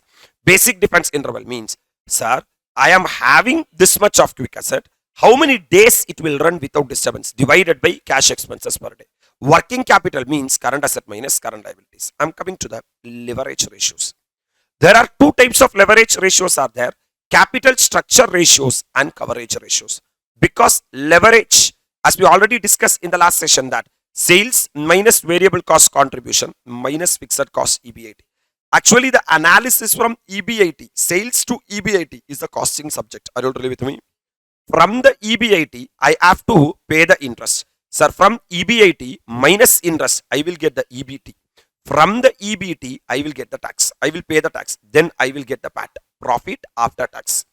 From the profit after tax, if I reduce the preference dividend, I will get the residual earnings. Divided by number of equity shares, I will get the EPS, which is earnings per share. Sir, in the balance sheet, liability side, I will be having equity share capital. For this equity share capital only KE, I will be having reserves and surplus. This is what KR. I will be having debt. This is called as KD. Sir, if I inject debt into the capital structure, sir, my status itself will change. From all equity company, I will become a levered firm. So because of that, my capital structure got affected. That's what capital structure ratio. Sir, if I inject debt into the capital structure, if I inject preference shares into the capital structure, automatically fixed financial cost, sir, will come into the picture. Then I have to take care of the coverage ratio. So that's what I'm going to do. First one is debt ratio. That means, my dear lovable students, debt plus equity, I am totally having 100. Out of 100, 30 rupees is my debt means, sir, the debt ratio can be said it as 30%. Simple. Out of the total fund, how much is the debt? How much portion is the debt? That's what debt ratio. Debt divided by total fund. That means, out of 100, if 30 is debt, automatically 70 will be equity. That's called as equity ratio. So equity ratio means equity divided by total fund. That is 70 divided by 100. Out of my 100 rupees total fund, 70 rupees is my equity. That is called as equity ratio. My dear lovable students, debt equity ratio means debt divided by equity. Debt equity ratio means debt divided by equity. That means 30 rupees is the debt and 70 rupees is the equity, means 3:7 is what my debt equity ratio. That means if I am having 7 rupees equity in my capital structure, 3 rupees is the debt. That's what debt equity ratio. Because I am talking about capital structure. I am talking about capital structure. Mainly in my capital structure, I will classify the capital structure into debt and equity. Right, sir? So out of the debt plus equity is the total fund. Out of my total fund, how much is the debt is what the debt ratio. Out of the total fund, how much is the equity is the equity ratio. What is the relationship between debt and equity is what the debt by equity. Right, sir? I'm coming to the capital gearing ratio. Sir, because of injecting debt into the capital structure, because of injecting preference shares into the capital structure, automatically, my dear lovable students, automatically, sir, the equity shareholders will be having some benefit. Automatically, equity shareholders will be having some benefit. Yes, sir, because for the debt, I have to pay only fixed KD. For the preference, I have to pay only fixed KP. So, since I have to pay fixed KD and fixed KP, sir, equity shareholders will have trading on equity. Equity shareholders will have favorable financial leverage. Are you agree with me? Sir, because of including preference shares and debt in the what structure? capital structure, equity shareholders is having benefit. So what is the gearing portion? Preference share capital plus what? Debt. So because of including these two guys in the what structure? Capital structure, equity shareholders are getting benefit. So that's what? Preference share capital plus debt divided by equity shareholders fund. This is called as capital gearing ratio. Proprietary ratio, proprietor, sole proprietor means owner. Out of the total asset, how much is the owner's fund? That's what? Proprietary fund divided by total asset. Sir, if proprietary fund is 30%, remaining 70% should be debt. That's what? Debt to what asset ratio? Total asset ratio, which is nothing but debt fund divided by total assets. So out of total asset, how much is proprietary fund is what? Proprietary ratio. Out of total asset, how much is the debt fund is what? Debt to total asset ratio. Coming to fixed asset to long-term fund ratio. Because generally, we will not pay immediately money and buy the fixed asset. Generally, we will take term loan to buy the fixed asset. That's why such a ratio we are calculating. How much fixed asset we are having and sir, how much long-term fund. For example, I am having long-term fund of 100 crores and I am having fixed asset of 500 crores. Sir, I am having higher fixed asset. Higher fixed asset. Are you really with me? These are the main capital structure ratio. That means don't say the ratio, say the relationship. Out of the total capital employed, how much debt is there? That is called as debt ratio. How much capital employed? How much equity is there? That is called as the equity ratio. Sir, what is the relationship between debt and equity? Is what? The debt equity ratio.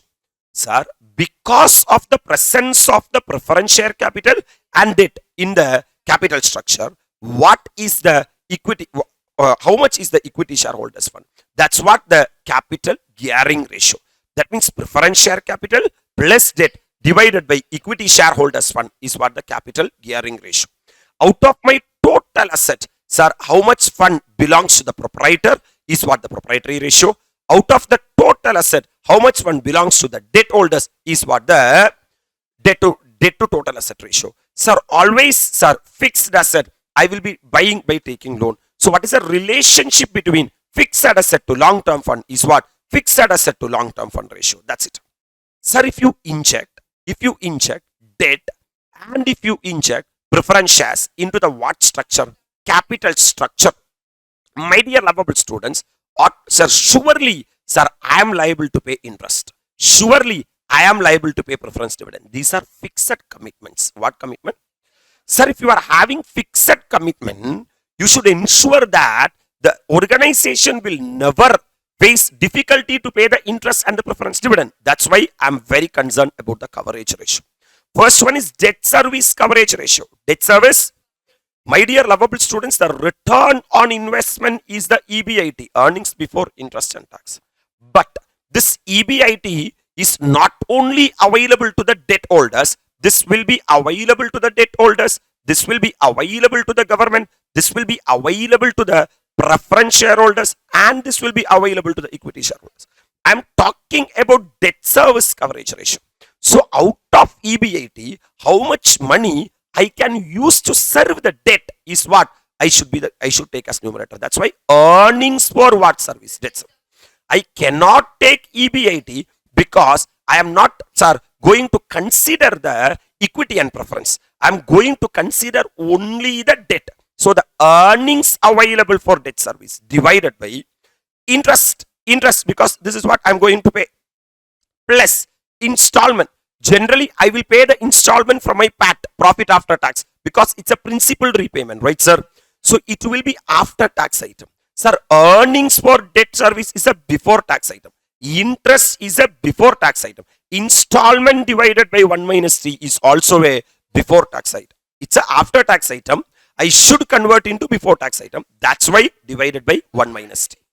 So the debt service coverage ratio is equal to earnings available for debt service divided by interest plus installment divided by 1 minus 3. Right, sir? Then coming to the interest coverage ratio. You know, sir, EBIT minus interest, you will get earnings before tax. One thing is very sure. I will pay the interest from EBIT. Are you really with me? For example, if I am having EBIT of 1 lakh and I am liable to pay interest of how much? 5,000. That means 1 lakh divided by 5,000 is equal to 20 times is what my interest coverage ratio. Sir, if I am having interest coverage ratio of 20 times, no need to worry at all, because my company is in very safe position. Because, sir, if EBIT comes down by 1 or 2 times, no need to get tense, because my coverage is 20 times, my dear lovable students. Coming to preference dividend coverage ratio. Sir, from the EBIT, we will pay interest, we will get earnings before tax. From that, we will pay the tax, we will get the PAT. From the PAT only, we will pay the preference dividend. So, how much PAT I am having to pay the preference dividend is what the preference dividend coverage ratio. For example, my PAT, example is 1 lakh and PAT, sir, preference dividend is 10,000, my dear lovable students. 1 lakh divided by 10,000, 10 times coverage I am having. So, if 1 or 2 times, if the PAT falls, sir, no need to worry at all, because my coverage is 10 times. That's why PAT divided by preference dividend. Fixed charges coverage ratio. Fixed charges. That means I will consider, sir, what is the money available to meet the, sir, fixed charges. If you see, my current ratio is equal to current asset divided by how much current assets I am having to meet the current liability. So my current liability with regard to debt is interest and installment. But installment is a post-tax item. So I am converting that into pre-tax item. Now the interest also become pre-tax item. This also become pre-tax item. Right, sir? Sir, basically in the numerator, how much money available with me? That means sales minus variable cost, contribution minus fixed cost is EBIT. Am I right, sir? This EBIT is after fixed cost. This fixed cost consider cash fixed cost and non-cash fixed cost. Non-cash fixed cost like depreciation. Depreciation is a non-cash item. So, EBIT would have been reduced, but cash component would not have been reduced. That's why to this EBIT, I am adding back the depreciation. Are you really with me? Then I will get EBIT plus depreciation, which is nothing but cash flow from operating activity. Cash flow from operating activity divided by basically, sir, this is cash flow from financing activity. So cash flow from operating activity divided by cash flow from financing activity is what the fixed charges coverage ratio is. Right, sir? So my dear lovable students, the first coverage ratio, debt service coverage ratio. That means in order to serve the debt, how much, sir, resource I am having. Sir, not cash I am having. How much earnings I am having. Earnings means after depreciation. Correct? So earnings available for debt service divided by interest plus installment divided by 1 minus T. Interest coverage ratio, from where I will pay the interest, EBIT. That's why EBIT divided by interest. Sir, preference dividend coverage ratio means in order to pay the preference dividend, how much PAT I am having is what preference dividend coverage ratio. This is fixed charges what ratio. This I am analyzing from the cash angle, not from the earnings angle. That's why how much cash I am having, that is EBIT plus depreciation, to meet the interest plus installment divided by 1 minus T. Are you really with me? So fixed charges coverage ratio we are analyzing from cash, and debt service coverage ratio we are analyzing from profit or earnings. Are you really with me? I'm coming to the profitability ratio, my dear lovable students. Everyone knows that GP ratio is equal to GP divided by sales into 100. Sir, the opposite of GP, because sales can be classified into two categories, GP and cost of goods sold. Sir, if the GP is GP divided by sales into 100, cost of goods sold means cost of goods sold divided by sales into 100. Right, sir?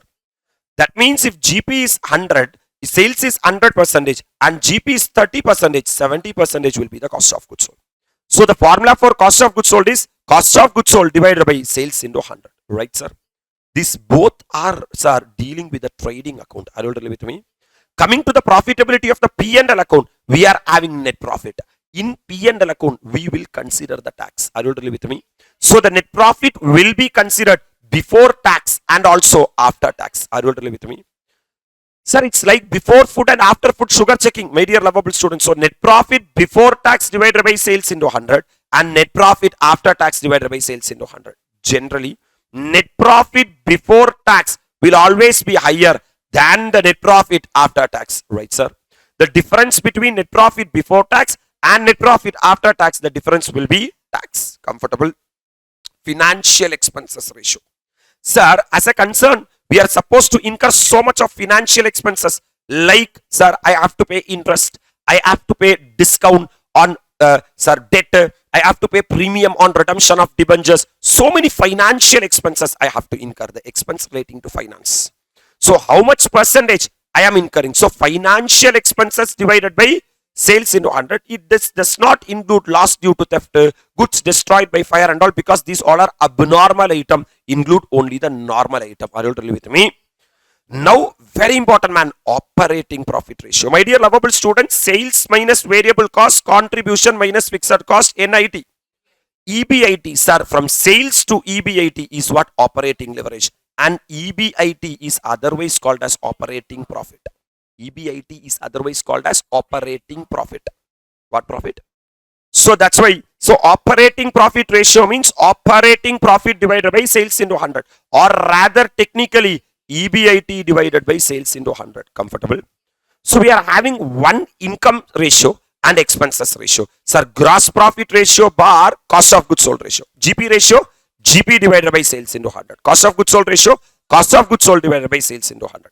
Net profit ratio. Sir, net profit is there in the P&L account and financial expenses are also there in the P&L account. So net profit ratio, net profit divided by sales into 100. Financial expense ratio, financial expense divided by sales into 100.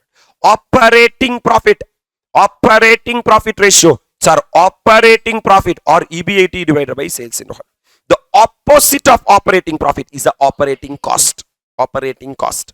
You should understand one thing. Operating cost is equal to cost of goods sold plus, because this cost of goods sold will be there in the trading account, right?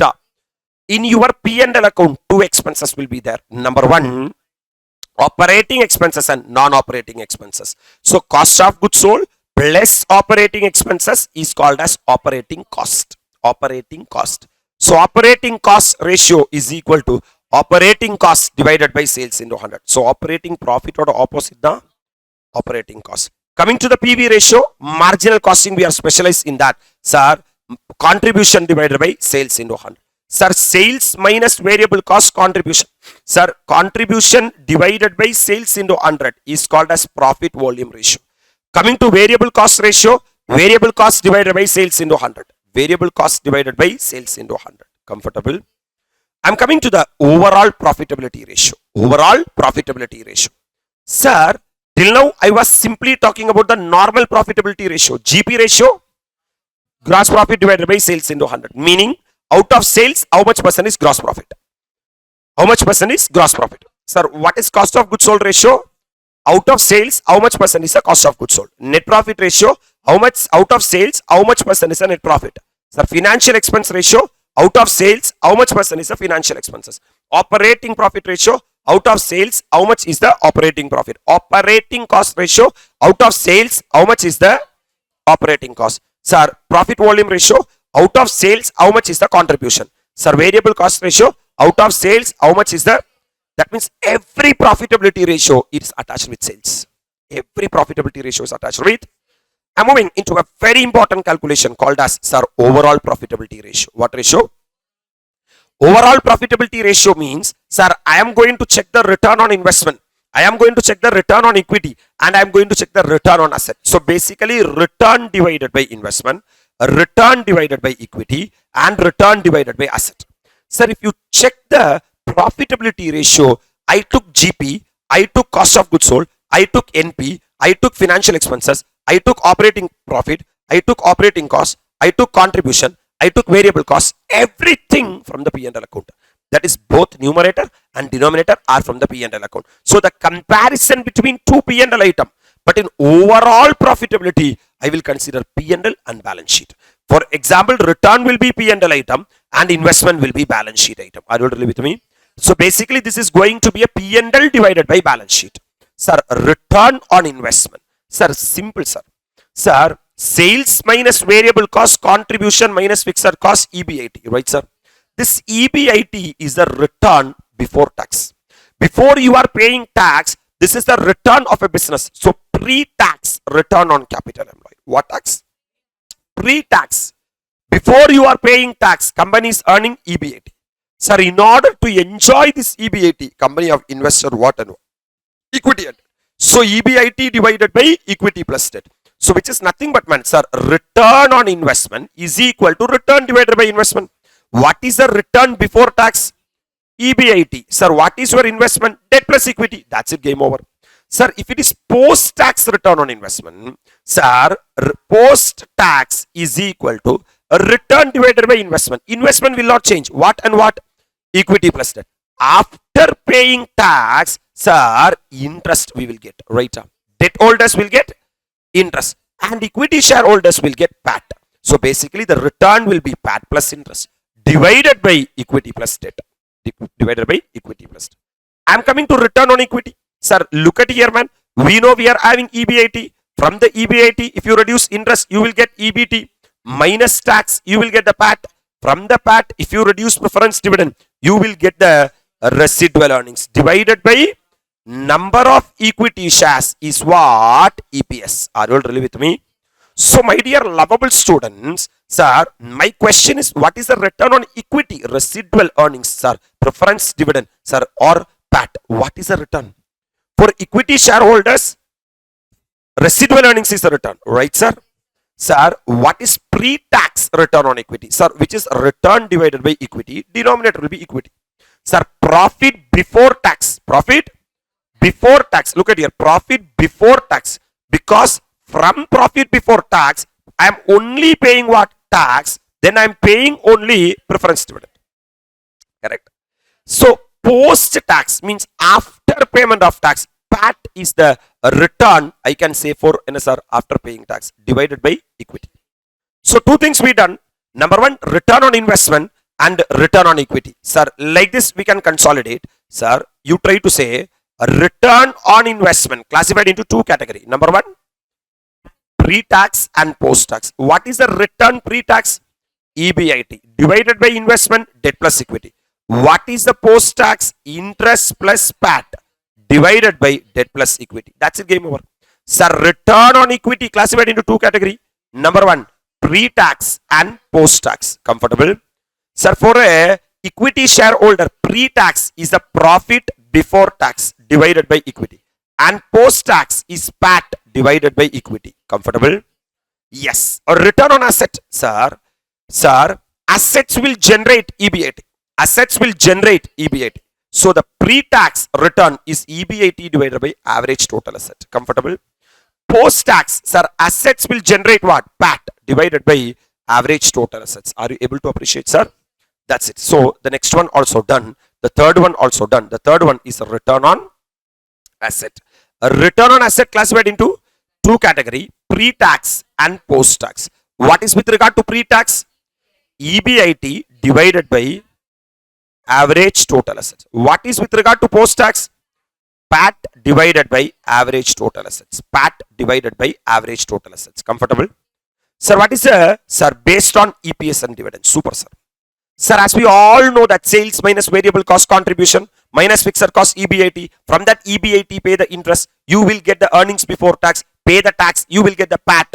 From the PAT, we will pay the preference dividend. Right, sir? Then you will get the residual earnings. This is the earnings available to the equity shareholders. Divided by number of equity shares is what this portion is what they are asking. EPS means residual earnings divided by number of equity shares. Sir, if EPS is 10 rupees, my dear lovable students, company will not give the entire 10 rupees to the equity shareholders. Out of this 10 rupees, if company gives only 6 rupees as dividend, total equity dividend 6, sir, sorry, total dividend, for example, they have given 60,000 rupees total dividend. Total dividend declared during the year is 60,000. And company is having 10,000 equity shares. 60,000 divided by 10,000 comes to 6 per share is the DPS. Is the DPS, dividend. So what is the EPS? EPS is equal to 10. What is the DPS? That means out of how much rupees earned? 10 rupees earned. Company give a 6 rupees dividend. So 6 divided by 10 into 100 comes to 60% is the dividend payout ratio. That's what DPS divided by EPS into 100. Comfortable? Sir, as a shareholder is investing in any company for return. Yes, sir. So for a shareholder, the yield means return. Yield means what? So from the angle of the shareholder, the return what you are getting is DPS. DPS. In order to enjoy this DPS, he has to invest today's MPS. So this is called as yield. Yield means what? Return. Are you with me? Return means return by investment, right, sir? A return divided by investment. This is from the angle of the shareholder. So this is the yield of the shareholder. Yield of the shareholder is equal to cost of the company. That's what K. K is equal to DPS 1 divided by MPS 0 into 100. Exactly tallying. Are you with me?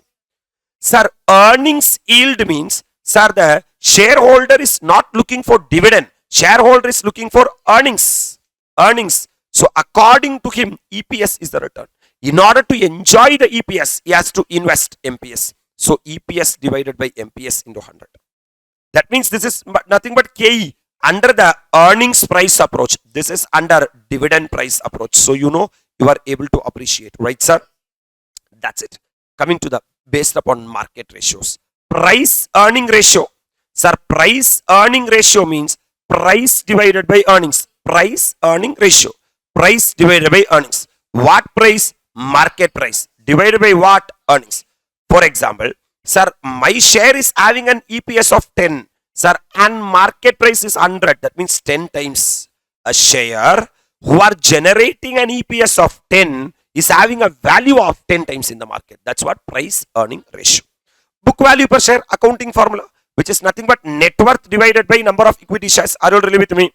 Yes, sir. Sir, how much the company is having what? Net worth. Net worth in the sense means company's asset, which is nothing but assets minus liabilities is equal to net worth. For example, if you take balance sheet, here you will be having total asset, here you will be having liabilities, right, sir? Total liabilities. I am talking about liabilities. Sir, from the total asset, if I reduce the liability, I will get the net worth. Net worth is nothing but the equity share capital plus preference share capital plus reserves and surplus something, etc. So this net worth divided by number of equity shares will give you book value per share. It will give you book value per share. Comfortable? Then, my dear lovable students, market value to book value means, sir, book value is, for example, 10, but market value is 50. The reflection, the market reflection is 5 times. Are you totally with me? If I am seeing the reflection based on EPS, then it is price earning ratio. If I am seeing the reflection based on my book value, it is market value to book value. That's it. That's it with regard to that area also. Comfortable, sir? I'm coming to the, sir, TAP ratio, which is nothing but working capital management. Which is nothing but working capital management. Because in working capital management, sir, there will be raw material. That raw material will be converted into WIP. That WIP will be converted into finished goods. That finished goods will be converted into debtors. And that debtors, sir, I have to pay off, right? This raw material would have been supplied by creditors. And from this debtors, I will get cash. And this cash will be repaid to the creditors. This is called as working capital cycle. This is called as working capital cycle, right? For example, my dear lovable students, what is working capital cycle? Sir, in capital budgeting, I can say that I have to go and purchase a plant and machinery by investing 50 lakh.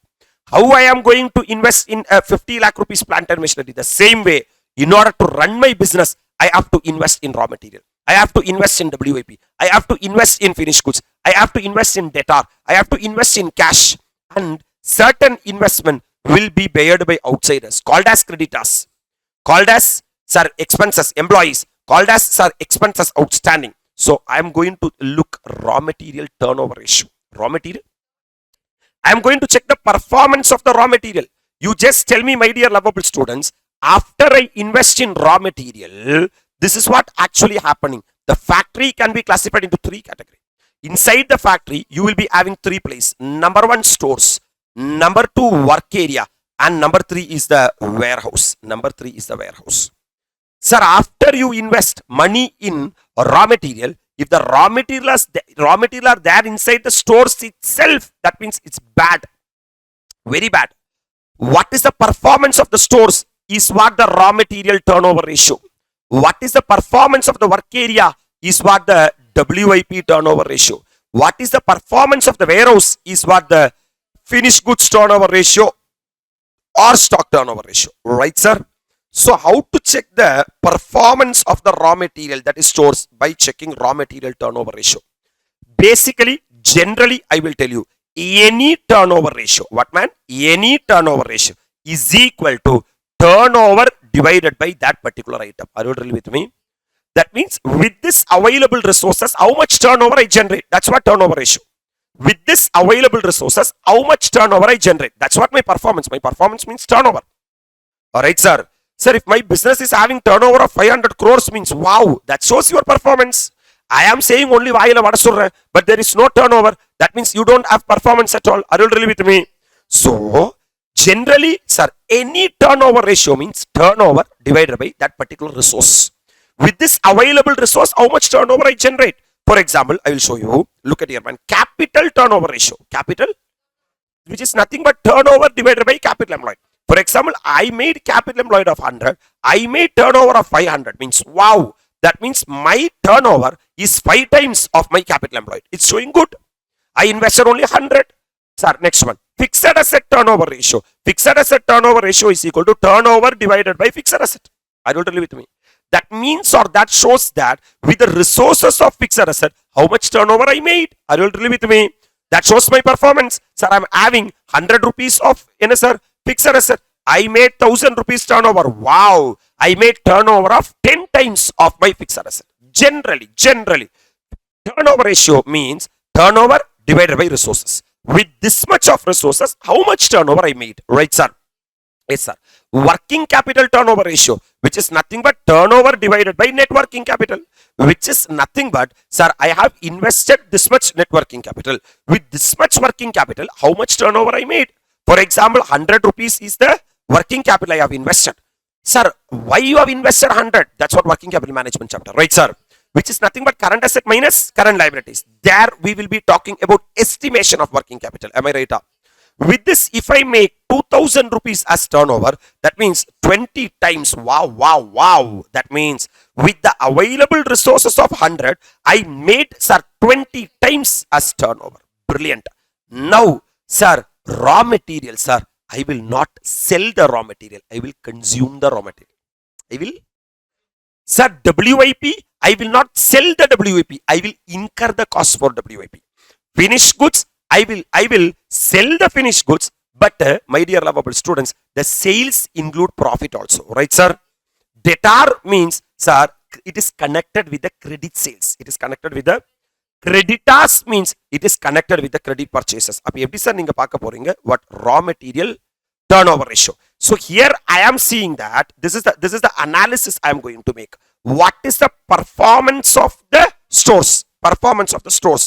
For example, sir, working capital turnover ratio is equal to sales divided by இதோட interpretation. With this much of working capital, I made this much of sale. So my resource available is the working capital. So I am comparing my sales with the working capital. Clarity.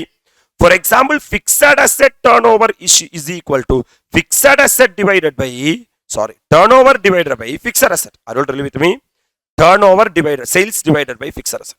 So with this much amount of fixed asset, how much turnover I made? So the resource available is what? Fixed asset. Inga raw material turnover ratio means I can't take sales divided by raw material because I will not sell the raw material. I will consume the raw material. That's why raw material consume divided by stock of raw material. But I will be having opening stock of raw material and closing stock of raw material. That may be different. I am not interested to take either the opening stock nor the closing stock. I will take the average stock of raw material. That means this average stock of raw material is the resources. Yes, sir. With this resource, how much times I have consumed the raw material. It shows if it is, sir, if the performance is good, it will be showing multiples like 5 times, 10 times, 12 times, 13 times. Are you really with me? Coming to WIP turnover ratio. WIP is related to my factory work area. There I will not sell the raw material. I will not consume the raw material. I will be incurring all the elements of cost such as, sir, material, labor, overhead, everything. Right, sir? So my dear lovable students, factory cost divided by average stock of WIP. Average stock of, sir, with this much of resources, average stock of WIP, how much, sir, factory cost I have incurred. That shows the performance of the WIP because this is TAP ratio, either turnover ratio or activity ratio or performance ratio. With regard to, sir, finished goods turnover ratio or stock turnover ratio, what I have to take generally is the sales divided by average stock of finished goods. Right up. Sir, actually finished goods is for sales only, but sales include profits. Profit. Sir, profit is an extra amount which I am getting as a return. That will not mark my performance. Right up. So I will not take sales. Instead, I will take the cost of goods sold. That's why cost of goods sold divided by average stock of finished goods. Average stock of finished goods. Comfortable? So tell me, what is raw material turnover ratio? Cost of raw material consumed divided by average stock of raw material. WIP turnover ratio. Factory cost divided by average stock of WIP. Finished goods turnover ratio. Cost of goods sold divided by average stock of finished goods. Coming to debtors turnover ratio. Coming to, my dear lovable students, sir, when debtor will come? When I make the credit sales. When I make the, so credit sales divided by average accounts receivable. This is my resources. This is my resources.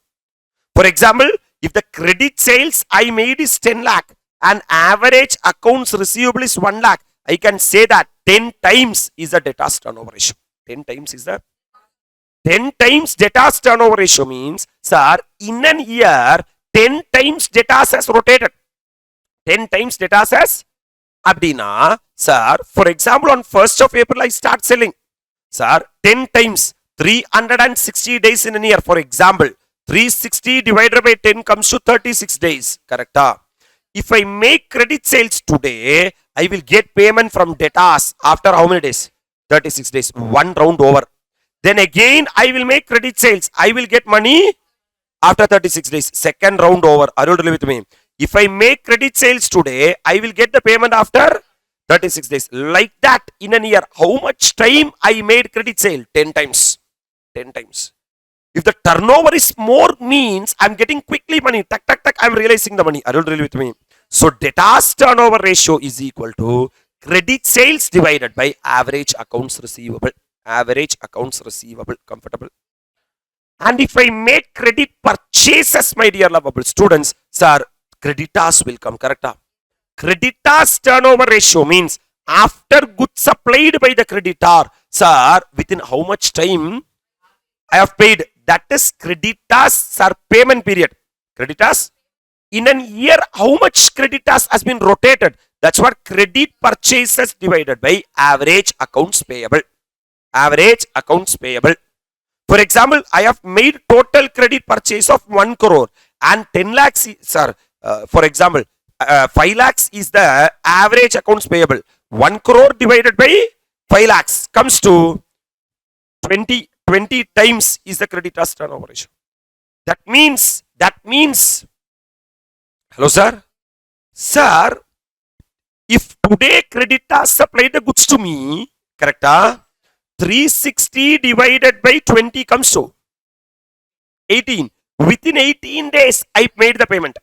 Then again is supplied. 18 days, I made the payment. Again is supplied. 18 days, I made the payment. Again is supplied. 18 days, I made the payment. Like that, I have done this activity for 20 times. That is called as creditors turnover ratio. Creditors turnover ratio. Right, sir? If the same turnover ratio, if you express in days, it is called as, sir, holding period. What period? So the same thing can be ulta. You can say in the holding period. It is way of expression. நான் என்ன சொல்றேன்னா, in an year, sir, 8 times is my raw material turnover ratio. 8 times. Or I can say that, sir, 360 divided by 8 comes to 45 days. That means once I purchase what material? Raw material. It is there in my store for 45 days. After 45 days only I will consume. So there is a blockage. There is a lockage of the raw material for next 45 days. Purida. So either I can say in times or I can say in days. If I am saying times is called as turnover ratio. If I am saying days is called as holding period. So raw material turnover ratio is equal to raw material consumed divided by average stock of raw material. Comfortable? Sir, I can say the same thing. I can say the same thing For example, sir, what is give one example for raw material consumed, which is 10 lakh. What is a raw material consumed? That means 2 lakh is the average stock of raw material. So, my example. So, 10 lakhs divided by 2 lakh comes to 5 times is the raw material turnover ratio.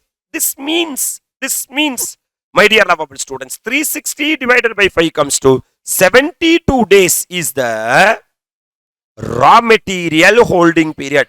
That means if I purchase raw material today, I will keep the raw material in the stores. In the stores, it will be there for 72 days. So, inga paru, ingirundhu ஆரம்பிக்கும் 1st of April. First, once it over 72 days, we will issue to the factory. Then calculator 72 plus 72, 144. On the next 144th day, again second issue will happen. 144 plus 72, 216. On the next, sir, 216th day, we will third issue will happen. Sir, next one, sir, 216 plus 72, 288. On the 288th day, fourth issue will happen. 288 plus 72, 360. That's it. Year comes to an end. So 1, 2, 3, 4, 5. That's what 5 times is the raw material turnover ratio. Both are same. So if you are saying in the rotation turnover, that is called as raw material turnover ratio. If you want in days, you can say it as raw material holding period. Raw material holding period. Right, sir? The same apulta, திருப்பி போட்டா போதும். திருப்பி போட்டா என்ன வந்துரும்? Holding period வந்துரும், which is nothing but average inventory of raw material. So you say the original formula. You say the raw material turnover ratio is equal to raw material consumed divided by average stock of raw material. Right, sir? Sir, let me ask you a very simple question. You are having 1 lakh rupees cash with you. 1 lakh rupees cash with you. Daily you are spending 5,000 rupees for your tea, coffee, rubber, this, that, etc., etc., etc. Hello, sir? 1 lakh divided by 5,000 means 20 days. No need to worry for anything. So you are having next 20 days money with you. Sir, எப்படி நான் போட்டேன்? Sir, the money available with me divided by cash expenses per day. Cash expenses, the same. What is the stock available with me? That's what average inventory of raw material. That's what average inventory of. That means I'm having average stock of, for example, 3 lakh rupees average stock is with me. I don't want raw material consumed because this raw material consumed will be for 1 year. Yes, sir. I don't want raw material consumed. I want raw material consumed per day. For example, here, if I take the cash expenses, it's for 1 year means 360 into 5,000 will come. Correct? I don't want the total expense for an year. I want the per day. That means, sir, raw material consumed divided by 360. Divided by 360. Correct? Raw material consumed divided by 360. Then I will get the raw material consumed per day. Sir, can I bring the denominator 360 to mele? Yes, sir. எப்படி எடுத்துட்டு வரலாம்? 3 lakh into 360 divided by raw material consumed. Divided by raw material. Sir, like this also I can say, are you really with me? Yes, sir. So, I will get the raw material in a period, holding period. So, listen, once you understand one thing, all the remaining will be a cakewalk. Okay, don't by heart the formulas. Don't by heart the formulas. Getting the logic. Sir, with regard to raw material, I am going to find out the performance of the stores. I am going to find out the performance of the stores. Sir, if I want to say the performance in times, I will call it as raw material turnover ratio. If I want to say the performance in days, I will call it as raw material holding period. Correct? How I will see the performance? Raw material turnover ratio. Raw material turnover ratio is equal to raw material consumed divided by average stock of raw material. Comfortable? Sir, raw material, what period? Holding period is equal to, sir, average stock of raw material divided by raw material consumed per day. Raw material consumed per day. Raw material. For the entire question, assume 360 days, my dear lovable students. Hello, sir. Tell me, sir, can I assume that raw material consumed as 10 lakh? Can I assume that average stock is equal to 2 lakh? Like that, can I go? Okay, man. Sir, can I calculate the turnover? What is the raw material consumed? 10 lakhs. What is the average stock of raw material? 2 lakhs. So 10 lakhs divided by 2 lakh comes to 5 times. What is the meaning of 5 times? In every year, sir, 5 times I rotated the raw material. I rotated the raw material for 5 times. Ennachana, I purchased raw material, kept in stores. Hello, sir, get out. Get out. In the sense means it went to the factory. Again, I purchased the raw material, kept in stores. Second time, get out. Third time, purchase the raw material, kept in stores. Get out. Fourth time, purchase the raw material, kept in stores. Get out. Fifth time, I purchased the raw material, kept in stores. Get out, year over. That means this activity I performed for 5 times. That's what raw material turnover ratio. The same thing. So, let me ask you a question. Between one time, how many days the stock was there in the source? That's what raw material holding period. So, between two legs of activity, நீங்க வாங்குனீங்க, get out பண்ணீங்க. இதுக்கு இடையில எத்தனை நாள் அது அதுக்குள்ள இருந்துச்சு? எதுக்குள்ள? Sourceக்குள்ள. That's what raw material holding period. So, raw material holding period is equal to average stock of raw material comes to 2 lakhs, sir, divided by, sir, what is the raw material consume? 10 lakh. So, 10 lakhs divided by 360 means every day I have consumed 1000, 2777.77, right? So, calculator man, 2 lakhs divided by, please put the full figures, then only you will get the full answer. 2 lakhs divided by 2777.7 comes to 72 days. So, between one activity, one round of activity, raw material was there in the stores for 72 days. 72 days. The same can be find out by way of or. Sir, do you know raw material turnover ratio? How many times? 5 times. How many number of days? Number of days as per my example, 360 days. Right, sir? That means, my dear lovable students, sir, raw material in a period, holding period, is equal to 360 divided by raw material turnover ratio is equal to 360 divided by 5. Then also you will get 76 days, 72 days, right? Which is nothing but, my dear lovable students, inga vaanga, sir, raw material turnover ratio is there. Raw material turnover ratio is equal to raw material consumed divided by average stock of raw material, right up. Sir, raw material holding period is equal to average stock of raw material divided by raw material consumed per day. Raw material, or rather average stock of raw material consumed per day. Average stock of raw material, sir, average stock of raw material consumed per day. Clarity? Since the numerator is average, denominator also should be average. Right? So you tell me, very simple man, how to find out the average stock of raw material? How to find out the average stock of raw material? Raw material consumed divided by 360 days. Right? So this formula I can rewrite as, hello sir, sir, raw material holding period is equal to average stock of raw material divided by raw material consumed divided by 360. Comfortable?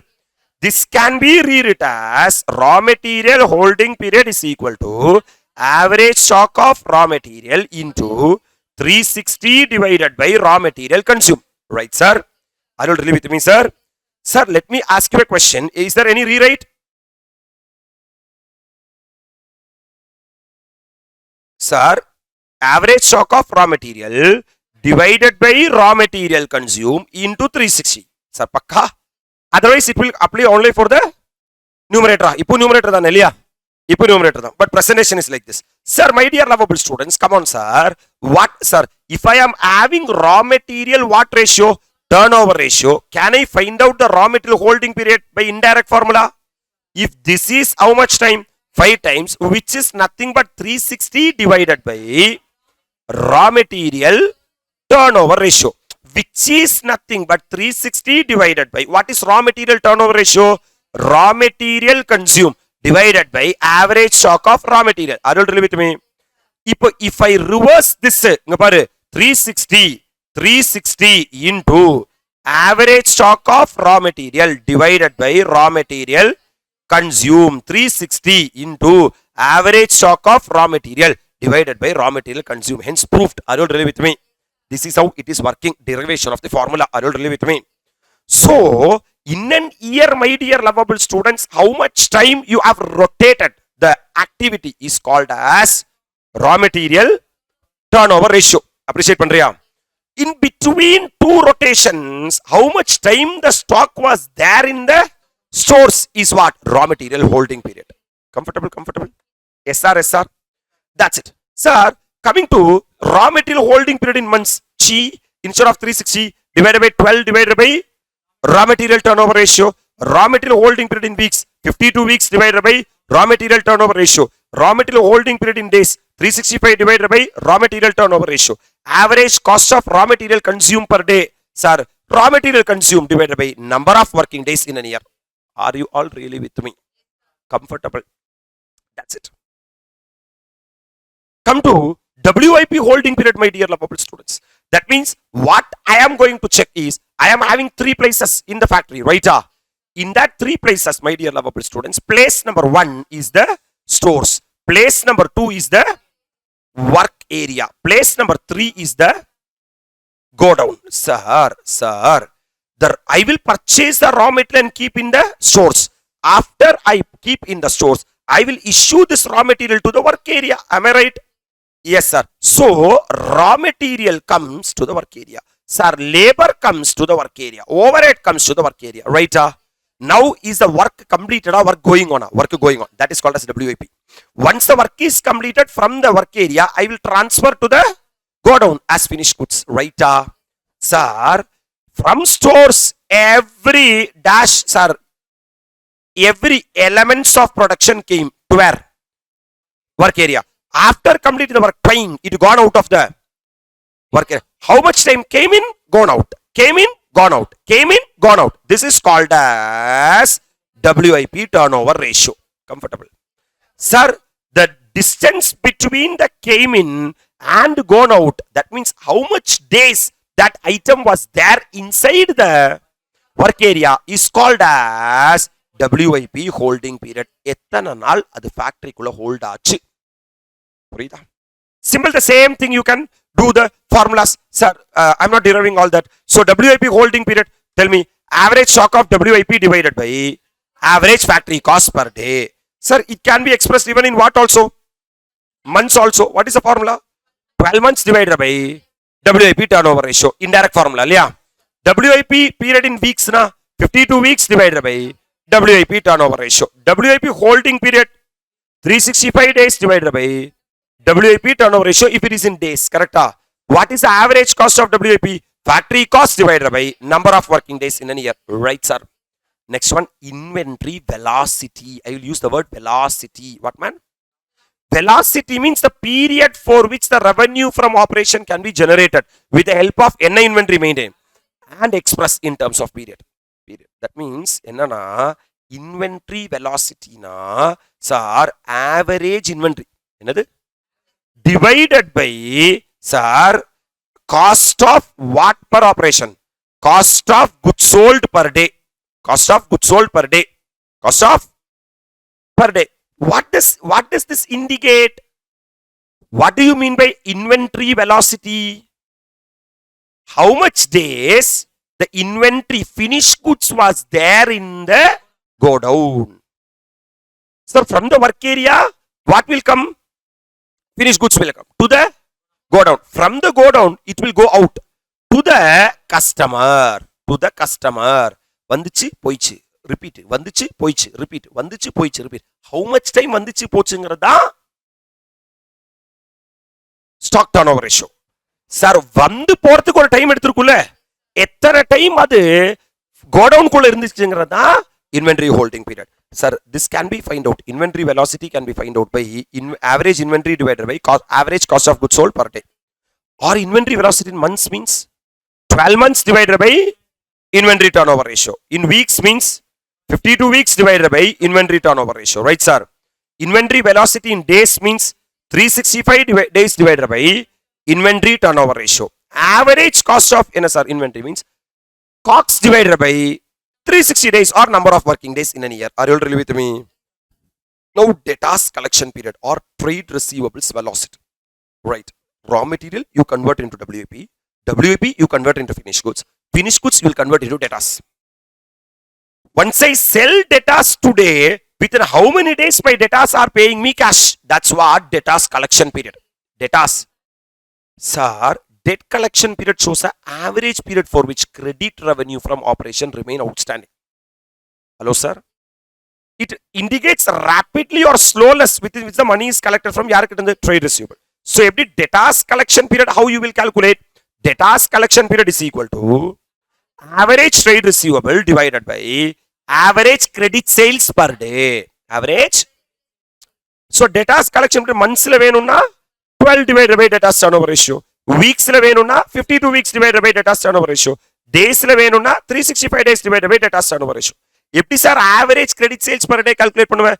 Total credit sales divided by number of working days in an year. Right, sir? Sir, creditor.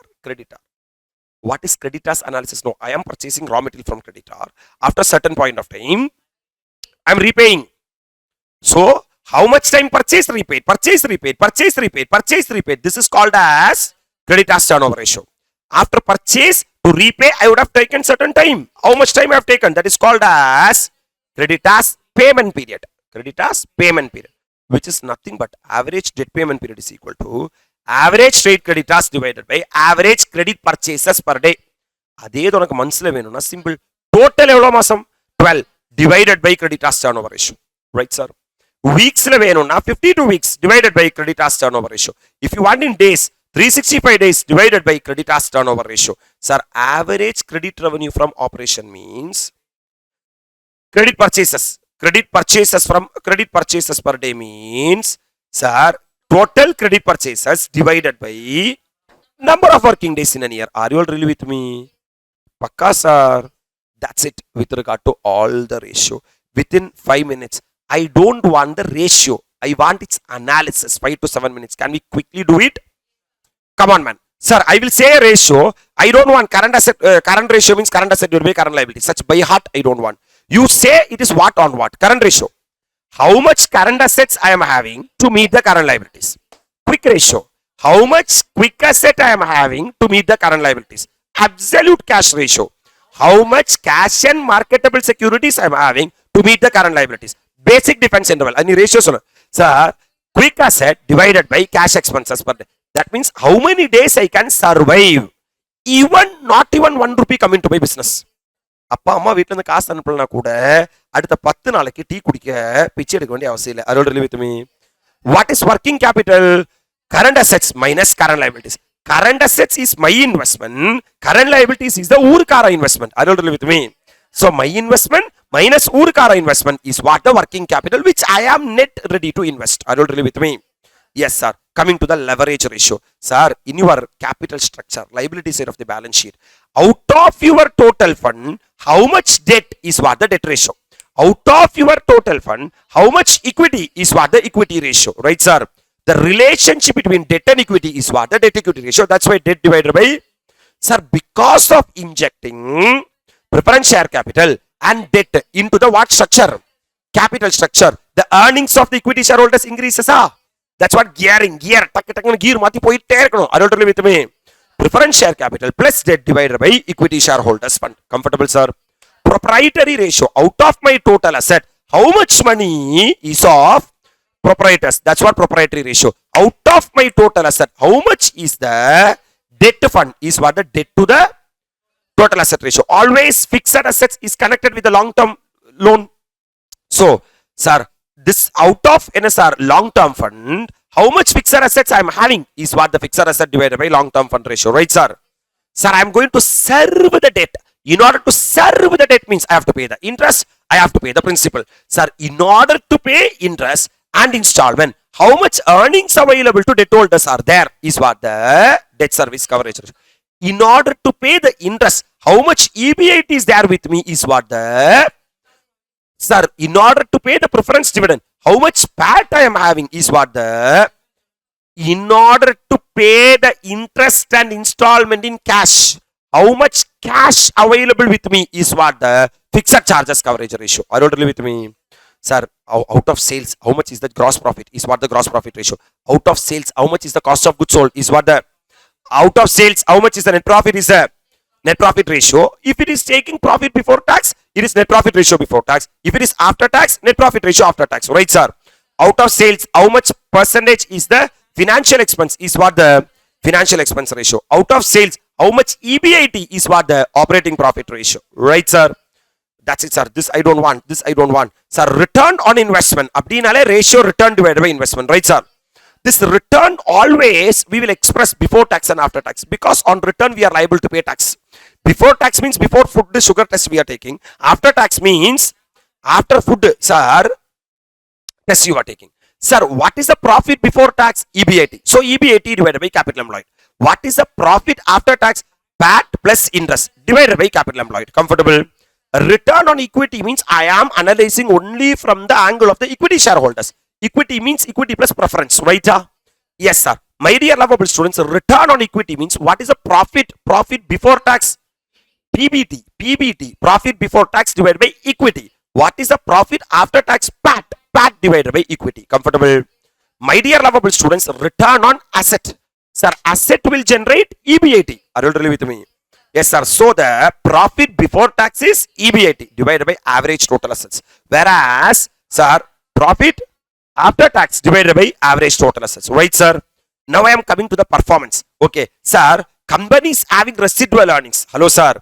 For every shareholder, every share earned how much is what the EPS. Right, sir? Sir, this much I gave it as dividend. For this much number of shares, that means every share earned, how much dividend is what the DPS. What is the relationship between out of 10 rupees earned, if I distribute 6 rupees means company is having a dividend payout ratio of 60%. Sir, dividend yield and earnings yield from the angle of the investor. What is a return to the investor? A return is, sir, dividend. In order to enjoy the DPS, they have to invest the MPS. Sir, earnings yield means the return is EPS. In order to get the EPS, sir, they have to invest the MPS. Right, sir?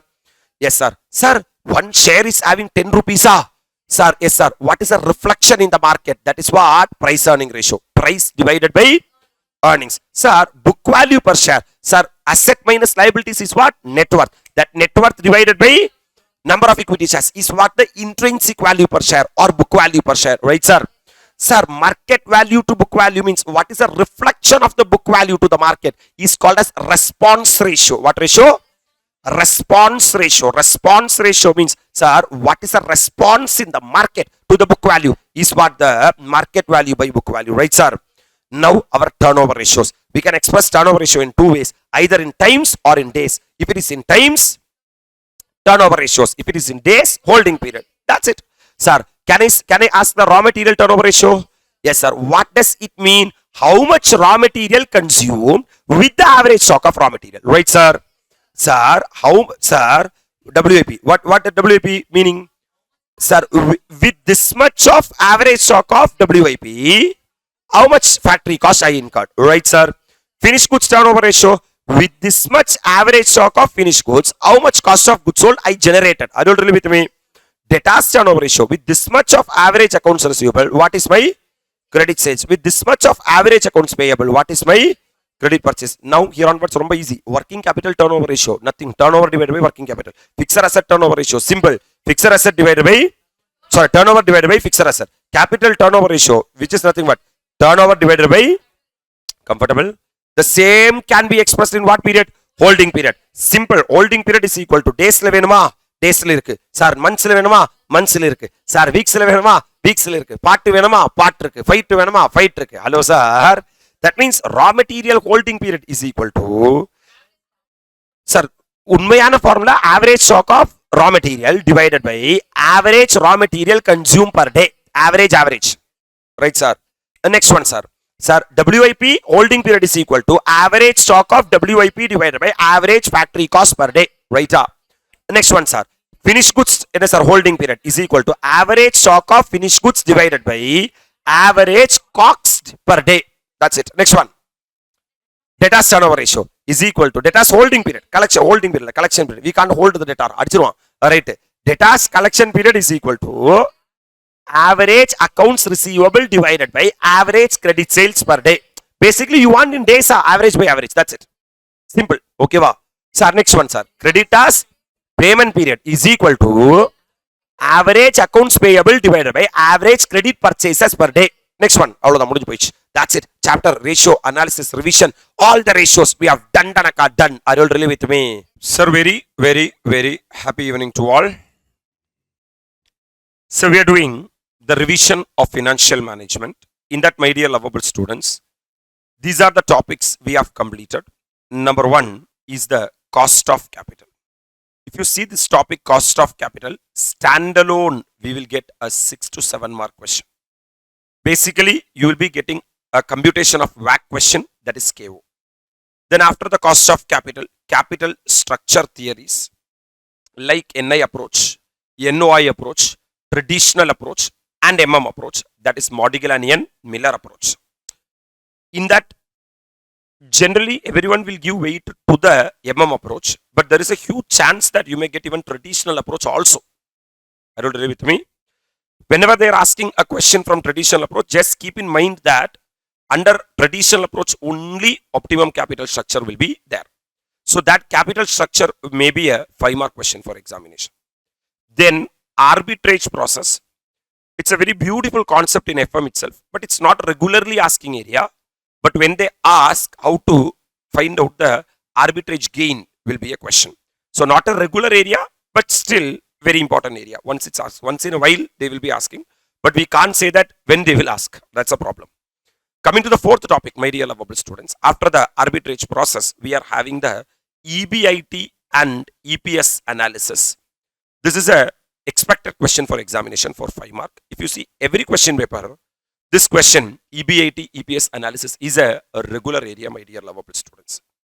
Once we pass EBIT, EPS analysis, then the next point is the indifference point. Indifference point.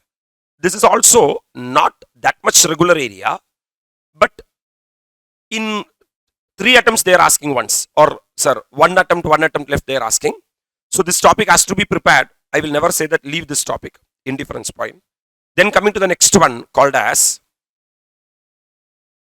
dividend decision ku munnadi ratio analysis, leverage analysis and ratio analysis, a very important 2 analysis, mandatory area for examination, 10 to 12 mark, maybe 5 mark or 6 or 6 like that putting, don't put. So if you see the entire FM, we are left with 3 topics. One is dividend decision, number 2 is the capital budgeting, number 3 is the working capital management. In that, we are going to knock dividend decision.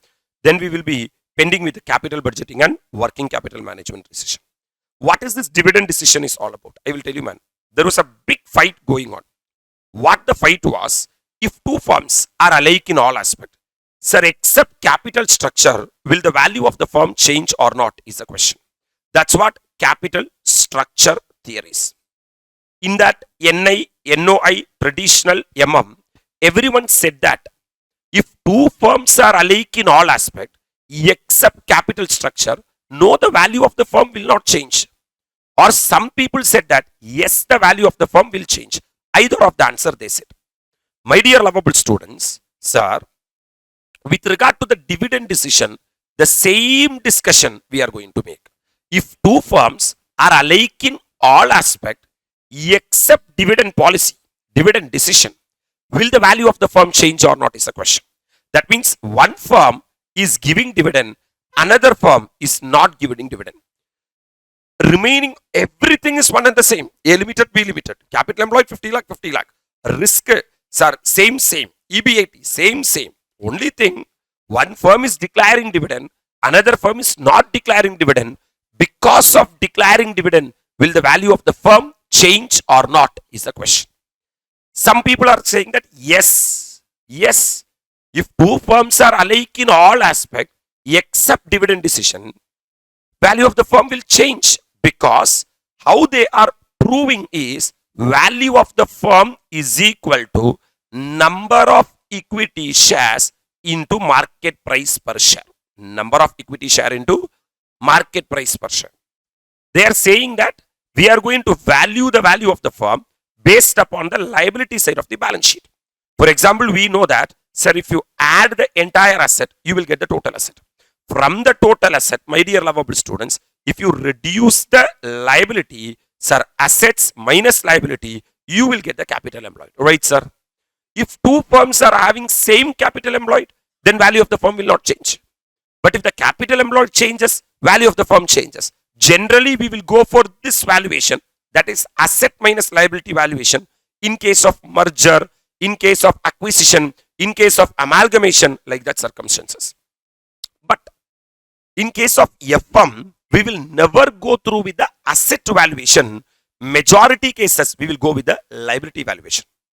That's why even under the capital structure approach also, value of the firm is equal to value of equity plus value of debt. Value of equity plus value of debt.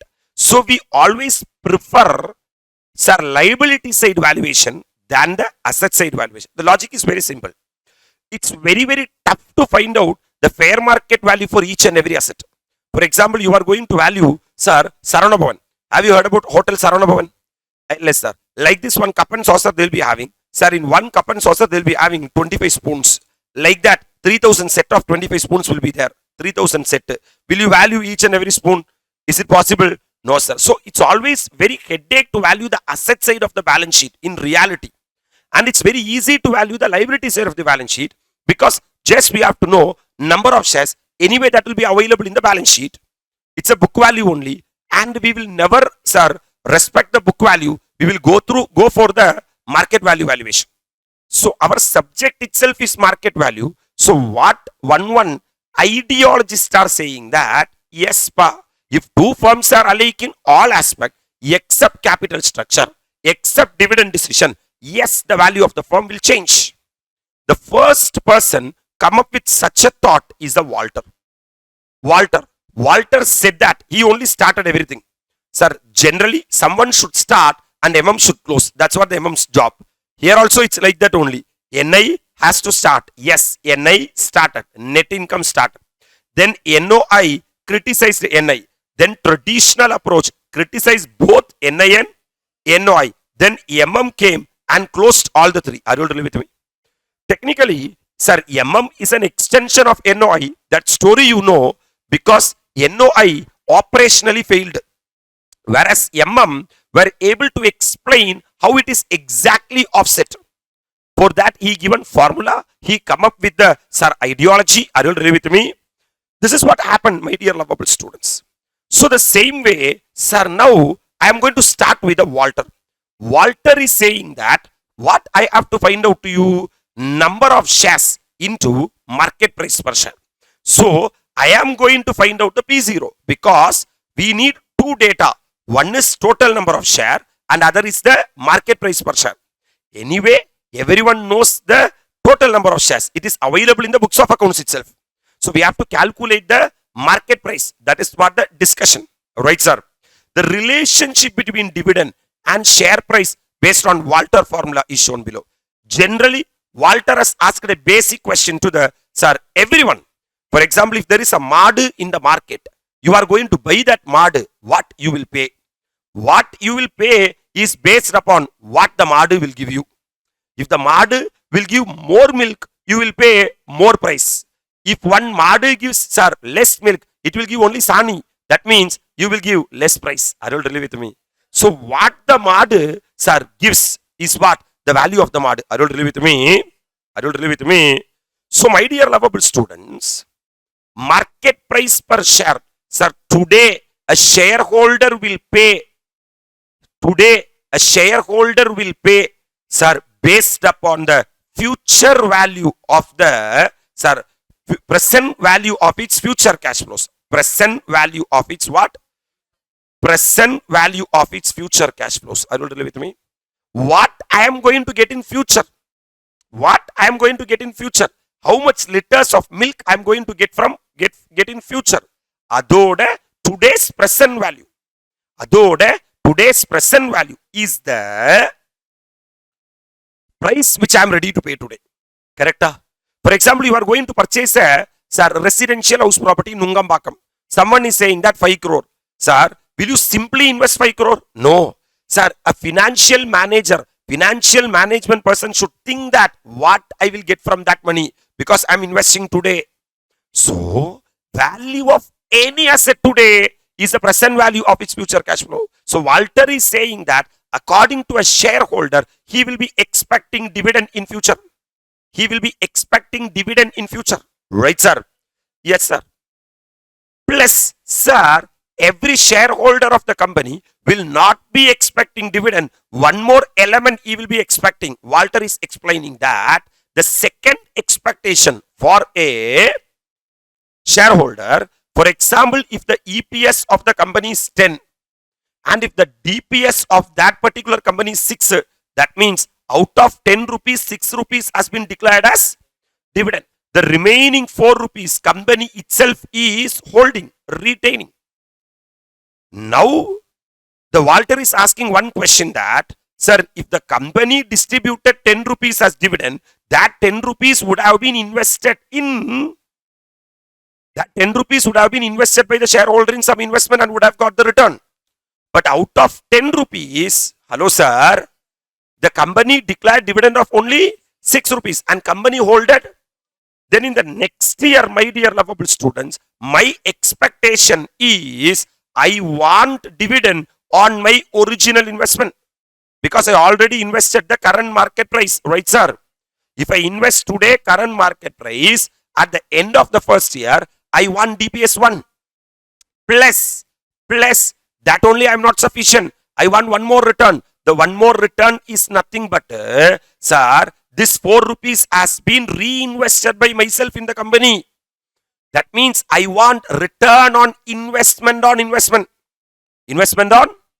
So, what Walter is saying that 10 rupees is the EPS and, sir, 6 rupees is the dividend. So, E minus D comes to the retention, my dear lovable students. E minus D is the retention. So, earnings minus dividend. This is the money available with the company. Right, sir?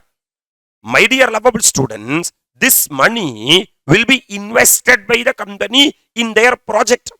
That project will earn IRR. That project will generate IRR. That means this money will give you a return at the rate of R.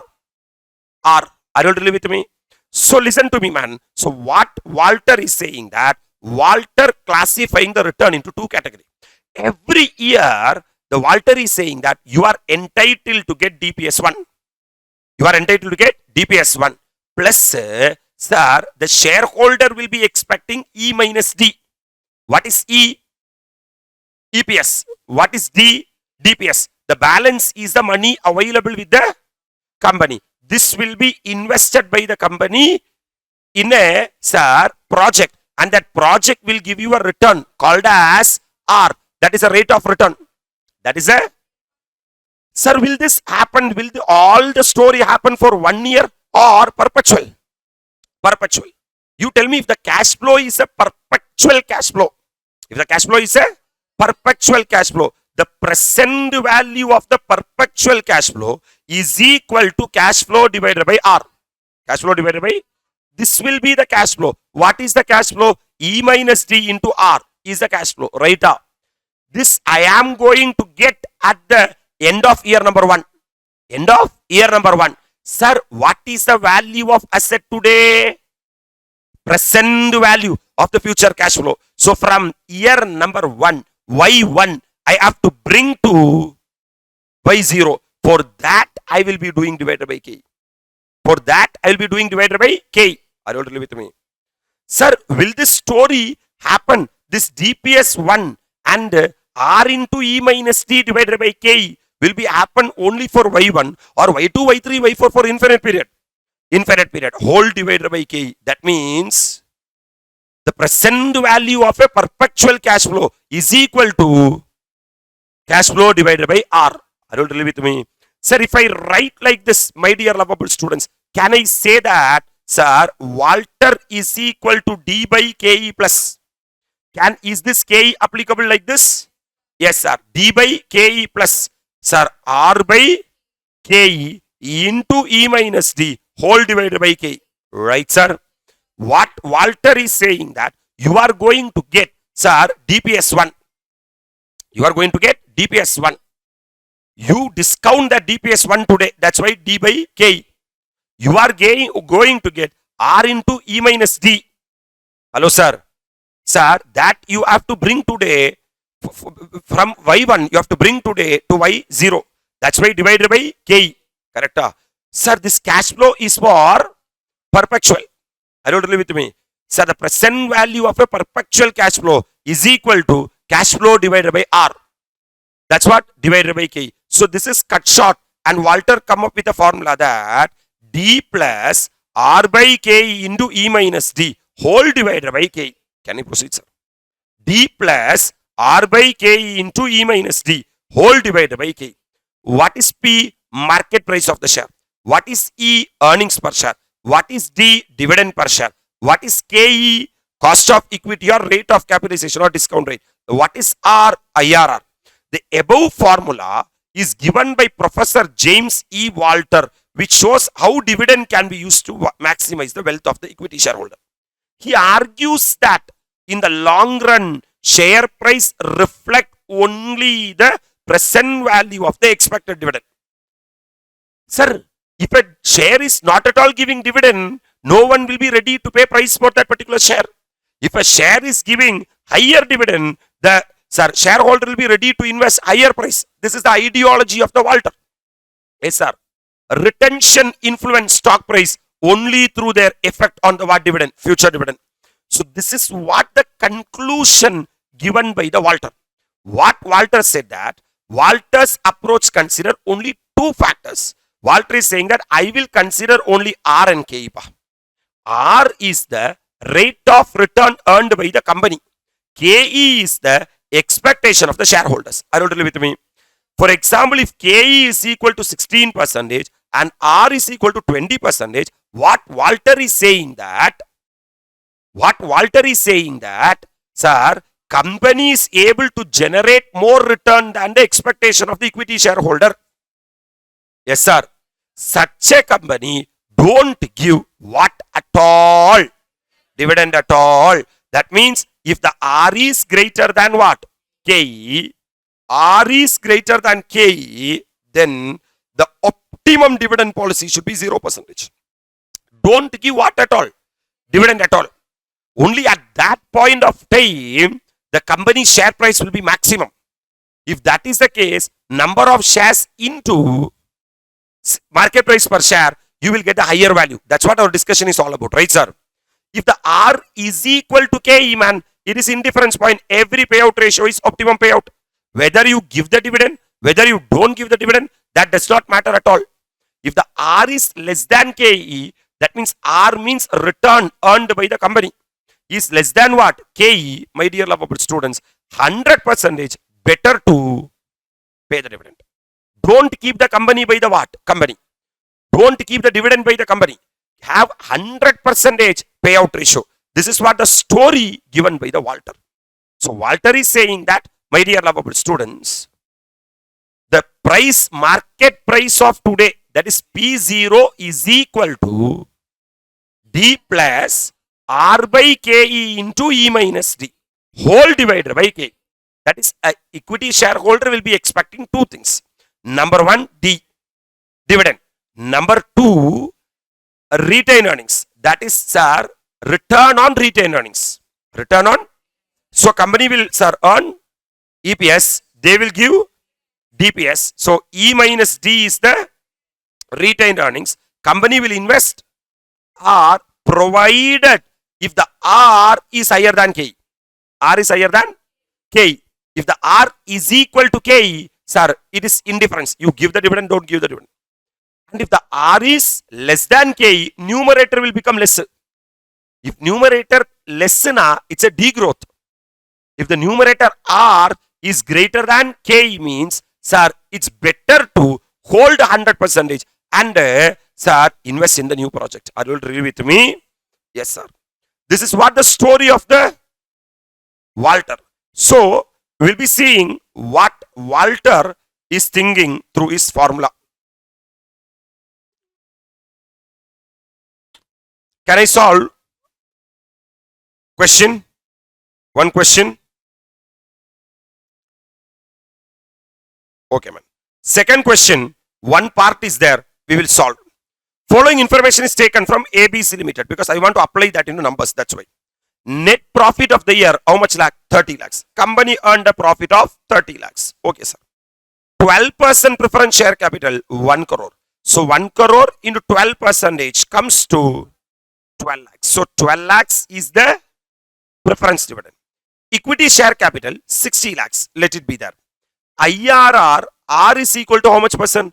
22%. That means if company hold the money, company can generate a return of 22%. But KE, the expectation of the shareholder is only, that means if I give dividend to the equity shareholder, they will invest somewhere and they will get a return of only 18%. What is higher? R is higher or KE is higher?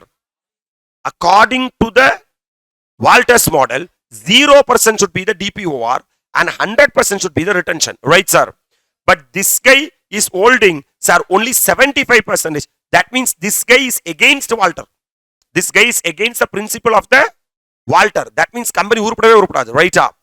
Calculate the market price of the share using the Gordon's model. I'll come to it at the appropriate time. And Walter's model. It's a Jan 21 question. My dear lovable students, be with me. What is the net profit, my dear? Net profit is equal to 30 lakh. Generally, net profit means PAT. Profit after tax. So, PAT is equal to 30 lakhs. From that PAT, I have to pay the preference dividend.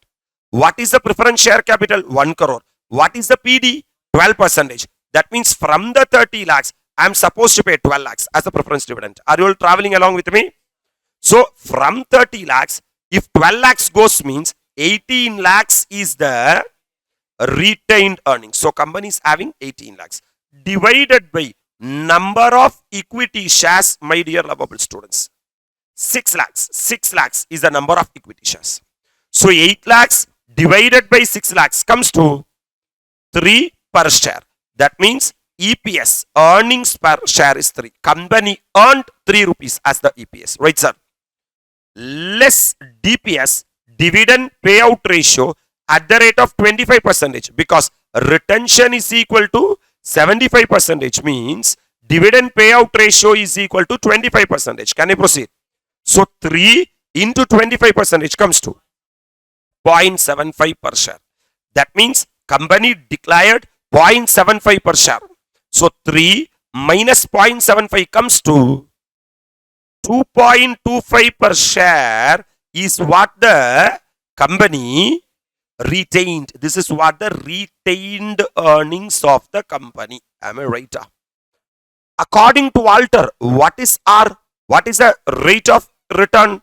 22%. This is the IRR of the company. But what is the KE? 18%. Right, sir? According to Walter, sir, the dividend payout ratio in such a situation should be 0%. Company should not give what at all? Dividend at all. Clarity? Sir, I am going as per the original share price of the Walter. This is unnecessary in the question. According to me, what 0 is equal to? P0 is equal to D plus R by KE into E minus D whole divided by K. This will be the market price of the share. What is the dividend? 0.75 because 25%. Right? Plus what is R? 0.22. What is KE? 0.18. Is the numerator higher or denominator higher? Numerator higher. What Walter is saying that if numerator is higher, don't pay dividend at all. What is the E? 3 minus what is D? 0.75. Right? Whole divided by what is KE? 0.18. My dear lovable students, sir, calculator. Sir, 0.22 divided by 0.18.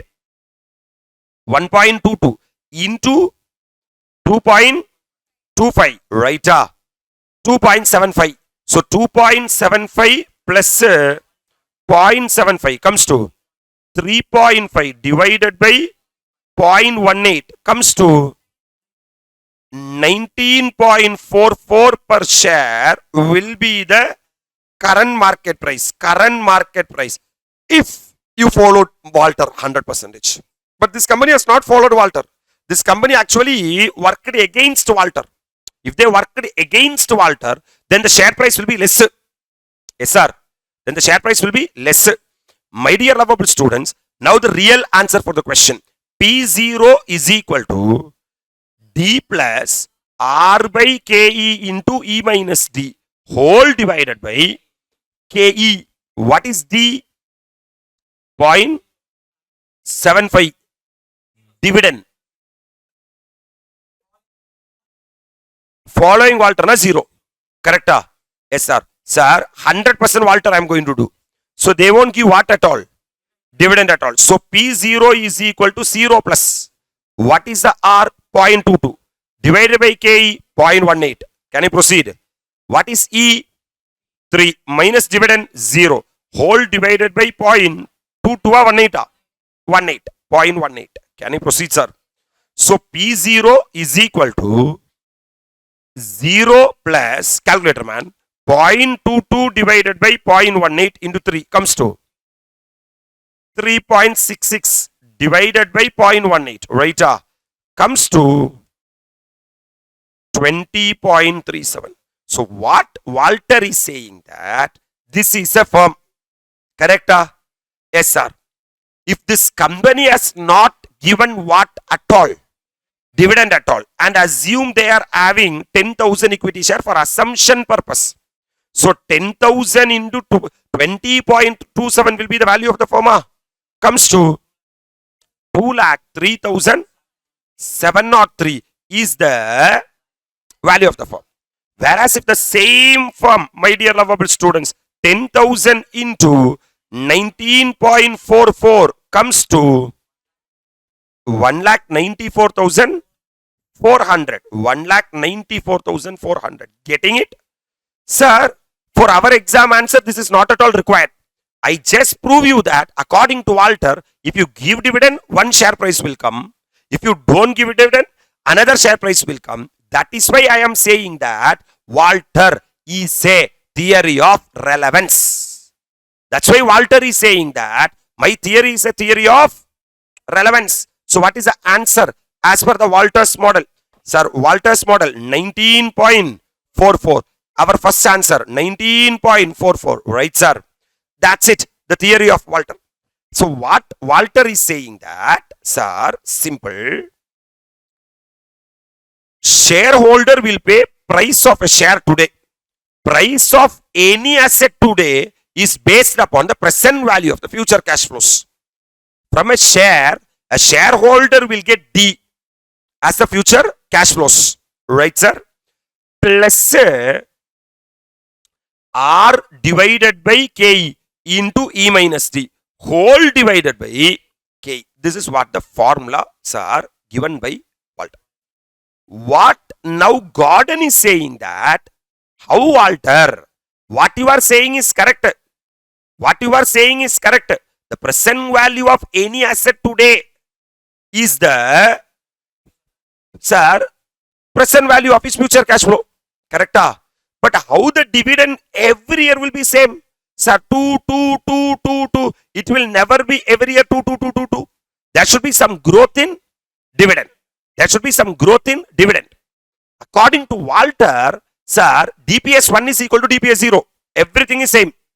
DPS 5 is equal to DPS 0 because you won't have what at all? Growth at all. But Gordon is asking to Walter that how that will work. So your formula is baseless.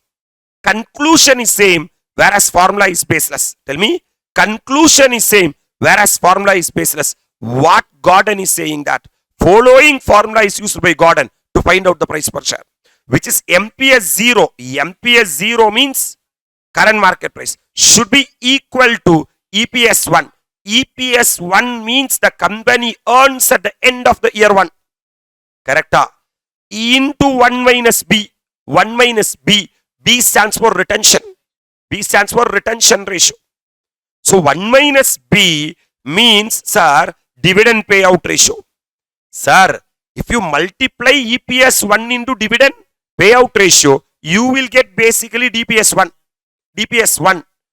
According to Walter, there is no classification of DPS 1 or DPS 0 and all. That's why we just said that D plus.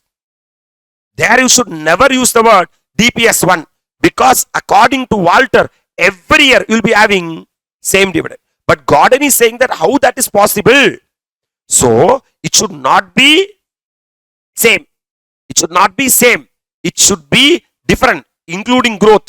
So what Gordon is saying that, come on, at the end of year number 1, my dear lovable students, you will be earning EPS 1. On that EPS 1, you will be declaring dividend. That means out of the EPS, you will keep something with the company. That is called as B. That is called as retention. So from 100%, if you are retaining 60%, 40% is the dividend payout ratio. Up EPS 1 into dividend payout ratio will give you DPS 1. So what, sir, Gordon is saying that every shareholder will be expecting DPS 1. Every shareholder will be expecting.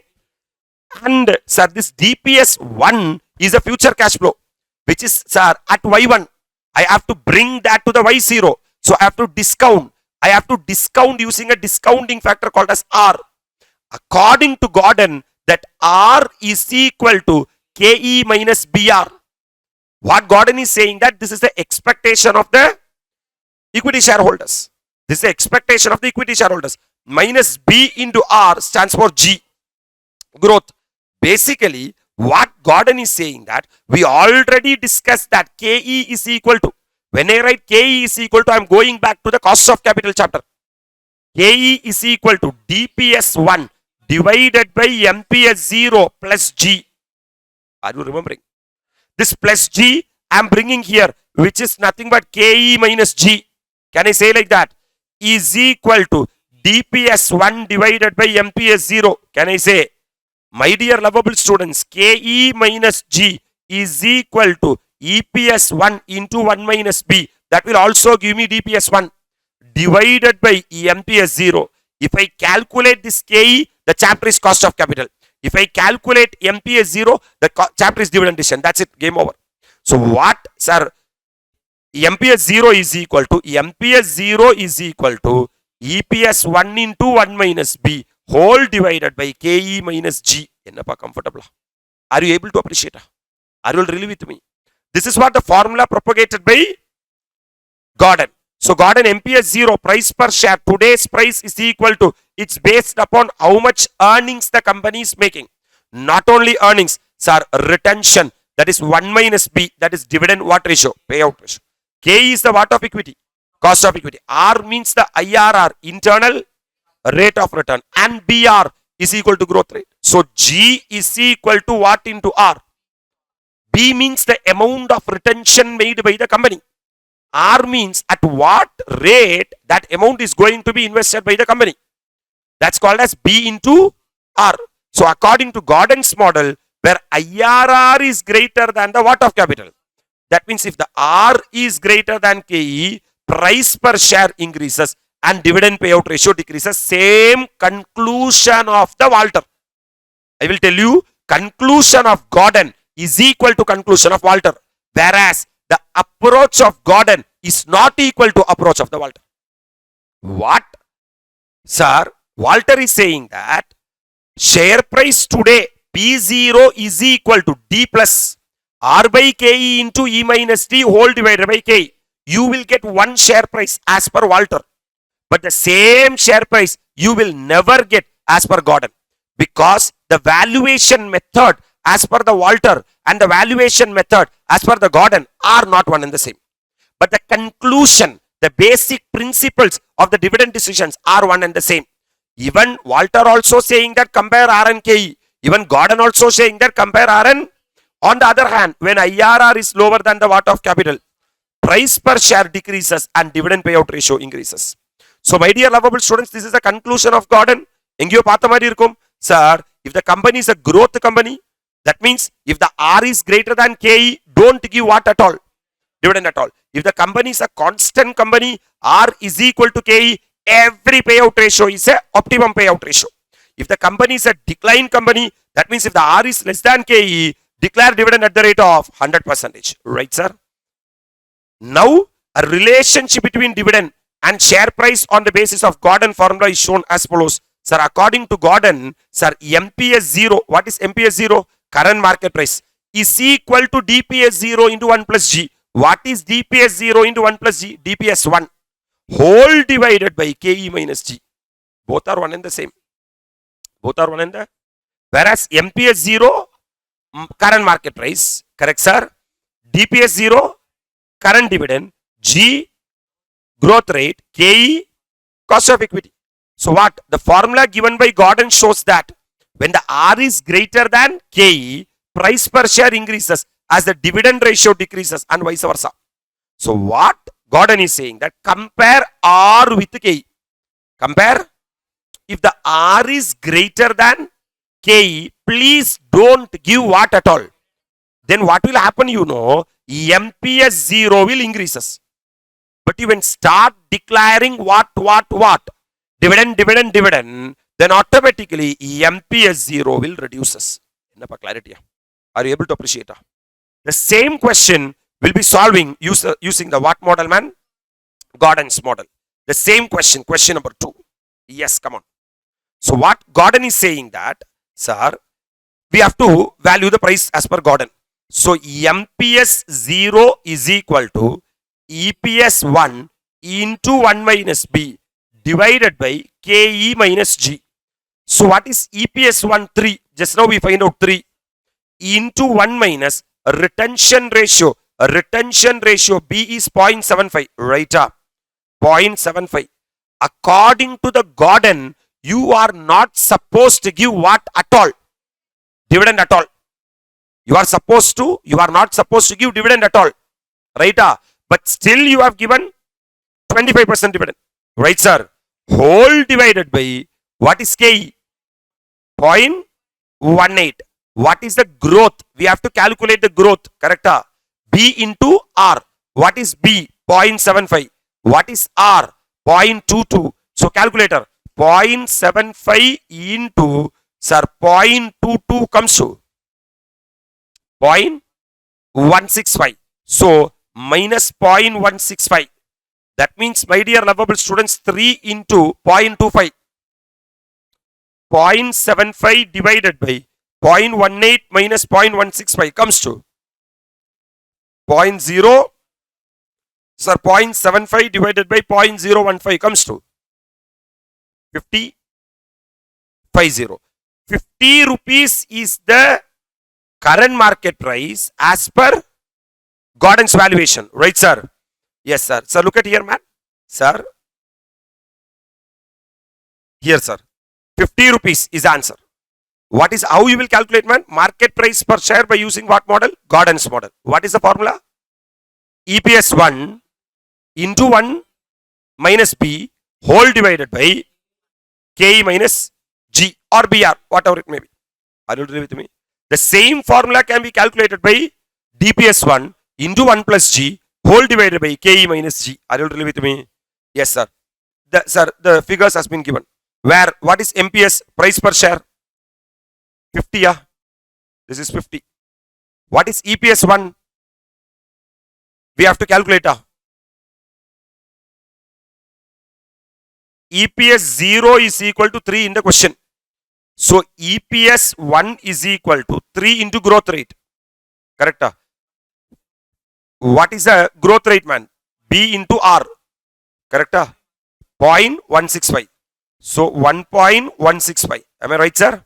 So 3 into 1.165 comes to 3.495. So this is 3.495. What is the retention ratio? 75%. K already given in the question as, sir, IRR R 22%. G growth rate 16.5. Just, sir, 0.165 is equal to 16.5%. And the DPS 0 0.75 because 3 into B minus 1 minus B 0.75. Right, sir? Now computation of market price as per what model? Gordon's model. MPS 0 is equal to DPS 0. What is DPS 0? 0.75 into 1 plus G. Okay, man. Our 0.75 divided by 0.75 into 1.165 is equal to 0.87375. Correct, sir? Whole divided by 0.18 minus 0.165, which comes to 0.15. What is the share price? 58.25. Sir, இங்க என்ன கிடைச்சிச்சு? 15 கிடைச்சிச்சு. That is whose model? Gordon's model. Then why 58.25?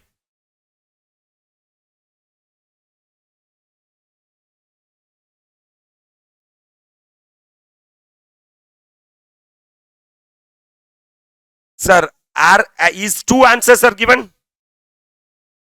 based upon two assumption? Yes, sir. What is assumption number 1? EPS 1 as 3. Assumption number 2, EPS 0 as 3. So if your assumption changes, answer changes. Right, sir? Because question, if you look at the question, they set net profit, 12% preference shares, equity share, IRR, cost of capital, retention ratio. The following information is taken already there. Correct? So we can consider it as past. This is one interpretation. Or you can say that taken means I have gone to the company and asked what will be your future. So question is not clear whether that is EPS 0 or EPS 1. So if you treat 3 rupees as EPS 1, then 50 rupees will be the share price. Right, sir? If you treat 3 rupees as EPS 0, then the next year EPS will be more than 3. Correct? Sir, if the EPS increases, automatically share price increases. That's why 58.25. Right, sir? Sir, any assumption you can take. Sir, can I write only one answer? Yes, that's fine. No problem at all. But for this question, two alternate answers has been given. That's it. With regard to the first two approaches, number 1, Walter's model and the Gordon's model. Both are theory of relevance. Both people's conclusions are one and the same. Right, sir? Whereas both people way of proving are different. What Walter is saying that P0 is equal to D plus R by KE into E minus D whole divided by KE. Comfortable? Whereas what Gordon is saying that, sir, P0 is equal to EPS 1 into 1 minus B whole divided by KE minus G. Now the hero coming called as Modigliani and Miller. What Modigliani and Miller is saying that if two firms are alike in all aspects except capital structure, how the value of the firm will change? Hello, sir. Is simply asking, Modigliani and Miller is simply asking, there are two firms, for example, A Limited and B Limited, or simple, rather simple. Sir, there are two sons called as Mr. A and Mr. B. Mr. A is earning 1 lakh. Mr. B is also earning 1 lakh. In home, Mr. A is giving 20,000, whereas Mr. B is only giving 10,000. Will the value of Mr. A and Mr. B to his mother will change? Will be one and the same? Will be one and the same. முன்னாடி எல்லாம் இப்போ அப்படிதானா?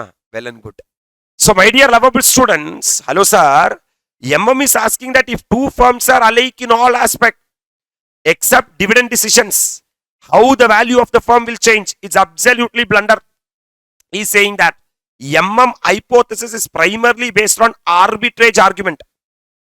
Already we discussed primary arbitrage and through the arbitrage process, MM hypothesis discussed how the value of the firm remains same whether the firm pays what or not. What MM is saying that MPS 0, that is current market price of a share is equal to DPS 1. Nyayam. The same only have been said by the Gordon. Correct? What MM is saying that in addition to that, every shareholder will be expecting capital gain. That's what MPS 1. For example, if today a shareholder invests in a share for 100, my dear lovable students, he will be expecting 150 at the end of year number 1. So his expectation will not only be the dividend, but also the capital gain. Right up. For that only, sir, that is the future cash flow. That is a future cash flows. So if that is the future cash flow, my dear lovable students, that has to be bring to present value by using a discounting factor called as K. So first MM comment said that, sir, A Walter, you valued P0 as D plus R by KE into E minus D all divided by K. This valuation method I don't want. Hello, sir. You valued based on an assumption that this is what meant dividend, that is shareholder will be expecting dividend, and he want return on what earning? Retained earnings. This is how a shareholder will be looking a share according to you. But the P0 as per Walter is, Gordon is EPS 1 into 1 minus B divided by KE minus G. What MM said that according to the Gordon, a shareholder will value the share based upon what is the DPS 1. Because EPS 1 into 1 minus B is nothing but EPS 1. First point number 1, MM said that my P0 is not only DPS 1 pa, but also MPS 1. But also MPS 1. So this DPS 1 is a future value. MPS 1 is a future value. Because this dividend you will get at the end of year 1, Y1. And MPS 1, a shareholder will get at the end of year number 1, Y1. My dear lovable students, DPS 1 plus MPS 1, this has to be discounted to today. That's why divided by K. Correct? So that I am discounting divided by 1 plus K. Hello, sir. Sir, MPS 0 means price in the beginning of the period. MPS 1 means price at the end of the period. DPS 1 means dividend at the end of the period. And K is the cost of equity. Sir, as per MM hypothesis, value of the firm will remain unchanged due to what decision? Dividend decision. This is a formula given by MM. What MM said that value of the firm is equal to. What is the value of the firm? Value of the firm is nothing but present value of its future cash flows. Present value of its. What is its future cash flow? Number of shares into, sir, market price per share. So what is the existing number of shares? Evlo shares if already company kitta irukku. Plus delta n. Delta n. That means MM is linking dividend decisions with the investment decisions. What MM is saying that, okay pa, if the R is greater than KE, you are saying that company should hold 100%. With that 100%, will the company do pujaya? No. Company have to invest somewhere. So in order to do that investment, company need fund, additional fund. So how they will raise the additional fund? They will raise the additional fund by issuing further shares. That's what delta N. That's what delta N, additional number of shares. So at the total already existing companies having some share plus delta N means total number of shares. From this line only I started this chapter. Total number of shares into market value per share is the value of the firm. Right, sir? Minus investments. Because according to MM, there should be very good what opportunity? Investment opportunity. If a company invests means money will come in or money will go out. Money will go out. That's what capital budgeting, investment decision. Right, sir? And during that year, company will earn something. That means, my dear lovable students, that earnings is a cash inflow or cash outflow? Cash inflow. So what MM is saying that, romba simple, sir, what is the existing number of shares? That what? N. Plus what N? Delta N. Delta N means additional number of shares you have issued to do the project. Yes, sir? That's what N plus delta N. That means I got the total number of shares. What is the value of the firm? Value of the firm is equal to total number of shares into market price per share. That market price is MPS 1. Market price is MPS 1. Hello, sir? Yes, sir. Sir, minus I, because if the firm invests means money will go out, plus E. Sir, during the entire year, company will earn. So the total cash flow at the end of the year number 1 in the hands of the company will be N plus delta N into MPS 1 minus I This has to be discounted to today's value. That's what the N of the firm, value of the firm. That means what mathematically done na, instead of finding P0 like Walter, instead of find out P0 by Gordon, he directly calculated value of the firm. What is value of the firm? Number of shares into market price per share. This is the basic formula of MM. What MM is saying that you should have a very good investment decision. Right? Yes, sir. My dear lovable students, N means number of shares today existing. At the end of year number 1, you will be having a very good investment decision. You don't have money to do that. Correct? You have to raise the capital by issuing additional number of shares. That's what delta N. So N plus delta N. You will get the total number of shares. Actually, into market price per share itself will get the value of the firm. But that much capital will not be there with the company. Because you would have invested something. So I would have gone out. Yes, sir. Yes, sir. And you would have earned something during the year. E would have come in. Hello, sir. Divided by 1 plus KE will be the value of the firm. Are you really with me? So with this, we will be solving question number A. Rambo Limited has 1 lakh equity share outstanding for 2022. The current market price of the share is how much? 100. So, Ippo 1 lakh into 100 is equal to 1 crore. That means the present value of the firm is 1 crore. What MM is saying that whether you give dividend, you don't give the dividend, it will be how much crore itself. Company is planning to pay dividend at the rate of how much per share? 10 per share. Let them pay dividend. Required the rate of return is how much percent? 15%. That means KE is equal to, R is equal to 15% because the rate of return. Based on MM, calculate the market price of the share of the company when the recommended dividend is number 1 declared, number 2 not declared. So 2 circumstances are there. Number 1 declared, dividend declared, not declared. What is MM's ideology? Whether a company declares dividend, whether a company not declaring dividend, value of the firm will be one and the same. How many new shares are to be issued by a company at the end of year on the assumption that net income of the company is how much lakh? And the investment budget is 50 lakh when the dividend is declared or dividend is not declared. Proof that market value of the company at the end of accounting year will remain the same whether the dividend are distributed or not. This is a most expected question for any examination. Simple. Always step number 1. Even ICAI itself traveling through the step. Okay. Sir, simple sir, calculate the price at the end of the period. Price at the end of the period means, we know the formula, my dear lovable students. MPS 0 is equal to DPS 1 plus MPS 1 whole divided by 1 plus K. You know current market price. What is the current market price? 100. 100 should be equal to, what is DPS 1? 10. Because if they are going to give the dividend, if they are going to pay the dividend, 10. Plus MPS 1 we don't know, plus 1 divided by what is a KE? What is a KE given in the question?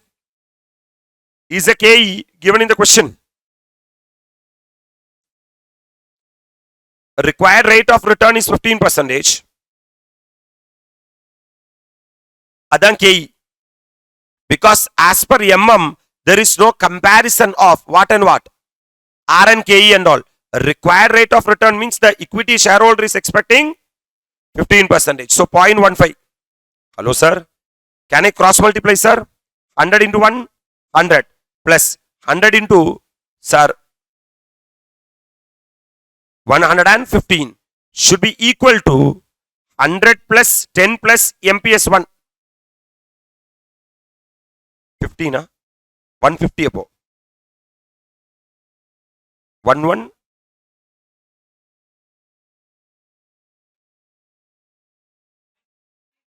verum 15. Yes, sir. 0.15. Yes, sir. So 100 plus 15, 115 should be equal to 10 plus MPS 1. Right, sir? That means MPS 1 is equal to 115 minus 10 should be equal to 105. That means what MM is saying that if the company gives the dividend, correct? First they are doing dividend not paid, but we have done dividend are paid. Sir, can I move to the dividend are paid? If the company gives the dividend, today's market price will be 105. Correct? This is step number 1. Step number 2, what is the fund required? Logically answer. What is the total earnings? 40 lakhs. Are the company declaring dividend? Yes, sir. They are declaring dividend. How much is the dividend per share? 10. Already how much shares are there? So 1 lakh into 10, 10 lakh. So out of 40 lakh, 10 lakhs goes means balance 30 lakhs will be available with the company. What is the very good opportunity of investment opportunity available? Out of 50 lakhs, only 30 lakhs are there. Balance 20 lakh, company have to raise by way of new shares. Will the company raise the new shares today or at the end of the year? End of the year. That means they will be declaring not at MPS 0 but at MPS 1. What is MPS 1? 105. Up 20 lakh divided by 105 means company have to raise 19,047.62 share. This is the delta share. Correct? So what MM is saying that, my dear lovable students, at the start of the year, company were having how much share? 1 lakh share. Sir, at the end of the year, company will be issuing 19,047.62 share. That's what N plus delta N. At the end of the year, will you value the company with 100 or 105? So this into 105 will be the total value of the firm without considering investment. Correct? In that you will be investing totally 50 lakh. So 50 lakh will go out and you will be earning totally 30 lakhs. 30 lakhs is the earnings, 40 lakhs done. 40 lakhs is the earnings. Inflow. So what MM is saying, that calculator man, 20 lakhs divided by 105. Update calculator vechko. Plus already equity share of 1 lakh. This will be the total number of shares. Right? Into 105 comes to, this will be the total value of the firm, which comes to 1 crore 25 lakhs. Plus you have earned an earnings of 40 lakh. Minus you will make an investment of 50 lakhs. That means the wealth available with the company at the end of the year will be 1 crore 15 lakhs. Right? This is at the end of the year number 1. Why 1?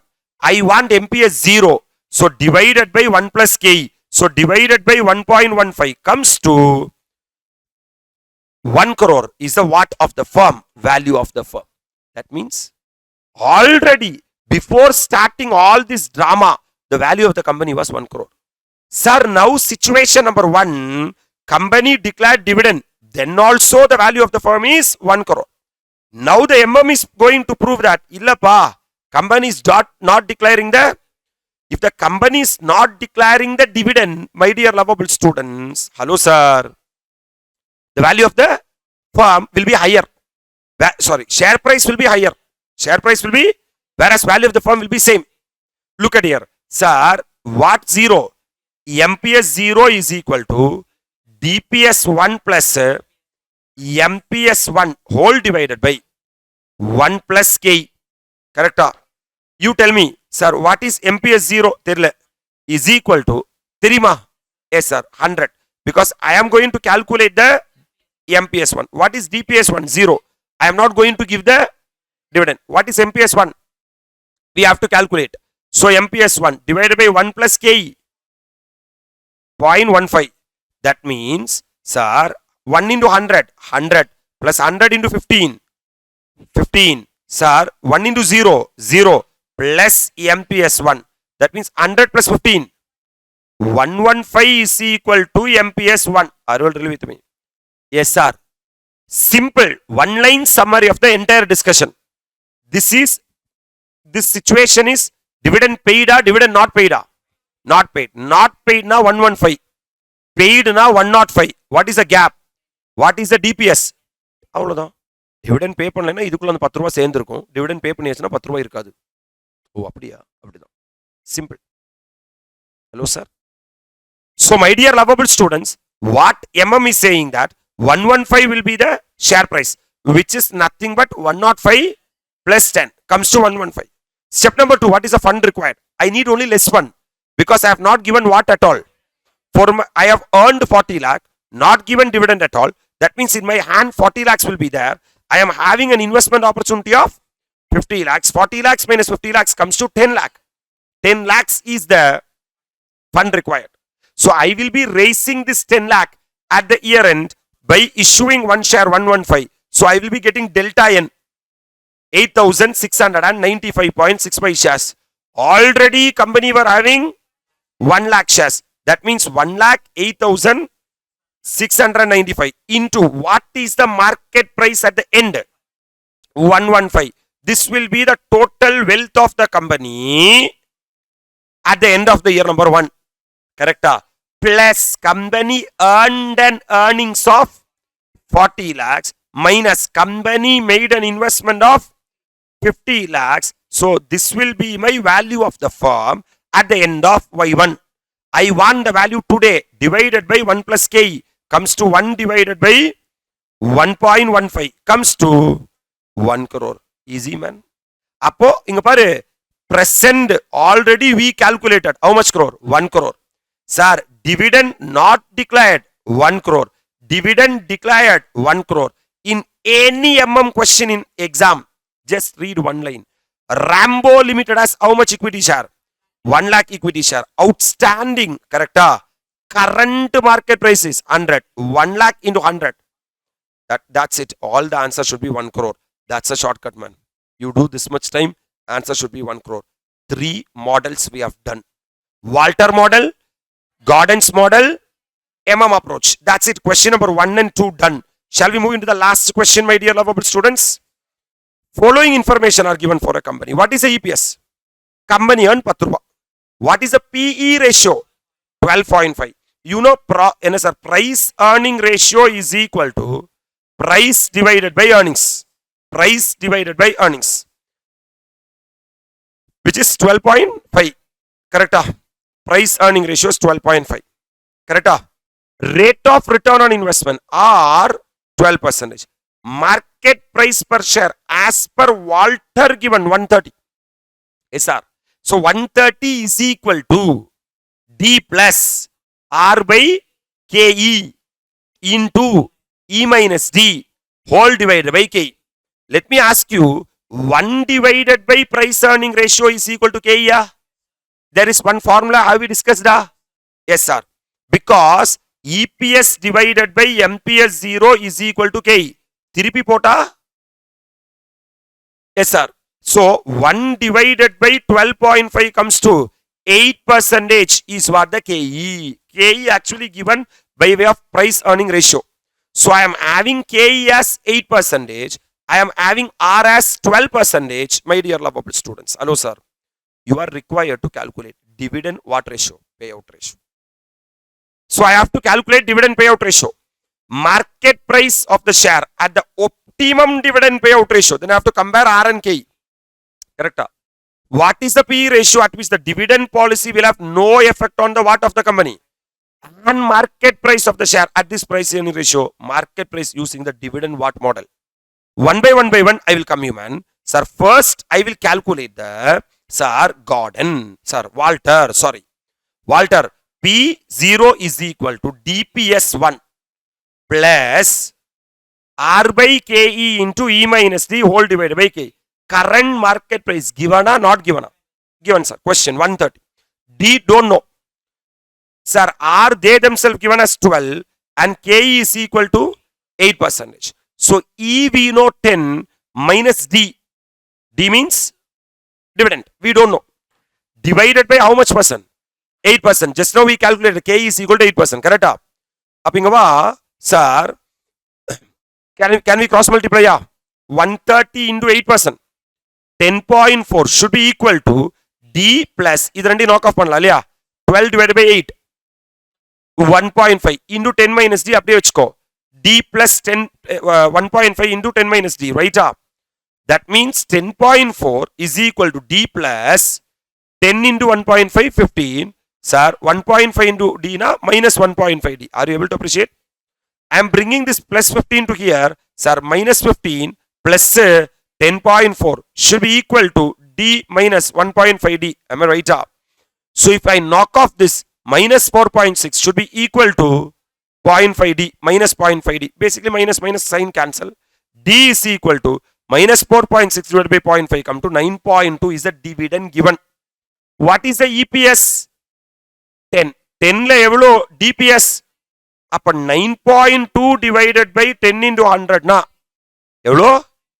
அப்பா 92% is the present dividend payout ratio. Hello? What is R in the question? 12. What is the KE? 8%. Is R greater than KE? According to Walter, according to Gordon, you are not supposed to give what at all? Dividend at all.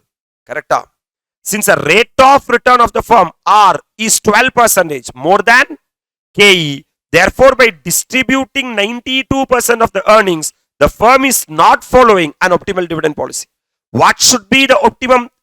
0. They should not give what at all?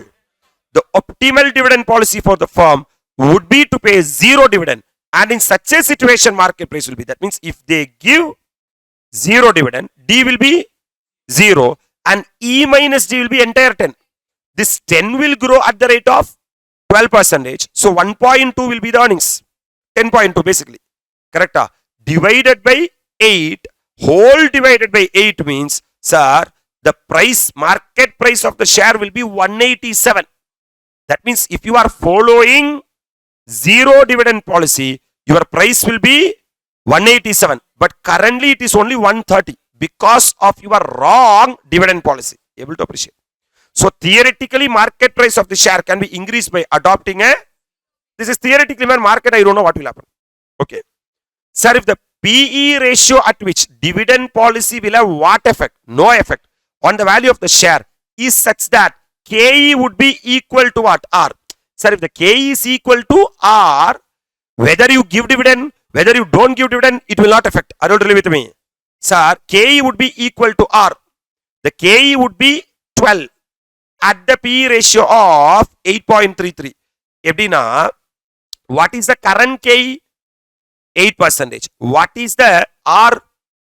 12%. Correct? Sir, R is equal to KE. R is equal to KE means 12%. Are you really with me? That means if my R is equal to KE. Hello, sir. Dividend payout ratio become irrelevant. Whether you pay the dividend, don't pay the dividend. Correct, sir? That means P ratio of what is the R repo? 12%. That means 1 divided by 12 comes to 8.33. 8. You just answer me. You just answer me. What is the current? What is the current? Hello, sir. R. 12%. Current R is 12%. 1 second, man.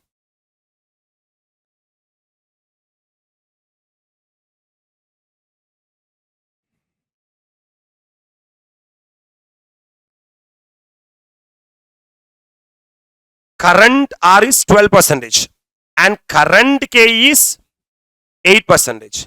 Current P ratio 12.5 times. Correct? I want enna venumna PE ratio at which I want the PE ratio at which my dividend policy will not have no effect. Correct? When my dividend policy will not have no effect, when R is equal to KE. That means what is my R? 12. This should be equal to KE of 12%. That means what is my KE? 1 divided by P ratio. Are you really with me? That means 12 is equal to 1 divided by P ratio. That means P ratio is equal to 1 divided by 12 comes to 8.33 times. That means if my PE is 8.33, dividend policy will not have no effect. Right? Sir, if the P is 8.33 instead of 12.5, then the KE which is inverse of P would be how much percent? 12%. In such a situation, KE will be equal to R. Am I right? Yes, sir. Because if the KE is equal to R, then only dividend will be optimal indifference. And the market price as per Walters will be. Now I have to calculate the market price of the share as per Walter. What is the formula of Walter? D plus R by KE into E minus D whole divided by K. D already we know 9.2 plus 12 divided by 12 because R is equal to KE. This is irrelevant. Sir, this is 0. 1, 1, 1. Basically 1. Correct? So you will get 1. There is no effect because 10 minus 9.2, 0.8. 0.8 plus 9.2, 10. 10 divided by 12 percentage, you will be getting a market price of 83.33%. This will be the market price per share if you are following Walter's model. I am coming to the same question using the Gordon's model. Do you, sir, remembering the formula of Gordon? EPS 1 into 1 minus B whole divided by KE minus G. What is EPS 1? EPS 1 is DPS 0 into 1 plus G. What is the current DPS? 9.2. Already given in the question. Can I calculate the G is equal to B into R? Yes, sir. What is B? Retention. Retention. Correct? How much, sir? Out of 192% dividend payout. So 8% is the retention. That was 8. Every 8% will grow at 12%. Correct? Now 0.96 is the G. Now this 9.2 will grow at 0.96. Comes to 9.2883 is what the DPS 1. Correct, sir? Now can I calculate the MPS 0? MPS 0 is equal to DPS 1 divided by KE minus G. What is DPS 1? 9.2883 divided by KE 8% minus G 0.96%. Am I right? Comes to 7.04%. Getting it? You will get 131.936. 936 is the, sir, share price. Alternatively, if you want, this formula also you can apply. Instead of DPS 0 into 1 plus G, EPS 1 into 1 minus B, both will give you what only? DPS 1 only. Again, sir, there will be share price of 130.68. Hello, sir. This is without applying growth on dividend. Without applying growth on dividend means I take a numerator as 9.2. That means I assume that this 9.2 is a grown dividend. That is DPS 1. Here I am assumed that 9.2 is the DPS 0 and I made it grow to DPS 1. That means basically there are 3 people are there. Number 1 Walter, number 3 Gordon and number 3 MM. Walter is a theory of relevance. Gordon is a theory of relevance. MM is a theory of irrelevance. What Walter is saying that, sir, P0 is equal to D plus R by KE into E minus D whole divided by K. What Gordon is saying that P0 is equal to EPS 1 into 1 minus B whole divided by KE minus G. KE minus G. Right, sir? What MM is saying that, sir, not P0. Value of the firm is equal to N plus delta N into MPS 1 plus E minus I whole divided by 1 plus K. That's it with regard to the revision of the chapter.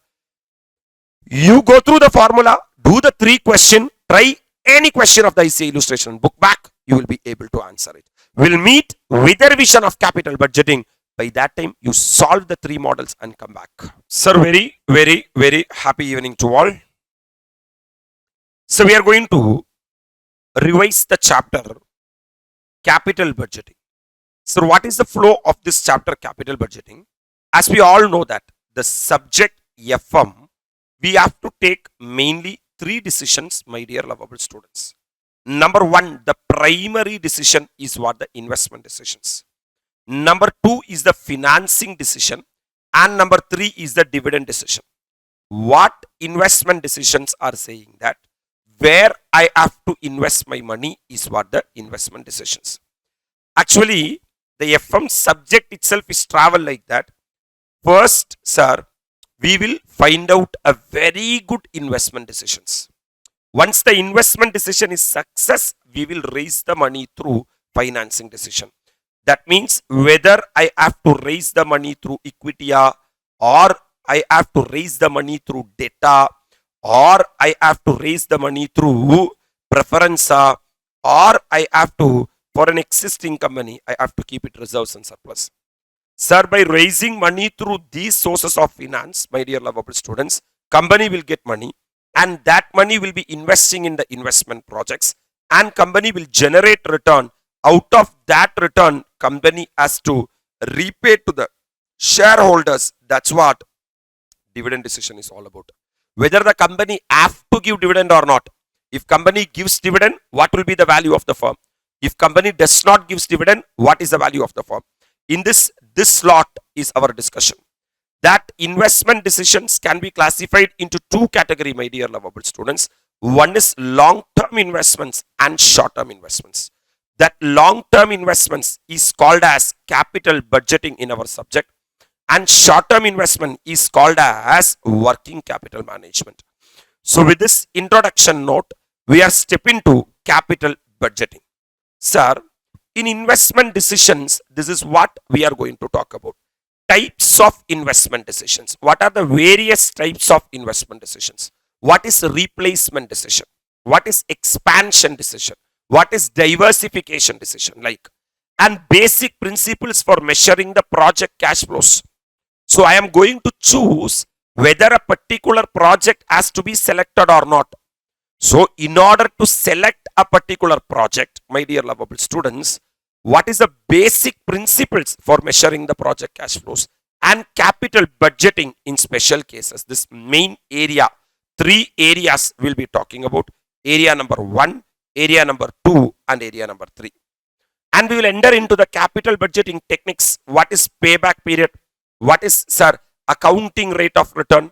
What is net present value, profitability index, IRR, modified IRR, and discounted payback period? These are capital budgeting techniques. Sir, what is capital budgeting? Capital budgeting involves identification of the investment project. First, you have to identify that, sir, project A is better than project B. Project C is better than project D.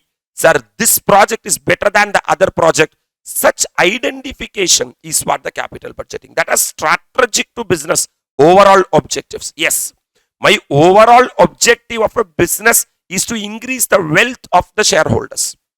So, I should choose a project where that maximize the wealth to the equity shareholders.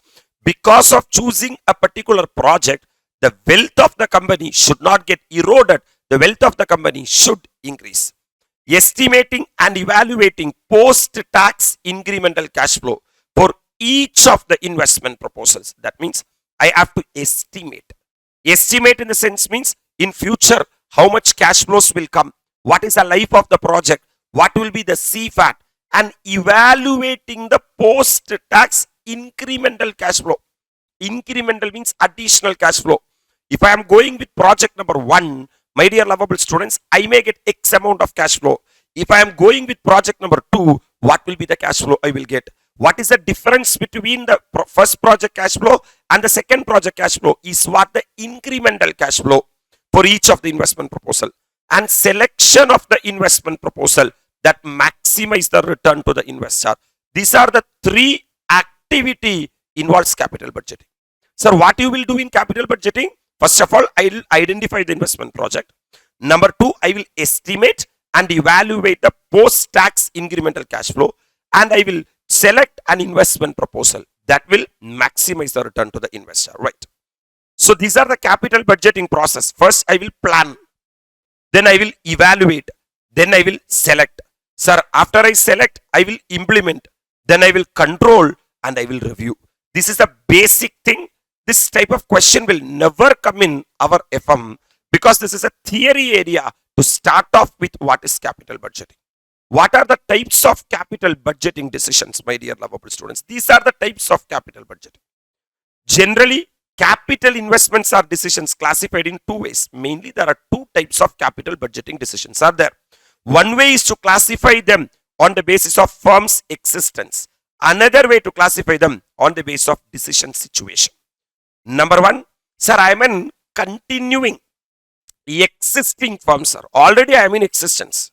I am going to take a capital budgeting decision. Then I will take either replacement and modernization decision.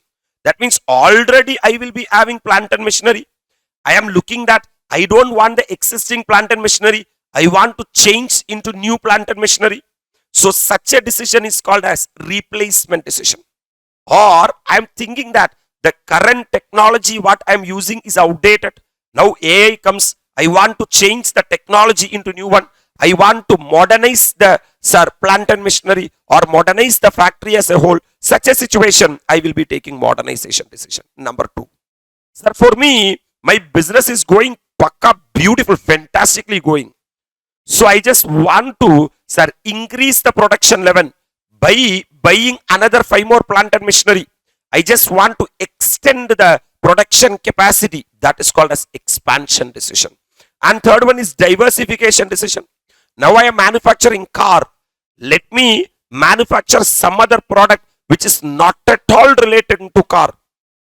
I am going to manufacture salt.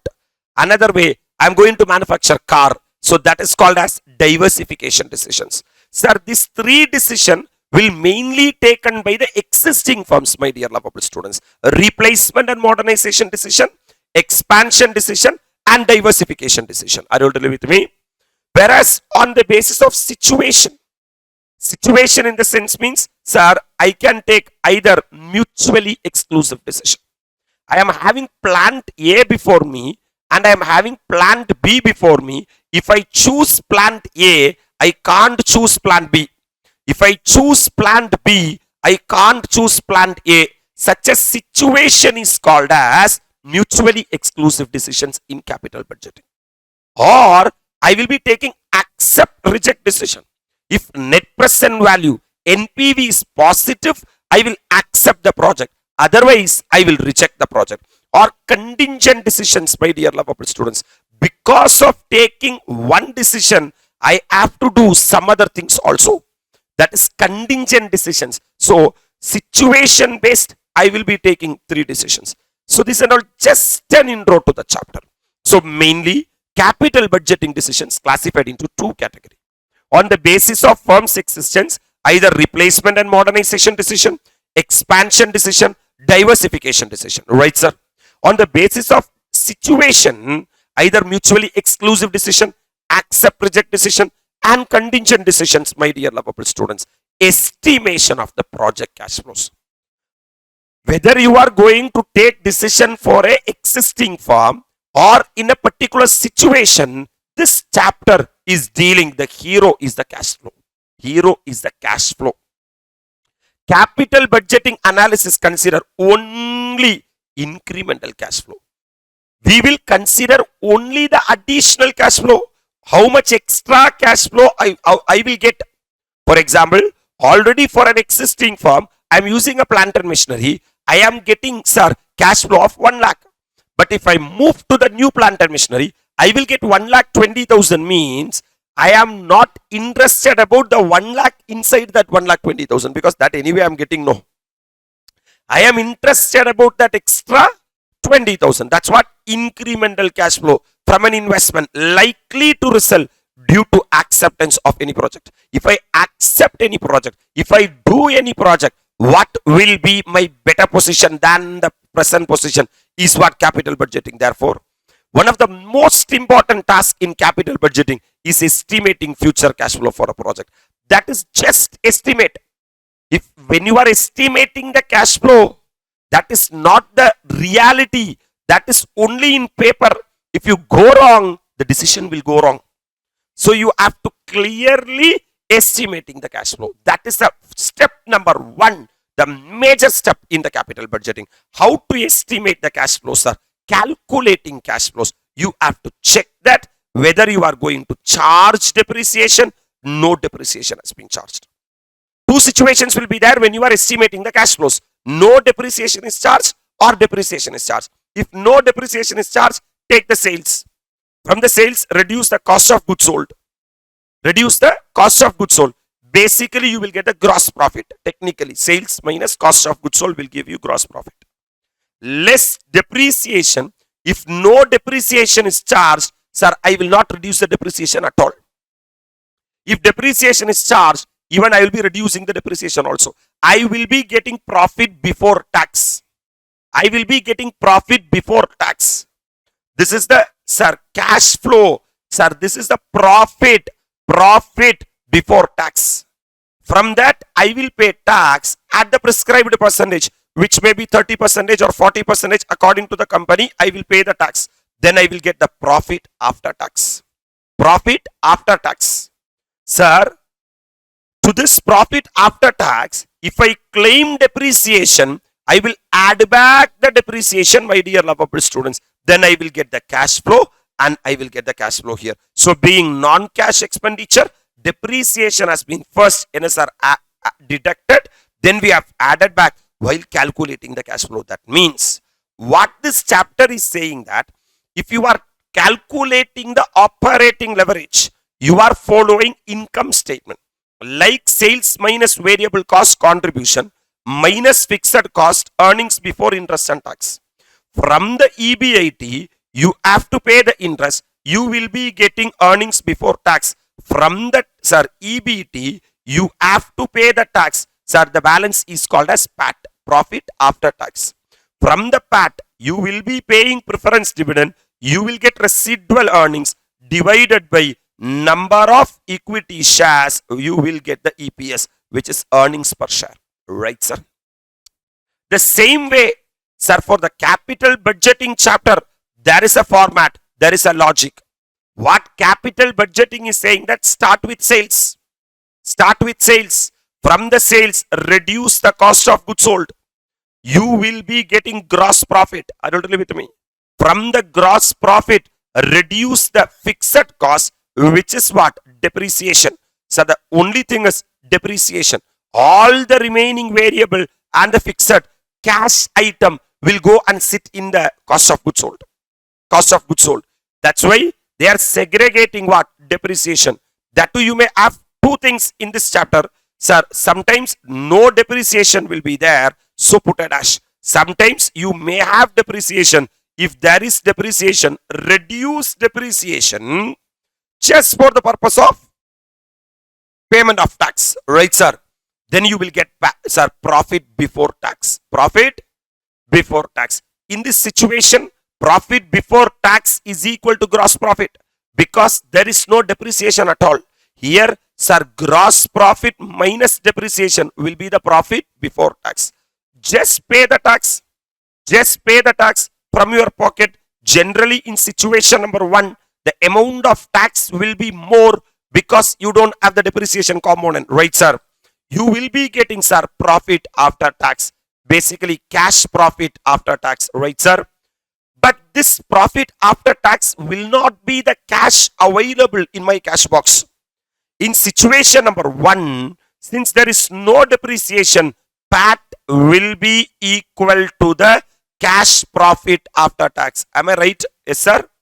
But in situation number 2, in my cash box, I will be having more cash, but the PAT, what is shown in the accounts, will be less. So, to this PAT, I have to add back depreciation because depreciation is a non-cash item. Here, nothing to add back because I have not claimed depreciation at all. Here, I have to add back, sir, non-cash item, being depreciation, being non-cash item. The answer, what I am getting in this chapter is called as CFAT, that is called as cash flow after tax. Cash flow after tax. So the hero in this chapter is cash flow after tax. So cash flow is the hero, my dear lovable students. So what are the different types of cash flow is the next question. There are various categories of cash flows. There are initial cash flows for according to a project. For a project, there will be what cash flow? Initial cash flow. What cash flow? Initial cash flow. There will be interim cash flows. What cash flow? Cash flow during the life of the project is called as interim cash flow. And the terminal cash flow at the end is called as terminal cash flows. So these are the three varieties of cash flows. Number 1, initial cash flow, that is a cash flow at the start. Then interim cash flows, that is cash flow at the during the project. And the terminal cash flow means cash flow at the end. Come on, we'll be talking about initial cash flow. What is initial cash flow? We'll be talking about interim cash flow. What is interim cash flow? We'll be talking about terminal cash flow. What is terminal cash flow? Hello, sir. Sir, initial cash outflow, 99.99% initial cash inflows will not be there. Because initially we have to spend the money, then only we will get the money. So initially it will be cash outflows will be there. Are further into two category on the basis of fresh proposal and replacement decision. Sir, sometimes my proposal may be a fresh proposal. This is the first time I am going to buy the plant and machinery. That means my proposal is a what proposal? Fresh proposal. If the proposal is a fresh proposal, the manner of determining the initial cash outflow is in one way. Whereas my proposal is a replacement decision. That means already I am having an existing plant and machinery. Some good plant and machinery is there in the market. So I am going to exchange the plant and machinery, or I am going to sell the existing plant and machinery. I am going to buy the new plant and machinery. Then the format, the methodology of finding out the initial cash outflow will change, my dear lovable students. What they are saying is, sir, if the decision is related to an investment in a fresh proposal or an expansion decision, that means my decision is not a replacement decision. My decision is not a replacement decision. My decision is a fresh proposal. If that is the case, sir, cost of the new asset. Are you going to purchase a plant and machinery? By paying 10 lakh rupees. So 10 lakh rupees will go out of your hand, or 10 lakh rupees will come into your hand. 10 lakh rupees will go out of your hand. That will be a cash outflow. Sir, add installation or setup cost.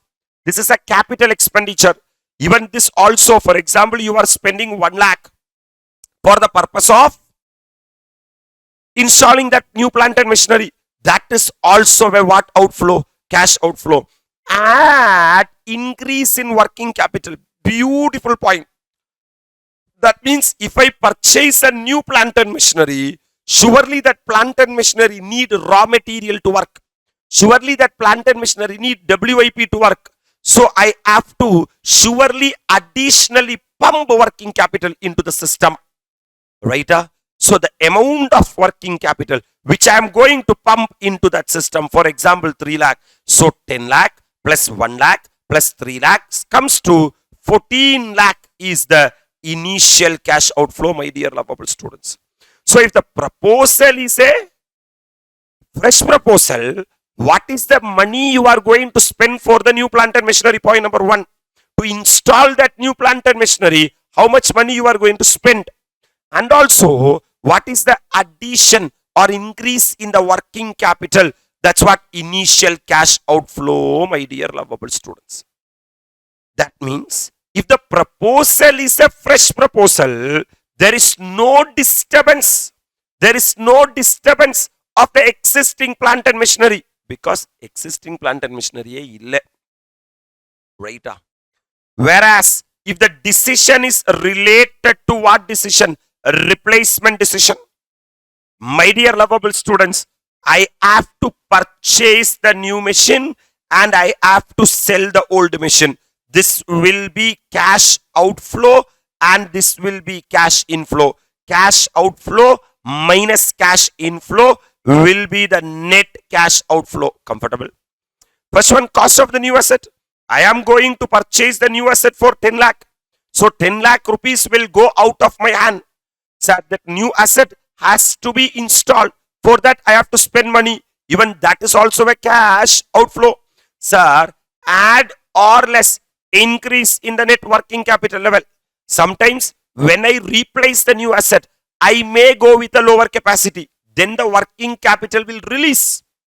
Or I may go with a higher capacity. Then I have to invest in working capital. So that working capital may be, sir, either increase in cash flow or decrease in cash flow. Right, sir? But in the fresh proposal, sir, there is no concept of release of what at all? Working capital at all. Because till now I have not deposited or invested any working capital. This is the first time I am going to do a project. So there is only question of investment in working capital. But here it may be release of working capital or there may be investment in working capital. Less. That's it. That's it. These are the cash flows associated with the new machine. Now I am coming to the old machine. Already you are having old machine, correct? You will scrap that old machine less net proceeds from sale of old machine. By selling the old machine, you will be having cash inflow, right? So the cash flow associated with the new machine will surely be cash outflow, right? But my dear lovable students, from the old machine, you will be having cash inflow. But this old machine already will be having some book value. Am I right? Now, if I sell that for scrap value, because I thought that this old machinery can be continued for next 3 or 4 years. So, based on that only, I would have planned my depreciation. Suddenly, I'm coming and saying that I am going to sell the plant and machinery, existing plant and machinery, by seeing the new plant and machinery. So, I can't sell the plant and machinery by looking the book value, right, sir? I may not be able to generate the cash flow equal to my book value. So my sales may lead to either profit or loss. 99% loss. If it is profit on sale of fixed asset, my dear lovable students. For example, already you are having book value of 1 lakh rupees. 1 lakh rupees is the existing book value. You are going to sell this plant and machinery, existing plant and machinery, for 1,50,000 rupees, right, sir? So there is a profit of SOFA. SOFA means sale of fixed asset to the extent of how much? 50,000. What you are supposed to do, no, this 50,000 should be treated as cash inflow. Entire 1,50,000 you will treat it as cash inflow. Because of you are having profit on this 50,000, you are liable to pay tax to the department. That tax will be treated as cash outflow. That tax will be treated as, that is called as tax or expense. Tax expense due to sale of old asset. Sometimes what will happen, not sometimes, majority of the times, my dear lovable students, my book value is how much lakh? 1 lakh. I would have thought that I can use this plant and machinery for another 3 to 4 years. But suddenly a new machinery came. I am going to sell this. Sir, I am going to sell this plant and machinery. Selling price for how much? 20,000. So there is a loss on SOFA, 80,000, right, sir? This 80,000 I will be debiting to P&L account. Because of debiting this 80,000 to the P&L account, my expenses increases, net profit reduces, and the tax liability reduces. So this is called as tax savings. What man? Tax or tax shield, or called as what? Tax shield. So we may have tax savings or tax shield. My dear lovable students, how we are having profit? We are taking that it's a cash outflow, profit not tax outflow. The same way this chapter is saying that treat it as tax inflow. Tax inflow. So that is the next cash flow associated with this. You will get the initial cash outflow. You will get the initial cash outflow. So simple, I am consolidating. Sir, that's it with regard to initial cash flow. Initial cash outflow may be for either for the fresh proposal or for the replacement decision. If it is for the fresh proposal, simple. How much money is the cost of the new asset? Installation and setup cost, investment in working capital, you will get the initial cash flows. Comfortable? If it is for a replacement decision, you have to take care the cash flow associated with the new asset, and also you have to take care the cash flow associated with the old asset. Knock it off, you will get the net cash outflow. I am coming to the second type of cash flow. This is the hero called as interim cash flows. What cash flow? Interim cash flows are further divided into again 2 categories on the basis of either fresh proposal and what decision? Replacement decision. You have to check that whether the proposals are fresh proposals or a replacement decision. Sir, if you are going to find out the interim cash flow for a fresh proposal, simple, you have to calculate the PAT. How to calculate the PAT? Just now we calculated the PAT. Look, sales minus cost of goods sold, you will get the GP. From the GP, reduce the depreciation, you will get the profit before tax. Pay the tax, you will get the profit after tax. I will start with the PAT. I will start with the PAT. Sir, to that PAT, add non-cash, sir, expenses like depreciation. Add non-cash expense like depreciation. Sometimes during the life of the project, a part of working capital may release, or during the life of the project, a part of working capital have to be invested. In question, they will say that at the end of year number 2, there is an additional working capital of 2 lakh. So that will also be treated as interim cash flow. Comfortable?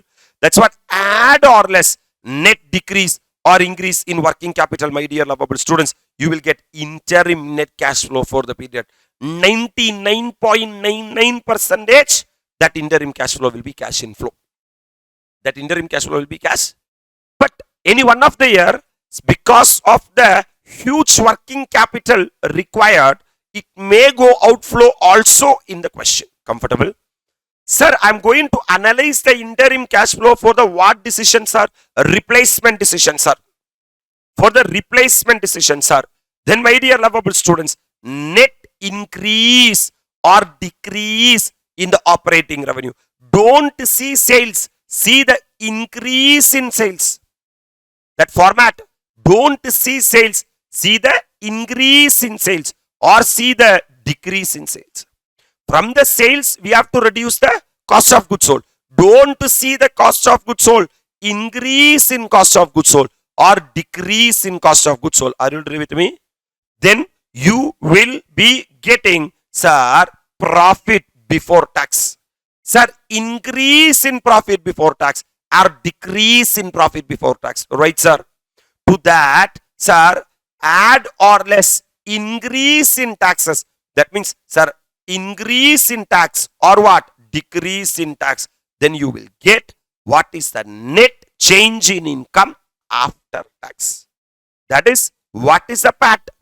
Increase in PAT or decrease in PAT. Comfortable?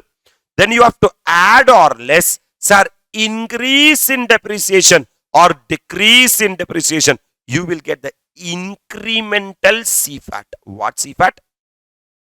That means if the decision is a replacement decision, sir, I will be following a technique called as incremental. What technique, man? Incremental. Comfortable? We are done with the initial cash outflow. Now we have done with the interim cash flows. I am moving into the terminal year net cash flow. I am in the end of the project. I am going to close the project. If I am going to close the project, man, whether the project is a fresh proposal or the project is a replacement decision, for both closing is closing only. Correct? Because if it is a fresh project, sir, first time I purchased the plant and machinery, at the end of the 5th year, my dear lovable students, I am going to sell that. Then terminal cash flow. Sir, I purchased the original plant and machinery. After 2 years, I have changed into the new plant and machinery, which will be having a life of 3 years. Now that 3 years over, sir, after the end of the 3 years, I am going to disclose, sir, whether it is fresh proposal or replacement decision, the terminal cash flow calculation will not change. What they are saying, no, final salvage value. You have to sell the asset. When you sell the asset, how much you will get? That is called as final salvage value. Right? Add interim cash flows. Add interim cash flows. That is for Wi-Fi, year number 5. Year number 5, you will be having CFAT or incremental CFAT. Right? Even that is also a terminal cash flow for the year number 5. Sir, add or less what saving? Tax saving due to sale or disposal of the asset, including depreciation. At the end of the life of the project, I have to sell the asset. If I sell the asset, my dear lovable students, I will be having either profit on sale. If it is profit on sale, it's a tax outflow. Or I will be having loss on sale. If it is loss on sale, then it's a tax inflow that I have to adjust. Add release of net working capital. It will always be release of working capital. At the end of the project, I am not a loser to invest the working capital. Right, sir? So I will get the terminal cash flow. I will get the terminal cash flow. So the way of Finding out the number one, initial cash outflow for the fresh project and also for the replacement projects are different. The way of finding out the interim cash flow for the fresh project and also for the replacement project are different. Whereas the way of finding out the terminal cash flow for both the fresh project and the replacement projects are one and the same. So cash flows classified into three categories. Number one, initial cash flow. Number two, interim cash flows. Number three, terminal cash flows. In this, interim cash flow means CFAT, cash flow after tax. Sometimes we have to calculate the CFAT in question. How to proceed for calculation of CFAT? Simple. Take the total number of units. How many units you are going to sell during a particular year? What is the selling price per unit, my dear lovable students? So number of units into selling price per unit, you will give the sales value, right sir? Marginal costing. From the sales value, I have to incur the what cost? Variable cost. Then I will get the contribution. From the contribution, reduce the fixed cost. Inside the fixed cost, cash fixed cost will be there and the depreciation will be there. Even if it is depreciation, reduce it. So cash fixed cost and depreciation, my dear lovable students. You will be getting earnings before tax. From that, pay the tax. Then you will be getting, sir, profit after tax. To that, add depreciation being what cash item? Non-cash item. You will get the CFAT. The same only we have discussed in the start also. But how we discuss? From the sales, we have to reduce the cost of goods sold. You will get the gross profit. Reduce the depreciation. We will get the profit before tax. From that, we have to reduce the tax. We will be getting the PAT. To that PAT, we have to add back the depreciation. We will get the CFAT. But instead of having this shortcut method, we are from start number of units. Estimate the number of units you are going to sell. Estimate the selling price per unit. You will get the total sales value. Estimate the variable cost. You will get the contribution. Estimate the cash fixed cost. Estimate the depreciation. You will get the profit before tax. Pay the tax. You will get the profit after tax. Add back only depreciation. You will get CFAT. I don't believe with me. That's it. Fine. All the preliminaries are done. Okay, sir. Now take a decision, sir. Now you have to take a decision. How I have to take a decision? That is called as capital budgeting technique. For example, if you are going to doctor is saying that you are having sir, fever of 103 degree. So you are not well. Sir, if you are saying that, sir, then he will do some test and he will saying that you are having this problem. So there are certain technique doctor is what? Having. The same way in the capital budgeting chapter, effective investment decisions are crucial for companies' growth and sustainability, ensuring that resources are allocated to projects that maximize shareholders' value. That is a main problem. Sir, I am having lot of money, sir. Shareholders fund I am having, sir. If I put in a Mokka project, their money will go. I should invest in a project where the maximum return will be generated to such people. That should be my, sir, main agenda. So there are number of techniques available for appraisal of investment project and can be classified as presented below. So we are going to talk about capital budgeting technique. We are having either traditional or non-discounting technique. You just see, my dear lovable students, today I am going to invest in a project called as Y0. Sir, my project will run for 5 years, for example. So in Y1, Y2, Y3, Y4 and Y5, I am going to get the cash flows. Are you really with me? Yes, sir. Sir, the cash flow, what I am going to get at the end of Y5 will not be the same for today's value. I am saying that I will not consider the Trivandrum time value of money. I will not consider the time value of money. Such techniques are called as traditional technique or non-discounting technique. We are having two non-discounting technique, my dear lovable students. Number one, payback period. Number one, payback period. Number two, sir, accounting rate of return. This payback period is otherwise called a simple payback period. And accounting rate of return, or average rate of return. Are you really with me? Under these two technique, I will not consider the what value of money at all, time value of money at all. Coming to the next one, man, sir, time adjusted or discounted cash flows. I am going to consider the time value of money, such as NPV, net present value, or PI, profitability index, or IRR, that is internal rate of return, or MIRR, modified internal rate of return, and discounted payback period. So 1, 2, 3, 4, 5. 5 major techniques are there by considering the time value of money. Number 1, net present value, profitability index, internal rate of return, modified IRR, and discounted payback period. In that, what is payback period is what our discussion is all about. What is ARR is what our discussion is all about.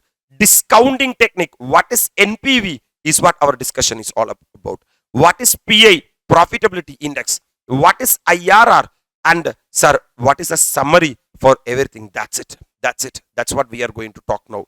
Can we, sir? Payback period.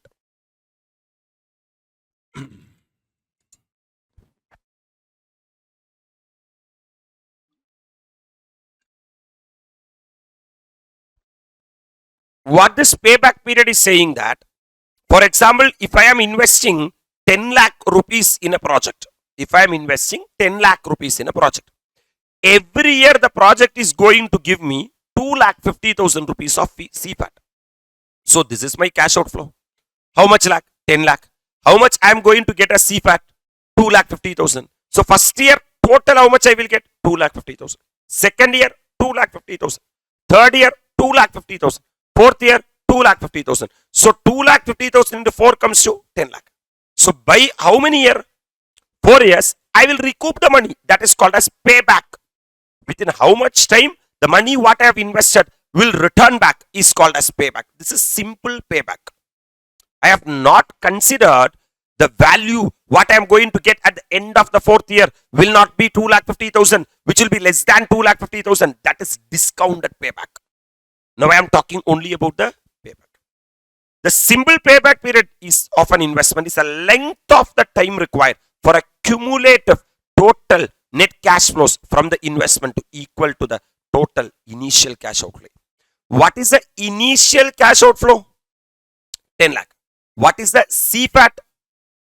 2,50,000. So first year cumulative CFAT 2,50,000. Second year cumulative CFAT 5 lakh. Third year cumulative CFAT 7,50,000. Fourth year cumulative CFAT 10 lakh. That means I need 4 years to recoup the money invested. That is called as payback period. So payback period is equal to simple formula total initial capital investment. What is the initial capital investment? 10 lakh divided by annual expected after tax net cash flow, which is nothing but CFAT, which is 10 lakhs divided by 2.5 lakhs comes to 4 years. So if the project life itself is 3 years, please don't invest in that project, because sir, this project need at least 4 years to give back the money. It's like that 4 years is like your break-even period, and beyond 4 years you can enjoy the margin of safety. For example, if the life of the project is 10 years, first 4 years you will get only the principal portion back. The remaining 6 years, my dear lovable students, you are entitled to get the margin of safety. So 6 years. Next one, sir. ARR. Sir, ARR is otherwise called as accounting rate of return. What rate of return? Accounting rate of return. Sir, in capital budgeting, all the decision we will take based upon CFAT, cash flow after tax. Only one decision we will take upon PAT. That's what? Accounting rate of return. What rate of return? Accounting rate of return. So the accounting rate of return of an investment measures the average annual net income of the project, incremental income as a percentage of investment. What this ARR is calculating that I am investing, for example, totally 10 lakh. And my average annual net income from the project is 2,50,000. Every year I am getting 2,50,000 from the project. That means 25% is the return of the project.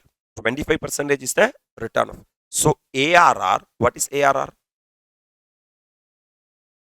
Average return. Profit after depreciation, basically profit after tax, PAT, divided by investment in the beginning of the year. That means how much I invested. How much you invested? 10 lakh. If the profit after depreciation is 2.5 lakhs, you can say that 25% is the ARR of the project.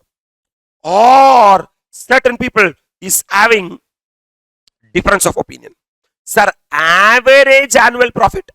Why are you taking the profit at the end? You have to take the average annual profit. In the sense means, if the life of the project is 5 years, my dear lovable students, sir, you have to take the profit after depreciation of all the 5 years. You have to total the profit divided by 5. Then you will get the average annual profit. Divided by investment in the beginning into 100. Hello, sir? Then people started criticizing that, sir, in numerator only you have applied the average. In denominator, you have not applied the average. That's why or average annual profit divided by average investment into 100. Comfortable? Sir, now question arises how to find out the average investment. Average investment is equal to opening investment plus closing investment divided by 2. Correct? Sir, average investment is equal to initial investment minus salvage value. Initial investment minus salvage value. That is initial investment cost of the asset minus salvage value. For example, 10 lakh rupees you are investing. 1 lakh rupees is going to be released. That means inside the project, how much lakhs is going to be there? 9 lakhs. Half of that 9 lakh. Plus what value? Salvage value. Because 100% of the salvage value, this one inside this 10 lakh, 1 lakh is there. Sir, inside this 1 lakh also 1 lakh is there. So 1 lakhs plus 1 lakh divided by 2. 2 lakh divided by 2, you will get 1 lakh. So add that what value? Salvage value. Are you really with me? Sometimes you may have additional working capital also. If you are having additional working capital, my dear lovable students, half of initial investment, half of, this is what initial investment, minus what value? Salvage value. That means that is the amount you are going to spend for the project, cash expenses for the project, correct? Because 10 lakhs I am going to spend, I am going to get 1 lakh rupees as salvage value. That means 9 lakh rupees is the cash investment. Take the average of that. Plus, you have to add the what value? Salvage value. Because salvage value is there in the start and salvage value is there in the end. Don't do average. Take the full value. Because if you take average also, you will get the same value only. Add additional working capital, because I will invest additional working capital before I start the project, and that additional working capital will be released at the end of the project. So same amount is there in the start at the end. Don't take average, go with the additional working capital. Comfortable? So basically ARR is equal to average PAT divided by average investment. Average investment is equal to, sir, initial investment minus salvage value, adoda half, plus salvage value plus additional working capital. That's it, game over. Are you already with me? With this we have done the, sir, non-discounting technique. Two non-discounting technique. Number one, payback period and ARR. Now I am coming into the discounting technique, my dear lovable students. That means I will consider the time value of money. In that, the famous technique is the net present value. NPV is a discounted cash flow method that consider the time value of money in evaluating the capital project. This is the most hit technique. What I am doing is, sir, net present value is equal to discounted cash inflow minus discounted cash outflow. Discounted cash inflow in the sense means if the project is having life of 5 years, my dear lovable students, year number 1, year number 2, year number 3, year number 4 and year number 5. I will be getting CFAT, cash flow after tax, in year 1, year 2, year 3, year 4 and year 5. I will discount those cash flows because all these are present value. All these are present value. Sir, what is NPV? Sir, what is NPV? Net present value. Sir, discounted cash inflow minus discounted cash outflow. This cash outflow is a matter that is happening today, but cash inflow is a matter happening in future. I can't compare future value with the present value. If that is the case, man, I am comparing a future with the present. That will be wrong. Right, sir? So I have to convert the what value, future value, into the what value, present value. For that, the technique used in our subject is called as discounting. That's why it is called as discounted cash inflow. So the CFAT, what I'm going to get in future, the terminal cash flow, what I'm going to get in future, I have to discount by using the KO. The answer is called as discounted cash inflow. Answer is called as discounted cash inflow minus discounted cash outflow. Generally, whatever I am spending at the start of the project, that is called as discounted cash outflow. That is called as discounted cash outflow. Right, sir? The difference between the discounted cash inflow minus discounted cash outflow is called as NPV, that is net present value. That is called as net present value. Comfortable? Sir, NPV is equal to present value of net cash inflow minus total net initial investment or present value of cash outflow. NPV is equal to discounted cash inflow minus discounted cash. That means C1. C1 means CFAT at the end of year number 1. So that's a future value. So Y1 I have to brought to Y0. That's why 1 divided by cost of capital raised to 1 plus C2. C2 in the sense means cash flow what I am going to get at the end of year number 2. First the Y2 I have to bring to Y1 and then I have to bring to Y0. So I have to discount 2 times. That's why 1 plus K raised to 2. C3 in the sense means the CFAT what I am going to get at the end of Y3. So Y3 first I have to bring to Y2 for that one time discounting. Then Y2 have to bring to Y1, that is for second time discounting, and Y1 has to bring to Y0 for that third time discounting. That's what C3 divided by 1 plus K raised to 3. Comfortable? Plus Cn. What is Cn? Nth year. For example, 20th year I am going to get a cash flow in future. Divided by 1 plus cost of capital raised to nth year. Hello, sir. This is the present value. Present value of the future cash inflows. Future cash inflows. So C stands for cash flow for various years. K stands for discounting rate. That's your KO. N stands for life of the project. And I stands for what? Investments. Investment. Sir, investment means, I stands for investments means present value of the cash outflow. So present value of cash inflow minus I, present value of cash outflow, you will get the NPV, net present value. That's it. Sir, what is the decision rule? If the NPV is more than or equal to 0, dash the project. Accept the project. If the NPV is less than 0, reject the project. That's it. Game over. Are you getting positive NPV? Accept the project. Are you getting negative NPV? Reject the project. That's it. That's it. Coming to the second technique called as profitability index or desirability factor or present value index method. 3 names are there. Either this technique is called as profitability index or desirability factor or present value index method, my dear lovable students. Sir, in comparing alternative proposal of comparing, we have to compare a number of proposals, each involving different amount of cash inflows. That's a main problem. Sir, I'm having 5 projects. Project 1, Project 2, Project 3, Project 4 and Project 5. I can choose the project which are having highest NPV. That's okay, fine. But the cash inflow and cash outflow of all the project won't be same.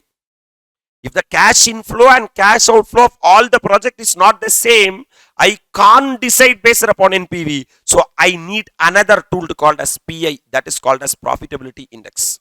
One of the method of comparing such proposal is to work out what is known as desirability factor or profitability index or present value index method, which is nothing but sum of discounted cash inflow, that means present value of cash inflow divided by present value of cash outflows, that is discounted cash inflow divided by discounted cash outflow.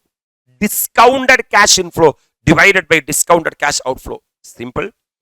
What first technique NPV is saying that discounted cash inflow minus discounted cash outflow. What PI is saying that discounted cash inflow divided by discounted cash outflow. அப்ப minus பண்ணா NPV, divide பண்ணா PI. If you minus, you will get in value. You can say that this is the value or addition in wealth.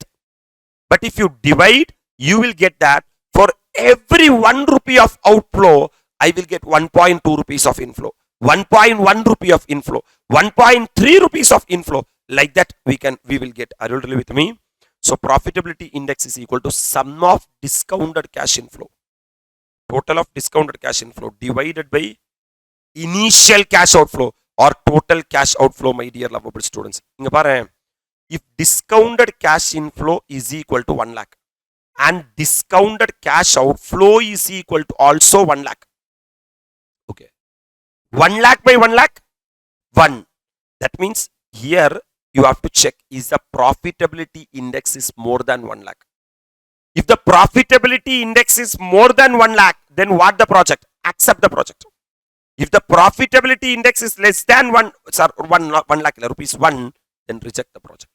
That means the cutoff is whether it is more than 1 or less than 1. In case mutually exclusive project with highest PI should be selected. Coming to the next one called as IRR. So I am playing with the first one, NPV, which is discounted cash inflow minus discounted cash outflow. Right, sir? I am playing with PI, profitability index, discounted cash inflow divided by discounted cash outflow. According to NPV, if you are having positive NPV, accept the project. Negative NPV, reject the project. Comfortable? With regard to PI, more than 1, accept the project. Less than 1, reject the project. Right up. Now I am going to, sir, say that discounted cash inflow should be equal to discounted cash outflow. Minus பண்ணி பார்த்தாச்சு, divide பண்ணி பார்த்தாச்சு. இப்போ equal to போட்டு பார்க்கிறேன். Are you really with me? This is called as IRR. This is called as what? Internal rate of return. Sir, internal rate of return is a rate of return at which my discounted cash inflow will be equal to discounted cash outflow. Appo at certain rate, my cash inflow will be equal to discounted cash outflow. So IRR for an investment proposal is a what rate? Discount. That equates the present value of the expected net cash flow with the initial cash outflow. That means discounted cash inflow will be equal to discounted cash outflow. Right, sir? Sir, that can be done using this formula. This is a formula that I will be solving using, sir, interpolation method, which is the lowest rate plus NPV at the lowest rate divided by NPV at the lowest rate minus NPV at the highest rate into highest rate minus lowest rate. That, don't worry, I will come at the appropriate time. Sir, you said that if the NPV is positive, accept the project. Right? If the PI is more than 1, accept the project. This IRR, with whom I will compare, sir? You have to compare the IRR with the KO. IRR with the, if the IRR of the project is more than KO, accept the proposal. If IRR of the project is less than KO, reject the proposal. That's it, game over. If the IRR of the project is more than KO, accept the proposal. If IRR of the project is less than KO, reject the proposal. That means, what is the summary of decision? We are having non-discounted methods like payback period and ARR. For independent projects, When payback period is less than or equal to maximum acceptable payback period, then accept it. For example, for independent project means there is only one plant and machinery I'm going to buy. That plant and machinery's life is 10 years. When I'm putting payback period, it is getting 6 years. For me, 6 years is okay, then I will accept. When the payback period is more than or equal to the maximum acceptable payback, I will reject.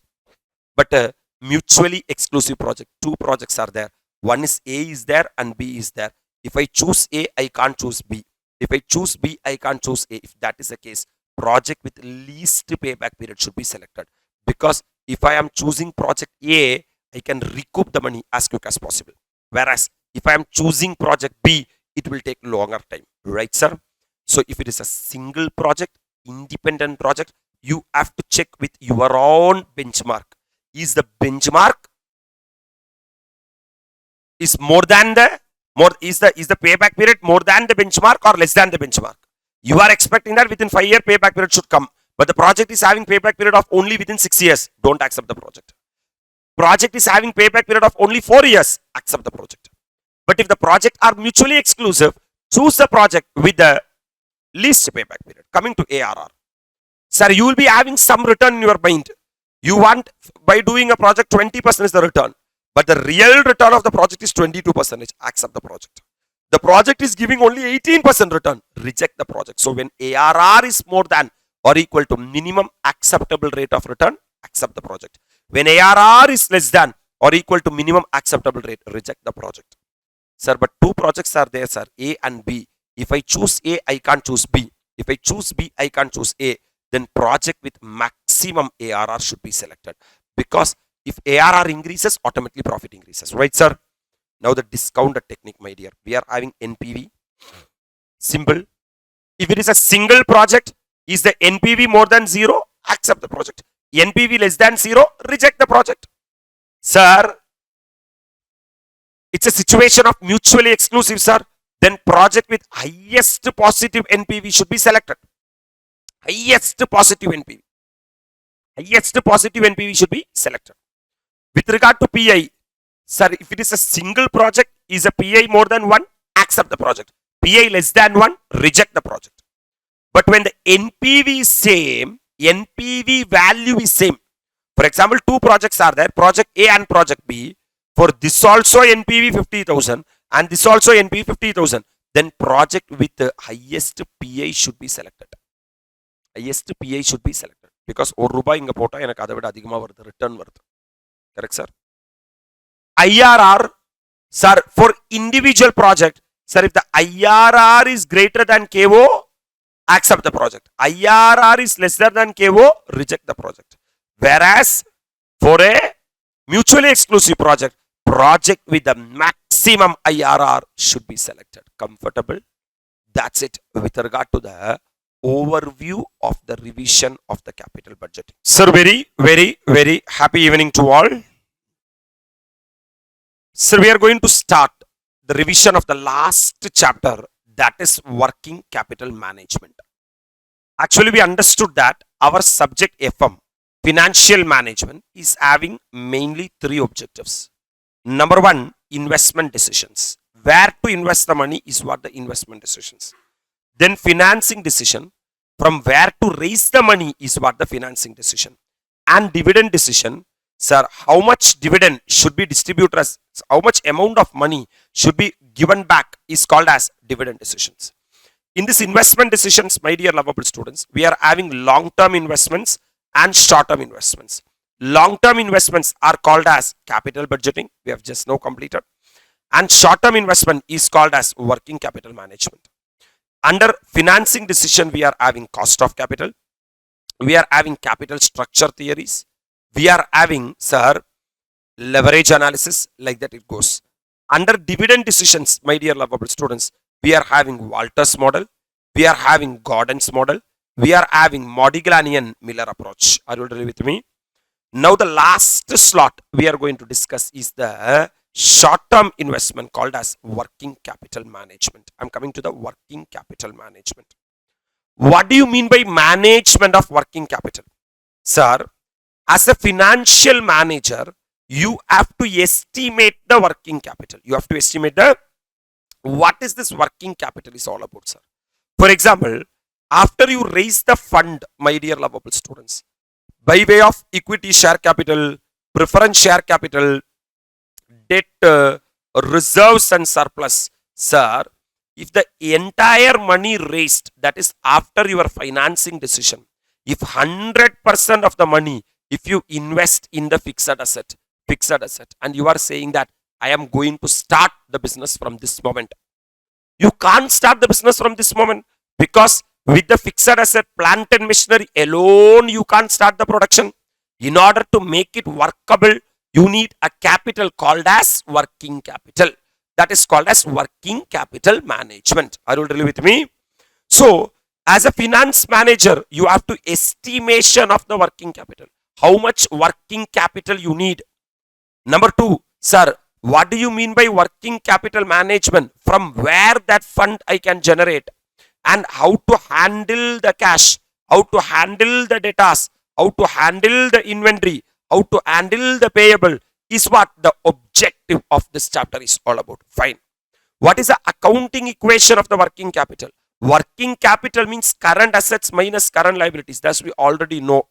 Current asset is the gross working capital, and current liability is the, sir, amount invested by outsider. Amount invested by outsider in my business. So, in the gross working capital required, if the amount invested by the outsider in my business, if I reduce, means I will get the net working capital. I will get the net working capital. So, management of working capital is about managing of current asset and current liabilities in a business. So, you have to clearly manage each element of current asset, each element of current liabilities. If one element goes wrong, entire system, business will go wrong. In a broad classification, current asset that need management attention are receivables, debtors. For example, today if I am making a credit sale, after 9 months only I am getting money from the debtor, means 9 months my money is blocked in debtor. So that much time, sir, money should not be blocked in debtor. That means I should manage the debtors in a very, very better way. And inventory stock, sir, if I don't invest in stock at all, I may go stock out. Stock out will lead to loss. Or if I invest huge amount in stock, unnecessary stock pile up, it will lead to huge carrying costs that you would have already studied in your material chapter. And cash and advance like prepaid expenses, etc. If I am holding high amount of cash, sir, I am losing. I will be having liquidity. But if I park that extra cash in the, sir, FD or something, I will be able to earn some interest. So if I am holding more cash, I am losing that opportunity. Are you really with me? In the liability side, current liabilities are like payable, creditors and other outstanding dues. Sir, if creditors is saying that when I supply the raw material today itself, if I have to get the money, means I need money in advance, whereas my debtor is paying very late. So he will be paying late only, but to this guy I have to pay now itself. So my entire business will go wrong. So each components of working capital as classified above are managed separately. It's like, sir, in our body, 2 eyes need separate care. Sir, 2 hands need separate care. Legs need separate care. As a body as a whole need separate care. If you taken care of every organ in our human body, we can say that I am taking care of the body as well. So if you have to take care of current asset, that is cash, that is, sir, stock, raw material stock, WIP stock, finished good stock, debtors, and, sir, all the elements of current liability. But the managerial approach and policies like liquidity versus profitability, conservative to aggressive investment in working capital are at the core of every decision taken by management. Abdina, sir, you are saying that there should be proper stock in the organization. For that, if I am started holding more stock, automatically my carrying cost will be high. If I don't carry stock at all, I will become stock out, and my, sir, the opportunity cost will come, correct? So I have to take, or I have to fix a working capital where my liquidity position and my profitability position will trade off. My liquidity position and my profitability position will trade off. That's what trade-off between profitability and liquidity. What will happen, sir, for smooth functioning of day-to-day business? Maintaining of liquidity of fund evenly during the operating cycle is important, but unnecessary tying up of fund in idle assets is not only reduces the liquidity but also reduces the opportunity to earn better return from a productive asset. Sir, I understood that in each element of the working capital I have to invest. But if you are investing more money in each element of working capital, unnecessarily my money will be held up there. Sir, there two things will happen. I am losing an opportunity to earn a return. If that money, instead of investing there, if I would have invested somewhere, I would have got some return. And here also, unnecessary idle fund are parking. So trade-off between the liquidity and profitability can be attained by using the following technique. First one, inventory, my dear lovable students. The first component is inventory. How you are going to manage the inventory, whether it is raw material inventory or WIP inventory or finished goods inventory. Advantages of higher side, profitability. Sir, if you are keeping, sir, so much of inventory in your premises, fewer stock out will only come. That means stock out option itself will not be there. Whoever asking goods, you can, sir, produce and give. That means increase the profitability, right? So profitability will increase. But lower inventory require, for example, advantages of lower inventory side. I am not keeping so much of inventory, sir. I am keeping only required inventory, sir. It lower inventory require less capital, so no need to invest more capital in the inventory. But sir, endangered stock out and loss of goodwill. Sometimes a very big order will come and they will say that quickly manufacture and give to me. I am saying that, sorry sir, in my stores I don't have that much raw material, sir. Sir, you give order to me now, I will place an order with my creditor. He will supply the raw material because minimum lead time and maximum lead time is there in costing, right? He will supply within minimum lead time of or emergency purchase of, sir, 10 to 15 days. Let the raw material come. I will manufacture for you. After that, I will supply you. He will say that, Poda, because my business will lose. So, if I keep higher raw material, then also problem. If I keep zero raw material or lower raw material, then also problem. Then I have to keep a trade-off between profitability and what? Liquidity. My profitability should not be affected and also my liquidity should not be affected. Right, sir? For that, use technique like economic order quantity or just-in purchase called a JIT purchase to carry optimum level of inventory. Always you ensure that you are carrying optimum level of inventory. What level of inventory? That is called as, sir, business policy. That's what, while estimating the raw material, we will say that it is a policy of the company to carry raw material for 3 months. 3 months. Why that is a policy? Because the person, some listed companies and all, you know how the recipients, for example, I am person, I have to place an order with you. I have to place an order with you. The first question I will ask you is, what is your inventory carrying policy? Because if you are having an inventory carrying policy of only what? 1 month, I will say that if the 1 month stock has been exhausted in the stores, within how much time your supplier will supply the goods?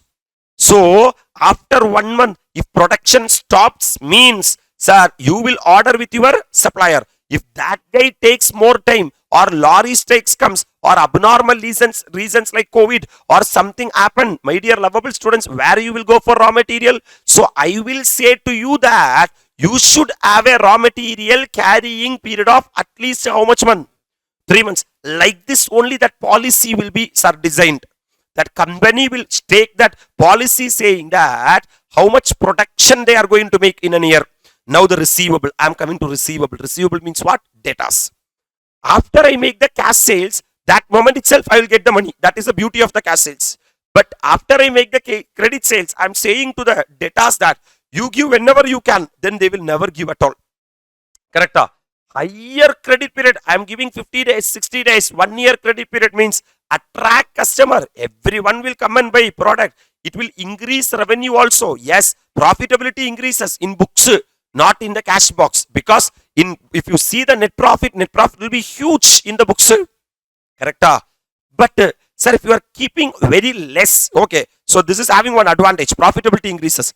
Ipo I am not giving so much of credit period. When I make the credit sales, I am saying to my debtor that immediately pay the cash within 10 day, 20 day, 30 day. Then cash sales provide liquidity, but fail to boost sales and what? Revenue. I can't give extensive credit period to my debtor, or I can't be very stringent saying that only cash sales is allowed. If there is no credit sale, no customer will be ready to buy from me. So I have to trade off. I have to what? Trade off. How to trade off? Evaluate the credit policy. You have to evaluate the credit policy. That is called as debtors management. Use the service of debtors management, factoring agencies. There is a concept called as factor. Sir, instead of you collecting money from the debtor, you appoint some other agency to collect the money from the debtor. That is called as factoring. That is called as what? Factoring. So engage the factoring. Engage the factoring. They will ensure that they are collecting money on time. Next one, sir. Prepayment of expenses. As a businessman, there are two options you are having. Sir, you can pay all the expenses in advance. Next month rent, now itself you are paying. That is called as prepayment of expense. If you are doing like that, it reduces uncertainty and profitability at inflammatory environment. Because I will tell you, now the 1 kg tomato is 100 rupees. Okay. After 1 week, 1 kg tomato is 120 rupees. To the shopkeeper, you paid now itself for the next week consumption of tomato. How much rupees you paid? 100. So next week, if the price increases to 120, will you pay that extra 20? No, because in inflationary environment situation, this will be very, very useful for you. This will be very, very useful for you. So if you are doing like this, my dear lovable students, if your profitability will surely increase, because you will not incur so much of cost. You'll be incurring less cost only. But someone is saying that no, I will be paying only at the time of incurring the cost. Sir, let the tomato price really let it come. Sir, I am asking you a question that if it become 90, what you will do? If I pay now itself 100, it will be a loss. So I will wait for the actual price. If that is the case, it improves or maintain liquidity. That means till the next month money will be there with you. But sir, liquidity increases. Here profitability increases, here liquidity increases. I don't want to increase the profitability. I don't want to increase the liquidity. I want a what? Trade-off. Then you have to make a cost benefits analysis is required. You have to do a CBA, cost benefit analysis. Are you really with me? Sir, cash and cash equivalent, sir. How much cash I should hold, sir? Capital can be used in some other investment avenues. Sir, if I am holding so much of cash, my dear lovable students, instead of holding so much of cash, if I am investing somewhere, I will get some revenue, right? So here my profitability will be increased if I invest in some other place. Okay, sir. Don't hold cash at all. If that is the case, cash can be invested in some other investment avenues. Am I right? Yes, sir. So here liquidity will reduce because you don't have what at all? Cash at all. If you invest the entire money in some other investment, your liquidity reduces. Correct? Then you have to prepare the cash budget, and other cash management technique can be used to check whether you are out of cash or not, whether your liquidity is getting affecting or not. So these are the tools. That's why we are learning the tool called as debtors management. We will learn. Called as factoring. We will learn. Called as cash budget. We will learn. We will be learning, sir, EOQ. We will be learning. Now payables and expense management. Payables and honored in time improves goodwill and helps in getting additional discount. So if you are getting more additional discount, automatically profit will increase. Am I right? Sir, what happened to liquidity? Payables are honored in time, improve the goodwill and helps in getting what discount? Future discount. Even my liquidity also will increase. Evaluate the credit policy and the related cost. That means what this chapter is saying, that working capital management is like a body of a human being. In that body of a human being, sir, we are having some important components. We have to take care of eyes. We have to take care of legs. We have to take care of, sir, hands. We have to take care of nose. Every internal organ. One organ needs, sir, proper attention. If one organ goes, sir, wrong, then either profitability will get affected or liquidity will get affected. In a business organization, profitability should not get affected or liquidity should not get affected. Right up. Yes, sir. That's why we are having tools. How we are having tools in capital budgeting, like NPV, like IRR, like PI. The same way, these are the tools in the chapter working capital management to trade off the profitability and also the liquidity. Sir, I don't want a current assets or current liability where my profitability is higher and liquidity is lower, where my liquidity is higher and profitability is lower. I want a trade-off position where I want to enjoy liquidity and also I should have a profitability. So to check those are, sir, I am having the tools. Come on. Now, investment and financing of working capital. Sir, investment in working capital is concerned with the level of investment in what asset? Current asset. Minus, sir, financing decision concerned with the arrangement to fund to finance to the what capital? Working capital. For example, first you have to calculate that how much is the current asset you need.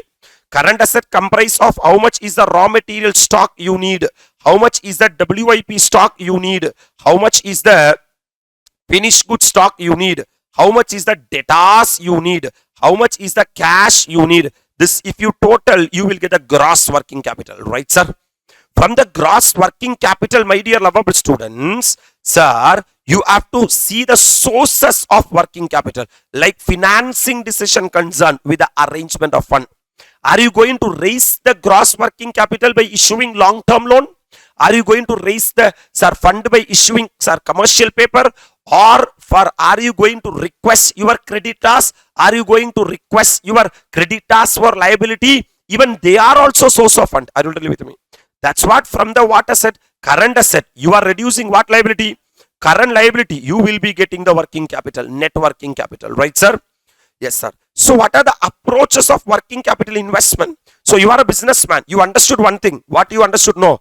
Whatever money I have raised by equity share capital, preference share capital, debt, and also the reserves and surplus, if the entire money has been invested in the capital budgeting by investing in plant and machinery, daily I can't do the production.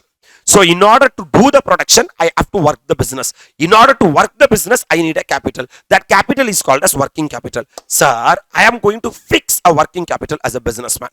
There are three approaches I can choose to fix the working capital. Or first one, I can be very aggressive. I can be very aggressive. Or I am saying that I am very conservative. Or I can say that I am very moderate. So what is aggressive, sir? Sir, a businessman is said to be aggressive if he is investing in the working capital. That is what? Current asset is kept at minimum. Kept at what? Minimum. That means what is current asset, my dear lovable students? Current asset comprises of inventory, raw material stock, WIP stock. Inventory means raw material stock, WIP stock, and the third one, finished good stock. Right, sir? Then next one, debtors. Then next one, cash. Then next one. That's it. So, my dear lovable students, sir, you are a businessman. In your stores, only 2 days consumption, you have kept it as what? Stock. If that is the case, my dear lovable students, if that is the case, let me ask you a question. If suddenly you are getting a very good order saying that I need the production for next 10 days, 20 days, 30 days, my dear lovable students, will you able to sell that?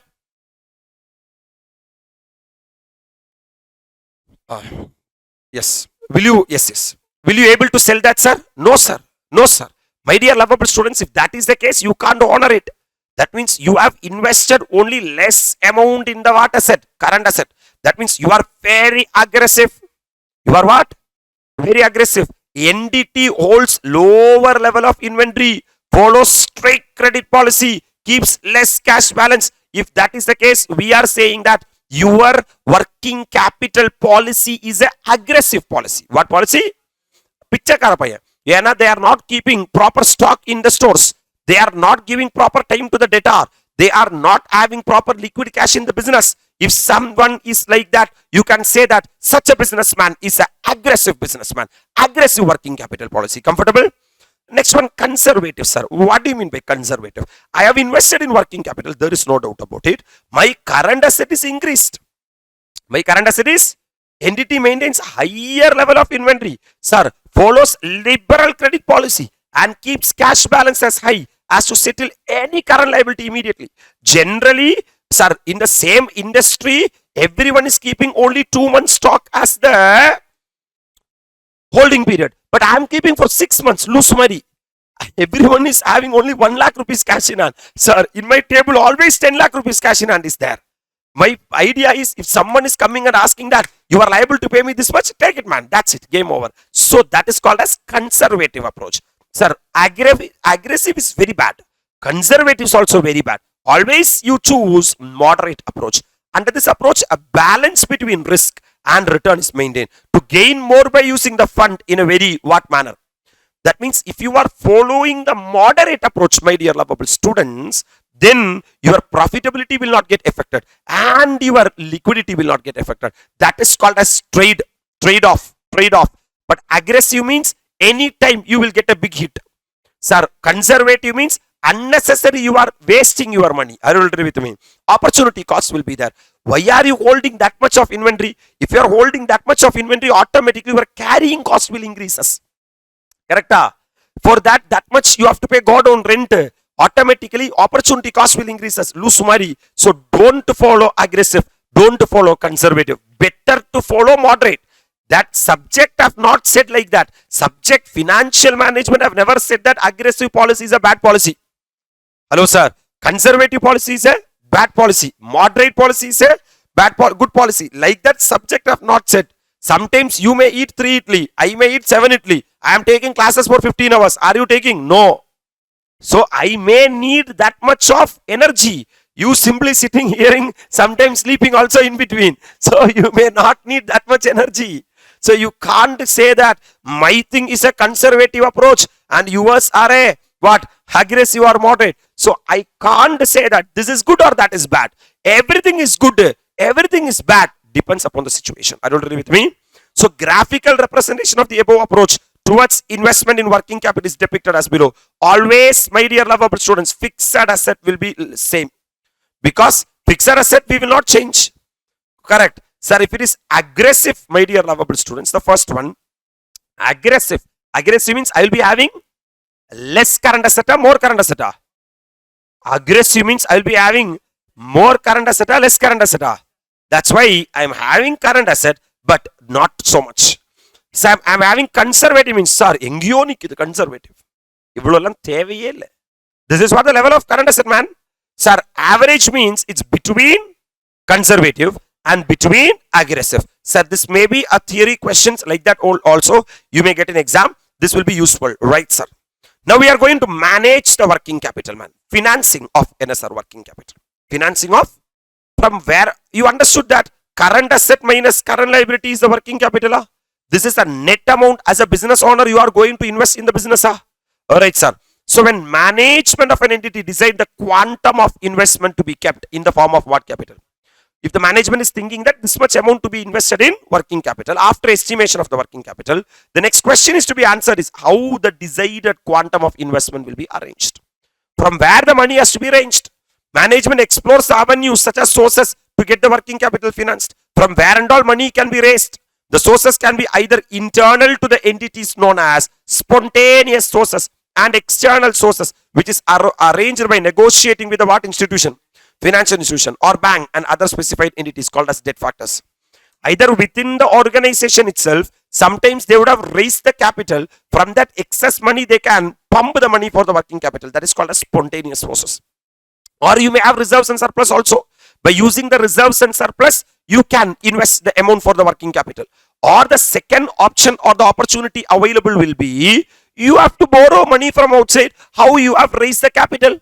You have to go to bank and ask that I need a working capital of this much. Are you really with me? Then the tandem committee has given some norms saying that, sir, approach number 1, approach number 2, approach number 3. So what are the sources of, sir, working capital? You are having sources, spontaneous sources, trade credit. That means you can go and cry before the creditor that you supply the raw material today. Please don't ask me payment today itself. Please give me a credit of 2 months. That is a spontaneous sources. Or you can give bills payable. You can give bills payable to the creditor and saying that you can get this bills payable. You can money from this bills payable after 2 months. So my bills payable is my creditor's bills receivable. So he will go and discount with the bank. So after 2 months, I can pay to the bank. By that, I can have some relaxation. This is called as spontaneous sources. Or accrued expenses, my dear lovable students. I can say that, sir, please wait, some expenses like wages and all, I can say that I will pay at the end of next month. I want a time lag of what, 1.5 months. So I will be getting some delay. These are spontaneous sources. Next one, negotiated sources means I'm going outside. I'm going to the bank and intercorporate loans and deposit. I'm taking deposit. Study very well. Law chapter, deposit, which will come for 4 mark. Come on. Credit from financial institution or bank. I'm going to banks and taking loan. Commercial papers and public deposit. I'm issuing CP. I am issuing debenture. Bills discounting and rediscounting and factoring. These are the another options. So if I am arranging the working capital within the organization, that is called as spontaneous sources. If I am arranging the working capital from outside sources, that is called as negotiated sources. Are you already with me? What are the forms of bank credit, my dear lovable students? Now you are going and standing before bank. You can ask for cash credit, CC, or you can ask for bank overdraft, or you can bills discounting, or you can bills accepting, a line of credit, letter of credit, bank guarantee. These are the various forms of banks. So bank will give you sources of finance, are working capital in these forms and all. Are you already with me? This is the introduction for the chapter. What capital? Working capital. Sir, in this chapter, we are going to estimate the what capital, man? Working capital. Sir, in order to estimate the working capital, we are having various methods. So, amount of working capital required to keep the normal business operating without any interruption is made before the operating cycle begins. Sir, what do you mean by operating cycle? You will be having cash. From where you got this cash? From the sources of finance. By equity, by preference, by debt, by reserves and surplus, you raise the fund. That means you have already taken a decision called as financing decision. So financing decision give you cash. With this cash, you will purchase raw material and you will keep the raw material in the stores. After certain point of time, that will be issued to the work area, that is WIP, and you will invest in labor and overhead. So this raw material will become what? Work in progress. This work in progress will become finished goods. This finished goods will become debtors. This debtors will become cash. That means, for example, if you are having 1 lakh rupees cash, with this 1 lakh rupees cash, my dear lovable students, today you are going and purchasing raw material. And this raw material has to be there in the stores for how many days? 15 days. After this, from the stores, you issue to the work area. Sir, it is taking 30 days in the what area? Work area. Sir, immediately after come out of the factory, we can't sell.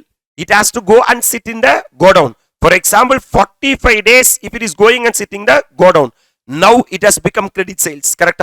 Once it has become credit sales, debtor has to pay me money. Debtor is giving money only within 60 days. That means 15 days plus 30 days plus 45 days plus 60 days comes to 150 days. That means now I am having cash with me, right?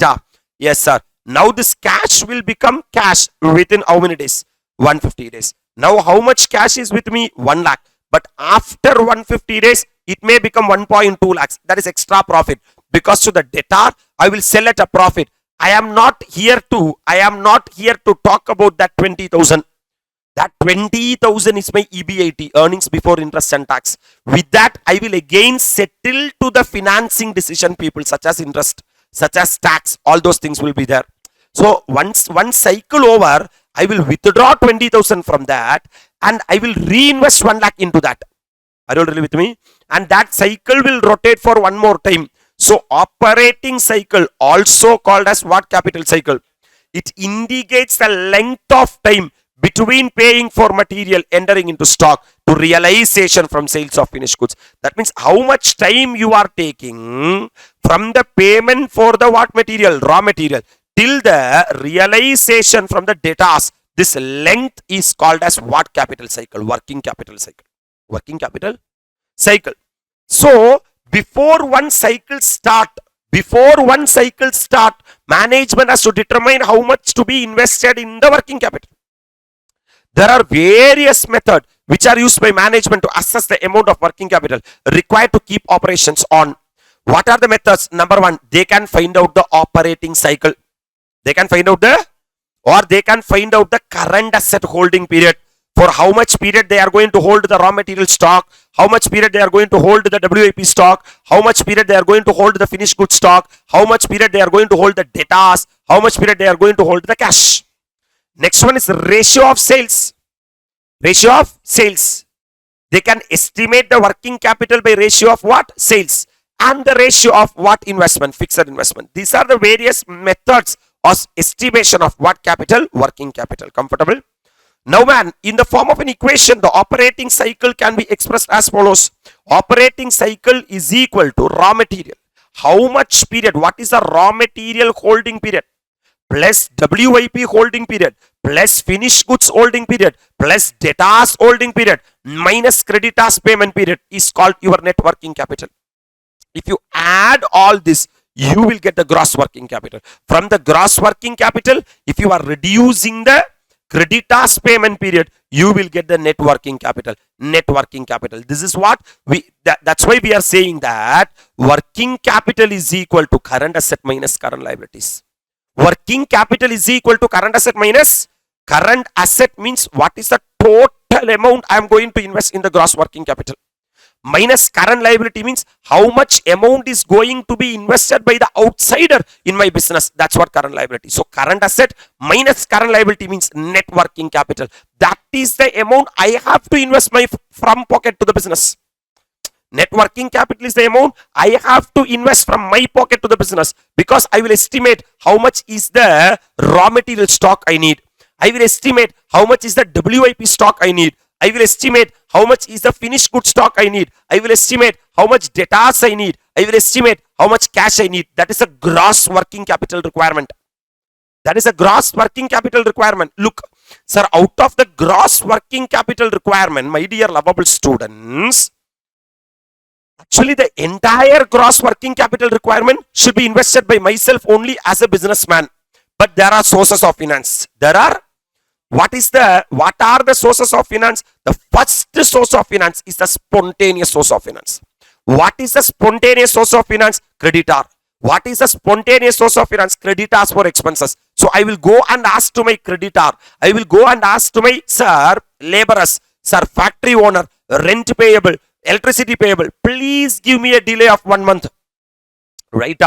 So actually, out of the gross working capital to be invested by the investor, that is businessman, some part of investment has been invested by outsider. So that money no need to be invested by myself. Right? That is why current asset minus current liability. Current asset means total working capital required. That is why it is called as gross working capital. Minus current liability in the sense means out of the total working capital required, how much money has been invested by the outsider. Correct? That means as a businessman, I have to invest only the net working capital. Can I proceed? R stands for raw material holding period. W stands for WIP holding period. F stands for finished goods storage period. D stands for debtors collection period. And C stands for creditors payment period. That means working capital cycle is equal to raw material holding period plus WIP holding period plus finished goods holding period plus debtors collection period minus creditors payment period. The various components of operating cycle may be measured. First one, raw material holding period. What you are going to find out here, holding period, always you just think. One example you keep, any formula you can derive in 2 minutes. For example, if you are having 10,000 rupees in your hand, every day you are spending 2,000 rupees. For next how many days you are having? 5 days. So what is the average money you are having? 10,000. What is the average expense? What is the average money you are having? 10,000. What is the average money? Opening money plus closing money, man. 10,000 rupees you are having, Yes, sir. Correct? What is the average expenses per day? 2,000. Correct? Up 10,000 divided by 2,000 comes to 5 days. For next 5 days, you don't worry at all. That's what holding period.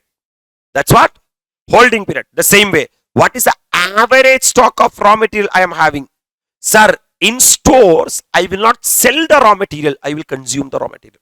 What is the average consumption per day? Since in numerator I have taken average, denominator also I have to take average. That means எவ்வளோ இருக்கு ஒரு நாளைக்கு எவ்வளோ, அவ்வளோதான் matter over. டோட்டலா உங்ககிட்ட how much cash you are having? 10,000. Per day how much you are spending? 2,000. That means how much is the holding period? 5 days. That means for next 5 days I am holding cash. Yes sir. The same logic apply. How much raw material you are having? How much consumption per day? That means you can easily find out that, sir, I am holding raw material for this much days. Comfortable? Next one, sir. What is the WIP holding period? You take the in WIP, in the work area, you will hold the WIP. What is the average stock of WIP you are having? What is the average production cost or factory cost per day? Comfortable? With regard to finished goods storage period, man, what is the average stock of finished goods divided by what is the average cost of goods sold per day? Comfortable? Sir, with regard to receivables, what is the average accounts receivable divided by what is the average credit sales per day? With regard to creditors, what is the average accounts payable divided by average credit purchases per day? That means numerator also average, denominator also average. Are you really with me? If I take numerator average and denominator I have not taken average, means my dear lovable students, it's like monkey by donkey. I want monkey by monkey, then only I will get a comparison. Am I right? That's why என்ன இருக்கு divided by என்ன வேணும் எத்தனை நாளைக்கு ஒரு நாளைக்கு, then I will get the number of days. Am I right, sir? Yes sir, that's it, man. So I'm going to estimate the amount of different component of current assets and current liabilities. What are the current assets? Sir, my first current asset is raw material inventory, then WIP inventory, then finished goods stock, right sir, then debtors, then cash and cash equivalent, then trade payable, otherwise called as creditors, then direct wages, sir, overheads other than depreciation and amortization. Can I proceed, sir? How to find out the raw material inventory? So as a businessman, I have to keep raw material stock. I have to keep raw material in the stores. Sir, how much stock to be kept in the stores is based upon how much you are going to consume. For example, if you go to, sir, kitchen and see, Amma would have kept 5 kg of rice because Amma knows that in a month she will be maximum consuming 20-30 kgs. For example, I am saying, if she is consuming only 30 kg in a month, she will not reserve or preserve 30 kg. So what estimation of working capital? What is the estimated production? What is that? For example, in a year 60,000 units if you are going to produce, divided by 12 means every month you are going to produce 5,000 units. Right, sir? What is your policy? What is your policy? 5,000 unit is the consumption you are going to make. Every unit, for example, you are going to purchase at 3. That means 5,000 into 3 comes to 15,000. Right? Sir, as a company's policy, you want to keep the raw material stock for how much period? Do you want 2 months? Do you want 3 months? That is absolutely your policy. Absolutely your policy. Because when you are taking that policy, you should keep that whether your working capital is aggressive or what moderate or conservative. That and all you have to keep in mind. Your profitability should not get affected. Your liquidity should not get affected. That and all you should keep. Then only you should decide a policy that if I keep 3 months stock, that will be sufficient for me. If I keep 2 months stock, that will be sufficient for me. So what I have to do now, in a year I am going to manufacture 60,000 unit. That means every month 60,000 divided by 12, I need 5,000 unit. Every unit is 3 rupees means, my dear lovable students, 15,000 is the raw material cost I am going to incur for 1 month. If my policy is I want a raw material stock of 3 months, into 3 means 45,000 rupees I have to invest in the raw material stock. Clarity? Coming to WIP, man. My dear lovable students, if it is WIP the same, how much units you are going to manufacture? 60,000. Divided by 12 means how much units? 5,000 units every month you have to go into manufacture. Correct? My dear lovable students, sir, my dear lovable students, what is the estimated WIP cost per unit? Estimated WIP cost in the sense means, sir, in order to manufacture 1 unit, I need direct material, I need direct labor, I need direct expense, I will get the prime cost. Add what overhead? Factory overhead. The main problem is, my dear lovable students, sir, direct material. Generally, I will issue 100% at the start itself. Right, sir? Generally, I will issue 100% at the start itself. Correct?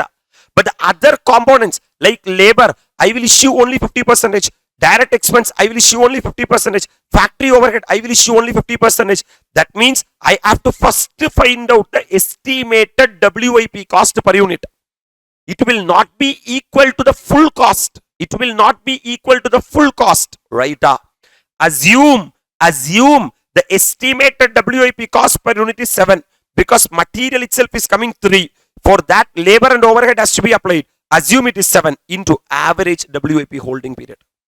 What is your policy of the company? You want to hold WIP for 0.5 months, or you want to hold WIP for 1 month, or you have to hold WIP for 2 months, then you will get the cost of investment to be made in the WIP.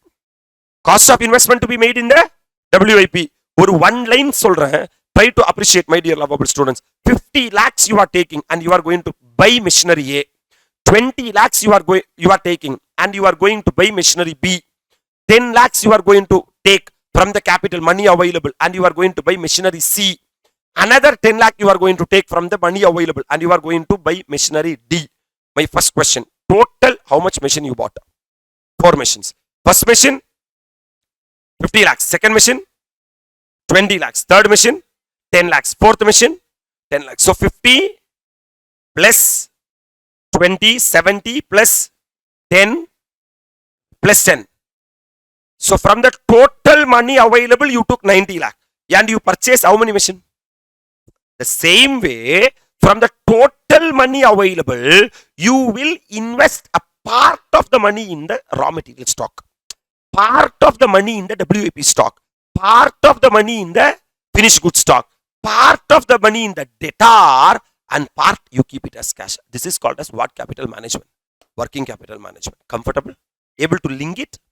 Now coming to finished goods, my dear lovable students. Sir, finished goods, how many units you are going to manufacture? 60,000 units you are going to manufacture, right? Divided by 12 means every month how many finished goods you will manufacture? Into estimated cost of production. Look, sir, this is estimated WIP cost. This is 7 per unit. But this will never be 7 per unit. This will be more than 7. Because every element of cost will be 100% completed, correct?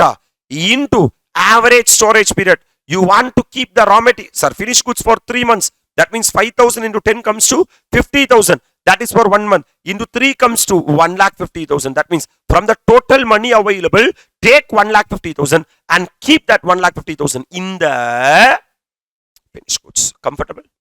Now, debtors, my dear lovable students. Sir, estimated credit sales unit. Inga estimated production unit. Inga term changed. Not the estimated sales unit, because there are 2 types of sales are there, cash sales and credit sales. For cash sales, I don't need to invest working capital at all, right? Yes, sir. So estimated what sale? Credit sale. For example, out of 60,000 unit, I am producing 20% is cash sale and 80% is credit sale. Purida. That means 60,000 into 80% is equal to 48,000. So totally in a year, I want to make 48,000 credit sales unit. So 48,000 divided by 12 comes to, every month I want to make a credit sales of 4,000 unit into cost of sales. There I will not include the debt. Because depreciation is a non-cash item, my dear lovable students. Hello, sir. Into average collection period. You want the average collection period as 2 months? Then into 2 months. Then I will get the cost of debtor. So the same way, I have to calculate the cost of raw material stock, cost of WIP stock, cost of finished good stock, cost of debtors, cash and cash equivalent, minimum desired cash and bank balance to be made. It is a policy of the company. Company can decide that I am going to keep 10,000 rupees minimum cash. I am going to keep 12,000 rupees minimum cash, like that. So if you add raw material holding period plus WIP holding period plus finished goods holding period plus debtors collection period, you will get the gross working capital. This is the amount you have to invest for the purpose of working capital. For this, you need source. There are two sources are there. Spontaneous source are there and also outside source are there. The spontaneous source is what payable? Trade payable. Sir, you will check estimated credit purchase. One more highlight. It's not total units of purchase. It is estimated credit purchase.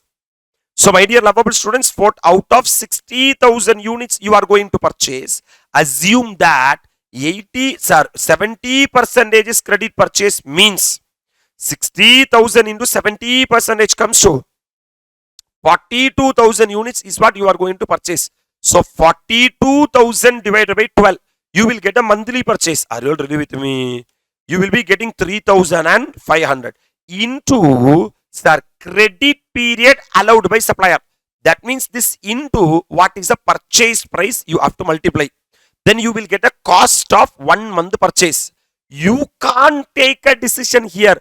Who have to take a decision? Creditor, supplier have to take a decision. Go and ask him, what is the credit period allowed by the supplier? Are you all really with me? For example, if he's saying that I am ready to give you 2 months credit, into 2 months, that much money out of this gross working capital have been invested by the outside party. That amount, no need to invest it by myself. Comfortable? Coming to direct wages, man. That is also a spontaneous working capital.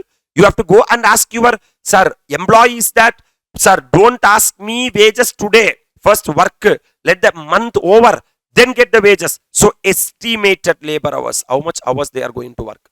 Into wage rate per hour. For example, if they are going to work, for example, 5,000 hours they are going to work. Every hour 10 rupees you are going to pay the wage rate. So 5,000 into 10 comes to 50,000 divided by 12. Divided by 12. That means, sir, 50,000 divided by 12 means 4,100 and some numbers you are getting into average time lag in payment of wages. Is it the delay is half month? Is the delay is 1 month? Or the delay is 2 months? Generally wages and all 1 month delay will come. But in special question, they may say 0.1 month. Next one is overhead. Overhead in the sense means you would have taken factory for rent. That rent you will not pay on the first day of a month. You will ask the landlord that, please wait till the end of the 1 month. Right? So what is the estimated overhead? This is not unit based. You know in costing that variable cost will move according to the units. Whereas the rent will not move according to the units. Right? That's why it is not based on units. That's why what overhead? Estimated overhead. Divided by 12 months or 365, whatever it may be. You will get the overhead per month into average time lag in payment of what? Overheads. Then you will get the total money going to be invested by the outsider in our business. That money we no need to invest. So that can be reduced as current liabilities. So number of days in a year can be taken as either 365 or 360. This is how you have to manage your working capital, my dear lovable students. Current asset means inventory. Inside inventory, you are having raw material, WIP and finished goods. Clear? You are having debtors. In that trade, debtors will be there, bills will be there, and minimum cash balance. You will be getting gross working capital. This is the amount you have to invest in your business, provided if there is no spontaneous suppliers of finance. Who are the spontaneous suppliers of finance? Like trade payable, like bills payable, like wages payable, like payable for overhead. You will get the current assets over current liability. This is called as net working capital. Correct, sir? To this working capital, sometimes these calculations may undergo speculation. That's why every company want to safeguard themselves. So they want to keep what margin? Safety margin. At safety margin, you will get the net working capital. Comfortable, sir? This is how you have to estimate the working capital. Sir, very, very, very happy evening to all. So we are doing working capital management. My dear lovable students, we are going to complete the entire revision of the FM. In that the last chapter is working capital management. In that the last topic is the cash management. Sir, actually we have analyzed the stock by way of stock holding period. Debtors by way of debtors management. Under total approach, under the incremental approach, and also my dear lovable students, we have analyzed the factor decision also. Sir, another strongest important component of the Working capital management is a cash management. We will be going through the theory part first. We'll be doing one solid question from ICAI study material, which is an expected question for exam. Treasury management, sir. What is mean by treasury management? Okay, sir. Data's management we have heard. Data's management means how much should be the data's collection period. The same way, treasury management encompasses planning, organizing, controlling the fund. How much fund you should keep? That's what planning the fund. So from where and all we can, sir, source the fund, organizing the fund, and control the fund and working capital of an entity in order to ensure best use of the fund. Always we have to maintain liquidity, reduce the overall cost of fund, and mitigating operational and financial risk. This is what the job of group of people called as treasury management. So what are the functions of treasury management? So treasury management means it's a department inside the organization. They will be mainly doing banking. That means they will be depositing money into the bank, withdraw money from the bank, keeping the sufficient fund at the organization, and they will, sir, taking care of fund management. For example, tomorrow if I have to pass on a check to a creditor, they will ensure that the balance money is available in the bank. For example, they will ensure the proper collection from debtors on a time to time basis, and they will be taking care of the corporate finance, currency management, cash management. This taking care of all these things is what the function of one of the department in an organization called as treasury management. Okay, sir. Now management of cash, sir. We can easily manage even debtor. We can easily manage even the creditors, but managing cash is really headache. I will tell you why. The following figure highlight the cash surplus and the cash shortage position over the period of cash budget for the pre-planning to take corrective and necessary steps. Sometimes this line is there. This line is the, sir, expected cash and bank balance with the company. Expected cash and bank balance with the company. Okay, sir, if I am keeping fund more than this is called as cash surplus. Unnecessarily I am holding huge money. Sir, if I am holding less than the line, that is called as cash deficit. In an organization, what should not be there? Cash surplus should not be there, and cash deficit should not be there. I have to keep the cash for my need. What are my needs, sir? Sometimes my need may be transaction need. In order to purchase the goods, pay the salary, pay the wages, I need cash. That's what transaction need. Or speculative need. So there is a good speculation of shares. Okay, I will buy the share, I can sell the share. For that, I can keep cash. And precautionary need. Sir, tomorrow, without information, some quick expense may come. For that, I have to keep some buffer cash. Are you with me? Okay, sir. How to find out that? You said that, sir, 50,000 is the raw material stock you have to keep. Like that, debtors we have valued. How I can value the cash flow? I am having three methods, either receipts and payments method. How much cash is going to come? How much cash I have to pay? That's what receipts and payments account. Expected receipts and payments are considered. Cash inflows and cash outflows of all functional budget, including cap expenditure budget, are also considered. Then I will know that, oh my God, next month I am going to have a cash shortage, or next month I am going to have a cash surplus. If surplus, I will deposit somewhere. If shortage, I will arrange fund in advance. So I will not be in a position of cash out. This is one method. Method number two, adjusted income method, my dear lovable students. Adjusted income method in the sense means I will start with a net profit as per P&L account. Indirect cash flow method, that's it. Sometimes the depreciation debited to P&L account should be back, added back. All the non-cash item will be removed. All the impurities will be removed. Annual cash flows are calculated by adjusting the sales revenue and cost figures for delay in receipts and payments, and eliminating non-cash items such as depreciation. By that way also, you can budget the cash. We have budgeted stock, raw material stock, sir, finished goods stock, WIP stock, debtors management. Generally, till now, sir, cash is given in the question. How they are giving in the question? Either they will be following the receipts and payments method, or they will be following the adjusted income method, or they will be following the adjusted balance sheet method. Adjusted balance sheet method in the sense means they will take the cash, closing cash balance from the balance sheet, and they will see share capital is there increase or decrease, reserves and surplus is there in increase or decrease, like that. Item of balance sheet are predicted by expressing what type of asset. Each except cash and bank. That means all other item in the balance sheet I am predicting. Then I am keeping the total liability side. I will drag total liability side is equal to total asset side. If I know all the asset other than cash and bank, I can take cash and bank as balancing figure. Are you with me? And short-term liabilities as a percentage of expected sales.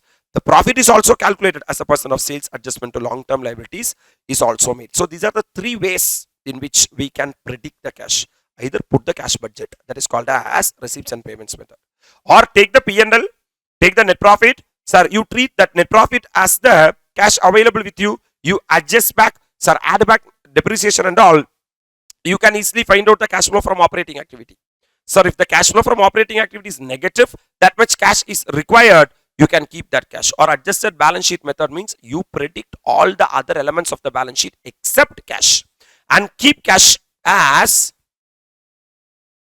balancing figure. Coming to the cash management models, is there any particular models, any theorem like, sir, Gordon model, Walter model, Modigliani and Miller approach, like that some theorem is there? Yes, sir. If everyone are coming up with every element of the working capital, why cash can't have? That's why William J. Baumol's economic order quantity model, which is nothing but the same EOQ, what we have studied in costing EOQ, my dear lovable students, exactly applicable to cash, which is nothing but root of 2AB divided by C. Or Miller or cash management model. So two famous models are there for cash management. Number one, William J. Baumol's economic order quantity model, or Miller or cash management model. What William J. Baumol is saying, according to this model, optimum cash level is that level of cash where carrying cost and transaction costs are the minimum. So two things are there, carrying cost should be there and transaction cost should be there. In order to carry the cost, I have to incur a cost. In order to do the transaction, I have to do the cost. I will tell you, if I keep lot of money in my office, actually anytime I can use that cash, then transaction cost will be zero, because every time whenever I need cash, no need to go to bank and withdraw money from the bank. But I can't keep the cash generally as if I'm keeping a normal paper. Someone will come and take, correct? So I have to take care very properly. I have to buy the Godrej, sir, NSR locker. I have to keep inside that. So automatically carrying cost will increase.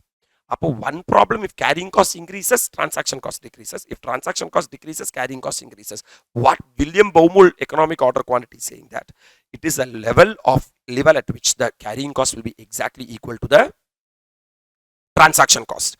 Formula for determining optimum cash balance, root of 2AB divided by C. What is C? Optimum cash balance. That is a maximum cash balance you have to keep. Sir, U stands for annual cash disbursement. You check what is the annual demand of the cash. In a year, how much annual cash you are going to disburse. P stands for fixed cost per transaction. In order to withdraw money from bank, every time how much bank is charging, that's what fixed cost per transaction. And S stands for opportunity cost of 1 rupee per annum. That means, in the sense, means carrying cost per unit per annum. Are you really with me? Instead of keeping the money in my hand, if I deposit it somewhere, I will be getting some return. What is that opportunity cost? So this can be explained with the following diagram. Nothing. Transaction cost will come down and holding, sir, increases. There will be a total cost. That is there is a point where my transaction cost will be exactly equal to holding cost, correct? Carrying cost. Sir, it is a point at which my optimum cash balance is a point at which I should not incur highest money for the transaction cost, and also I should not incur highest money for the holding cost. That's it. What are the assumptions of William J. Baumol when this EOQ model will be applicable? Cash needs of the firm are known with certainty. I should know that this much is the cash need. This much is the, if I don't know the annual consumption of the cash, A itself is not available, then how root of 2AB divided by C I can apply? Fine. Cash is used uniformly over a period of time, and it is also known with what? Certainty. Sir, in Y0 itself, entire cash if you are going to spend means it will not be annual consumption. Correct? Cash should be spent FD uniformly, and the holding cost is known, and it should be what? Constant. You should know the holding cost, and throughout the year it should be constant. And transaction cost should be known, and also it should be what? Constant. Every month if the transaction cost and holding cost is changing, root of 2AB divided by C will not work, right? The second person, Miller or cash management model. Another person is saying that. You sumari pesadra. William J. Baumol. How? What is saying that? How you can exactly say that this is the cash expense in a year? Sir, according to this model, the net cash flow is completely stochastic. Stochastic in the sense means you can't predict. It will keep on changing like, right, sir? Like ECG, sir, someday cash requirement may be very high. Someday cash requirement may be very low. You can't have upper, you can limit upper control limit and return point and lower control limit. Right, sir? Yes, sir. Some days it will be at upper control limit. Someday it will come to lower control limit. Someday it will rise. So Miller or cash management is saying that this model is designed to determine the time and size of transfer between an investment account and cash account. What Miller is saying that keep a cash account plus the investment account. If you don't want money today, sir, swap it, sir, from the cash account to the investment account. Tomorrow, if you want money, quickly reswap it from the investment account to the cash account. Why are you holding unnecessary cash in the office? There should be one click cash will be released. There are short term, lot of investments are there. Correct? Instead of keeping that much cash idle in the office, try to invest somewhere and get some return. Hello? Yes, sir. In this model, control limits are set for what balance? Cash balance. For example, I will be having a control limit of 50,000. Once my cash balance holding above 50,000, automatically in my account it will sweep to investment. Okay. If I pay something from my 50,000, for example 30,000, automatically the investment will die and the money will come to this account. So always I will keep a minimum balance. These limits may be consist of H as upper limit, Z as return point, and 0 as the what limit man? Lower limit. Sir, when it touches upper limit, when the cash balance reaches the what limit? Upper limit. Transfer of cash equal to H to Z. This much cash is there, no? Is invested in marketable securities account. This difference will go and invest. That means I won't what man? Keep money more than return point. Okay. When it touches the lower limit, transfer from marketable security account to cash account is made. I will sell the security, money I will get, and I will refill and I will come to return point. Are you totally with me? So, return point this is called as return point.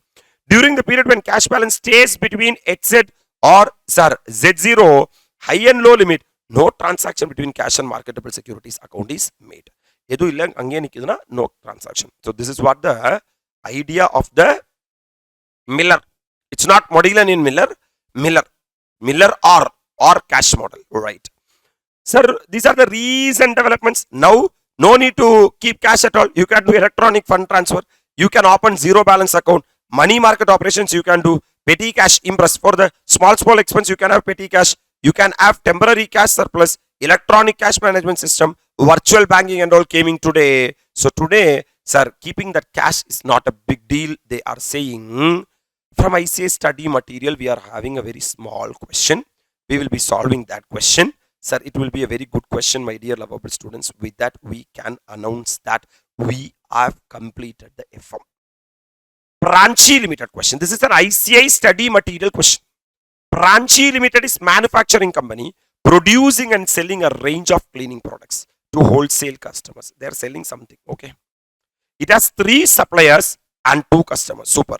Abdina debtor 1, debtor 2, debtor 3 and creditor 1 and creditor 2. From debtor they have to get the money and to creditor they have to pay the money. Branchi Limited relies on its cleared fund forecast to manage its cash. This is the crux of the question.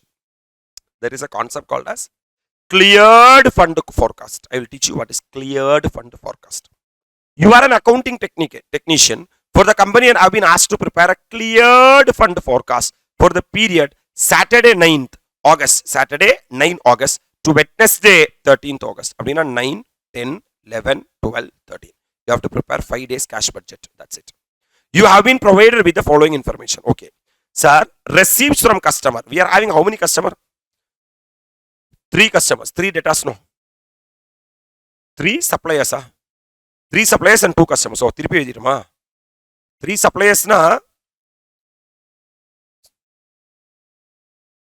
Suppliers na creditors. And what? Customers means debtors. Correct? I am having 2 debtors and 3 suppliers.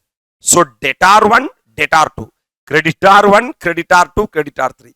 Receive from customers. Sir, what is with regard to customer? Customer means I have to get money from the debtor. I am having W limited and X limited. Sir, what is the credit terms? 1 month, calendar month. 1 calendar month. That means if I sell today, I will get money only after 1 month. Payment, sir, BACS, that is some bankers, automated clearing services. Key bracket. Okay, right. Sir, how much sales happened on 9th August? 1,50,000. 9th July, 1 lakh. Look at. 9th July na 9th August it will come. Because 1 month credit. So on this day, this 130 you will get. But this 150 you won't get. Correct? 140 you will get after 1 month. So when I prepare the next month cash budget, this 150 will come. But X limited, none, no credit sales. Check only, my dear. Sir, today's check, sir, 1,80,000. Today itself, money will come in bank. This 160 would have came last July itself. I am not preparing for July. I am preparing for August. Am I right? So this 160 is irrelevant for the data now. Receipt of monies by banks, sir, is instantaneous. Instantaneous means IMPS. So when they made the transfer, immediately money will come to our account. That's it. அப்போ எப்போ transfer பண்ணிருப்பாங்க? 9th July I made the sale. 9th August they will transfer. 9th August itself I will get the money. அப்போ on the 9th August, look at here. On the 9th August, Saturday, hello sir, from W Limited, I would have got 1,30,000 or no other information. That's it. One data done. Comfortable? What is the status of the next one, man? X Limited checks will be paid into Pranchi's bank account on the same day as the sale is made and will clear on the third day following this, excluding the day of payment. Excluding the day of payment. When you deposited 9th, so leave 9th, then 10, 11, 12. So on 12th, on the third day, on 12th, will the money of 1,80,000 will be credited? Yes, sir. So come on. Sir, in your cash account, 9, 1,80,000 have not came. Sir, 10, this is 10, 10, 11 and 12. 12, 1,80,000 came. Correct? That means when you deposited that money into the bank, 9th, that means on 9th, come on 9th, uncleared fund float. Uncleared fund float means I deposited but money has not been cleared. So on this day, 1,80,000 it will show. This day also 1,80,000 it will show. This day also 1,80,000 it will show, but here it will get cleared. That means till it clear, their cash account will show that, okay, this much money has to be cleared. Easy pa. I will leave with me. Come to the next one. Payment to supplier. How many supplier? 3 supplier. A Limited, B Limited, C Limited. Correct? Sir, credit terms 1 calendar month. 1 calendar month means, sir, payment is standing order. Standing order means I said to the bank that every month you pay something. That's what standing order is all about. Right? 9th August purchases 65,000. When I made purchase? 9th August. I am preparing cash budgets for August. August 9, 10, 11, 12, 13. Comfortable? After 1 month only I will make the payment. So this will not considered at all. So what is the August munnadi month? July. Sir, July 9th I purchase. So I will make payment on 9th of August. Am I right? What is the value? 55,000. Enna clarity irukapa? I don't really with me. Yes, sir. Sir, 9th June. 9th June means it would have paid on 9th July. So this is irrelevant because I am preparing cash budget for August. Come on. Pranchi has set up a standing order for how much? 45,000 for a month to pay for the supplier from A Limited. This will leave Pranchi's bank account on 9th August. Every few months, an adjustment is made to reflect the actual cost of supply purchase. You do not need to make this adjustment. Enna solranga? Sir, what Pranchi is doing? No, they are making payment to supplier, which is A Limited, right? Sir, 9th August they purchase 65,000, correct? My dear lovable students, this 65,000 they will not make payment now. They will make the payment in the next month. But this 9th July, they will make the payment on 9th of September. August. Sir, how much is the payment? 55,000. So 55,000 purchase I made on 9th of July. Correct? That payment I will made exactly after 1 calendar month. That means 9th of September, I will make 45,000 rupees payment. Am I right? Yes, sir. Are you really with me? Sir, clearly understand? This is irrelevant data. This is irrelevant data for this month. It will come only the next month. Sir, last month 9th, I made a purchase of 55,000. If that is the case, means this month 9th, I have to pay 45,000. Are you really with me? So last month purchase how much? 55,000. So current month payment 45,000. 45,000. Why? Because it's standing order. Whatever may be the purchase I made, every month I will pay only 45,000. Sir, then balance 10,000. It will be adjusted in the next month. That's what they are saying. Branchi has set up a standing order for how much? 45,000. A month to pay for supplier from A Limited. From A Limited, they will pay only 45,000. This will leave Branchi's bank account on 9th of August. So from 9th of August, look here, outflow, payment, 9th of August. This is 9th. 45 will go for the A Limited. Are you really with me? Yes, sir. Nothing more, nothing less. Sir, up 10,000 extra, sir. Every few months, sir, adjustment is made to reflect the actual cost of supplies purchase. You do not need to make this adjustment. Balance 10,000, you don't worry. That future automatically it will adjust. Okay, wow. Next, B Limited. How much calendar month? 2 months calendar. How you are making payment? Check. Check na, sir, Q you have to make in the cash. Correct? Yes, sir. Sir, this month irrelevant. This month also irrelevant because 2 months period. Correct? Only 75 is valid. Because if I purchase on 9th June, I will make payment on 9th September. July, August. Correct? 9th of August. I am preparing cash budget for August. So this 75,000 is valid. Let me ask you a question. Is this 75,000, sir, is any standing instruction? No. Branchi will send out by post check to B and what? C on 9th of August. So on 9th August only I will send the check. That day itself money will not go. But the amount will leave its bank account on the second day following this, excluding the day of posting. But leave the excluding day of posting. When they posted? 9th. So leave 9th, 10, 11. 11 money will go. But till that they have to keep their bank account. That sir, payments, correct? What is the total purchase? 75,000. And this 85,000 also. Because for B and C there is no standing order. But C there is no calendar month. Correct? Sir, it is none. None means, sir, 9th August purchase made, 9th August itself they have to pay. This 95,000 they have to pay. This they would have already paid last month. This 85,000 they would have already paid last month, right? So this 75 plus 95 will be the matter. 1,70,000. And the 1,70,000 wow, where level. Comfortable? So that 1,70,000 I will show it as payable. Sir, this is uncleared fund float.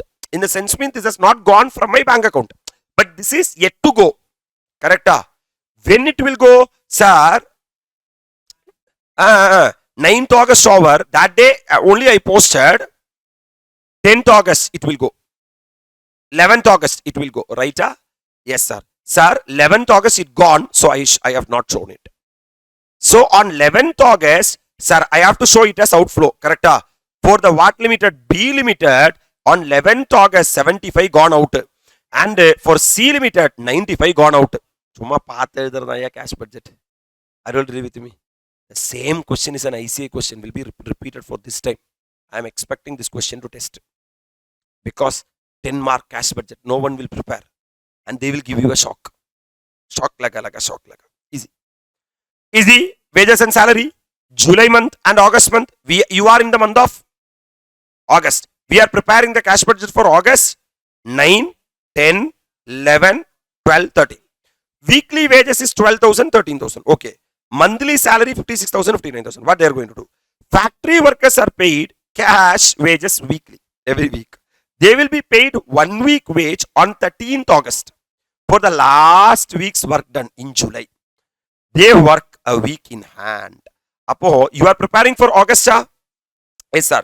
So whatever work they done in July, this is the work done in July, weekly wages they have given. Okay. Apo, July month they will pay only in August. August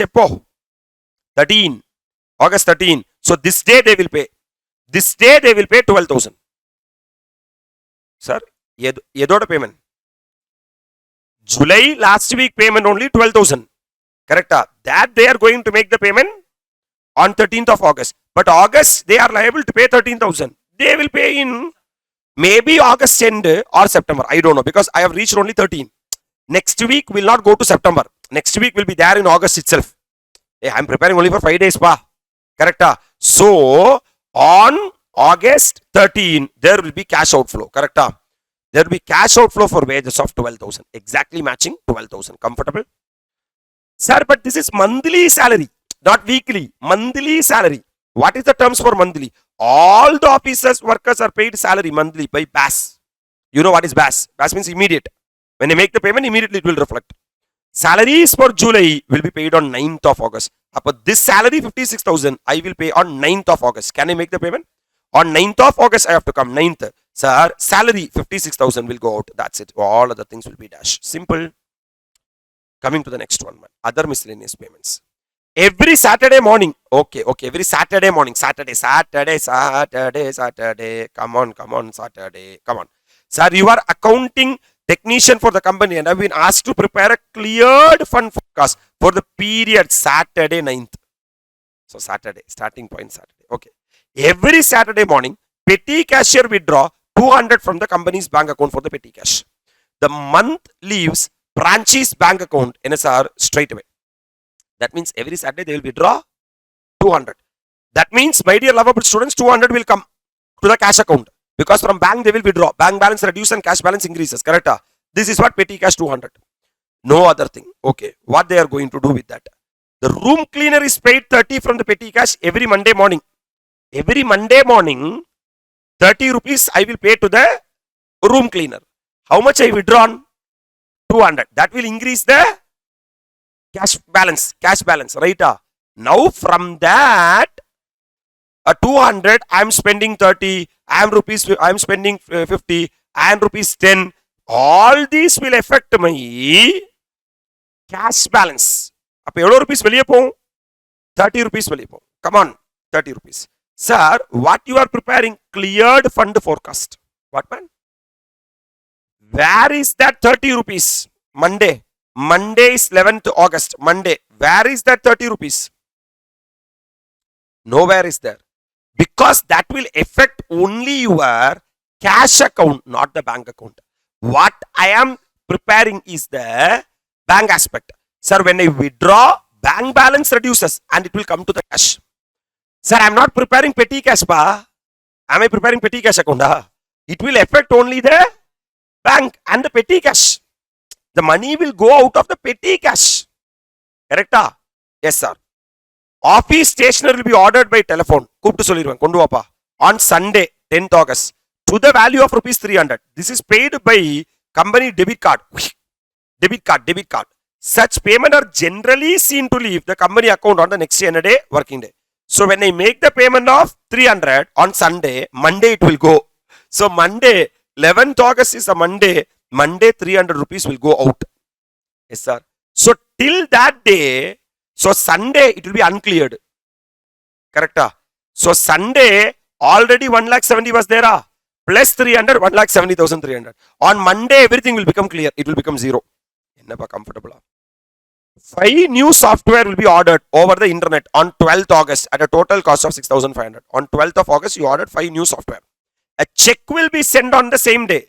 Amount will leave Branchi Limited bank account on the second day following this, excluding the day of posting. What is the day of posting? 12th. Leave 12th. Then 13, 14. From 14, 16,500 will go out of bank. Correct? But 14 is there? Not there, sir. So, but here you will not show.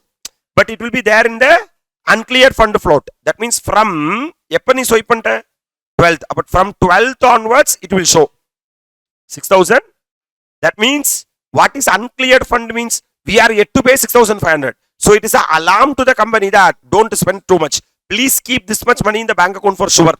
That is called as uncleared. Balance of Branchi's bank account will be how much lakh? 2 lakhs on 9th August. From that only we started opening cash balance given. This represents both bank balance and the what fund? Cleared fund. So that is a starting point, man. 2 lakh. Look at here, man. Sir, cleared balance brought forward 2 lakh. You are supposed to get the cleared balance carry forward 2,28,200. Ebdina, here you are having 28,200. What is the 28,200? Sir, receipts, you got 1,30,000. Total 1,30,000. From 1,30,000, come on. 45,000 is you made payment. 56,000 you made payment. 200 you made payment.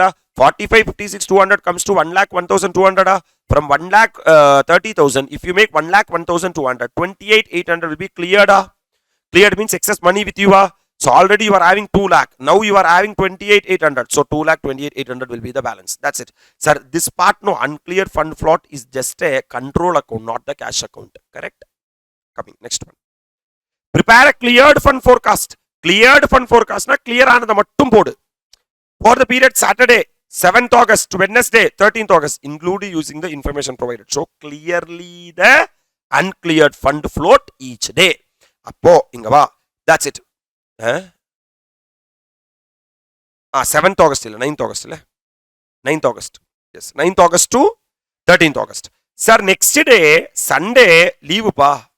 No receipt, no payment. That means the same 2,28,200 will be carried forward. This will be the closing balance, correct? This will be the opening Monday. But Monday we got a paid. We paid 75 and 95 and 300 for stationery. So 175, 300 gone. We are having 228,800. So from 228,800, 1,70,300 gone means 58,500. That will carry forward to the next day. Next day we receive money from 1,80,000 from W Limited, correct? No payment. So 58,500 plus 1,80,000 comes to 2,38,500. Next day morning 2,38,500 was there. From that wages we made 12,000 payment. Hello sir. Total 12,000 gone out. So from 2,38,500, if 12,000 gone out, 2,26,500 is a cash balance. This is simply cash account. Coming to the uncleared fund float. Both under receipts and payments you will be having uncleared fund, correct? Sir, received 1,80,000 from whom you got 1,80,000 from the debtor, but it has still not cleared. Sir, you made payment to the creditor 1,70,000. So total 10,000 gap was there, correct? But we are having book balance of 2,28,800. Now even on this day our check has not been cleared. Even on this day our check has not been cleared. So 170 was there and again 300 was there. So total net of 9,700. But on this day end we were having 2,38,500. Every 2,38,500. Total book balance carry forward.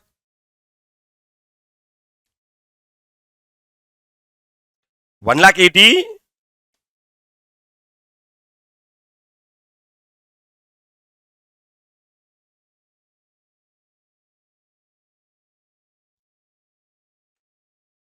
This was the fund to be cleared. 2,38,800. 300 net off. This we are supposed to get. This is supposed to be paid. Difference. Namakita irukku. Excess cash irukku. Correct. So last book balance was 2,38,000. Now the book balance is 2,38,500. Next month, still this has not been received. It is still receivable, but this has gone out. According to us, 1,80,000 receivable and total book balance carry forward 2,38,000. Sir, somewhere can you manage this 2,38,500? Mele.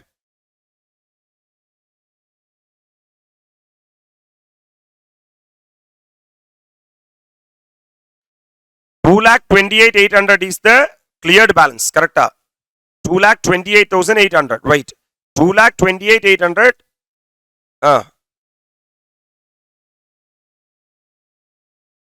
2,38,500.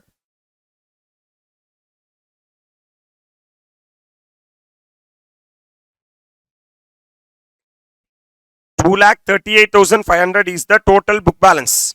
Yes, sir. This become end, second day end. This is the balance on the second day end. Yes, sir. 58,500 opening balance. Yes, sir. Up 2,38,500 plus 58,500, 2,97,000. This is a cleared balance. Minus 58,500 is a cleared balance. Correct. Carry forward. Correct, sir. 58,500 plus 1,80,000 is the total to be receivable. So total 2,38,500 should be there in our cash.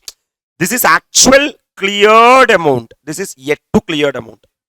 This is actual cleared amount. 2,28,800. This is yet to cleared amount. This already clear aanadu. This clear aga vendiyadu. Rendu setha enakku evlo irukum book la. This is, look at here. 2,38,500 is the cleared balance. Correct? But 6,500 pay minus 6,500. That means 2,32,000 will be the net balance. Here what I am showing is, sir, varavendidella vanda, kudukka vendidella kudutta, what is the net balance? Here 2,26,500. I'm liable to pay 6,500. So I can plan my fund only to the extent of 2,20,000. Comfortable. Very good question. Easy question. ICAI study material question.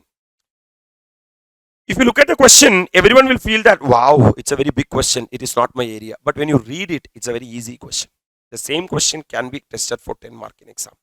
My dear lovable students, we can say that we are through with the revision and the workout of the EFM. Ensure that these topics you have completed in your FM. Number 1, cost of capital. This will surely come for 7 mark in exam. Cost of capital. Topic number 1. Topic number 2, capital structure theories. This is coming for 5 mark in exam. Number 3, arbitrage process. If it comes coming for 5 mark in exam. Number 4, EBIT, EPS analysis, a sure shot 5 mark area. Number 5, indifference point. Sir, if it comes 5 mark area for exam. Number 6, leverage analysis, mandatory 5 to 6 mark area for exam. Number 7, ratio analysis, sure shot 6 to 7 mark area for exam. Number 8, dividend decision. Surely they are asking for 5 mark question from exam. Number 9, capital budgeting. Oh my god, 8 to 10 mark area for exam. And the last one, working capital management, a 6 to 7 mark area for exam. Sir, in this, if you are asking me, can I take, is there any irregular area? This is one of the irregular area. I will never say that this will not come in exam. But this, if time shortage, if you don't have time, arbitrage process, you can keep it at the end. Sir, the next one, you can keep it at the end. Capital structure theory is also okay.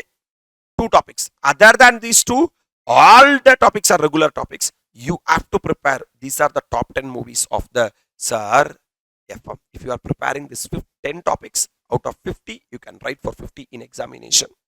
It's very happy to say that we have completed the entire revision and the workout of the EFM. That's it. Sir, thank you for watching, my dear lovable students. You can update your reviews regarding the classes to this number 960-500-1043. I hope that I tried my level best to give you the conceptual clarity. You can inform me how you are feeling. I'm wishing you all the very best for the coming examination. Thank you. Bye-bye from ANM.